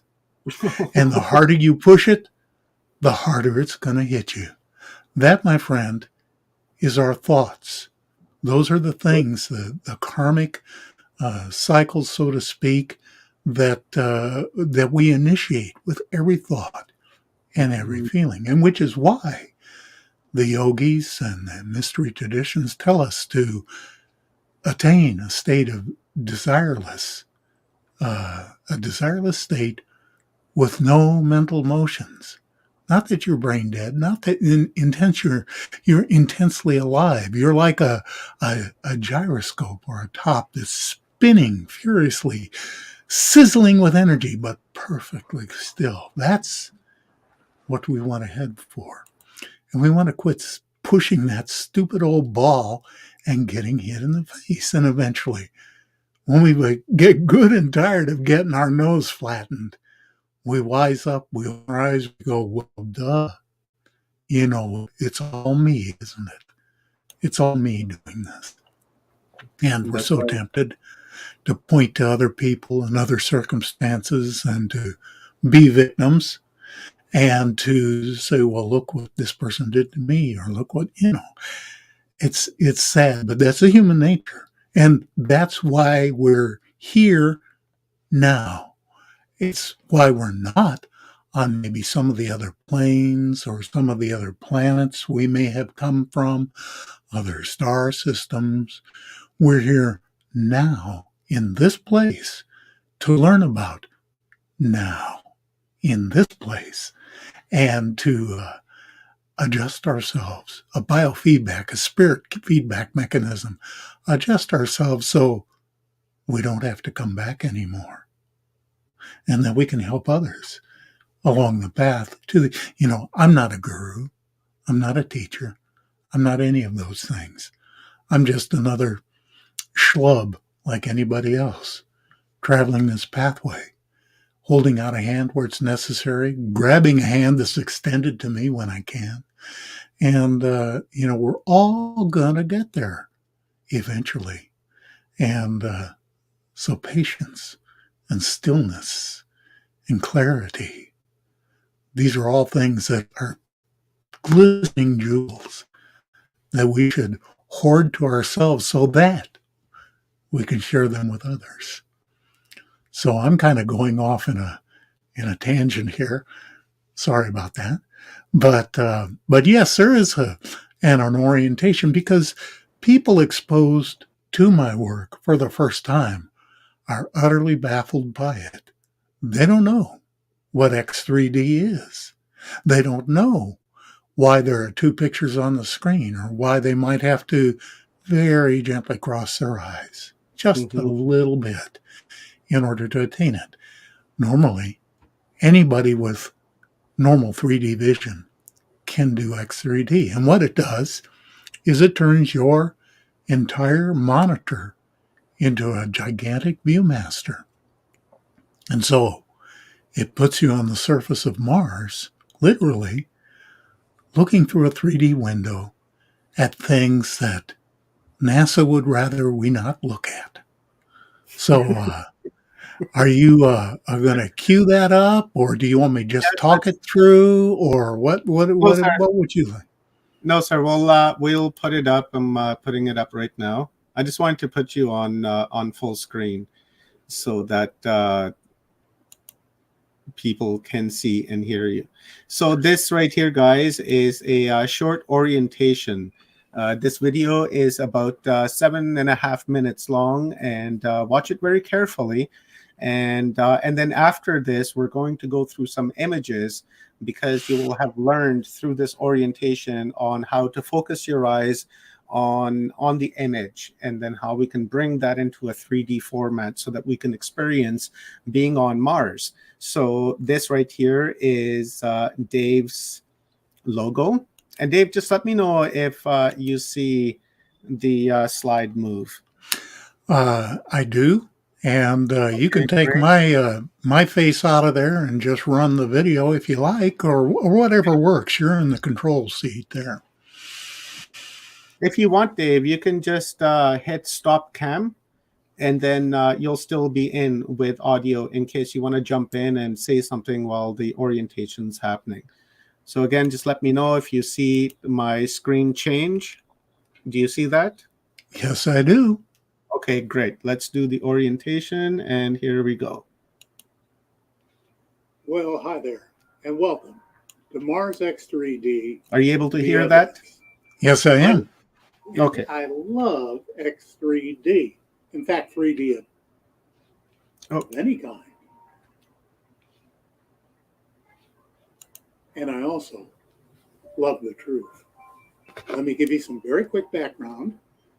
My skill set was involved with being a commercial pilot, an amateur archaeologist, a 3D photographer. I'd been on 3 archaeological expeditions to the Middle East, working shoulder to shoulder with the top archaeologists in the Israeli Antiquities Authority, and learned a good, talk about a postgraduate course. learned that, but I'm not a professional archaeologist. I am a professional 3D photographer, however, and a commercial pilot, well accustomed to doing look downs, identifying features from above, be they archaeological, geological, landforms, building forms, whatever they may be. So I set out to debunk this whole thing about anomalies on Mars. I figured with my skill set, 5 minutes should do it. But guess what? I got on Google Mars, and within 15 minutes, I found absolute archaeological ruins, and I was absolutely blown away. That was in 2014. And then I decided, okay, I better look into this, because what I thought I knew didn't hold true anymore. And if you seek the truth, that's a very important incentive. So anyway, let me explain that if you have normal 3D vision, you absolutely can do X3D viewing. Very, very simple. And let me show you a quick example and a quick tutorial. This is a X3D side-by-side image. And you'll notice at the top, 2 dots. Those are called fusion dots. And here's what you do. Back off from your monitor, at least 1.5 feet, maybe 2 feet. And without looking at the images, stare at the horizon. And very gently simply cross your eyes, just a tiny bit, until those fusion dots come together in the middle. Then simply lower your eyes, and you're looking through what I call a magic window, an X3D window, right onto the surface of Mars. This is a simple skill. It's used in design and engineering and science and a host of other different industries on a daily basis. And now you can do it too. Most people learn in 2 minutes, and they're almost always delighted and thrilled to find out how really simple it really is. And here's the thing, very quickly, my 3D background. I grew up with 3D from the age of 2 onwards. My dad was on the development team for the True View viewer, which was the first commercially available so-called modern 3D viewer. The patents on this and rights were picked up by GAF, and it became the Viewmaster. Many of you will remember the Viewmaster. So 3D has been a part of my life since a very early age. And X3D viewing turns your monitor into the world's largest Viewmaster. So if you didn't get the first time, here's a tutorial by my friend, Jimmy Roberts, with very easy to understand images and talking through to teach you X3D. I want you to follow these instructions. Try to do this, go through the steps, practice it like we suggest. Okay, it's important that you do not cross your eyes until we tell you. What we're about to show you is a simulation of how this should look when done properly. Now watch this. Okay, did you notice how 2 images became 4 for a second and then became 3? Now please observe that as we do it again. And the 2 images will lock together in the middle. They will lock together. That is what will be in 3D when you do this for real, not now. And yes, it's a little strange. You wind up with 3 images, but the 2 on the outside, just ignore them. The most common mistake people make is doing this too quickly, thus overshooting in the middle and having trouble correcting. So keep it under control. Notice the speed of this. One more time.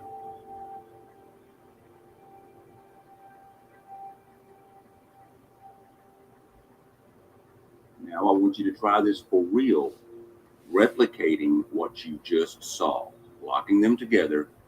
Go slow, keep it under control. Stop this video and do this until you can get it right before you move on to the next one. Okay, same thing here. There's just a little bit more involved. So my suggestion is to select a letter from each side that matches, such as the A or the B, and bring them together, concentrating on locking them together.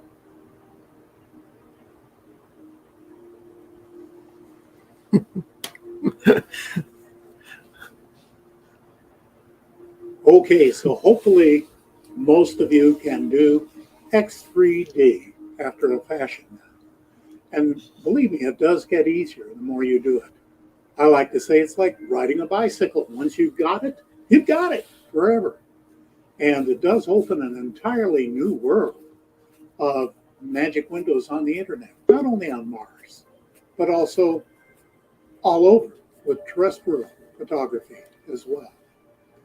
Anyway, this is the first channel of its kind on any platform where we examine 3D anomalies, what are called non-fractal anomalies, and that'll be explained in further videos. Thanks for coming aboard. Give it a try. And hey, even if you can't for some reason do X3D, you can still look at the flat pictures, 20th century style. And that's okay. Thanks for stopping by and enjoy our library of Mars X3D, the evidence.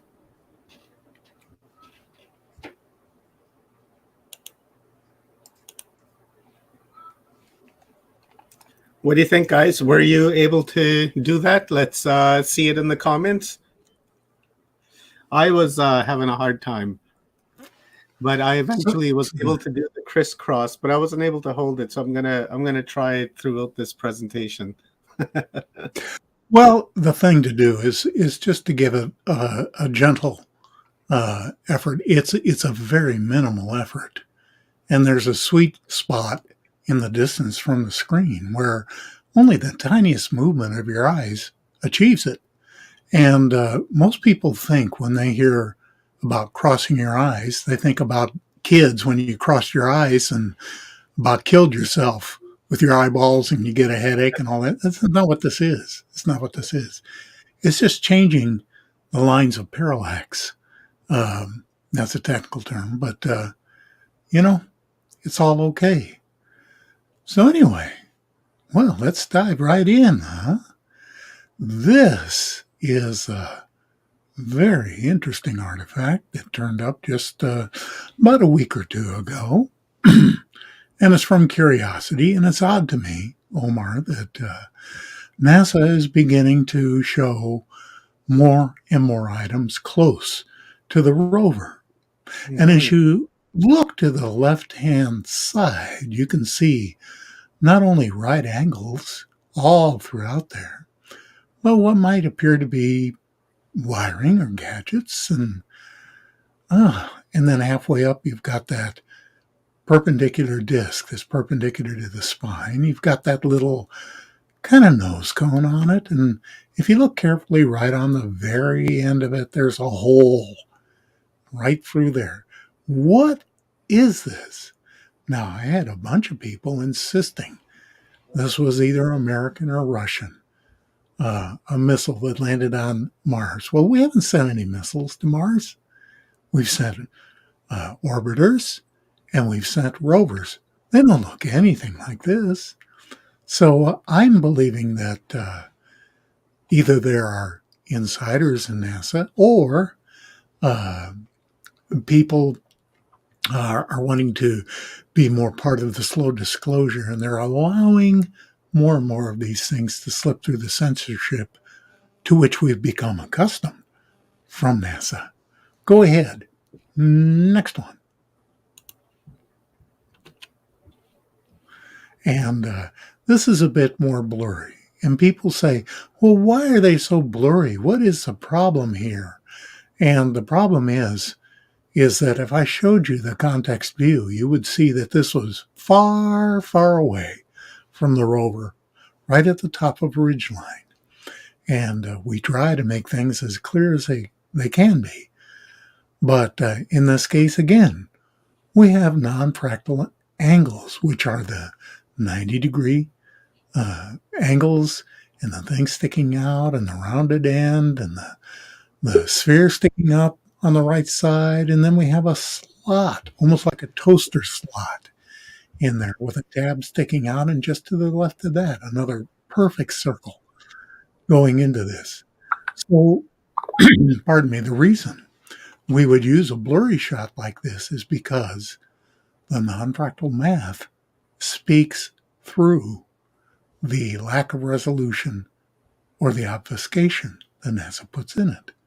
Next.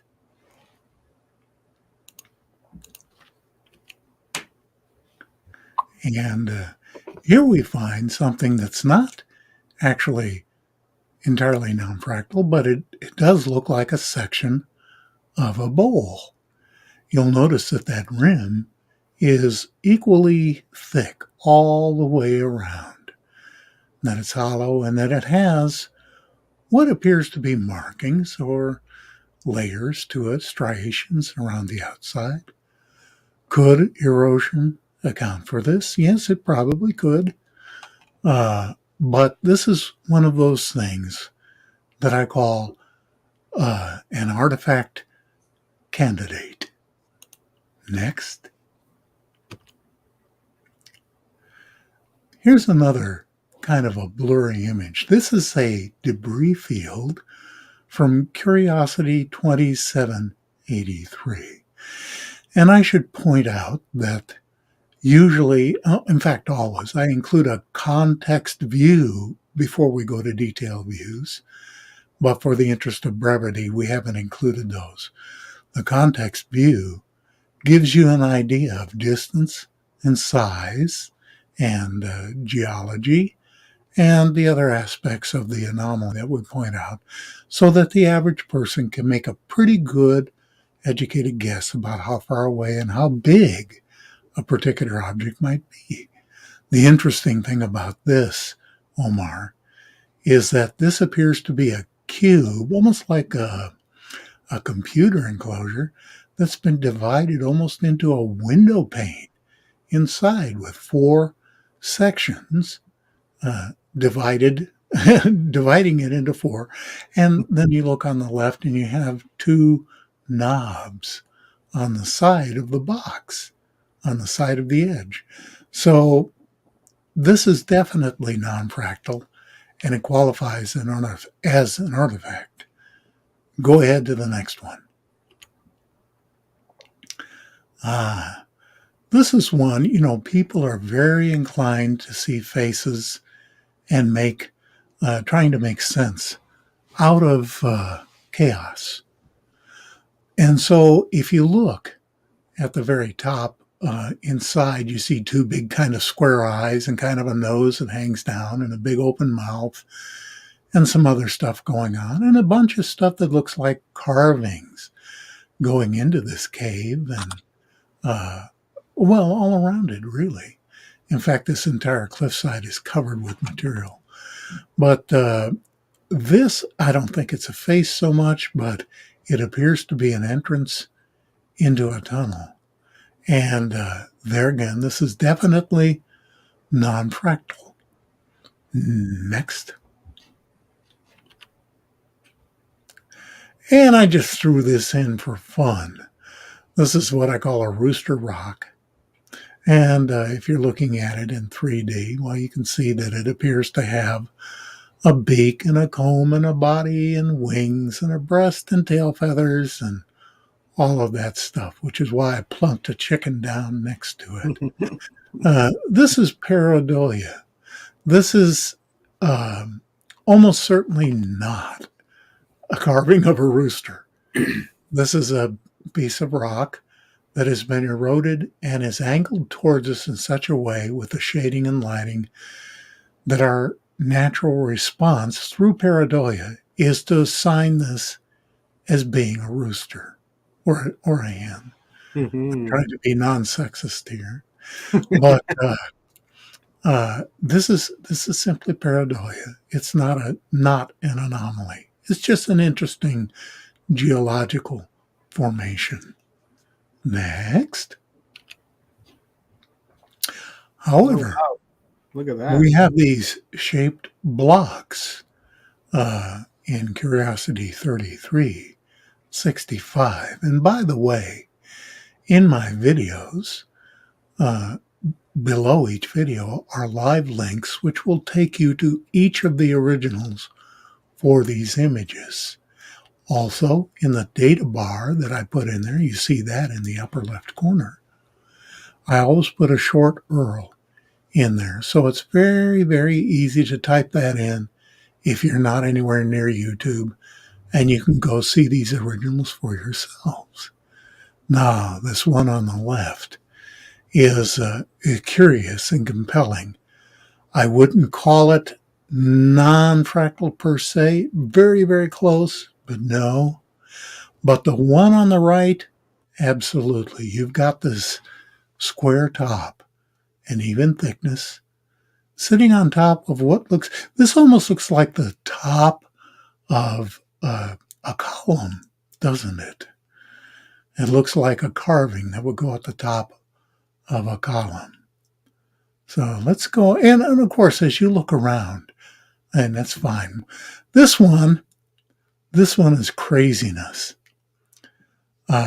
This is a big ball, if you're looking at it in X3D, a big ball of wires and components and fixtures, all sticking out. And throughout it, you can see squares and straight lines and circles and pieces that if I had the use of the cursor, I'd mark them. But you can see triangles and you can see items that definitely are unnatural. What is this?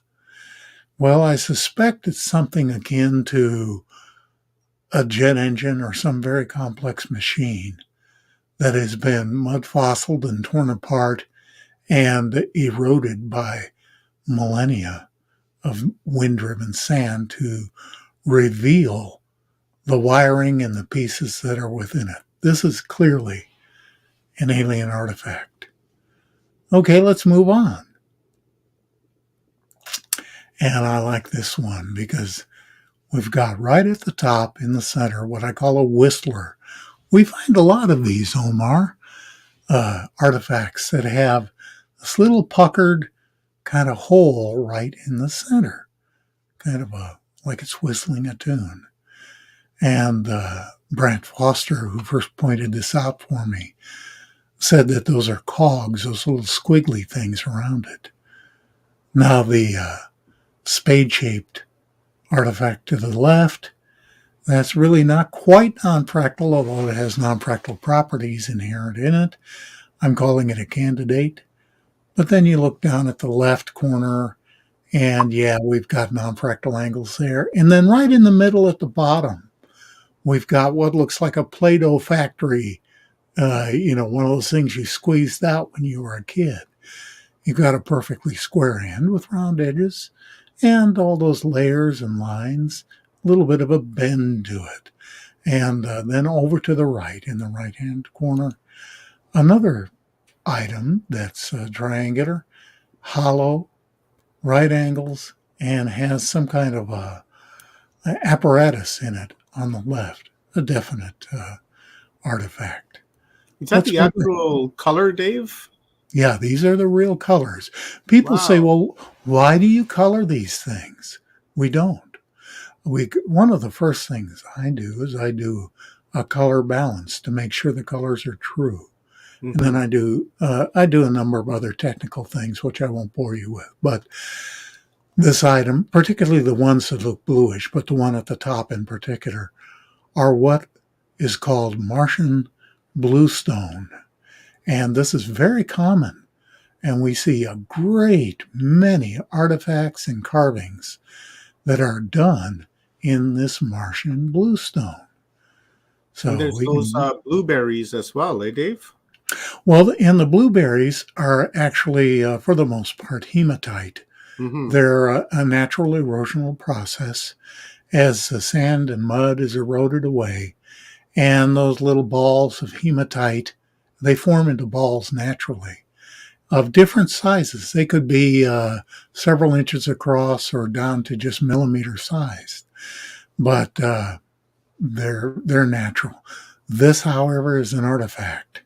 I have no idea what it is.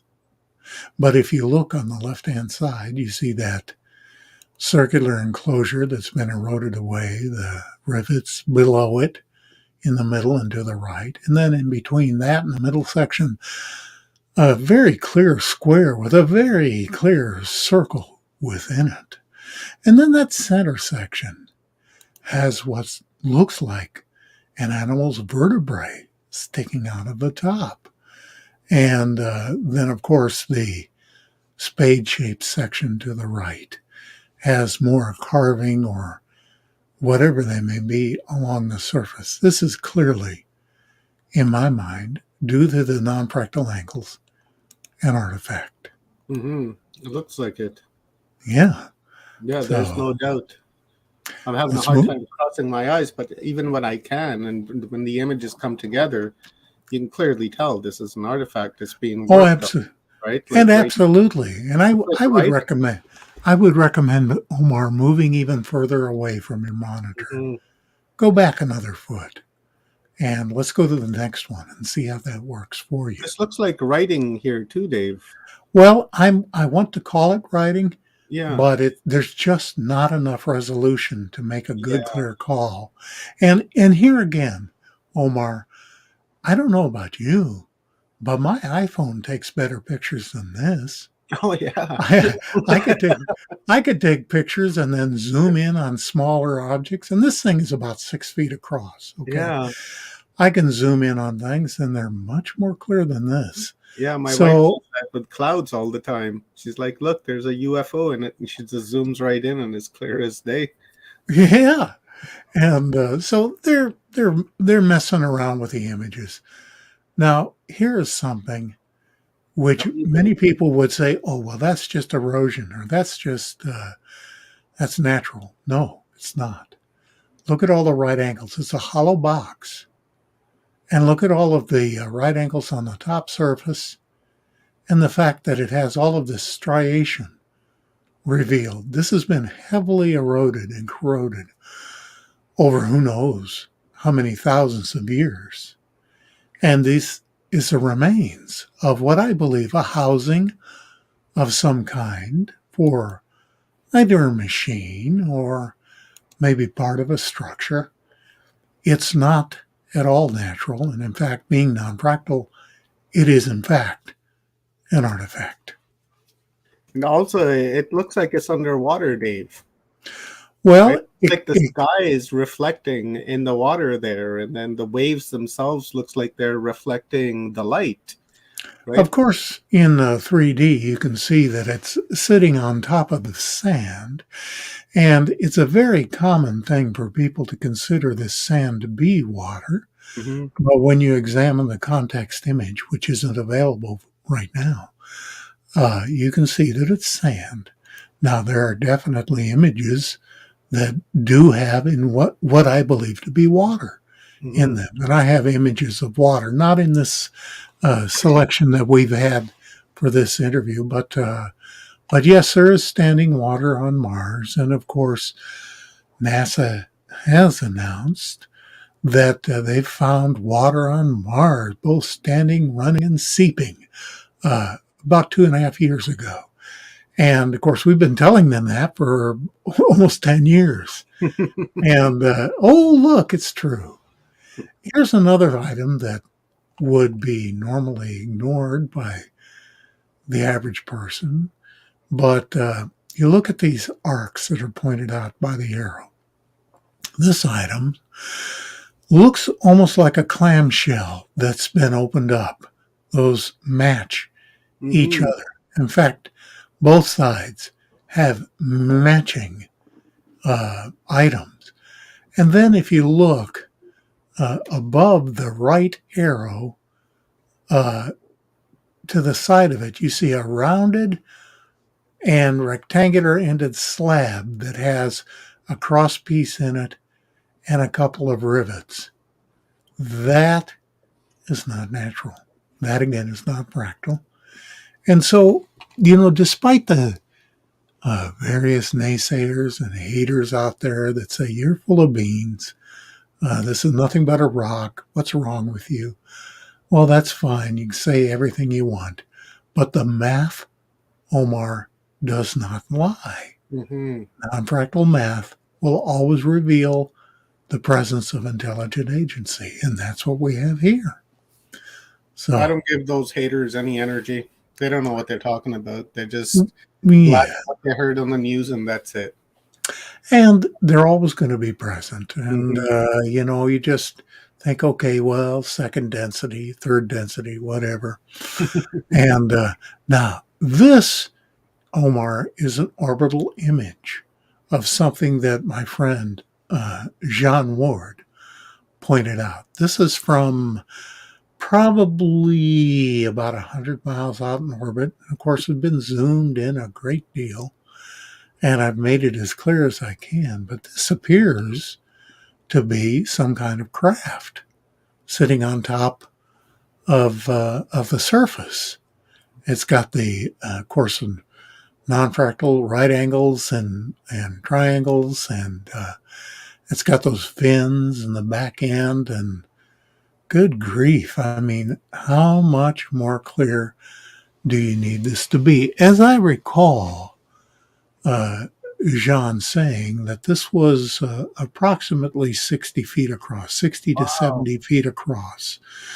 So this is a good sized object and Mhm. entirely not natural. Almost So like the it's a size of our airplanes. yeah, actually, it almost looks like if you cut this out of cardboard and you could throw it and it'd fly. Hmm. Looks Uh, like there's a cave here as well, like a mega cave, like right there. well, yeah, there are openings everywhere, Hmm. and of course, strange objects that can be pointed out. And I in my videos I don't point these out because you get lost in the weeds and people get bored, and the video Hmm. is 3 hours long. I try to keep things moving along and show them things that have a certain amount of punch and pizzazz to them to keep viewers' interests. And it's interesting, Omar, that about 8 years ago I started a YouTube channel in X3D, and there was absolutely zero interest. Just nobody was interested in it, and I finally just gave up on it. And then a couple of years ago, I decided, you know what? I had a Facebook page and I'm showing images in X3D and training people in X3D. And I thought, let me try the channel again. And maybe it's time. Maybe people will catch on. Well, at this point, I've trained almost 2,000, almost 2,500 people in X3D. And Nice. I've got an avid group of followers, some of whom are watching this broadcast tonight. And they wait avidly for each video, and they have all kinds of great comments. And we do our live hangs, and it's catching on. People are beginning to realize that this is a tool that you can't, NASA can't hide the truth anymore. If you're looking at things in X3D and you're looking at non-practical items, you can't hide it. There they are in front of you. Anyway, let's move ahead. Yeah, dude, I wish I would have found you like 8 years ago. I was showing intense interest 8 years ago. Like I was saying in the beginning, I was looking for a speaker for Mars for years. Right? I Well, didn't want to put anybody everything on, right? everything is in its own time, isn't it? Its Hmm. own sequence. Yeah, it sure is. And I still have some big name haters attacking me, and I just let them go, and I just move ahead. I just keep doing the work, because when I cack, there's going to be a legacy left behind of stuff. When we get boots on the ground, maybe 30-40% of my stuff will be disproved in the long run. That's Hmm. fine. There's still a body of work that's legitimate, including this one. This is, to my way of thinking, intelligent writing or carving along the top edge of this boulder. And That's what I was especially thinking. especially when you look at it in X3D, it really pops. But the interesting thing, Omar, is that the boulder from which it's carved looks like it's been exposed to water for a very long time. This is what we call alluvial erosion or water erosion. So it tells me that maybe just this portion of the boulder was underwater, or maybe the boulder was turned so that the writing was buried, but the rest of the boulder was eroded, and then it eventually, got tumbled out somehow. I don't know. Hmm. This is 4 or 5 feet across. And by the way, if you look around this image, you're going to see squares and, round objects and other carving and other things that are anomalous. There's Yeah, always all kinds of things. like this And piece right yeah, here. well, It's sure. currently has writing on it. Um, this right here. Yeah, that's Like, more. It looks like it's been worn away. yeah, just like Yeah, this part right here, right? And then the rest is sticking out yeah. pretty far out. And, This looks like an go object ahead. here, like a pot, Yeah, right? Like a clay pot. Very there's interesting. all kinds of stuff in this image. And, it's like I tell my viewers, Omar, that when I grew up on the Mississippi, and we did a lot of fishing out in the sloughs. And one thing I learned early on is that when you see one water moccasin, you can bet there's another one nearby because they mate for life.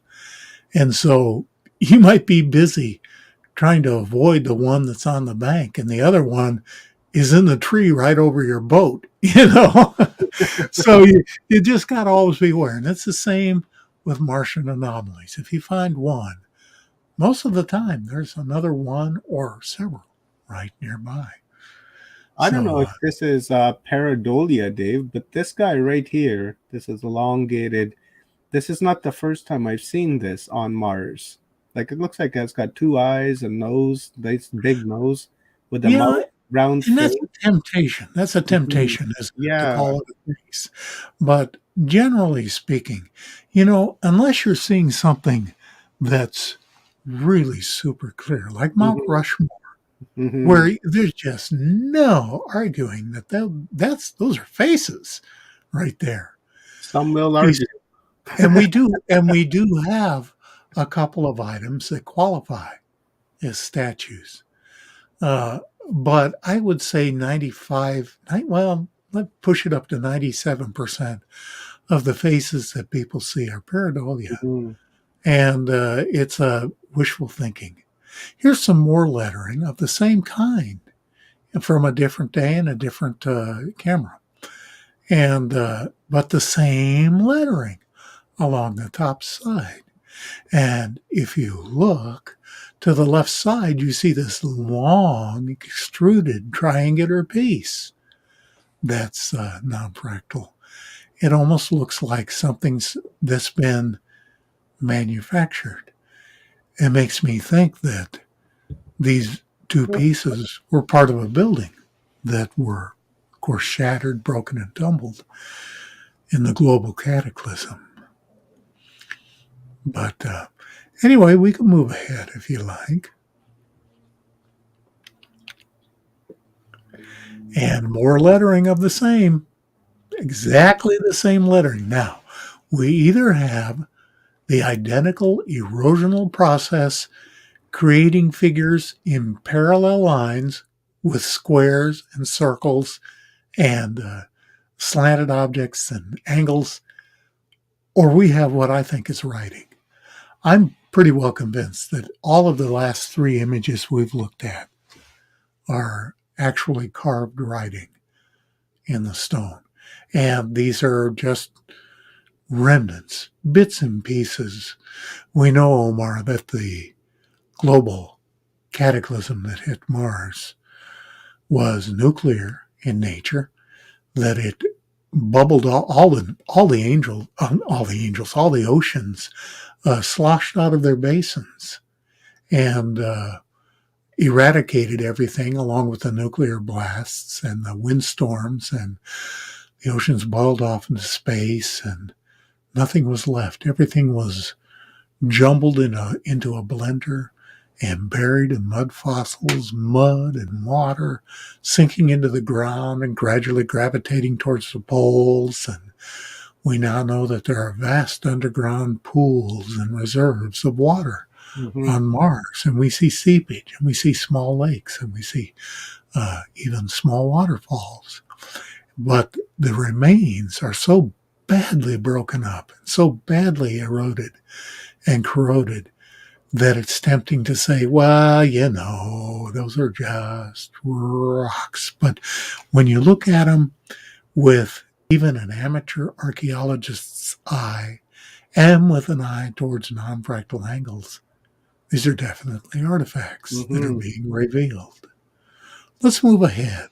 You think the half the planet, it seems like it's been worn away, like something tore half the planet off the surface of it, because we see one half of the planet is normal, but then when we go to the other half of the planet, it looks like it suddenly drops in elevation and matter and material.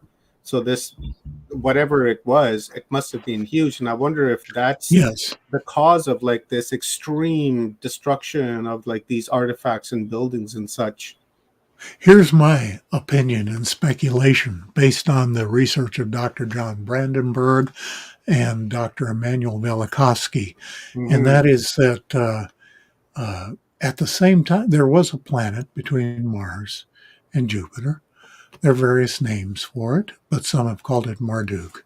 And that was destroyed in some kind of cataclysm, which resulted not only in the asteroid belt, but in the heavy, heavy, heavy bombardment of Mars. At the same time, in my opinion, that the destruction of Marduk took place. This entities, whoever did this, detonated 3 nuclear devices in the atmosphere of Mars from orbit. These were gigantic nuclear devices, according to John Brandenburg. And these absolutely, along with that bombardment of asteroids and huge rocks, stripped away the atmosphere, boiled off the oceans, ripped everything to shreds, irradiated everything. And to this day, the atmosphere is humming with radioactive isotopes, xenon-129 and krypton-80. And those are usually about 98.9% of the time only created in nuclear fusion. So this points to the truth of what Dr. Brandenburg and Dr. Velikovsky pointed out. And so I think that's what we're looking at. This is an interesting one, and especially in X3D. This is one I found many years ago. And it appears to be, well, at least the one in front appears to be a rocket on a launcher, tilted at a 45-degree angle with rings round about. Right. The rocket at a perpendicular to the cylindrical shape of the rocket. Now, skeptics will say, yeah, but look at the JPEG artifacts in the background and in the front. I mean, those are just JPEG artifacts, which, of course, we're unable to get rid of. But here's my question then. Okay, let's call them JPEG artifacts on the rocket. How come they're not running in the same direction as the ones in the background and in the foreground? Answer, riddle me that, Batman. I believe these are actual rings on the surface of whatever this is. Now, maybe it's not a rocket. I'm just calling it a rocket, just for fun. And in back, that other one, maybe that's a launch rail that's been vacated. Maybe it's a gun. Maybe it's just a slab of rock. But whatever this is, it sure ain't natural, Jack. So anyway, let's go ahead and move on. We have a few more to look at. I think we're about out of time, aren't we? Yeah, we're almost there. Say we got about 5 or 6 more minutes left, Dave. Let's look at this one, and then let's get rid of the rest of the images, and we can just talk a little bit as we ease out of our encounter. But this, oh my gosh, especially if you look at this in X3D, I have no idea what this is, but this is so clearly an artifact that I can't imagine anyone arguing with it. It's sitting on a square base with a rim, equidistant rim. It's got those triangular openings, almost like vents on a car or a cooling system. Then it tapers off into these conical structures that come to a point. I mean, all we can do is speculate. But what I do know for sure is that this is an artifact. There are too many non-fractal angles to call it anything but. Yeah, look at those angles. Oh, yeah. Geez, look at that. So let's talk a little bit. Let me come the rest of the angles and bring me back into your studio. And thank you, by the way, Omar, for putting this PowerPoint slides together. I knew that was extra work for you. And I appreciate you doing that because I know you have your hands full with this epic project that you're creating. And this is one for the centuries. Sure is. This is something that I think people will be watching in bits and snippets and maybe even the entire thing for decades to come. You've had a lot of wonderful people, wonderful souls contributing to this. And so, again, kudos to you, my friend, for a remarkable project. And thank you so much for letting me participate just a little bit here. You're very But- welcome, Dave. This is not, I couldn't have done this by myself. This has been, a total team effort. Rob Yox from Full Spectrum Universe, Joan of Angels. Hi, Rob. Very nice to see you. Catherine Mason. How are you, sir? If I was any better, Rob, I'd be you. Well, you did pretty well yourself. It was very, very, and it was intriguing, and it bona fides a lot of what you're saying. I think you've compiled a ton of evidence here to show some really wild stuff, and I think this needs to be produced more in an evidential way for the mainstays of the mainstream to really take hold on it. And you have Greg Bornstein in the comments asking, why are they not accepting it as evidence?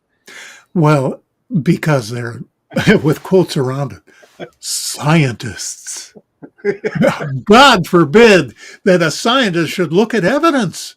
Yeah, not anymore. And but here's the thing, and here's what's on the long haul planning. I'm trying to determine some way to figure out what the best method of projecting these in 3D for an audience is. There are a number of different ways to do this, but I'm waiting for technology to catch up with me a little bit. Once I have that paid for and in place, I'm hoping to book myself a conferences and present full 3D presentations, live narration. Beautiful. That would be so amazing. But Rob and Omar, this is why I call my channel The Evidence. Who cares about me? I mean, I remember one guy in Great Britain calling me a boring old git. And who cares about me and my personality or my presentation? Just look at the evidence. That's all I'm asking. Look at the evidence and you be the judge. Is it legitimate? Is it not? You be the judge. Throw it away. If you think it's just rocks and garbage, go watch your Power Ranger videos and kitty cats. That's fine. There are plenty of them to watch. But my hope, I have no intention of checking out anytime soon, but I am an older individual and I don't know how much time I have left. And so I've created some tutorials to teach people the basic techniques to do their own X3D, not only with anomalies, but with your own personal images, which is a lot of fun. And I'm hoping somebody will step up and carry the ball forward, and that 10, 15 years from now, X3D will be so commonplace. In fact, it'll be old hat. They'll have full holographic viewing screens where it'll be entirely moot to learn X3D. Like Star Trek and a holodeck. That would be intense. Exactly. And I'm thinking that. And they can turn that D into David. Yep.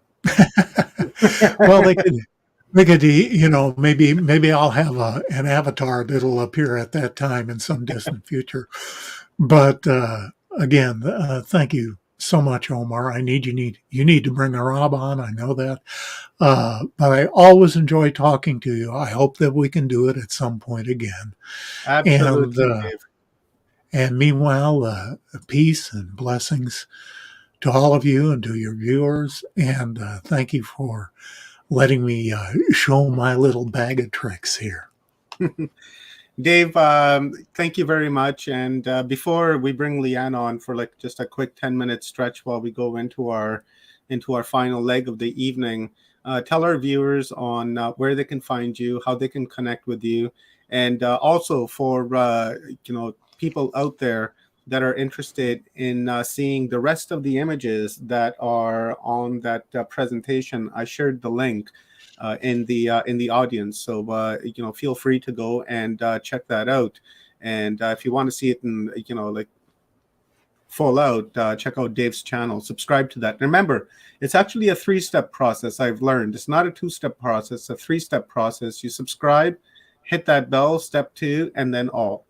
right? So make sure you do that. So Yeah. Dave, give us a download on where they can find you and any parting words for our audience, and then we'll Yeah. bring Jan on. Okay. The YouTube channel is Mars X3D, The Evidence. You should be able to find it. There we have at this point over 120 X3D videos of artifacts where we've presented well over 1,500 very compelling finds.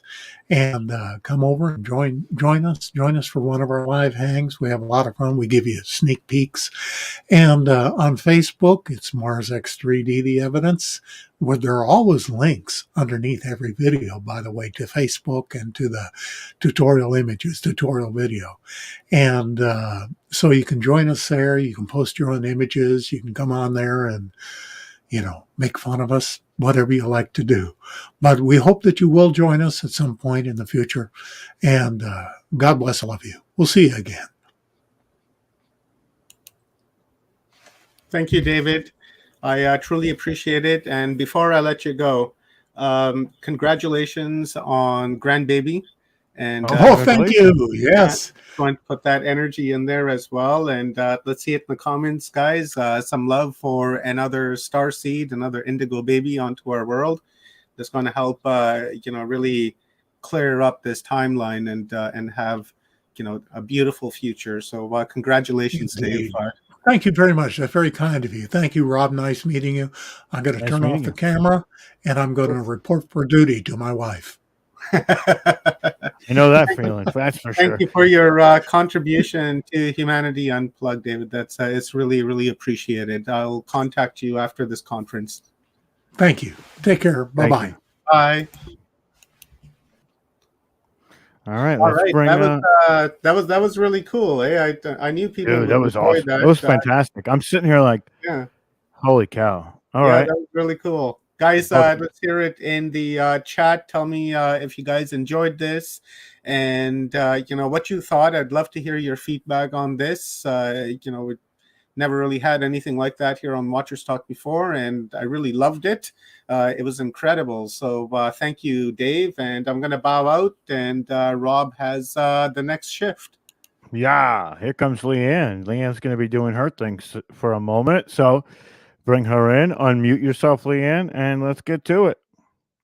Strike the pose. There's nothing to it. Vogue. Let's go. Okay, Madonna. Are you gonna sing a Madonna song? No, Madonna. we can't. Copyright. Madonna. Madonna.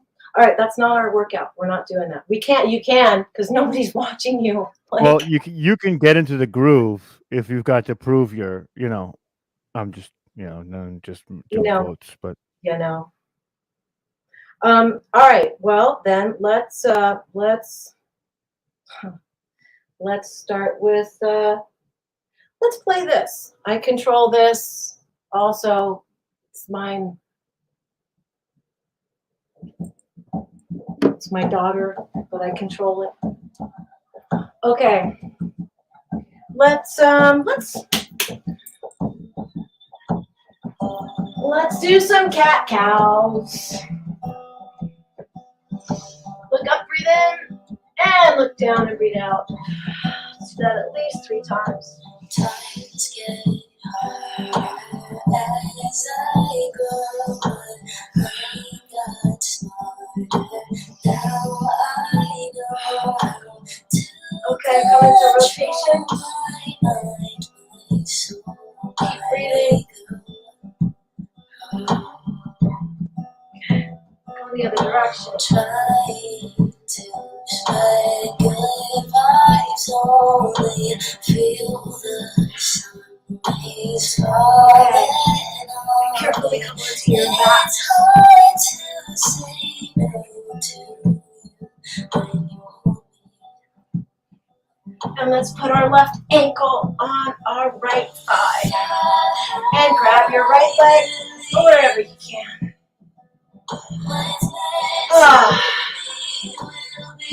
That feels good.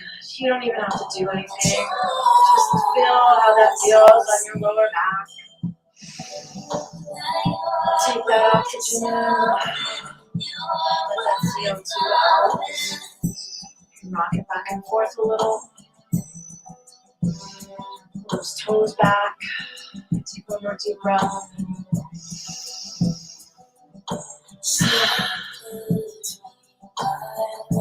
Start bending our knee, grab the back of your thigh, bend your knee, straighten your legs, bend it a couple times. And then start doing rotations with your feet. Just paint a big circle on the ceiling, make as big a rotation as you can, and then go on the other direction. Give those ankles some room.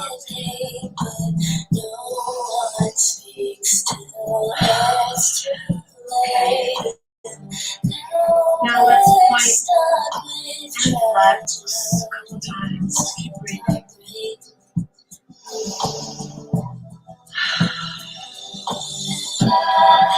Now grab your legs wherever you can. I like to take it a little closer to my ankle. And try to put your shoulders flat or your back flat. Breathe into that.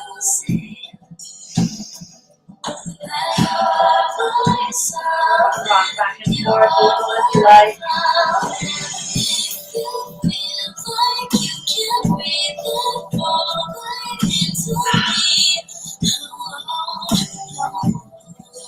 Okay, carefully come out of that. Come into a neutral position. And let's rock our legs back and forth, sway back and forth. Keep breathing.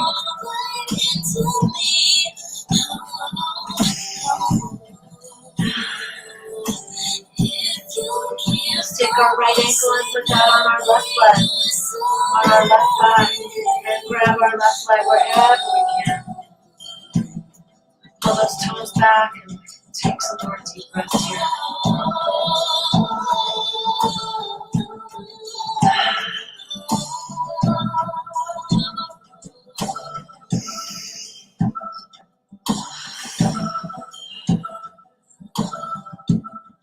One more deep breath.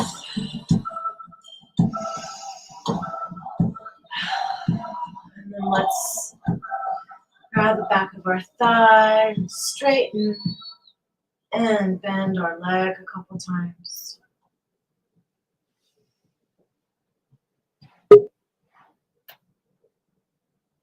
Keep breathing.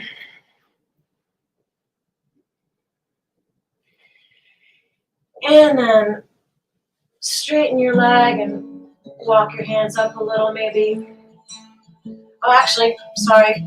Let's not do that quite yet. Let's draw those circles on the ceiling with our left foot. Make the biggest circles you can. Keep breathing. Go in each direction a couple times, whatever your ankle likes. And then flex and point a couple times. Keep breathing.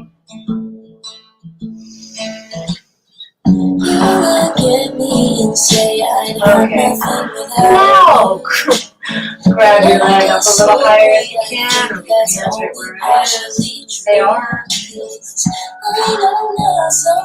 And keep breathing. Feel what that feels like. Each side feels a little different. And I'm more flexible on this side. Keep breathing. Back and forth a little.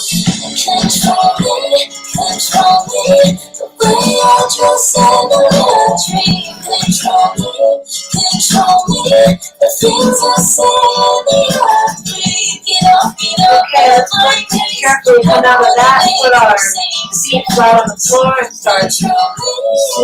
Or if you prefer rocking with your hands on your knees, feels like a nice little massage on your seat bone. Like that. You can even make circles with your knees. It's lovely how gravity works and how you can literally massage yourself. Take deep breaths here. Our feet flat on the floor, put our hands open. And when you take a deep breath this time, feel how your lungs and how everything is giving your heart a big hug. And then let that go. Another 2 deep breaths here.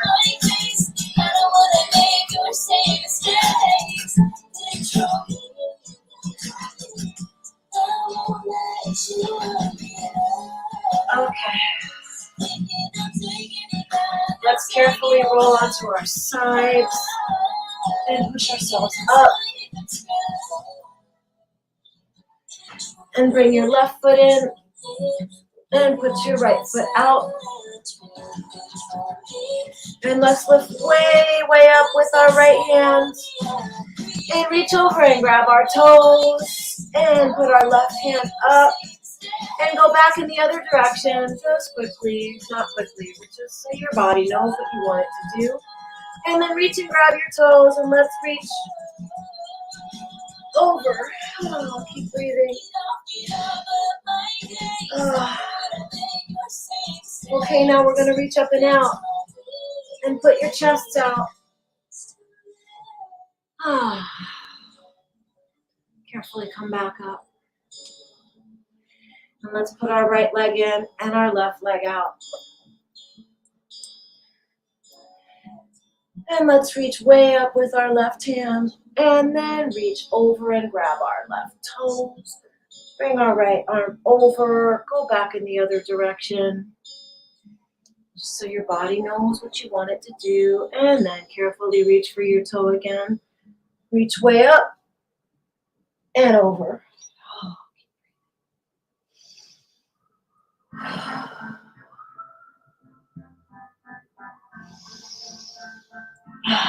Oddly enough, the song is called Body Heat. Right now, my body's pretty heated up with all these stretchings. Little stretches are good, but it's a little fire too, you know? Reach up and out. What are we all reaching for?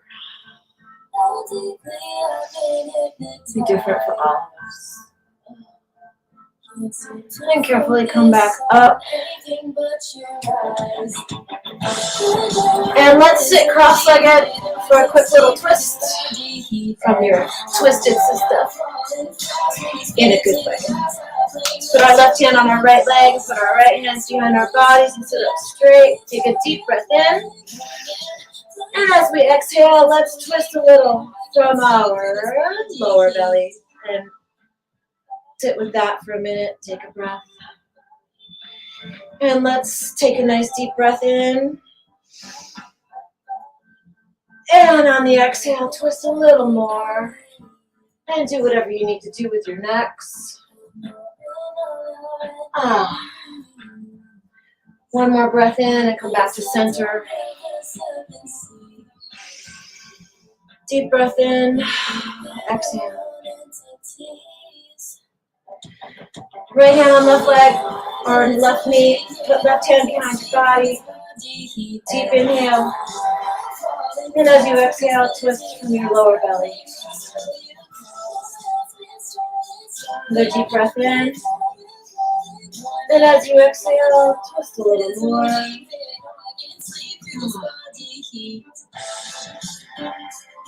One more breath in. And as we exhale, we come back around to center, palms open. Feel what's touching the floor. Feel how your body feels after that little workout and stretch.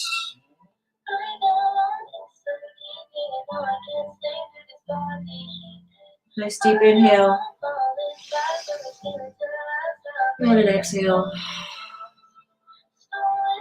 One more inhale, and we'll all hold it at the top and know that we're all in this collective together, here, now, in oneness.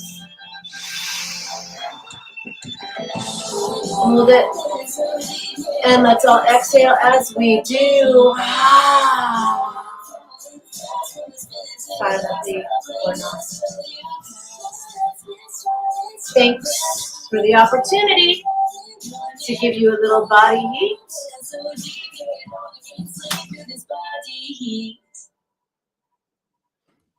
Yeah. Back in action. Leanne Curtis stretching us out. And at least it's not stretching to the oldies like what's his face? Simmons, Richard Simmons. No, it's stretching with an oldie, not oldies. Those Same. are all Same. actually my daughter's songs, and she recorded all those and produced them all herself, wrote them all herself. She's quite talented. That's excellent. I mean, I went to school for music. I went to school for audio engineering. A lot of people don't know that. We but should collaborate, man. We should do some stuff. I mean, I haven't touched Pro Tools or Logic in a long time, Well, but Pro I'm still Tools- really good at it. I have a gift, I think, for knowing what sounds are supposed to go where, but that's about it. I can't play any instruments. I But that's can't a read. lot. I can't read music. I can't do any of that stuff. I was taught to do all that stuff and end up like, with cars when I was 15. I don't want the manual. I just want to go do it. Like, I'll learn as I do it. That's kind of what I did too, but I had to learn. I went to school for it, so I had to learn the math of it and all this other crap that goes with it. So it was a lot of fun, but it was also it was difficult. But I was the best I ever did in school because I loved it so much. So Right. See, so when you love what you're doing, the busy work isn't really a thing. It just happens. as Jerome would say, when you love what you do and you do what you love, you're truly living. It's true. So many of us say it in so many different ways, follow your bliss. Yeah. It's just happy in each moment consciously. Oh, as Ren and Stimpy would say it, happy, happy, joy, joy. That's Happy, joy, joy, happy, exactly. joy. Love, All right, Leanne, we're dropping you out. We got to bring up Greg Bornstein. Oh, yes. No. Oh, no. Oh, yes. I love Yes. Greg. The Greg. It is my brother from another mother, my mister from another sister. What is happening, Greg Bornstein? Hey, what's going on? I didn't My realize brother, I I was haven't gonna seen be. you in a minute. And a couple of things I want to talk to you about before you go live here. Right? Yeah. Let's talk. First, guys, if you haven't subscribed to Open Loops on YouTube, I don't know what you're doing. I believe it's also on Spotify, right? And Google. Yeah, It's Open everywhere. Loops with Greg Bornstein. Conversations that bend. You see how he did that? It's on all of them. I can I can podfollow.com/open loops will get you to the auditory experience. Yes, so I can put that link for you guys to post later. But yes, I mean, this is what I'm all about, Rob. Dude, your lighting looks great. You cut that tremendous beard you had off a little bit. I loved it, but you look all suave now. You did your hair. I didn't do my hair, so you see we're kind of on opposite ends right now. But I want to ask you one question. Yeah, sure. Let's go. Remember when I came on your show? Do you remember that? Yes. I'm not doing this for validation, or I'm checking with a lot of people. I went on their shows and I made a couple of bold predictions. Yes. Or at least what was going on at the time. And I don't remember everything I said, but how accurate was I at that time, knowing what we knew, but knowing what we know now? You nailed a lot. And especially, I have to tell you, if people didn't check out Ole's talk yesterday, because you brought up Ole on the show, and I hadn't heard of Ole Damagard before. And you explained the entire origin of everything going on in the world at the time. And stuff happened after. Yeah. It wasn't say certain things, but yes, that is good intel. It was so awesome to see him talk yesterday, and Rob, I know he's one of your key sources. I know he taught me how to do it. His method of investigation is why I was able to figure out a lot of that stuff. That's interesting. It's a lot of follow the money. But when you examine their playbook for so long, I can send you something from 2014 that literally maps this out. And that's what I talked about in your podcast as well, from the specific foundation that essentially puts it all out there for everybody and how they're going to do it. But I'm gonna alleviate myself. We hadn't had a chance to really talk about that because I know it was. I remember saying specific things, and I was like, you know what? I think I called that. What was that like? probably last year, March. It was right before the forgery on mass, so probably like February, March time. Yeah, right before the Yeah. lock-in. Right before the lock-in, I was like, something's coming. Something's coming, guys. Yeah. No, you nailed it, man. And you are also one of the few, and this still is very close to my heart, that agreed to do a debate with an outright skeptic on my show. Yeah. And I mean, that guy, I have not heard from him for a while. He thinks, I'm not even sure what he thinks. I think He's he not thinks he making won. content. I've checked his channel. I haven't seen anything go up. And when he started cutting up the debate, Yeah. he was not putting in what I was saying. I'll tell you that. Yes. And he definitely doesn't want to debate Omar, for the record. He's more afraid of Omar than he is afraid of you. Really? Even after the fact? Just yeah. But I haven't talked to him in a long time. I haven't talked too much about any of this stuff. But yeah, I mean, how do you argue away some of the things we've seen over these past 9 days? I mean, it's just it's can't. insane. And with the way that they've deceived on a lot of levels, more people should be more open to that being the truth, because there is evidential based stuff that people are gauging these critiques and this information on. And if this time over the last 2 years taught you anything, it's to keep your eyes open and listen to what you're hearing, because what they've all said every time, like even what's going on in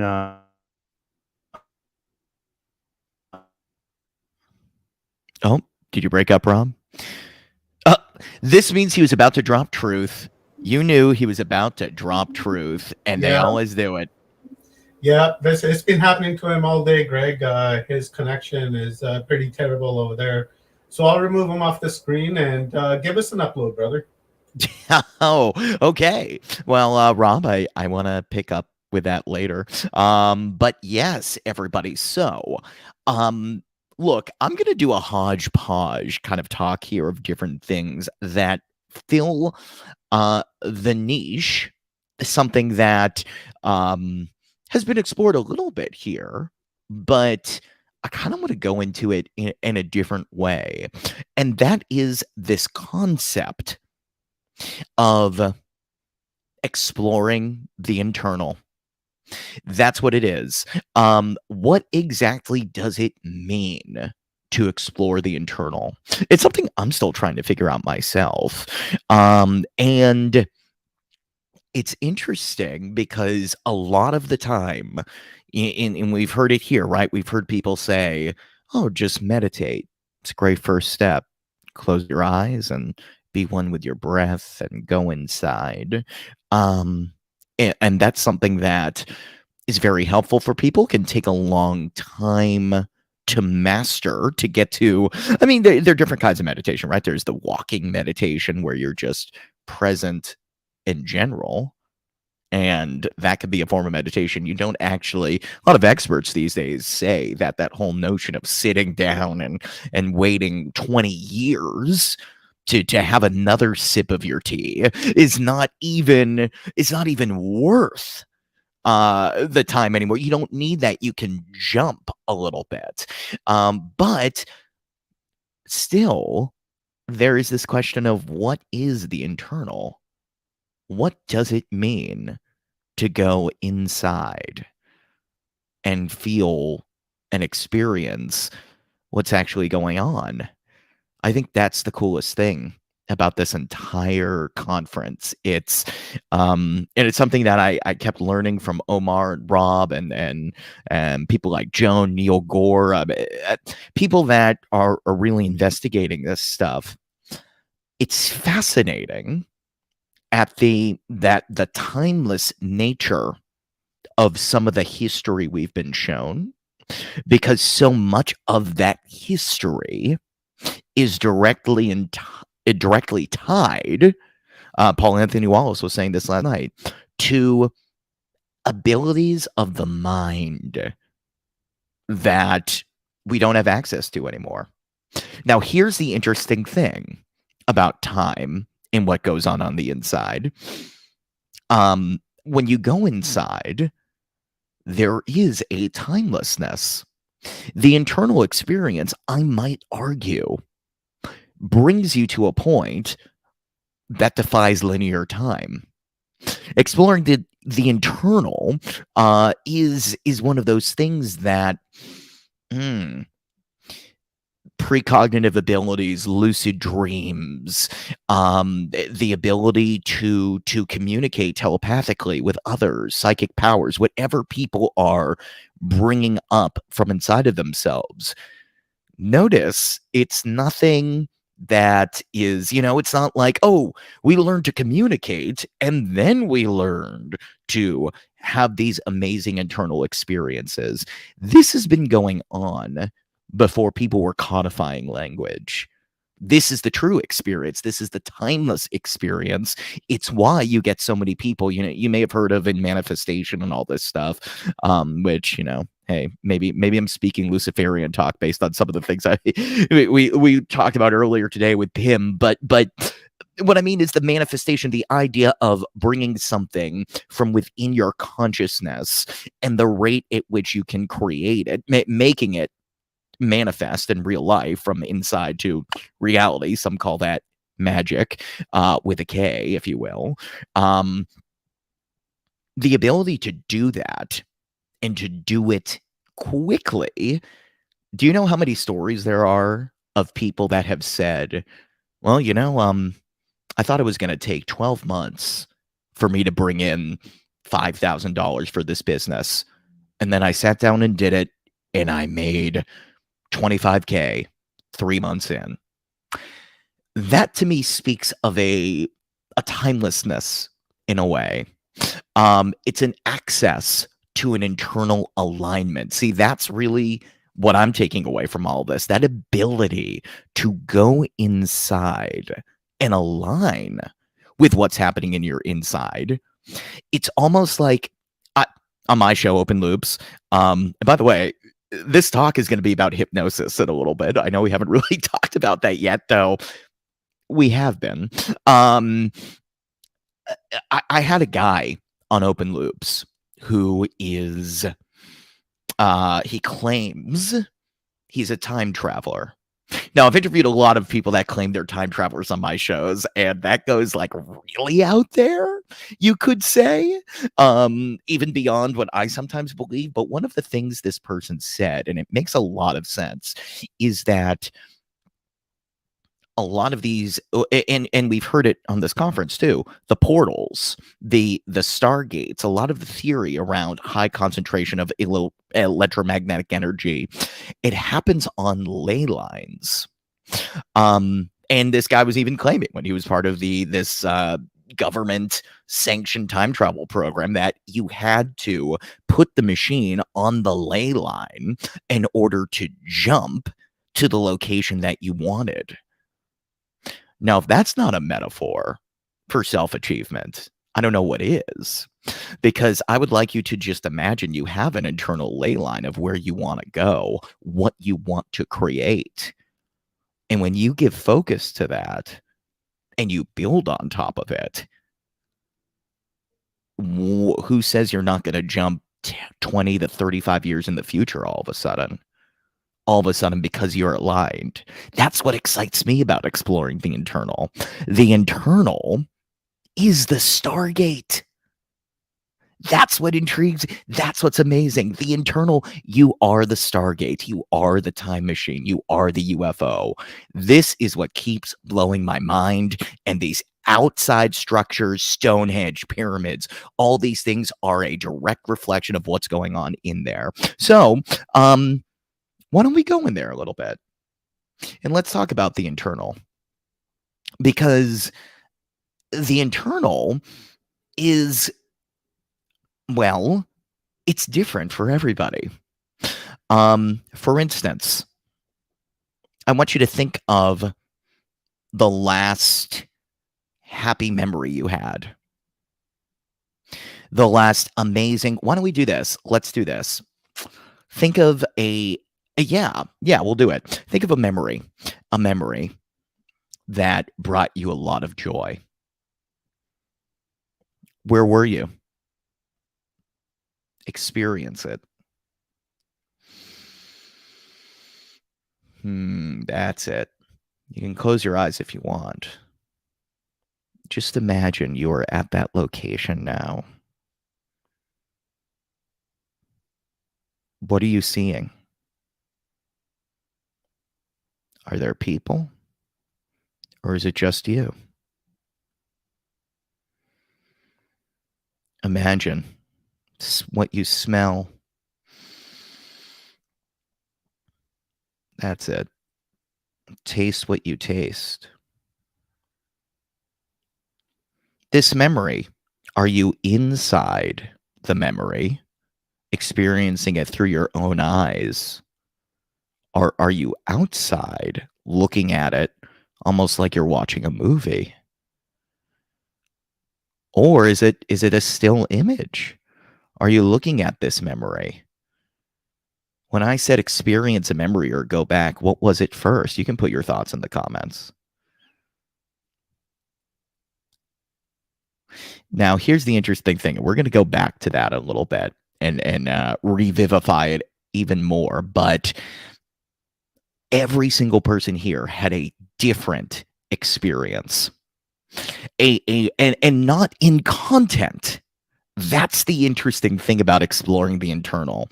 Oftentimes, we're fed, oh, well, you're just thinking sad thoughts, therefore you're sad. Or yeah, you're angry. There's something you're angry about, therefore you're showing up as anger. Think about all the problems in the world right now. I mean, right? We're very upset about the geopolitical situation. Even the things we were talking about today, we're upset at them rubbing the lack of our control in our faces. Yes, this is terrible. It's a process of waking up. I'm not going to say that you shouldn't explore these things, but I'm going to tell you, there are a lot of people in the spiritual community that just hate post all the time. And guess why? Because they have a lot of hateful images and articles they're consuming. They're actually filling this pyramid, this energetic center, this Stargate with the negative energy. And I will tell you right now, if you were somewhere in a desert island that you wanted to be at, or wherever you took yourself on the happy memory and you just stayed there, you wouldn't even want to go on Facebook. We are consciously creating our reality. The internal is it's all we have. Explore the internal. Let me tell you something. It's not even just the thoughts. It's the way you think about the thoughts. It's the way the thoughts are formed. See, that's what I thought was interesting about that experiment. And that's what blew my mind about hypnosis and NLP. Now, a lot of you may have heard of neuro-linguistic programming. It's often associated with mind control. I've even heard people use it. People say, "Oh, they're planting neuro-linguistic patterns in speech." I'm sure some people are. I'm sure some people are naturally persuasive as well. But I prefer to think of it as what it originally was, which is the subjective. It's the study of subjective experience. If you want to play with exploring the internal, I recommend every single person purchase a book on NLP or neuro-linguistic programming, because this is the cool stuff. See, what neuro-linguistic programming promises, and sometimes they live up to it better than others, but what they promise is that if you can codify certain aspects of the human experience, i.e. what someone thinks when they're about to hit a grand slam at Yankee Stadium, or what they're imagining the moment they're about to go into a complex gymnastics move. It doesn't even have to be that. It could be how you go about solving a problem, your product, your process management, your time management. If you can go inside and break down the way somebody processes thoughts, you can duplicate it. certain people see things a certain way. They hear things a different way. One of the best examples of this, how many of you have a voice in your head that just tells you you're not good enough? I challenge all of you right now to change that voice. If you have a voice that says, oh, you're stupid, you're lazy, you're not good, you're a failure, next time you think of that, become aware of that voice and change it to Mickey Mouse. And imagine Mickey. Ha ha! Oh, you're a failure. Oh. Imagine Mickey saying the same thing to you. Guess what? It's a little bit of a different experience, isn't it? To me, exploring the internal is looking at the depths of the way we construct reality. And neurolinguistic programming does this. See, when I said happy experience, first thing to note is that all of you thought of something different. Some of you probably thought of making love. Some of you thought of a vacation. Some of you maybe thought about being on this conference. Whatever it is, everybody has a unique experience. And as a matter of fact, you could even flip that. Let me give you something very practical, everybody. One of the best ways to build rapport with someone with these techniques is to be specifically vague. Great hypnotists do this all the time. As a matter of fact, great politicians are doing this. You could say to someone, let's say you want to, well, let's use an example of, say you're trying to plan a vacation with someone, your spouse, and you always disagree about things. And it's going to be a stressful conversation. It's going to, you want to get your spouse in a good mood. You want to, anyone, a coworker, your boss, you want to get a raise, job, whatever it is. All you need to do is what they call an elicitation statement. It's very simple.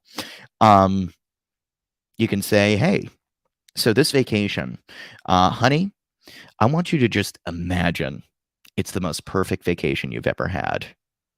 I want you to just, like, wherever we go, I just want you to imagine it's going to be perfect. It's going to feel just right. It's going to really be something that we can both share in together, and that would bring you joy. What do you think? What comes to mind when you think of something like that? That is so artfully vague of a statement. I didn't really say anything except I focused on the emotion. But here's the interesting thing. When you give the form, the other person fills in the content. So it's a very simple, it's a very simple pivot. And it's one of those things that I've definitely used a lot. Because it just takes people to very positive states very quickly. You can really just even imagine as I'm saying these words, and they will land in the way that feels appropriate to you. Now, here's what's interesting. As I've exposed the secret, I've probably exposed some other things I've done, but people can still get away with it. They're that powerful. Hypnotic language, hypnotic frameworks, speaking around the structures of the mind rather than the content of the mind. It absolutely can make a difference to how you and others choose to explore the world. One of my missions with my show, in addition to talking to people that believe in UFOs and have experienced UFOs and people that don't, like I was saying with Rob, we get the contrast too. One of my missions is to popularize this hypnotic language stuff, because I feel that humans can be communicating with each other in a way that's a lot deeper. If you say to someone, if you tell them, look, you are the type of person that makes me just feel like I want to explode right now. The anguish with which I am going through. I am feeling torn apart by my very existence. The steam blowing out of my ears, being in your very presence. First of all, don't do that, because we're all about love here at Humanity Unplugged, so don't say that. But if you were to, guess what? The other person's going to have a visceral reaction. Why? Hot button words, steam in the ears, the scrunching up. That said, I'm a naturally expressive person, right? I'm an actor, but I also know that certain people be the change you want to make in the world, right? We've heard that a bunch of times. That isn't just let's awaken, let's get over our trauma right now kind of thing. That's conversational. See, if I want to lull you into a trance state, well, the first thing I'm going to do is I'm not going to be like, oh, you're getting so sleepy and sleepy and sleepy. I mean, maybe that would do it for some of you, but I would actually have to go into trance myself. You can do this. You can play around with this with people that you're with. You just kind of start going into the peripheral vision. And as you listen to the words that I'm saying, just let each sound reverberate inside your body in that perfect way. That's it. And let the information from Humanity Unplugged go somewhere deep inside you now as you begin to embody the learnings. I don't know when, I'm not sure how, but as you sit there with your feet on the ground, or maybe they're not, maybe you're sitting back, you can feel the bottom of the sofa, the chair, the bed, as you breathe in and begin to absorb every single word, except each word goes in a different way, but still stays with you now. And as you hear each word, you will begin to feel even more inspired by this content. You will be able to feel yourself beginning to move into the world in a new way. That's it. Now, let me kind of stay in this trance state as I continue talking to you. One of the weirdest things, I studied with this woman, Dr. Yvonne Oswald, in not near Niagara Falls, Canada. Masterful NLP teacher, timeline therapy. She's also a medium. She's a hypnosis trainer. Wrote a great book called Every Word Has Power. Highly recommend it. She did, during our hypnosis training, she did this thing where she said, for lunch today, I want each of you to put each other into trance and then open your eyes and stay there for the entire lunch. I have to tell you, that was, we do not need, if there's supply chain issues with alcohol right now, forget that. Supply chain in trance never disappears. It's kind of what isn't that interesting, right? I mean, look, I'm all for plant medicine and using and being one with nature and the earth and seeing where it takes us. And there is a timeless experience about life that you can access without needing any of these plants.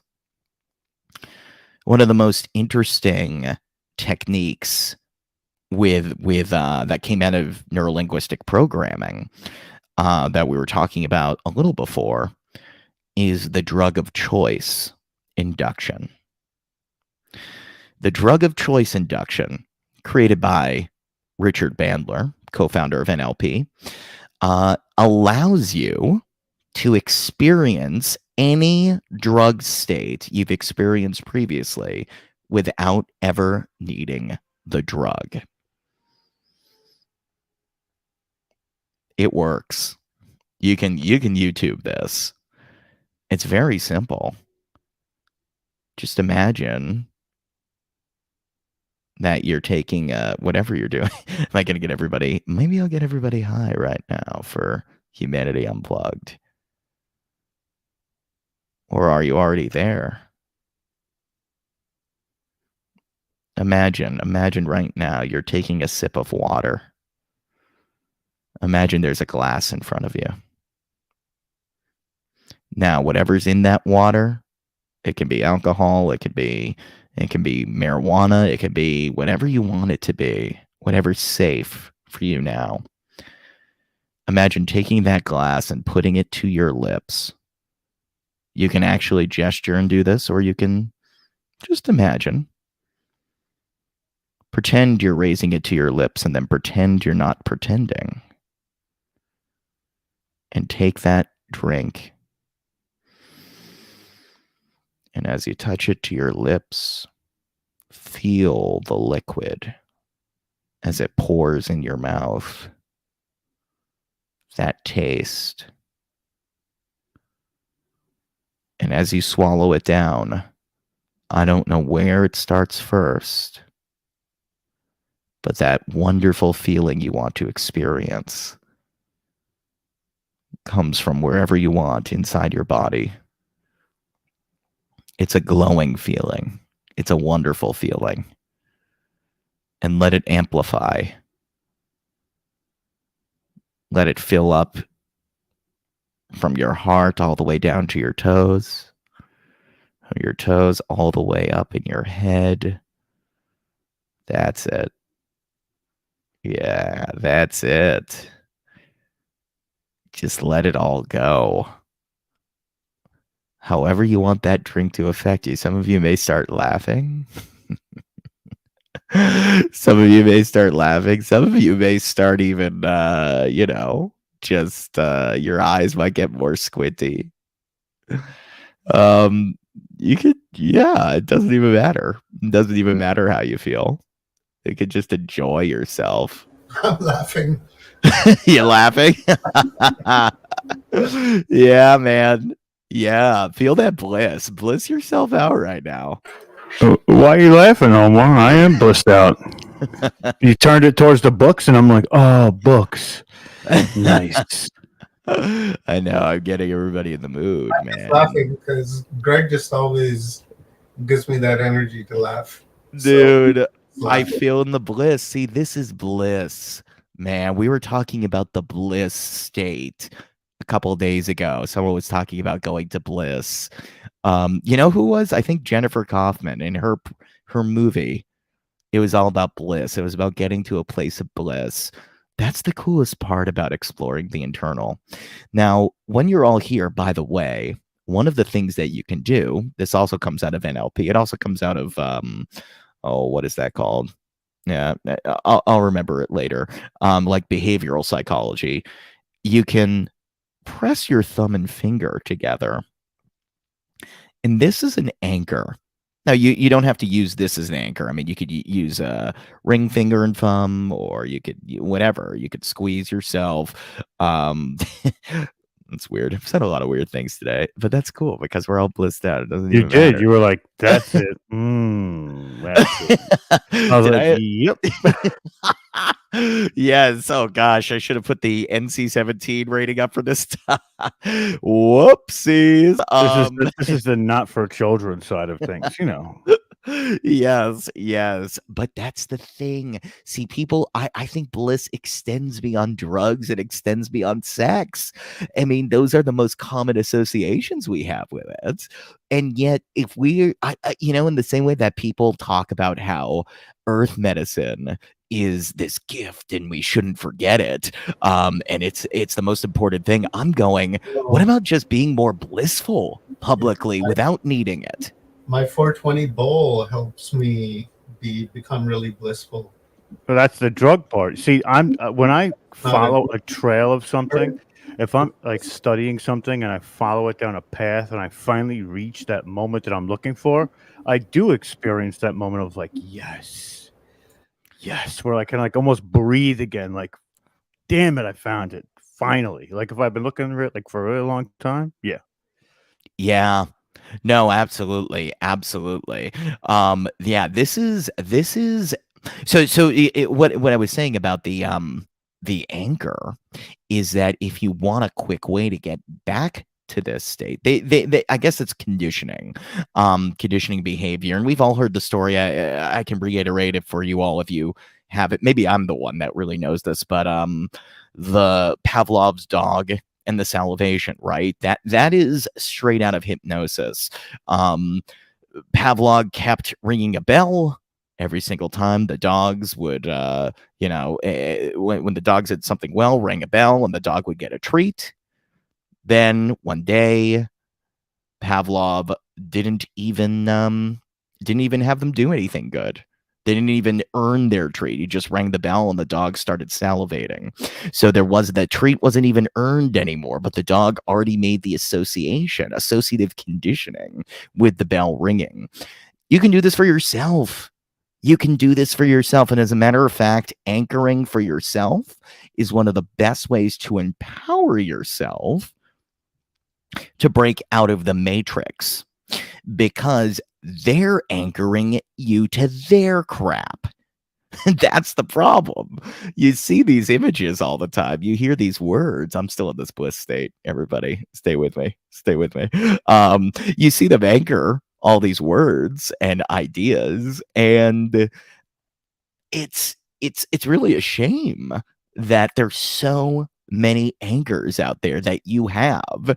That, I mean, look, I had to read the word mind control. I remember I got in trouble last year. Now, not really real trouble, but like during Forgery Unmasked, I was raving about hypnosis and being like, yes, this is cool mind control. I was speaking positively about mind control because to me, mind control is not necessarily associated with torturing, raping, dissociative personality disorder, MK Ultra, all the things that are terrible and have been documented and are bad. To me, mind control is about the potential, human potential. It's about how cool hypnosis is. I anchored that word to being hypnosis positive. But I remember somebody in the chat room last year was like, started going off on me and saying, mind control's evil, da-da-da-da-da. How could this speaker say that? And look, I'm not discounting people's experiences here, but I totally get that you have to be careful with words because words are spells, right? And words have emotional attachments and anchors. So there are a lot of things you can do. Like I said, put your thumb and finger together when you're in this bliss state. And then if you want to snap out of it, break the state. You can. Okay, that's one of the best ways. You can break it and do something that has nothing to do with the state. Look at a sign, read a book, pick something up. That's nothing. And then you can go into a new state, or you can just feel the warmth come back. That's the cool thing. If you notice yourself experiencing something positive, next time you do this, really at the peak of that positivity, some people debate about this, whether you should anchor yourself at the peak or you should anchor yourself as you're reaching the peak, it's very interesting. Process energy. In a weird way, I think it makes more sense to set an anchor for yourself when you're moving towards the positive emotion, because in general, everything's in motion. Emotion, right? That's the thing we hear. So to peak yourself at the amp state, I mean, you never know. You could be sitting in a movie theater and then all of a sudden you're like, oh, why did I just bliss out in front of everybody? But then you can have a little more control over the process. If you're moving in that direction. Now, interestingly enough, let's flip this around again for influence. When you're talking to somebody else and they're this is like practical spell casting, if you will. It breaks it down. That's why I love hypnosis so much. It was the bridge for me. As somebody that, and Omar and Rob know, I came in as very much more skeptically minded about a lot of these topics than I am now. But I was more open because of what I've seen and experienced with hypnosis and seen others do. But yeah, I think it is spell casting. I mean, for you to be able to talk to someone and go, hey, you know what it's like when you hire somebody that you really want to have on your team. When you have somebody on your team and you're going, I can't believe I didn't hire I haven't had someone like this before. This person's irreplaceable. What are the things that person normally has? Now you've already, as you see them, now look, this is the key here. You can't just say spells. This is what hypnotists get so wrong. This is what people who learn this NLP stuff, they mess up all the time. They think it's the words. They think it's the words. They think it's the technique. It's not. It's not. It's the embodiment. It's the be the change you want to see in the world always. So you have to get excited about who that employee would be that you want to keep. You have to be excited about that vacation. You have to transfer. It's transferable. We're talking about tuning forks, right? Again, it's the same stuff. Egyptians, sound frequency. This is the human to human communication. We have to, and we do entrain ourselves by being in an emotional state first and being with others. So it is so important to develop your own emotional flexibility. As a matter of fact, forget, I've been talking to you about bliss on this chat, and you can always put your fingers together when you want to experience that state. But I would encourage any of you in general to play with emotional flexibility. I think that is part of this whole 5D thing. The ability to experience more, go more inside of yourself, to really embody the world as opposed to just being like a viewer, a passenger. That requires a full body experience of life, and it requires great emotions, and it also requires sad ones. Why is it that people are in therapy for years? Someone says something, it triggers them. They cry it out, and then all of a sudden, maybe they feel better. Perhaps it's an unprocessed emotion. One of the very practical gifts that I can give you is telling you this message. Follow and experience the emotions fully. Experience them, the worst of the worst and the best of the best. This is the way to have a fully human experience, a fully subjective, transcendental experience. It's all very easy to go up there. So many people, Jerome kind of mentioned it the other night too.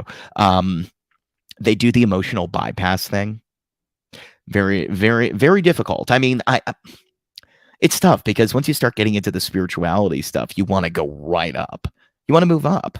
You want to go right to the top.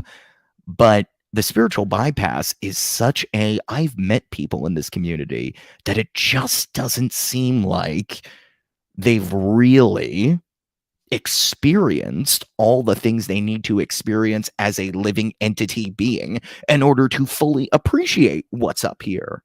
And you can feel it when they're communicating with you. It's a little bit like, okay, you're kind of etherical, you're kind of celestial, but are you human? That's the thing. It's a very unique ability that we have to experience in this way, to have thoughts like we do, to have emotions. If you can have that emotional flexibility within yourself, well, check this out. You're communicating to somebody else. You say, hey, so you know what it's like when you hire somebody that's amazing, that it would be perfect for your workplace, that you couldn't think of being without them. You know what that's like, right? Gesture at the peak of them feeling your transferred emotion. You've elicited it to it.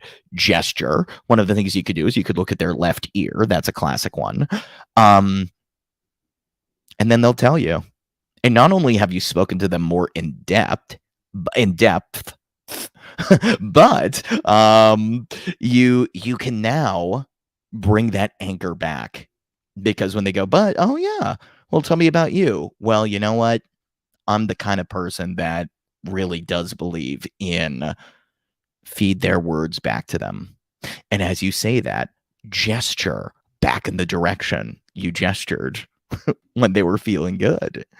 Yeah, is that manipulative? Sure. But also, or is it just really good communication, because that's the place they want to be anyways when they're hiring someone? That's my excuse for it. People want to experience good feelings. We need to give people that more. So yes, I know I gonna wrap up in a few minutes, but to get back to this whole notion of exploring the internal and what that means, when I was talking about going to a happy place earlier, and some of you saw pictures, some of you saw still images, some of you saw yourself maybe in a 360 degree, almost like a theater surrounding yourself. Some of you didn't. Those are things to notice. Notice the way you represent reality. If I say, think of, you remember what it was like to grow up, to when you were in kindergarten. What comes to you first? Do you see a still image? Do you see a movie? Do you see a bright, colorful image, or do you see a dark, black and white, gray image? What's interesting is that every single person not only has different content when you get into this emotional kind of artfully vague language that is universal enough to apply to everybody, but still elicit an emotion. The art of hypnosis in a lot of ways. But everybody represents things different inside of themselves.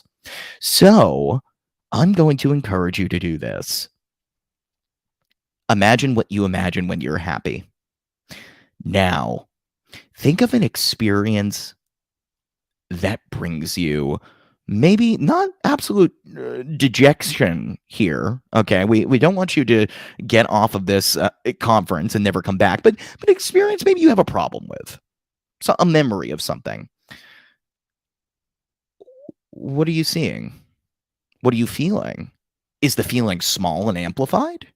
Are you hearing sounds from a distance?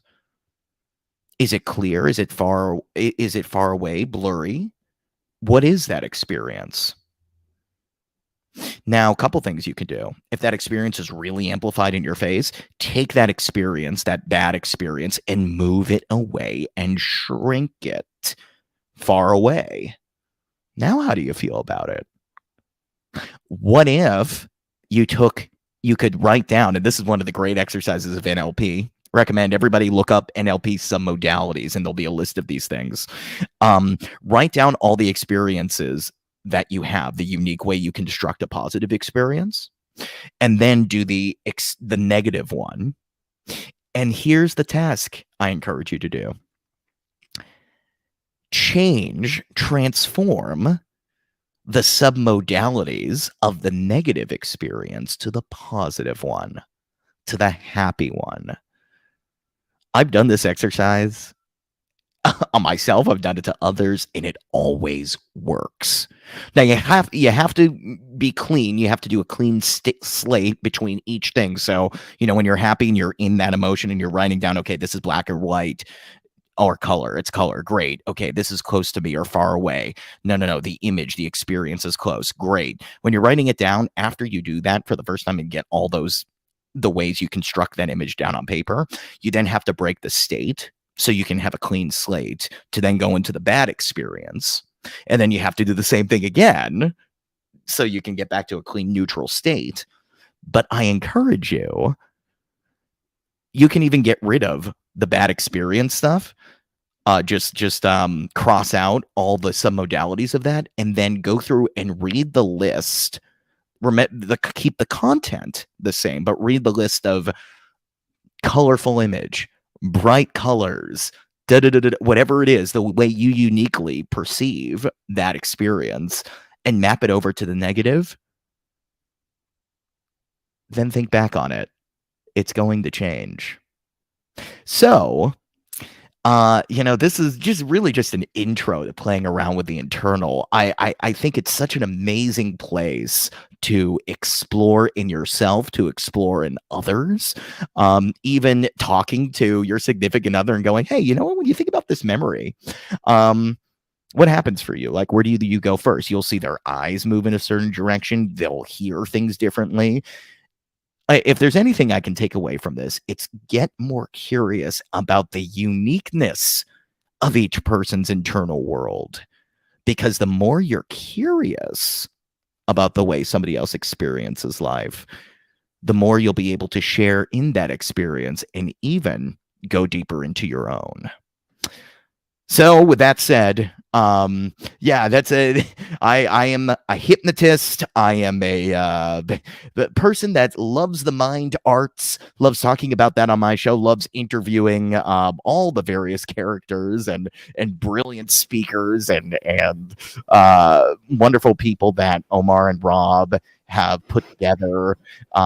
Stone Hobbit, Kathy Mason. I mean, all of you have put together a wonderful roster, people that I have on my show. Check it out if you want.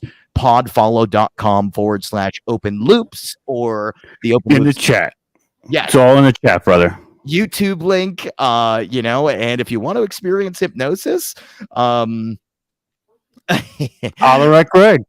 Yeah, give me a reach out. Follow me on Facebook or whatever. A reach out. That was almost a reach around. That was Okay, close. no, I'm Close. so.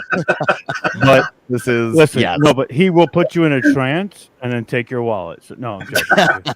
No, but listen. When Greg speaks, the clarity and the intellectualism in his voice, you can tell that when he does go into that hypnosis trance, you will achieve some clarity and some living through that moment. You know, he's not going to make it cluck like a chicken. He's going to help you Right. do work on yourself, and that's sometimes we need to bridge that gap with hypnosis because we can't get there ourselves. So it is definitely something to think about. Yeah. Well, thank you so much, Robin. Thank you, Omar. And thank you, everybody out there in the comments section, too. I've been loving hanging out with all of you. So this is great. Yeah, good job. But just remember the fingers if you ever need a little bliss state. Uh-oh. That now we're getting a little Illuminati, though. So gotta be careful. That's right. Gotta be careful of that. Yeah, thank you so much for having me, Rob. Who's up next? I'm excited. We're going to bring on Joan of Angels next. And Joan of Angels Joan, is love going her. to bring on Sean Morgan. Amazing. Right on, Greg. Thank you very much, brother. Really appreciate your contribution to Humanity Unplugged. I love you, brother, and your delivery is just amazing. You have that energy. Thanks for inserting that energy into Humanity Unplugged, and Of course. it's an invaluable service to the whole, and it's greatly appreciated, homie. Thank you. Absolutely. Yeah. Thank you, brother Omar. Thank you, brother Rob. Yeah, so excited to see what's coming next to this conference. So appreciate it. Love you, brother. We're gonna get to it. So tomorrow is the last day, but before we get there, next up we're gonna bring in one of my favorite people on the whole planet, Dr. Joan of Angels. All How was right. that? Thank God I'm still one of your favorite people on the planet, Rob. Of course, your hair looks great today, Dr. Joan. You cut it, didn't you? I cut it last week. I just came back from Sedona. Just got in about Yeah. 30 minutes ago. One of the most profound trips I've experienced. And the most fun, Rob, was seeing some of our speakers from Humanity, from this show. Sure. I have photos with some of the speakers, like Brad Olson and That's awesome. mhm. Brad Olson, half Nephilim, right? He's huge. Half also. Oh my God, he's 6'7". All right, and here's our famous Alan Steinfeld. So I got to hang out with them, and I hung out with who else? Let's see, by the tip of my tongue. Well, Victoria Reynolds, who was on, and a few other loved ones. So yeah. Oh, Geraldine as well. So Geraldine Orozco, she's amazing. She's amazing. so I got to hang out with her. I have a cute picture of her and I too. Oh, So I that's wanted awesome. to tell you that. I got to hit the circuit with you guys. I got to come hang out at the at these conventions and these seminars. You guys are all out there having a great time, and I'm all the way over in New York, just sitting in the cold weather. Like, I got to come with you. That's what's gonna happen. Oh, are you in New York City? No, I'm about there. Okay. I'm about an hour 10 north. Not far. Got it. Not far. Yeah, But well, we have to Dr. hook you up with real people again, all this time on Yes. Zoom. It was just amazing to be in the physical presence, to do a lecture, and it was great. Brad was great. I saw him on Saturday morning and then Friday morning, and then I saw him. He gave his presentation yesterday. Just fantastic. So bringing you guys a lot of love, a lot of high energy, and just wanted to tell Greg how much I love him also while he's there. All right. Well, I have a great speaker for you. And he's not our usual genre in terms of consciousness or ancient history, but I will tell you he's a pragmatist, and that's why he's on the show. So I'm going to introduce you to Sean Morgan. He is the author of the Crypto for Beginners course, which I highly recommend, and especially if you're a newbie. And he has been a marketing manager, business developer for several cryptocurrency companies. He's the founder of CoinU.co, which is the first multilingual crypto education app. And he has a weekly show on AmericanMediaPeriscope.net. He has channels on Telegram and Gab. They are growing. And he says if you're looking for objective research, alternative perspectives, and rigorous analysis of breaking news, check out his videos, podcasts, and newsletters. And this is really important. No matter what the megalithic institutions try to do to stop the flow of information, he continues to expose corruption and stands up for human rights. We are in the Great Awakening. Nothing can stop humanity from uniting against tyranny. And I'll post his links for everyone as well. So I'm really happy to introduce Sean Morgan. So is Sean in the house? I don't believe he's here yet, Dr. Joan. I'm not sure. Got it. Okay.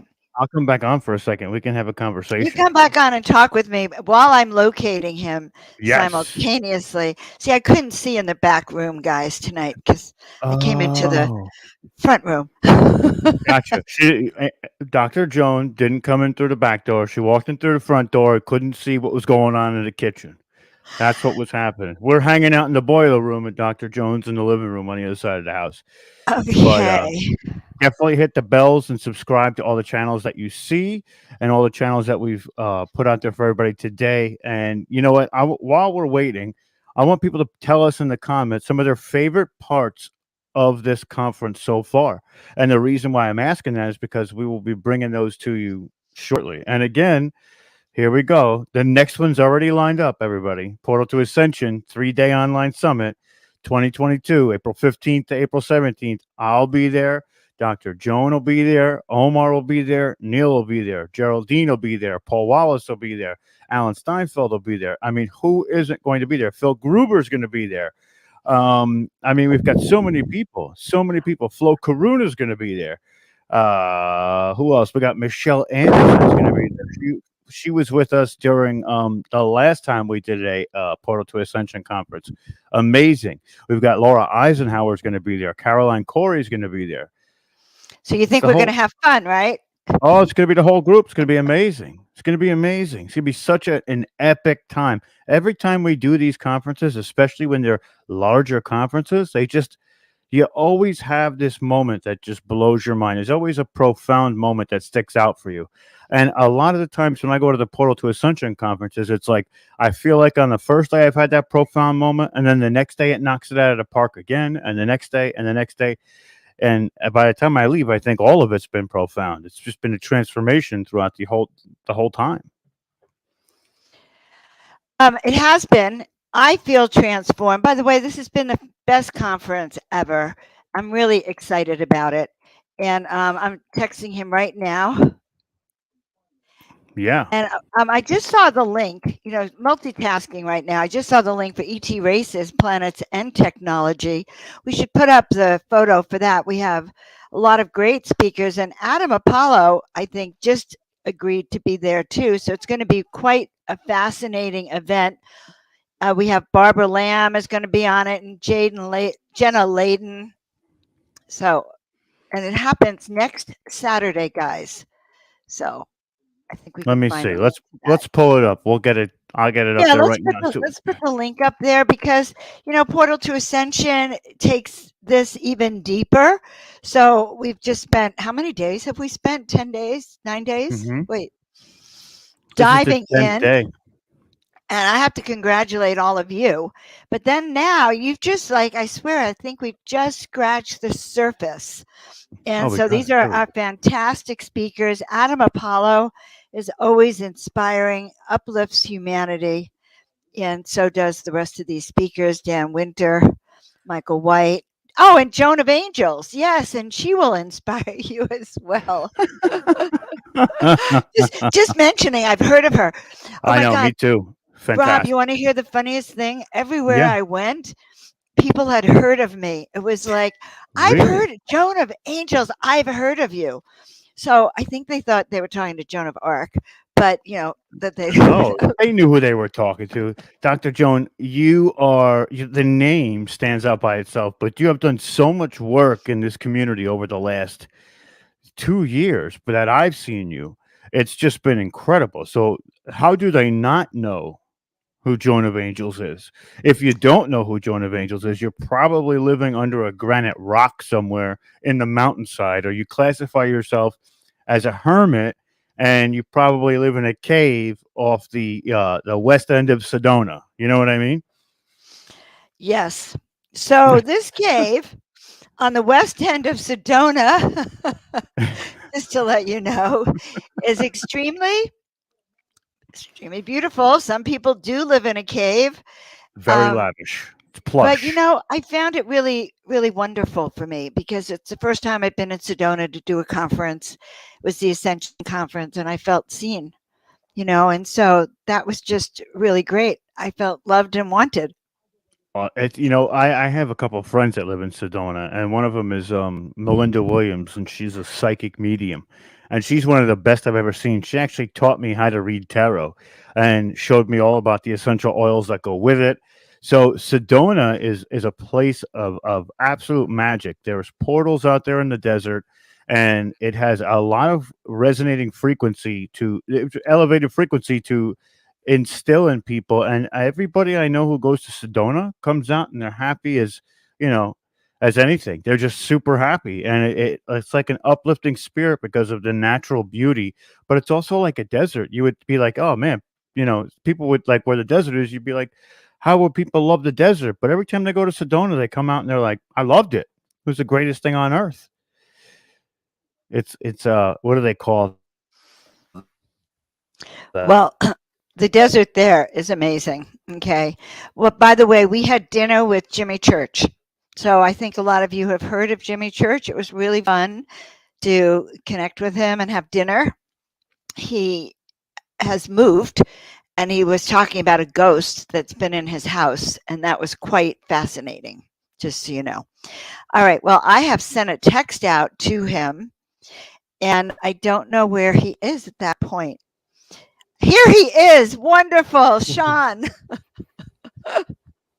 Good to see you, Joan. How are you? Welcome. I am very happy to see you. Glad you're here. I was afraid maybe I'd sent you the wrong link. So here we go. So, Sean, I thought we would talk a little bit about, things that people can do now. And what I know you have a talk probably planned for us. Yeah, sure. I think what people can do is very important to talk about. Do you want to talk about that first? Yeah, we can talk about that, or talk about, introduce you. Let's introduce you a little bit. You can introduce yourself. And do you have a talk prepared for us on? Yes, I was going to talk about the different institutions that have been captured, and how the Great Awakening is about people waking up to these different institutions of our society, and how they have been captured, and how we're waking up to it, and how we're taking them back, and definitely what we can actually do about it. Perfect. Let's. I can't wait to hear it. So take it away. All right, absolutely. Well, my name's Sean Morgan. I started a YouTube channel 2 years ago, and I was working in a technology job, and the pandemic hit, and they laid me off because everyone just got scared and started firing a bunch of people from companies. And so I had already kind of joined this Great Awakening as a digital soldier through awareness of the Q drops. And I created this YouTube channel to explain the Q drops to people, and it immediately went viral with 2 million views. I got 60,000 subscribers, and this just snowballed into a career of sharing information about the Great Awakening and about the Q drops. And it seemed like the more that I shared this information, the more I was targeted. And so I was kicked off of YouTube, I was kicked off of Twitter, I was kicked off of Instagram and Facebook, and they took away my t-shirt store, and they, deplatformed me from Spotify to try to stop me from doing a podcast even. So I knew that I was on the right track if I was being deplatformed and targeted that way and censored so much, because they don't try to censor stuff that is just ridiculous conspiracy theory, right? They only try to censor the truth. And so it's a really interesting contraindicator. But I was lucky enough to be hired as an anchor for an alternative news program for a platform called American Media Periscope. And so I do a program every day, Monday through Friday, 6 p.m. Eastern. It's called Making Sense of the Madness. And I interview patriots, people who love their country, no matter what country they're in. And they're trying to take their country back from these globalists. And so it's really important to understand, and what I really gained a lot from the Q drops several years ago, reading them, was understanding the dynamic of this war that's unfolding.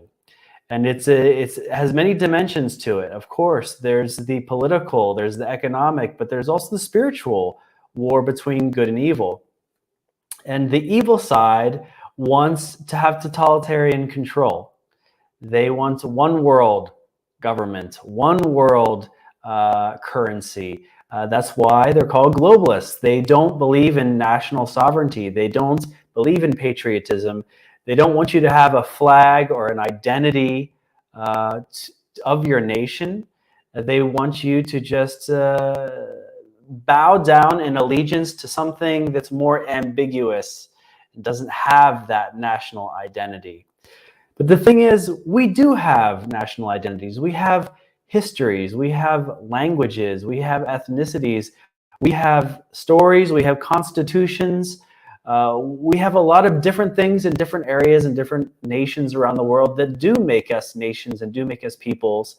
And it seems that national sovereignty, although it hasn't been easy over the years, it seems better than globalism.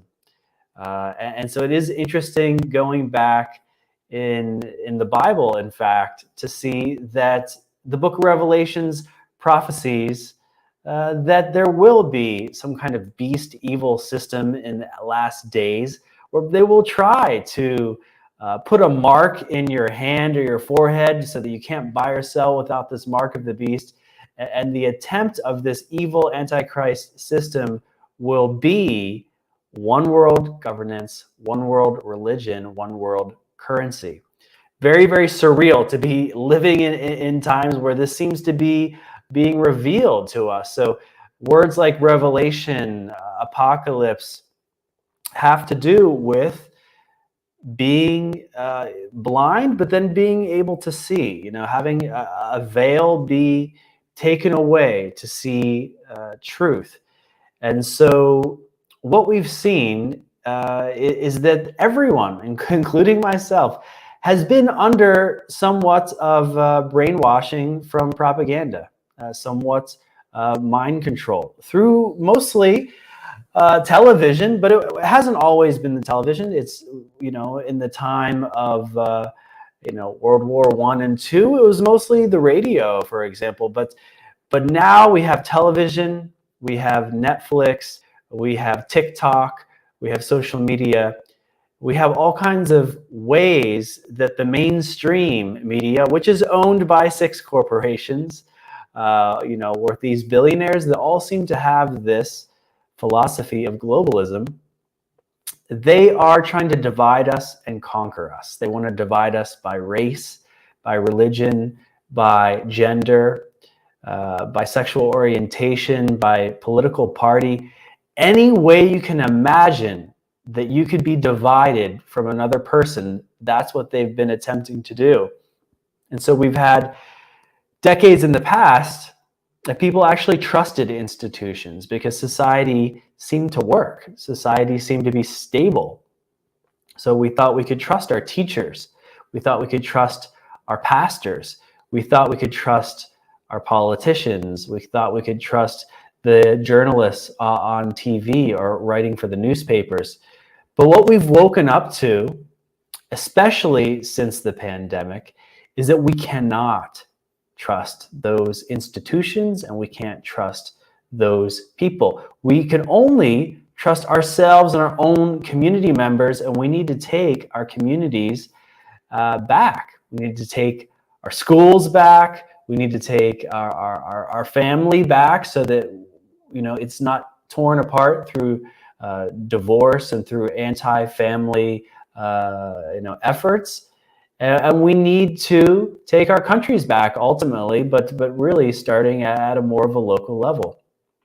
And so I wanted to go into some of these institutions that I mentioned and just illustrate some of the ways that over the years we've been waking up to how they've been captured by the globalists, because these institutions are really big part of our lives. And it doesn't mean that every person in this institution is evil or whatever, because you could take an institution like the media, and you have your local news station, and you might know the anchor for your local news station. If you're in a small town, in a small city, you might personally know the people who work the cameras or who write the scripts or deliver the news. It doesn't mean that they are evil, but when you have 6 corporations and they own most of the local TV stations and they own the newspapers and they own the media, they're able to put out a narrative. They're able to put out these talking points, and it becomes an echo chamber. And so we've seen, probably all of you have seen that clip on the internet that's been passed around of all of the local news anchors all repeating the exact same paragraph, not just the same couple words or the same sentence, but the same paragraph. They're all saying word for word because it's a script. So when you have billionaires that own these media empires, they're able to put out a script and force everyone to follow along with it.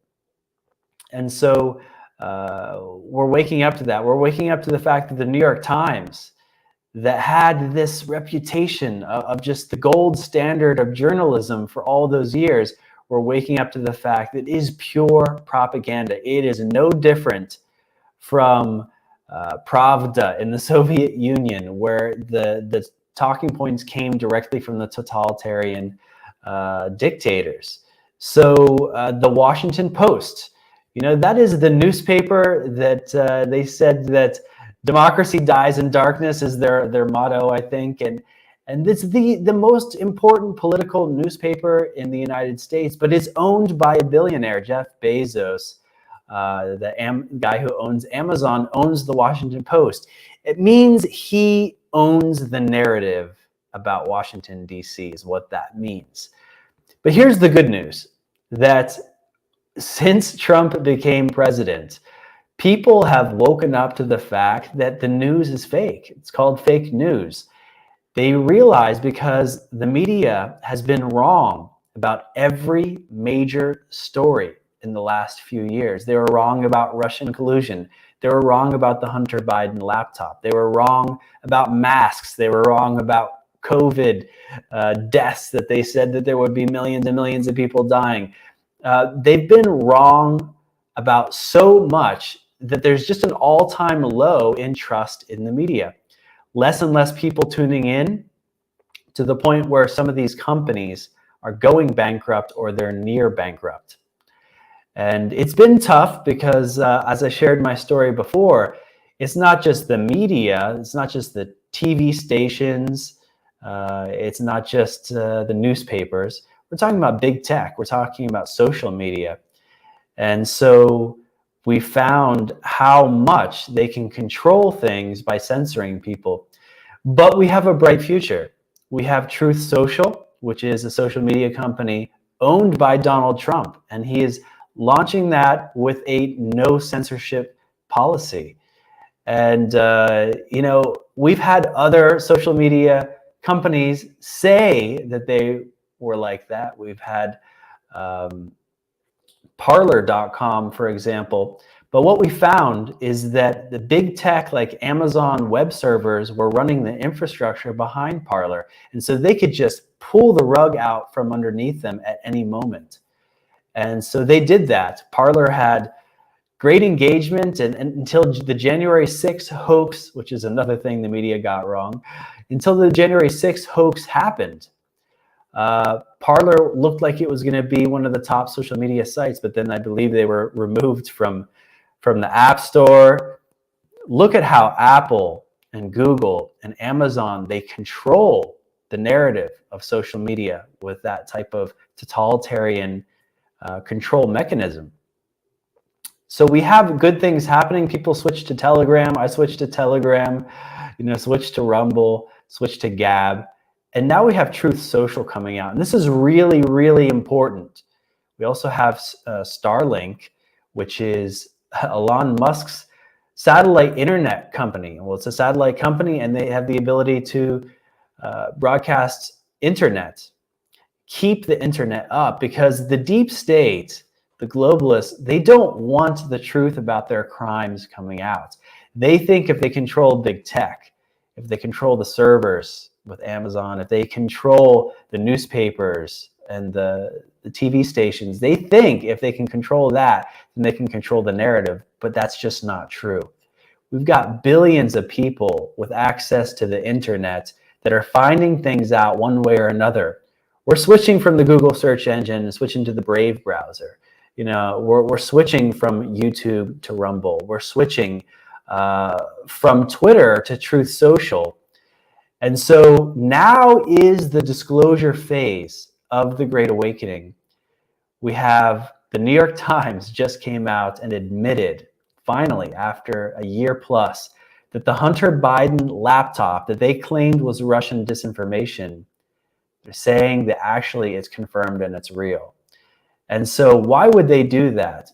Well, many people believe the reason why the New York Times finally admitted that is because Hunter Biden's been under federal investigation for tax evasion and other crimes, and he's about to be indicted, and possibly other people in the Biden crime family.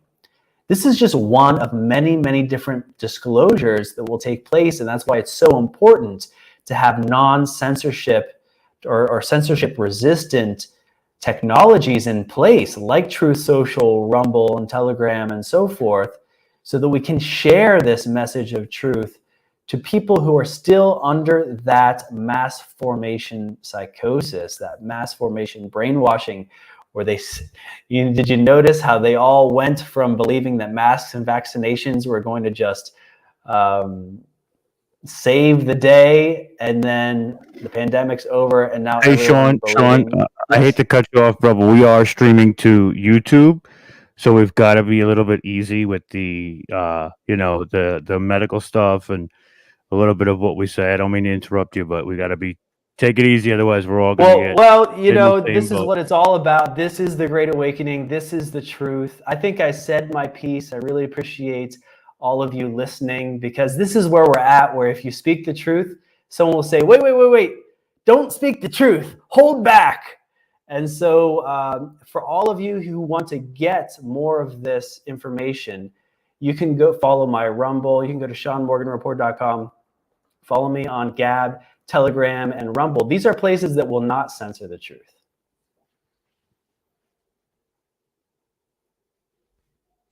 You're muted, Dr. John.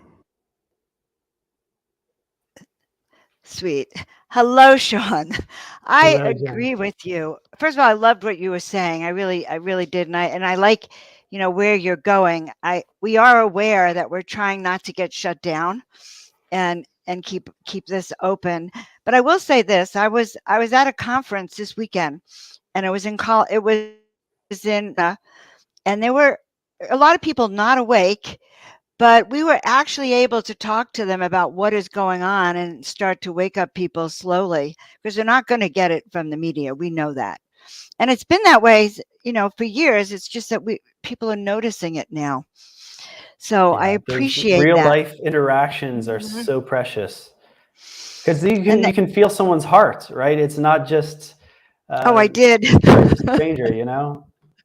I was able to see some of the speakers that we've had on and that I've had on other shows and run up and hug them and share that. But what we are undergoing in the country is very challenging for everyone and dangerous, and we could lose our country. I mean, I'm proud of you for standing up and for what you've been doing, just so you know that. And you. it takes a lot because you risk a lot to speak your truth here in our country. So we are allowed to talk a little bit about that. But I think, Sean, also you have solutions that help empower people. And when I and I want to apologize to you. I had already introduced you, and then it turned out you weren't on yet. And then I realized, oh wait, Sean doesn't even think I introduced him because he just showed up. So I did introduce you. I just want you to know that. All right, that's just me. But I thought maybe we can now kind of look at, okay, ways to deal with some of what's going to happen in the financial sector, and how crypto, some of the work that you have done in the financial world can help, or other solutions that you might have for us in terms of dealing with all the stuff that we're saying we can't really talk about. Right. And I'm glad we Yeah. got a little in though. Yeah, just push the censors to the very, brink. Yeah, I'm very passionate about economics. I went to graduate school for business, and I've been thinking about this my whole life. And we're living through historic times, not just, we're just covering one institution of the media, but it's all of them, including, the banking system, the economics, the corporate system. And yeah, we're going to witness the collapse of the modern financial system and the collapse of every other system, and that's a good thing. It's not easy, for any of you who had big traumas in your life. Those traumas were not easy, but they were the greatest catalyst for growth in your life, and I speak for myself there too. And so yes, we're going to see the death of the dollar. We're already seeing it happening, unfolding right now, where Saudi Arabia is accepting Chinese currency for oil. That's the death of the petrodollar. We're seeing the United States and Europe and Japan freeze currencies that belong to the Russian bank. And so now all the other countries in the world are watching what the US-led system is doing to Russia, and they're thinking to themselves, well, if you can just freeze all the dollars in my account at any moment, why would I keep dollars in my account? I'm going to switch to something else. And so one of the main things they're going to be switching to is gold. And so I think that's a good hedge for anyone's portfolio. If you have extra money, if you keep it in American dollars, it's losing purchasing power more and more. The inflation is accelerating. But if you keep your savings in physical gold, you're keeping your savings in the same way that these major governments of the world are keeping their savings. What do you think they put in their vaults, right? So I do believe a lot in physical things like gold and silver, but also things that are tangible, that are really helpful for us in our lives, like owning a house instead of renting a house, like having land and growing food, like producing your own energy, like having your own solar panels, for example. So these are great investments, and especially in an inflationary environment where food becomes more expensive, real estate becomes more expensive. The sooner you invest in these things now, then 2 years down the road, when a house costs double and food costs quadruple, then you have those things. Same thing. Look at what energy has done in the last year. People who had invested in solar panels are getting double the return because the cost of electricity or the cost of energy has doubled. You're right. And I think planning ahead, especially even food, supplies, food, everything, to start to stock up at this moment now makes a lot of sense. It's a Absolutely. wise use of your resources. Yeah, especially since it probably is not that expensive to, for example, I'm in Brazil, so the most common, and just a really common survival food is rice and beans. So if you can get some vacuum packed rice and beans that will last literally years, and you spend just maybe a couple $100 on a supply of food, that could just really get you through a hard time. When I first came to Brazil 4 years ago, there was a trucker strike, and it scared me because overnight the whole country was at risk of us not being able to get what we needed, and they were limiting the ability, like the number of things we were allowed to get to the grocery store and everything. Now, luckily, we got through that strike pretty quickly, and it all turned out fine. But you just never know, and so it's always good to have food security, water security, energy security. And I'm not feeling so secure these days on a planet Earth. So I appreciate hearing different ways that we can take care of ourselves. So we have some people asking about crypto. I know, what I know about crypto was what I got from you that day in our interview, honestly.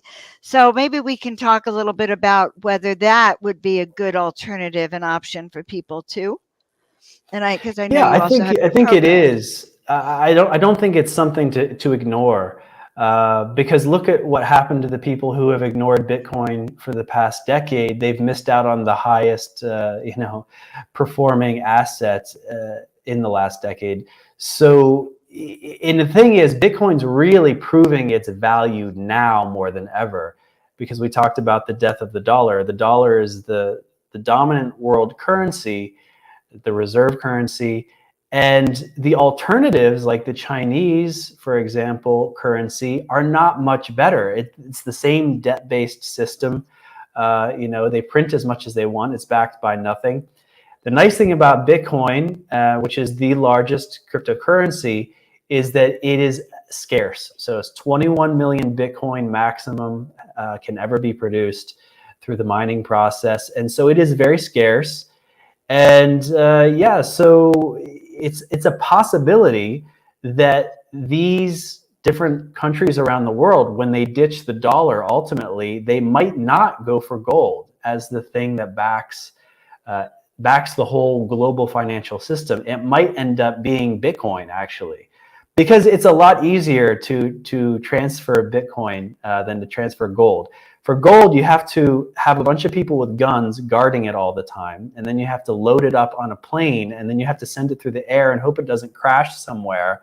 It's just really, really hard to do international, transactions in gold. Now, there are gold-backed cryptocurrencies, but none of them really have it down yet. But so we could end up going in that direction. But Bitcoin is just so simple, fast, efficient, and secure, and so it is a possibility that it could turn into one of the global reserve currency. And so I think it's a really good idea to put like 1% of your net worth in Bitcoin, because if it goes to zero, the maximum you're going to lose is 1% of your net worth. But if it goes up by like 10x, 100x, it can make a really big difference in your life. And those types of gains are possible because we've just got a lot of room to grow.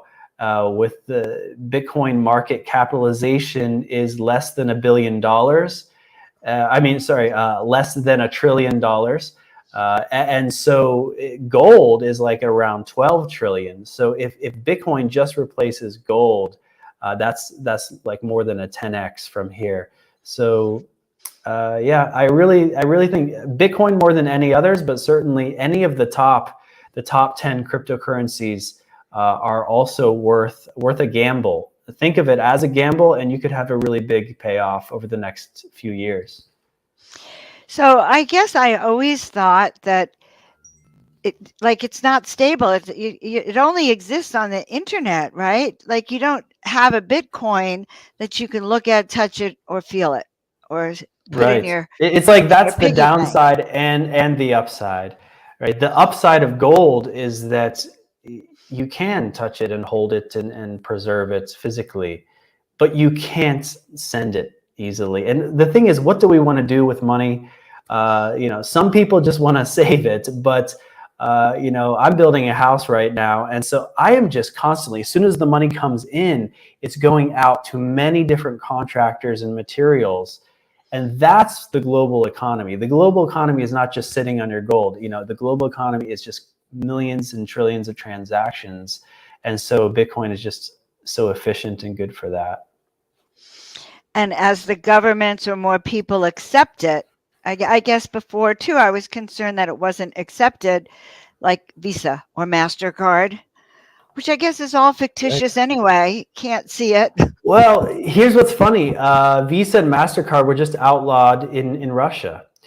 And Russia's an important country. It has 10% of the world's energy. So we're talking about oil, natural gas, and uranium. So to just cut off, a really important country that has the most nuclear weapons in the world also, and they're allied with China. So there's this new alliance building between Russia, China, India, and Brazil. These are the emerging economies. They were talking about 3 billion people. If they go off Visa, MasterCard, if they go off the SWIFT system, that's a big break in the global financial system. And so people are going to look for an alternative. And I'm already experiencing this because I live in Brazil. So it's not easy for me to turn the dollars that I make from my job into Brazilian currency. It's actually very, very annoying. So I have to go through third parties. I have to, the government of Brazil surveils every dollar that comes across the borders, and they ask me to prove my income and show my bank statements. It's very bureaucratic. So, sometimes I just do everything in Bitcoin. So I just take my dollars, buy Bitcoin, and then sell the Bitcoin for Brazilian currency, and I don't have to deal with the government. This is what's happening all around the world with all these different countries that are trying to buy and sell. So you have to go, and so that's another way to use the Bitcoin then, is to sort of go and take your money, and I get it. You buy the Bitcoin, then now you can sell it in your Brazilian currency. Could you sell it in dollars also? Yes, you can, right? You can sell it back in dollars. And you can do this through an exchange, which is very similar to a bank, but you can also do peer-to-peer transactions, and that's what's really, really empowering, because these exchanges are very similar to banks. They can freeze your account, right? They can demand identification and all these bureaucratic things. But when you're doing a peer-to-peer transaction, you just find another individual in the world who's looking for a transaction, like looking to buy if you're looking to sell, for example. And so, localbitcoins.com is the biggest website for peer-to-peer transactions. You can find someone in any country in any currency. Got it. So just so you know, I'm so un-Bitcoin friendly that I was thinking local peer meant something like Venmo, where I can send money directly to another person without having anything in between us. Well, Bitcoin is already like that. So you can always just send to anyone else who has a Bitcoin address. So let me ask you a question. We're talking about a global financial reset. We're talking about people, countries going off the petrodollar and a whole new consortium of countries with their own kind of currency. What happens in an everyday life? Like, what can we expect to see as this unravels? Unfortunately, in the short term, like for the West, we're going to see higher prices for our goods and services, and we've already been seeing it, but it's going to start to get really, really obvious, just kind of like how it's become shocking at the gas pump, where it's costing double what it cost before, and it's really affecting your life. That's the kind of thing that you can start to expect with everything in your life, from the grocery store to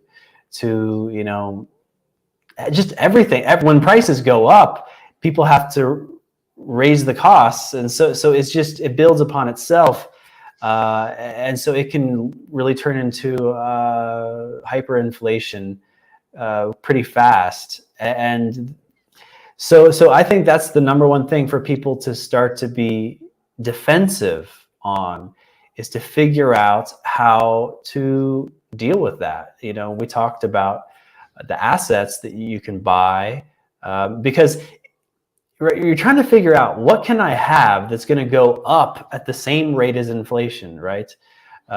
So, you know, we've seen the people who had lumber and copper and things that you used to build things, that has gone up greatly. So a lot higher than if you kept all of your assets in copper and lumber for the last year or two, you would be doing very well. Whereas if you kept it in cash, like you're losing value every month, every year. So that's one defensive way, becoming resilient. But, you know, also creating value. You know, this is a time when people's needs are changing. And so when needs change, then new services need to be created and provided. So you know, there are people who have their gifts, and it's maybe time to stop thinking of yourself as a corporate servant, you know, just trying to just help this one company make money, and think of yourself as an entrepreneur, as someone who can create value by yourself without an organization, and just look around at what the needs are, and start to synergize with your community members, because you know you might have a neighbor that has chickens, and so they've got like an overabundance of eggs, and you need eggs, but maybe you create clothing, and they need clothing, and you need eggs, and let's get together and barter. You know, it's just returning to community. We're going to find a lot of abundance. I think you're right. Well, I'm a chiropractor, and I'm hearing from Humanity Unplugged. Okay, let's see who's calling me. Hello?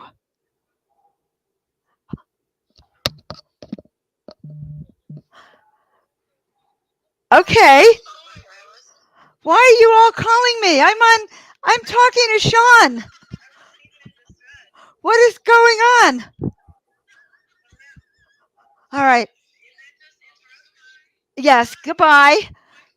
I had to answer that because it's the people I'm working with, but I think they're a little nutty by now. You know what, Sean? They've been doing this for 10 days, or maybe today, 10 days straight, 12 hours a day. And The marathon. Congratulations to get to the end of the race.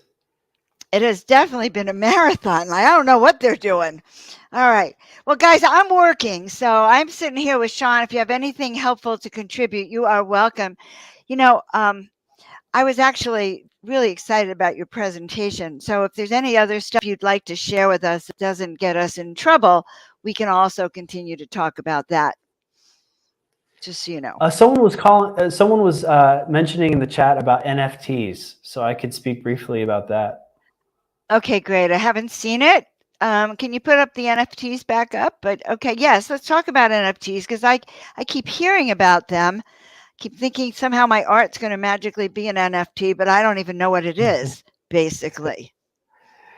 Yeah, you know, it's interesting because I used to collect baseball cards and coins when I was a little kid. And with baseball cards, you would try to get one of these certificates of authenticity, right? Yes, I remember so those. that special piece of paper that proves that something's real.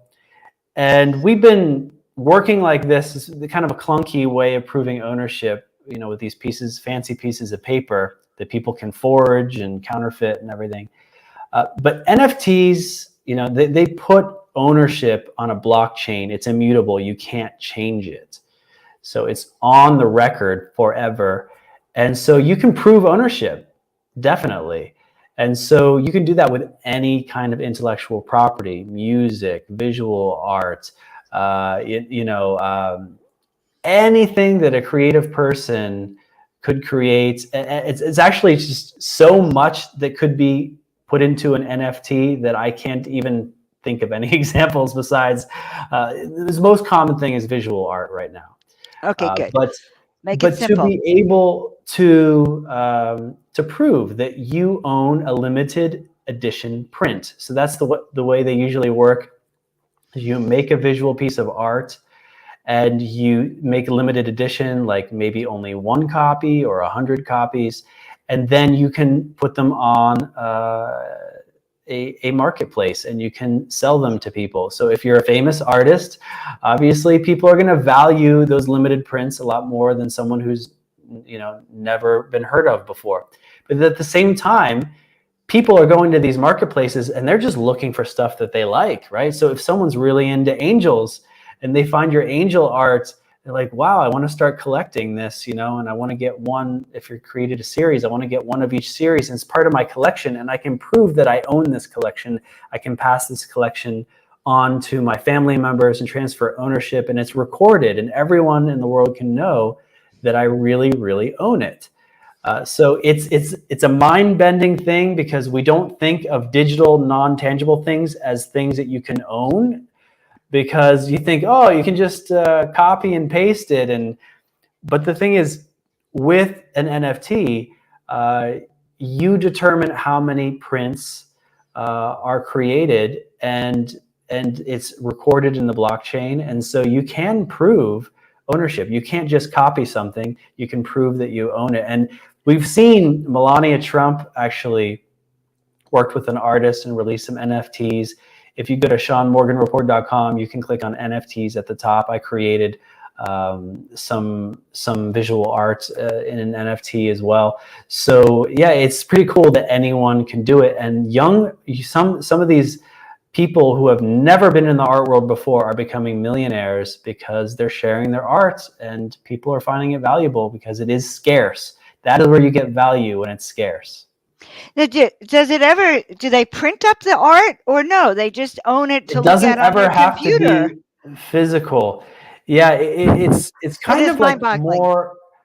It's more like a bragging right at this point. Like, yeah, I own this thing, and it's scarce, and other people wanted it, but I have it. But in the future, you know, our homes and our environment might be more of a digital thing.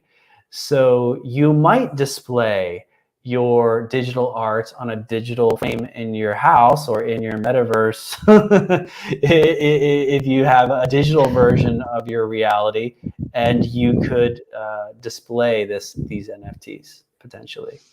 All right. Well, you do know that is sort of mind-boggling. So let me see if I understand this. I can take the painting behind me, which almost no one has seen. Okay. And I could say, okay, I'm going to make 10 reproductions of it and turn it into an NFT and place it on the blockchain.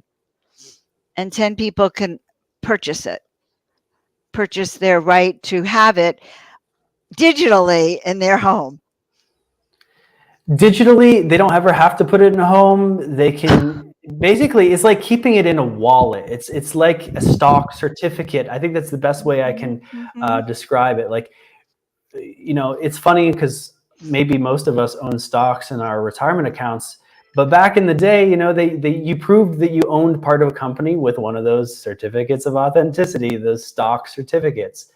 Well, this is just a art certificate that is recorded in a blockchain.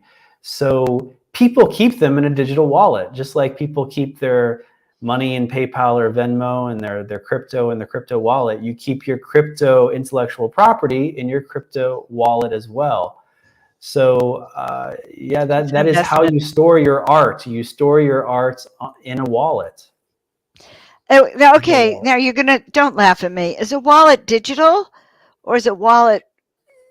Yeah, it's called a wallet, but it's really more of a bank account. So it's like you log in, you can see numbers, so you can see the amount of currency you have. For example, you can see how much Ethereum you have, how much Bitcoin you have.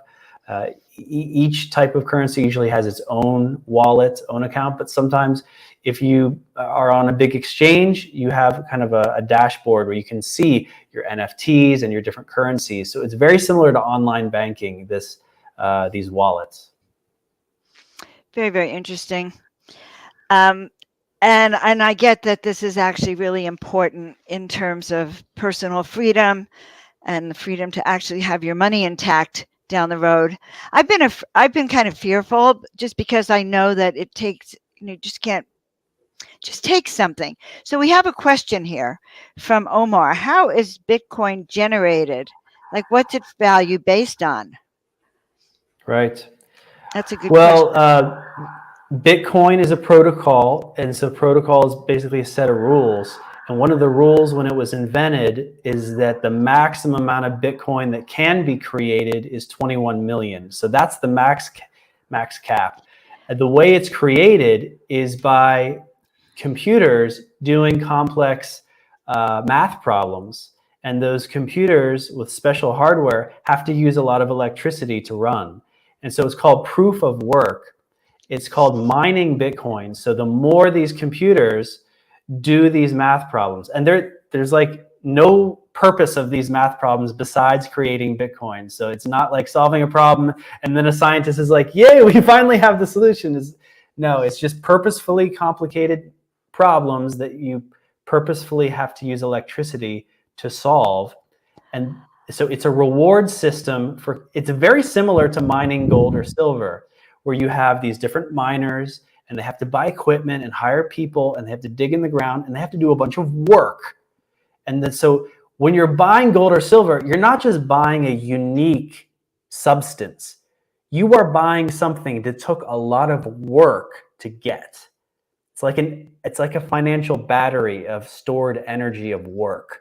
And same thing with Bitcoin. It took a lot of work, a lot of electricity to create. And so it's that scarcity that really gives Bitcoin its value, and the fact that it's a secure system that anyone can use globally and it is accepted by many different places. That's also where it gets its value. What happens if the grid goes down? Well, if we can't use electricity and we can't use computers, not only can we not use Bitcoin, we also can't do anything else that we can in the modern world, right? We're not going to be able to wash our clothes, store food in the refrigerator. We're talking about the collapse of human civilization, and at that point, you probably want to have, food. That's going to be the most important thing, right? Food and security. Yeah, let's So hope even we don't then, get there. Pieces of paper dollars, probably no one would think it has any value at all. Except to burn. So, right. To burn. Okay. And I do know that there's times that money's been burned, as fuel. Yeah. Okay. So, and I've also heard of mining. Like I've seen ads from different organizations that you can work and be a Bitcoin miner. I never knew what that was really about. Yeah, it's specialized hardware, so it's very expensive computers that do these math problems. So Got it. So it used to be a long time ago, like 5 to 10 years ago, you could mine Bitcoin on a regular home computer, and you could be fine. You could actually, it would be worth it. But to try to do that now, you'd probably only get like 5 cents worth of Bitcoin. Got it. So I'm just 20 years too late for that job. God. All right. Well, we have a few more minutes. What else would you like to share with us? We have some other Bitcoin questions, and a couple of people were interested in the bartering aspect of stuff. But what else would you think we should share with people that's on your mind of the upcoming financial situation? Other trends you see might be happening? Well, I did see a question from Stone Hobbit of Hearthfire. They asked about how do you know the whales aren't government buying? And by whale, a whale is a term in cryptocurrency of a rich person who owns a lot of cryptocurrency. And they say, how do you know that one of these people who's buying millions or billions of dollars worth of crypto isn't actually a government? Well, you don't know that, and I'm very, very sure that governments are. It's confirmed that the government of El Salvador is publicly buying Bitcoin. So that's true. It is happening, and the thing is, that's what's nice about Bitcoin, because it's $1 trillion market. Governments and billionaires, they can go in and they can participate, and yes, it does cause volatility, but it's not crashing it. It's not ruining the situation. So there's enough room for everyone. It's like, how do we know that governments aren't buying a bunch of gold? We know they are, you know, but it's not crashing the gold market. That's when you have a market that's big enough. When a market's really small and there's a billionaire that gets involved, it's very easy to manipulate the market. But when the market's really big, you can have big players and it doesn't manipulate it as much. Got it. I had no idea. So I was looking at her question going, are whales government connected? And I'm thinking, I don't even know what that means. And so I really, it is my ignorance here. So then Stone wants to know, what's the safety guard if the power goes out? It's like, say it goes out for a few days or a few weeks, will they lose our records? No. That's no problem. You know, you shut your computer off every night. You still have all the records on your computer. So no, it's not a problem if we lose power for days. I think the problem is that if the power is out worldwide, then yeah, you can't transact, right? You can't buy, sell, and do all the things that you want to do. So let's hope that doesn't happen. And, you know, we're doing the best we can on this planet, I think. So what is your opinion on privacy crypto coins? What are privacy crypto coins? Well, Bitcoin is not a privacy coin because it's on a public ledger. And so although it's not necessarily associated with your name or your identification or anything, like you have a wallet address similar to a bank account number. And so, and you can create many of these. It's easier than creating a bank account. So you can go on, you can go to a Bitcoin wallet website and you can create 100 Bitcoin addresses for free. So it's not completely private because people can know that, hey, one person with this wallet address did this transaction with someone with this wallet address. And this wallet address has been buying real estate in London. Right? So you can start, especially with advanced computer modeling and the type of resources that governments have and intelligence agencies have, they can figure out who has the Bitcoin and who's doing what with the Bitcoin, which is kind of a good thing in some ways because it lowers the amount of money laundering and human trafficking and things that are done with dark money. But there are people who want privacy, and I think that's important too. And so there are different coins. The biggest two would be Monero and Zcash. Those are the two biggest privacy coins. And they have a technology to prevent people from knowing, you know, where the money is coming from and where it's going, to try to protect your identity, and so people can't know about your financial transactions. So I think there's a big value in that. Now that we're learning we can't trust the banks, we can't trust the governments, then interacting in Bitcoin, people can start to feel vulnerable because they can be surveilled. So yeah, that's what I think about privacy coins. Got it. And what do you think here? So this is kind of interesting with what's coming down the loop, all the talk of digital currency, add that into the passports and social credit scores. Is our Bitcoin able to be separate from this in a sense? You know how they shut down? The danger is when governments create their own cryptocurrencies and then they say, hey, you can't buy or sell unless you have a vaccine, right? That's when they start tying it in to their own system is when they can control you. Bitcoin is the opposite. I'll give you an example. You know, just as I am being censored today on YouTube, I've been debanked from PayPal and Venmo and Patreon. And so look at how much control with the modern corporate system they have over my finances. But with Bitcoin, it's censorship resistant. So you can say whatever you want and you can still do business around the world without the government interfering and without the government's ability to confiscate. Look at what happened to the truckers protesting in Canada. They had their bank accounts frozen with the donations they got and everything. People donating to the truckers had their bank accounts frozen.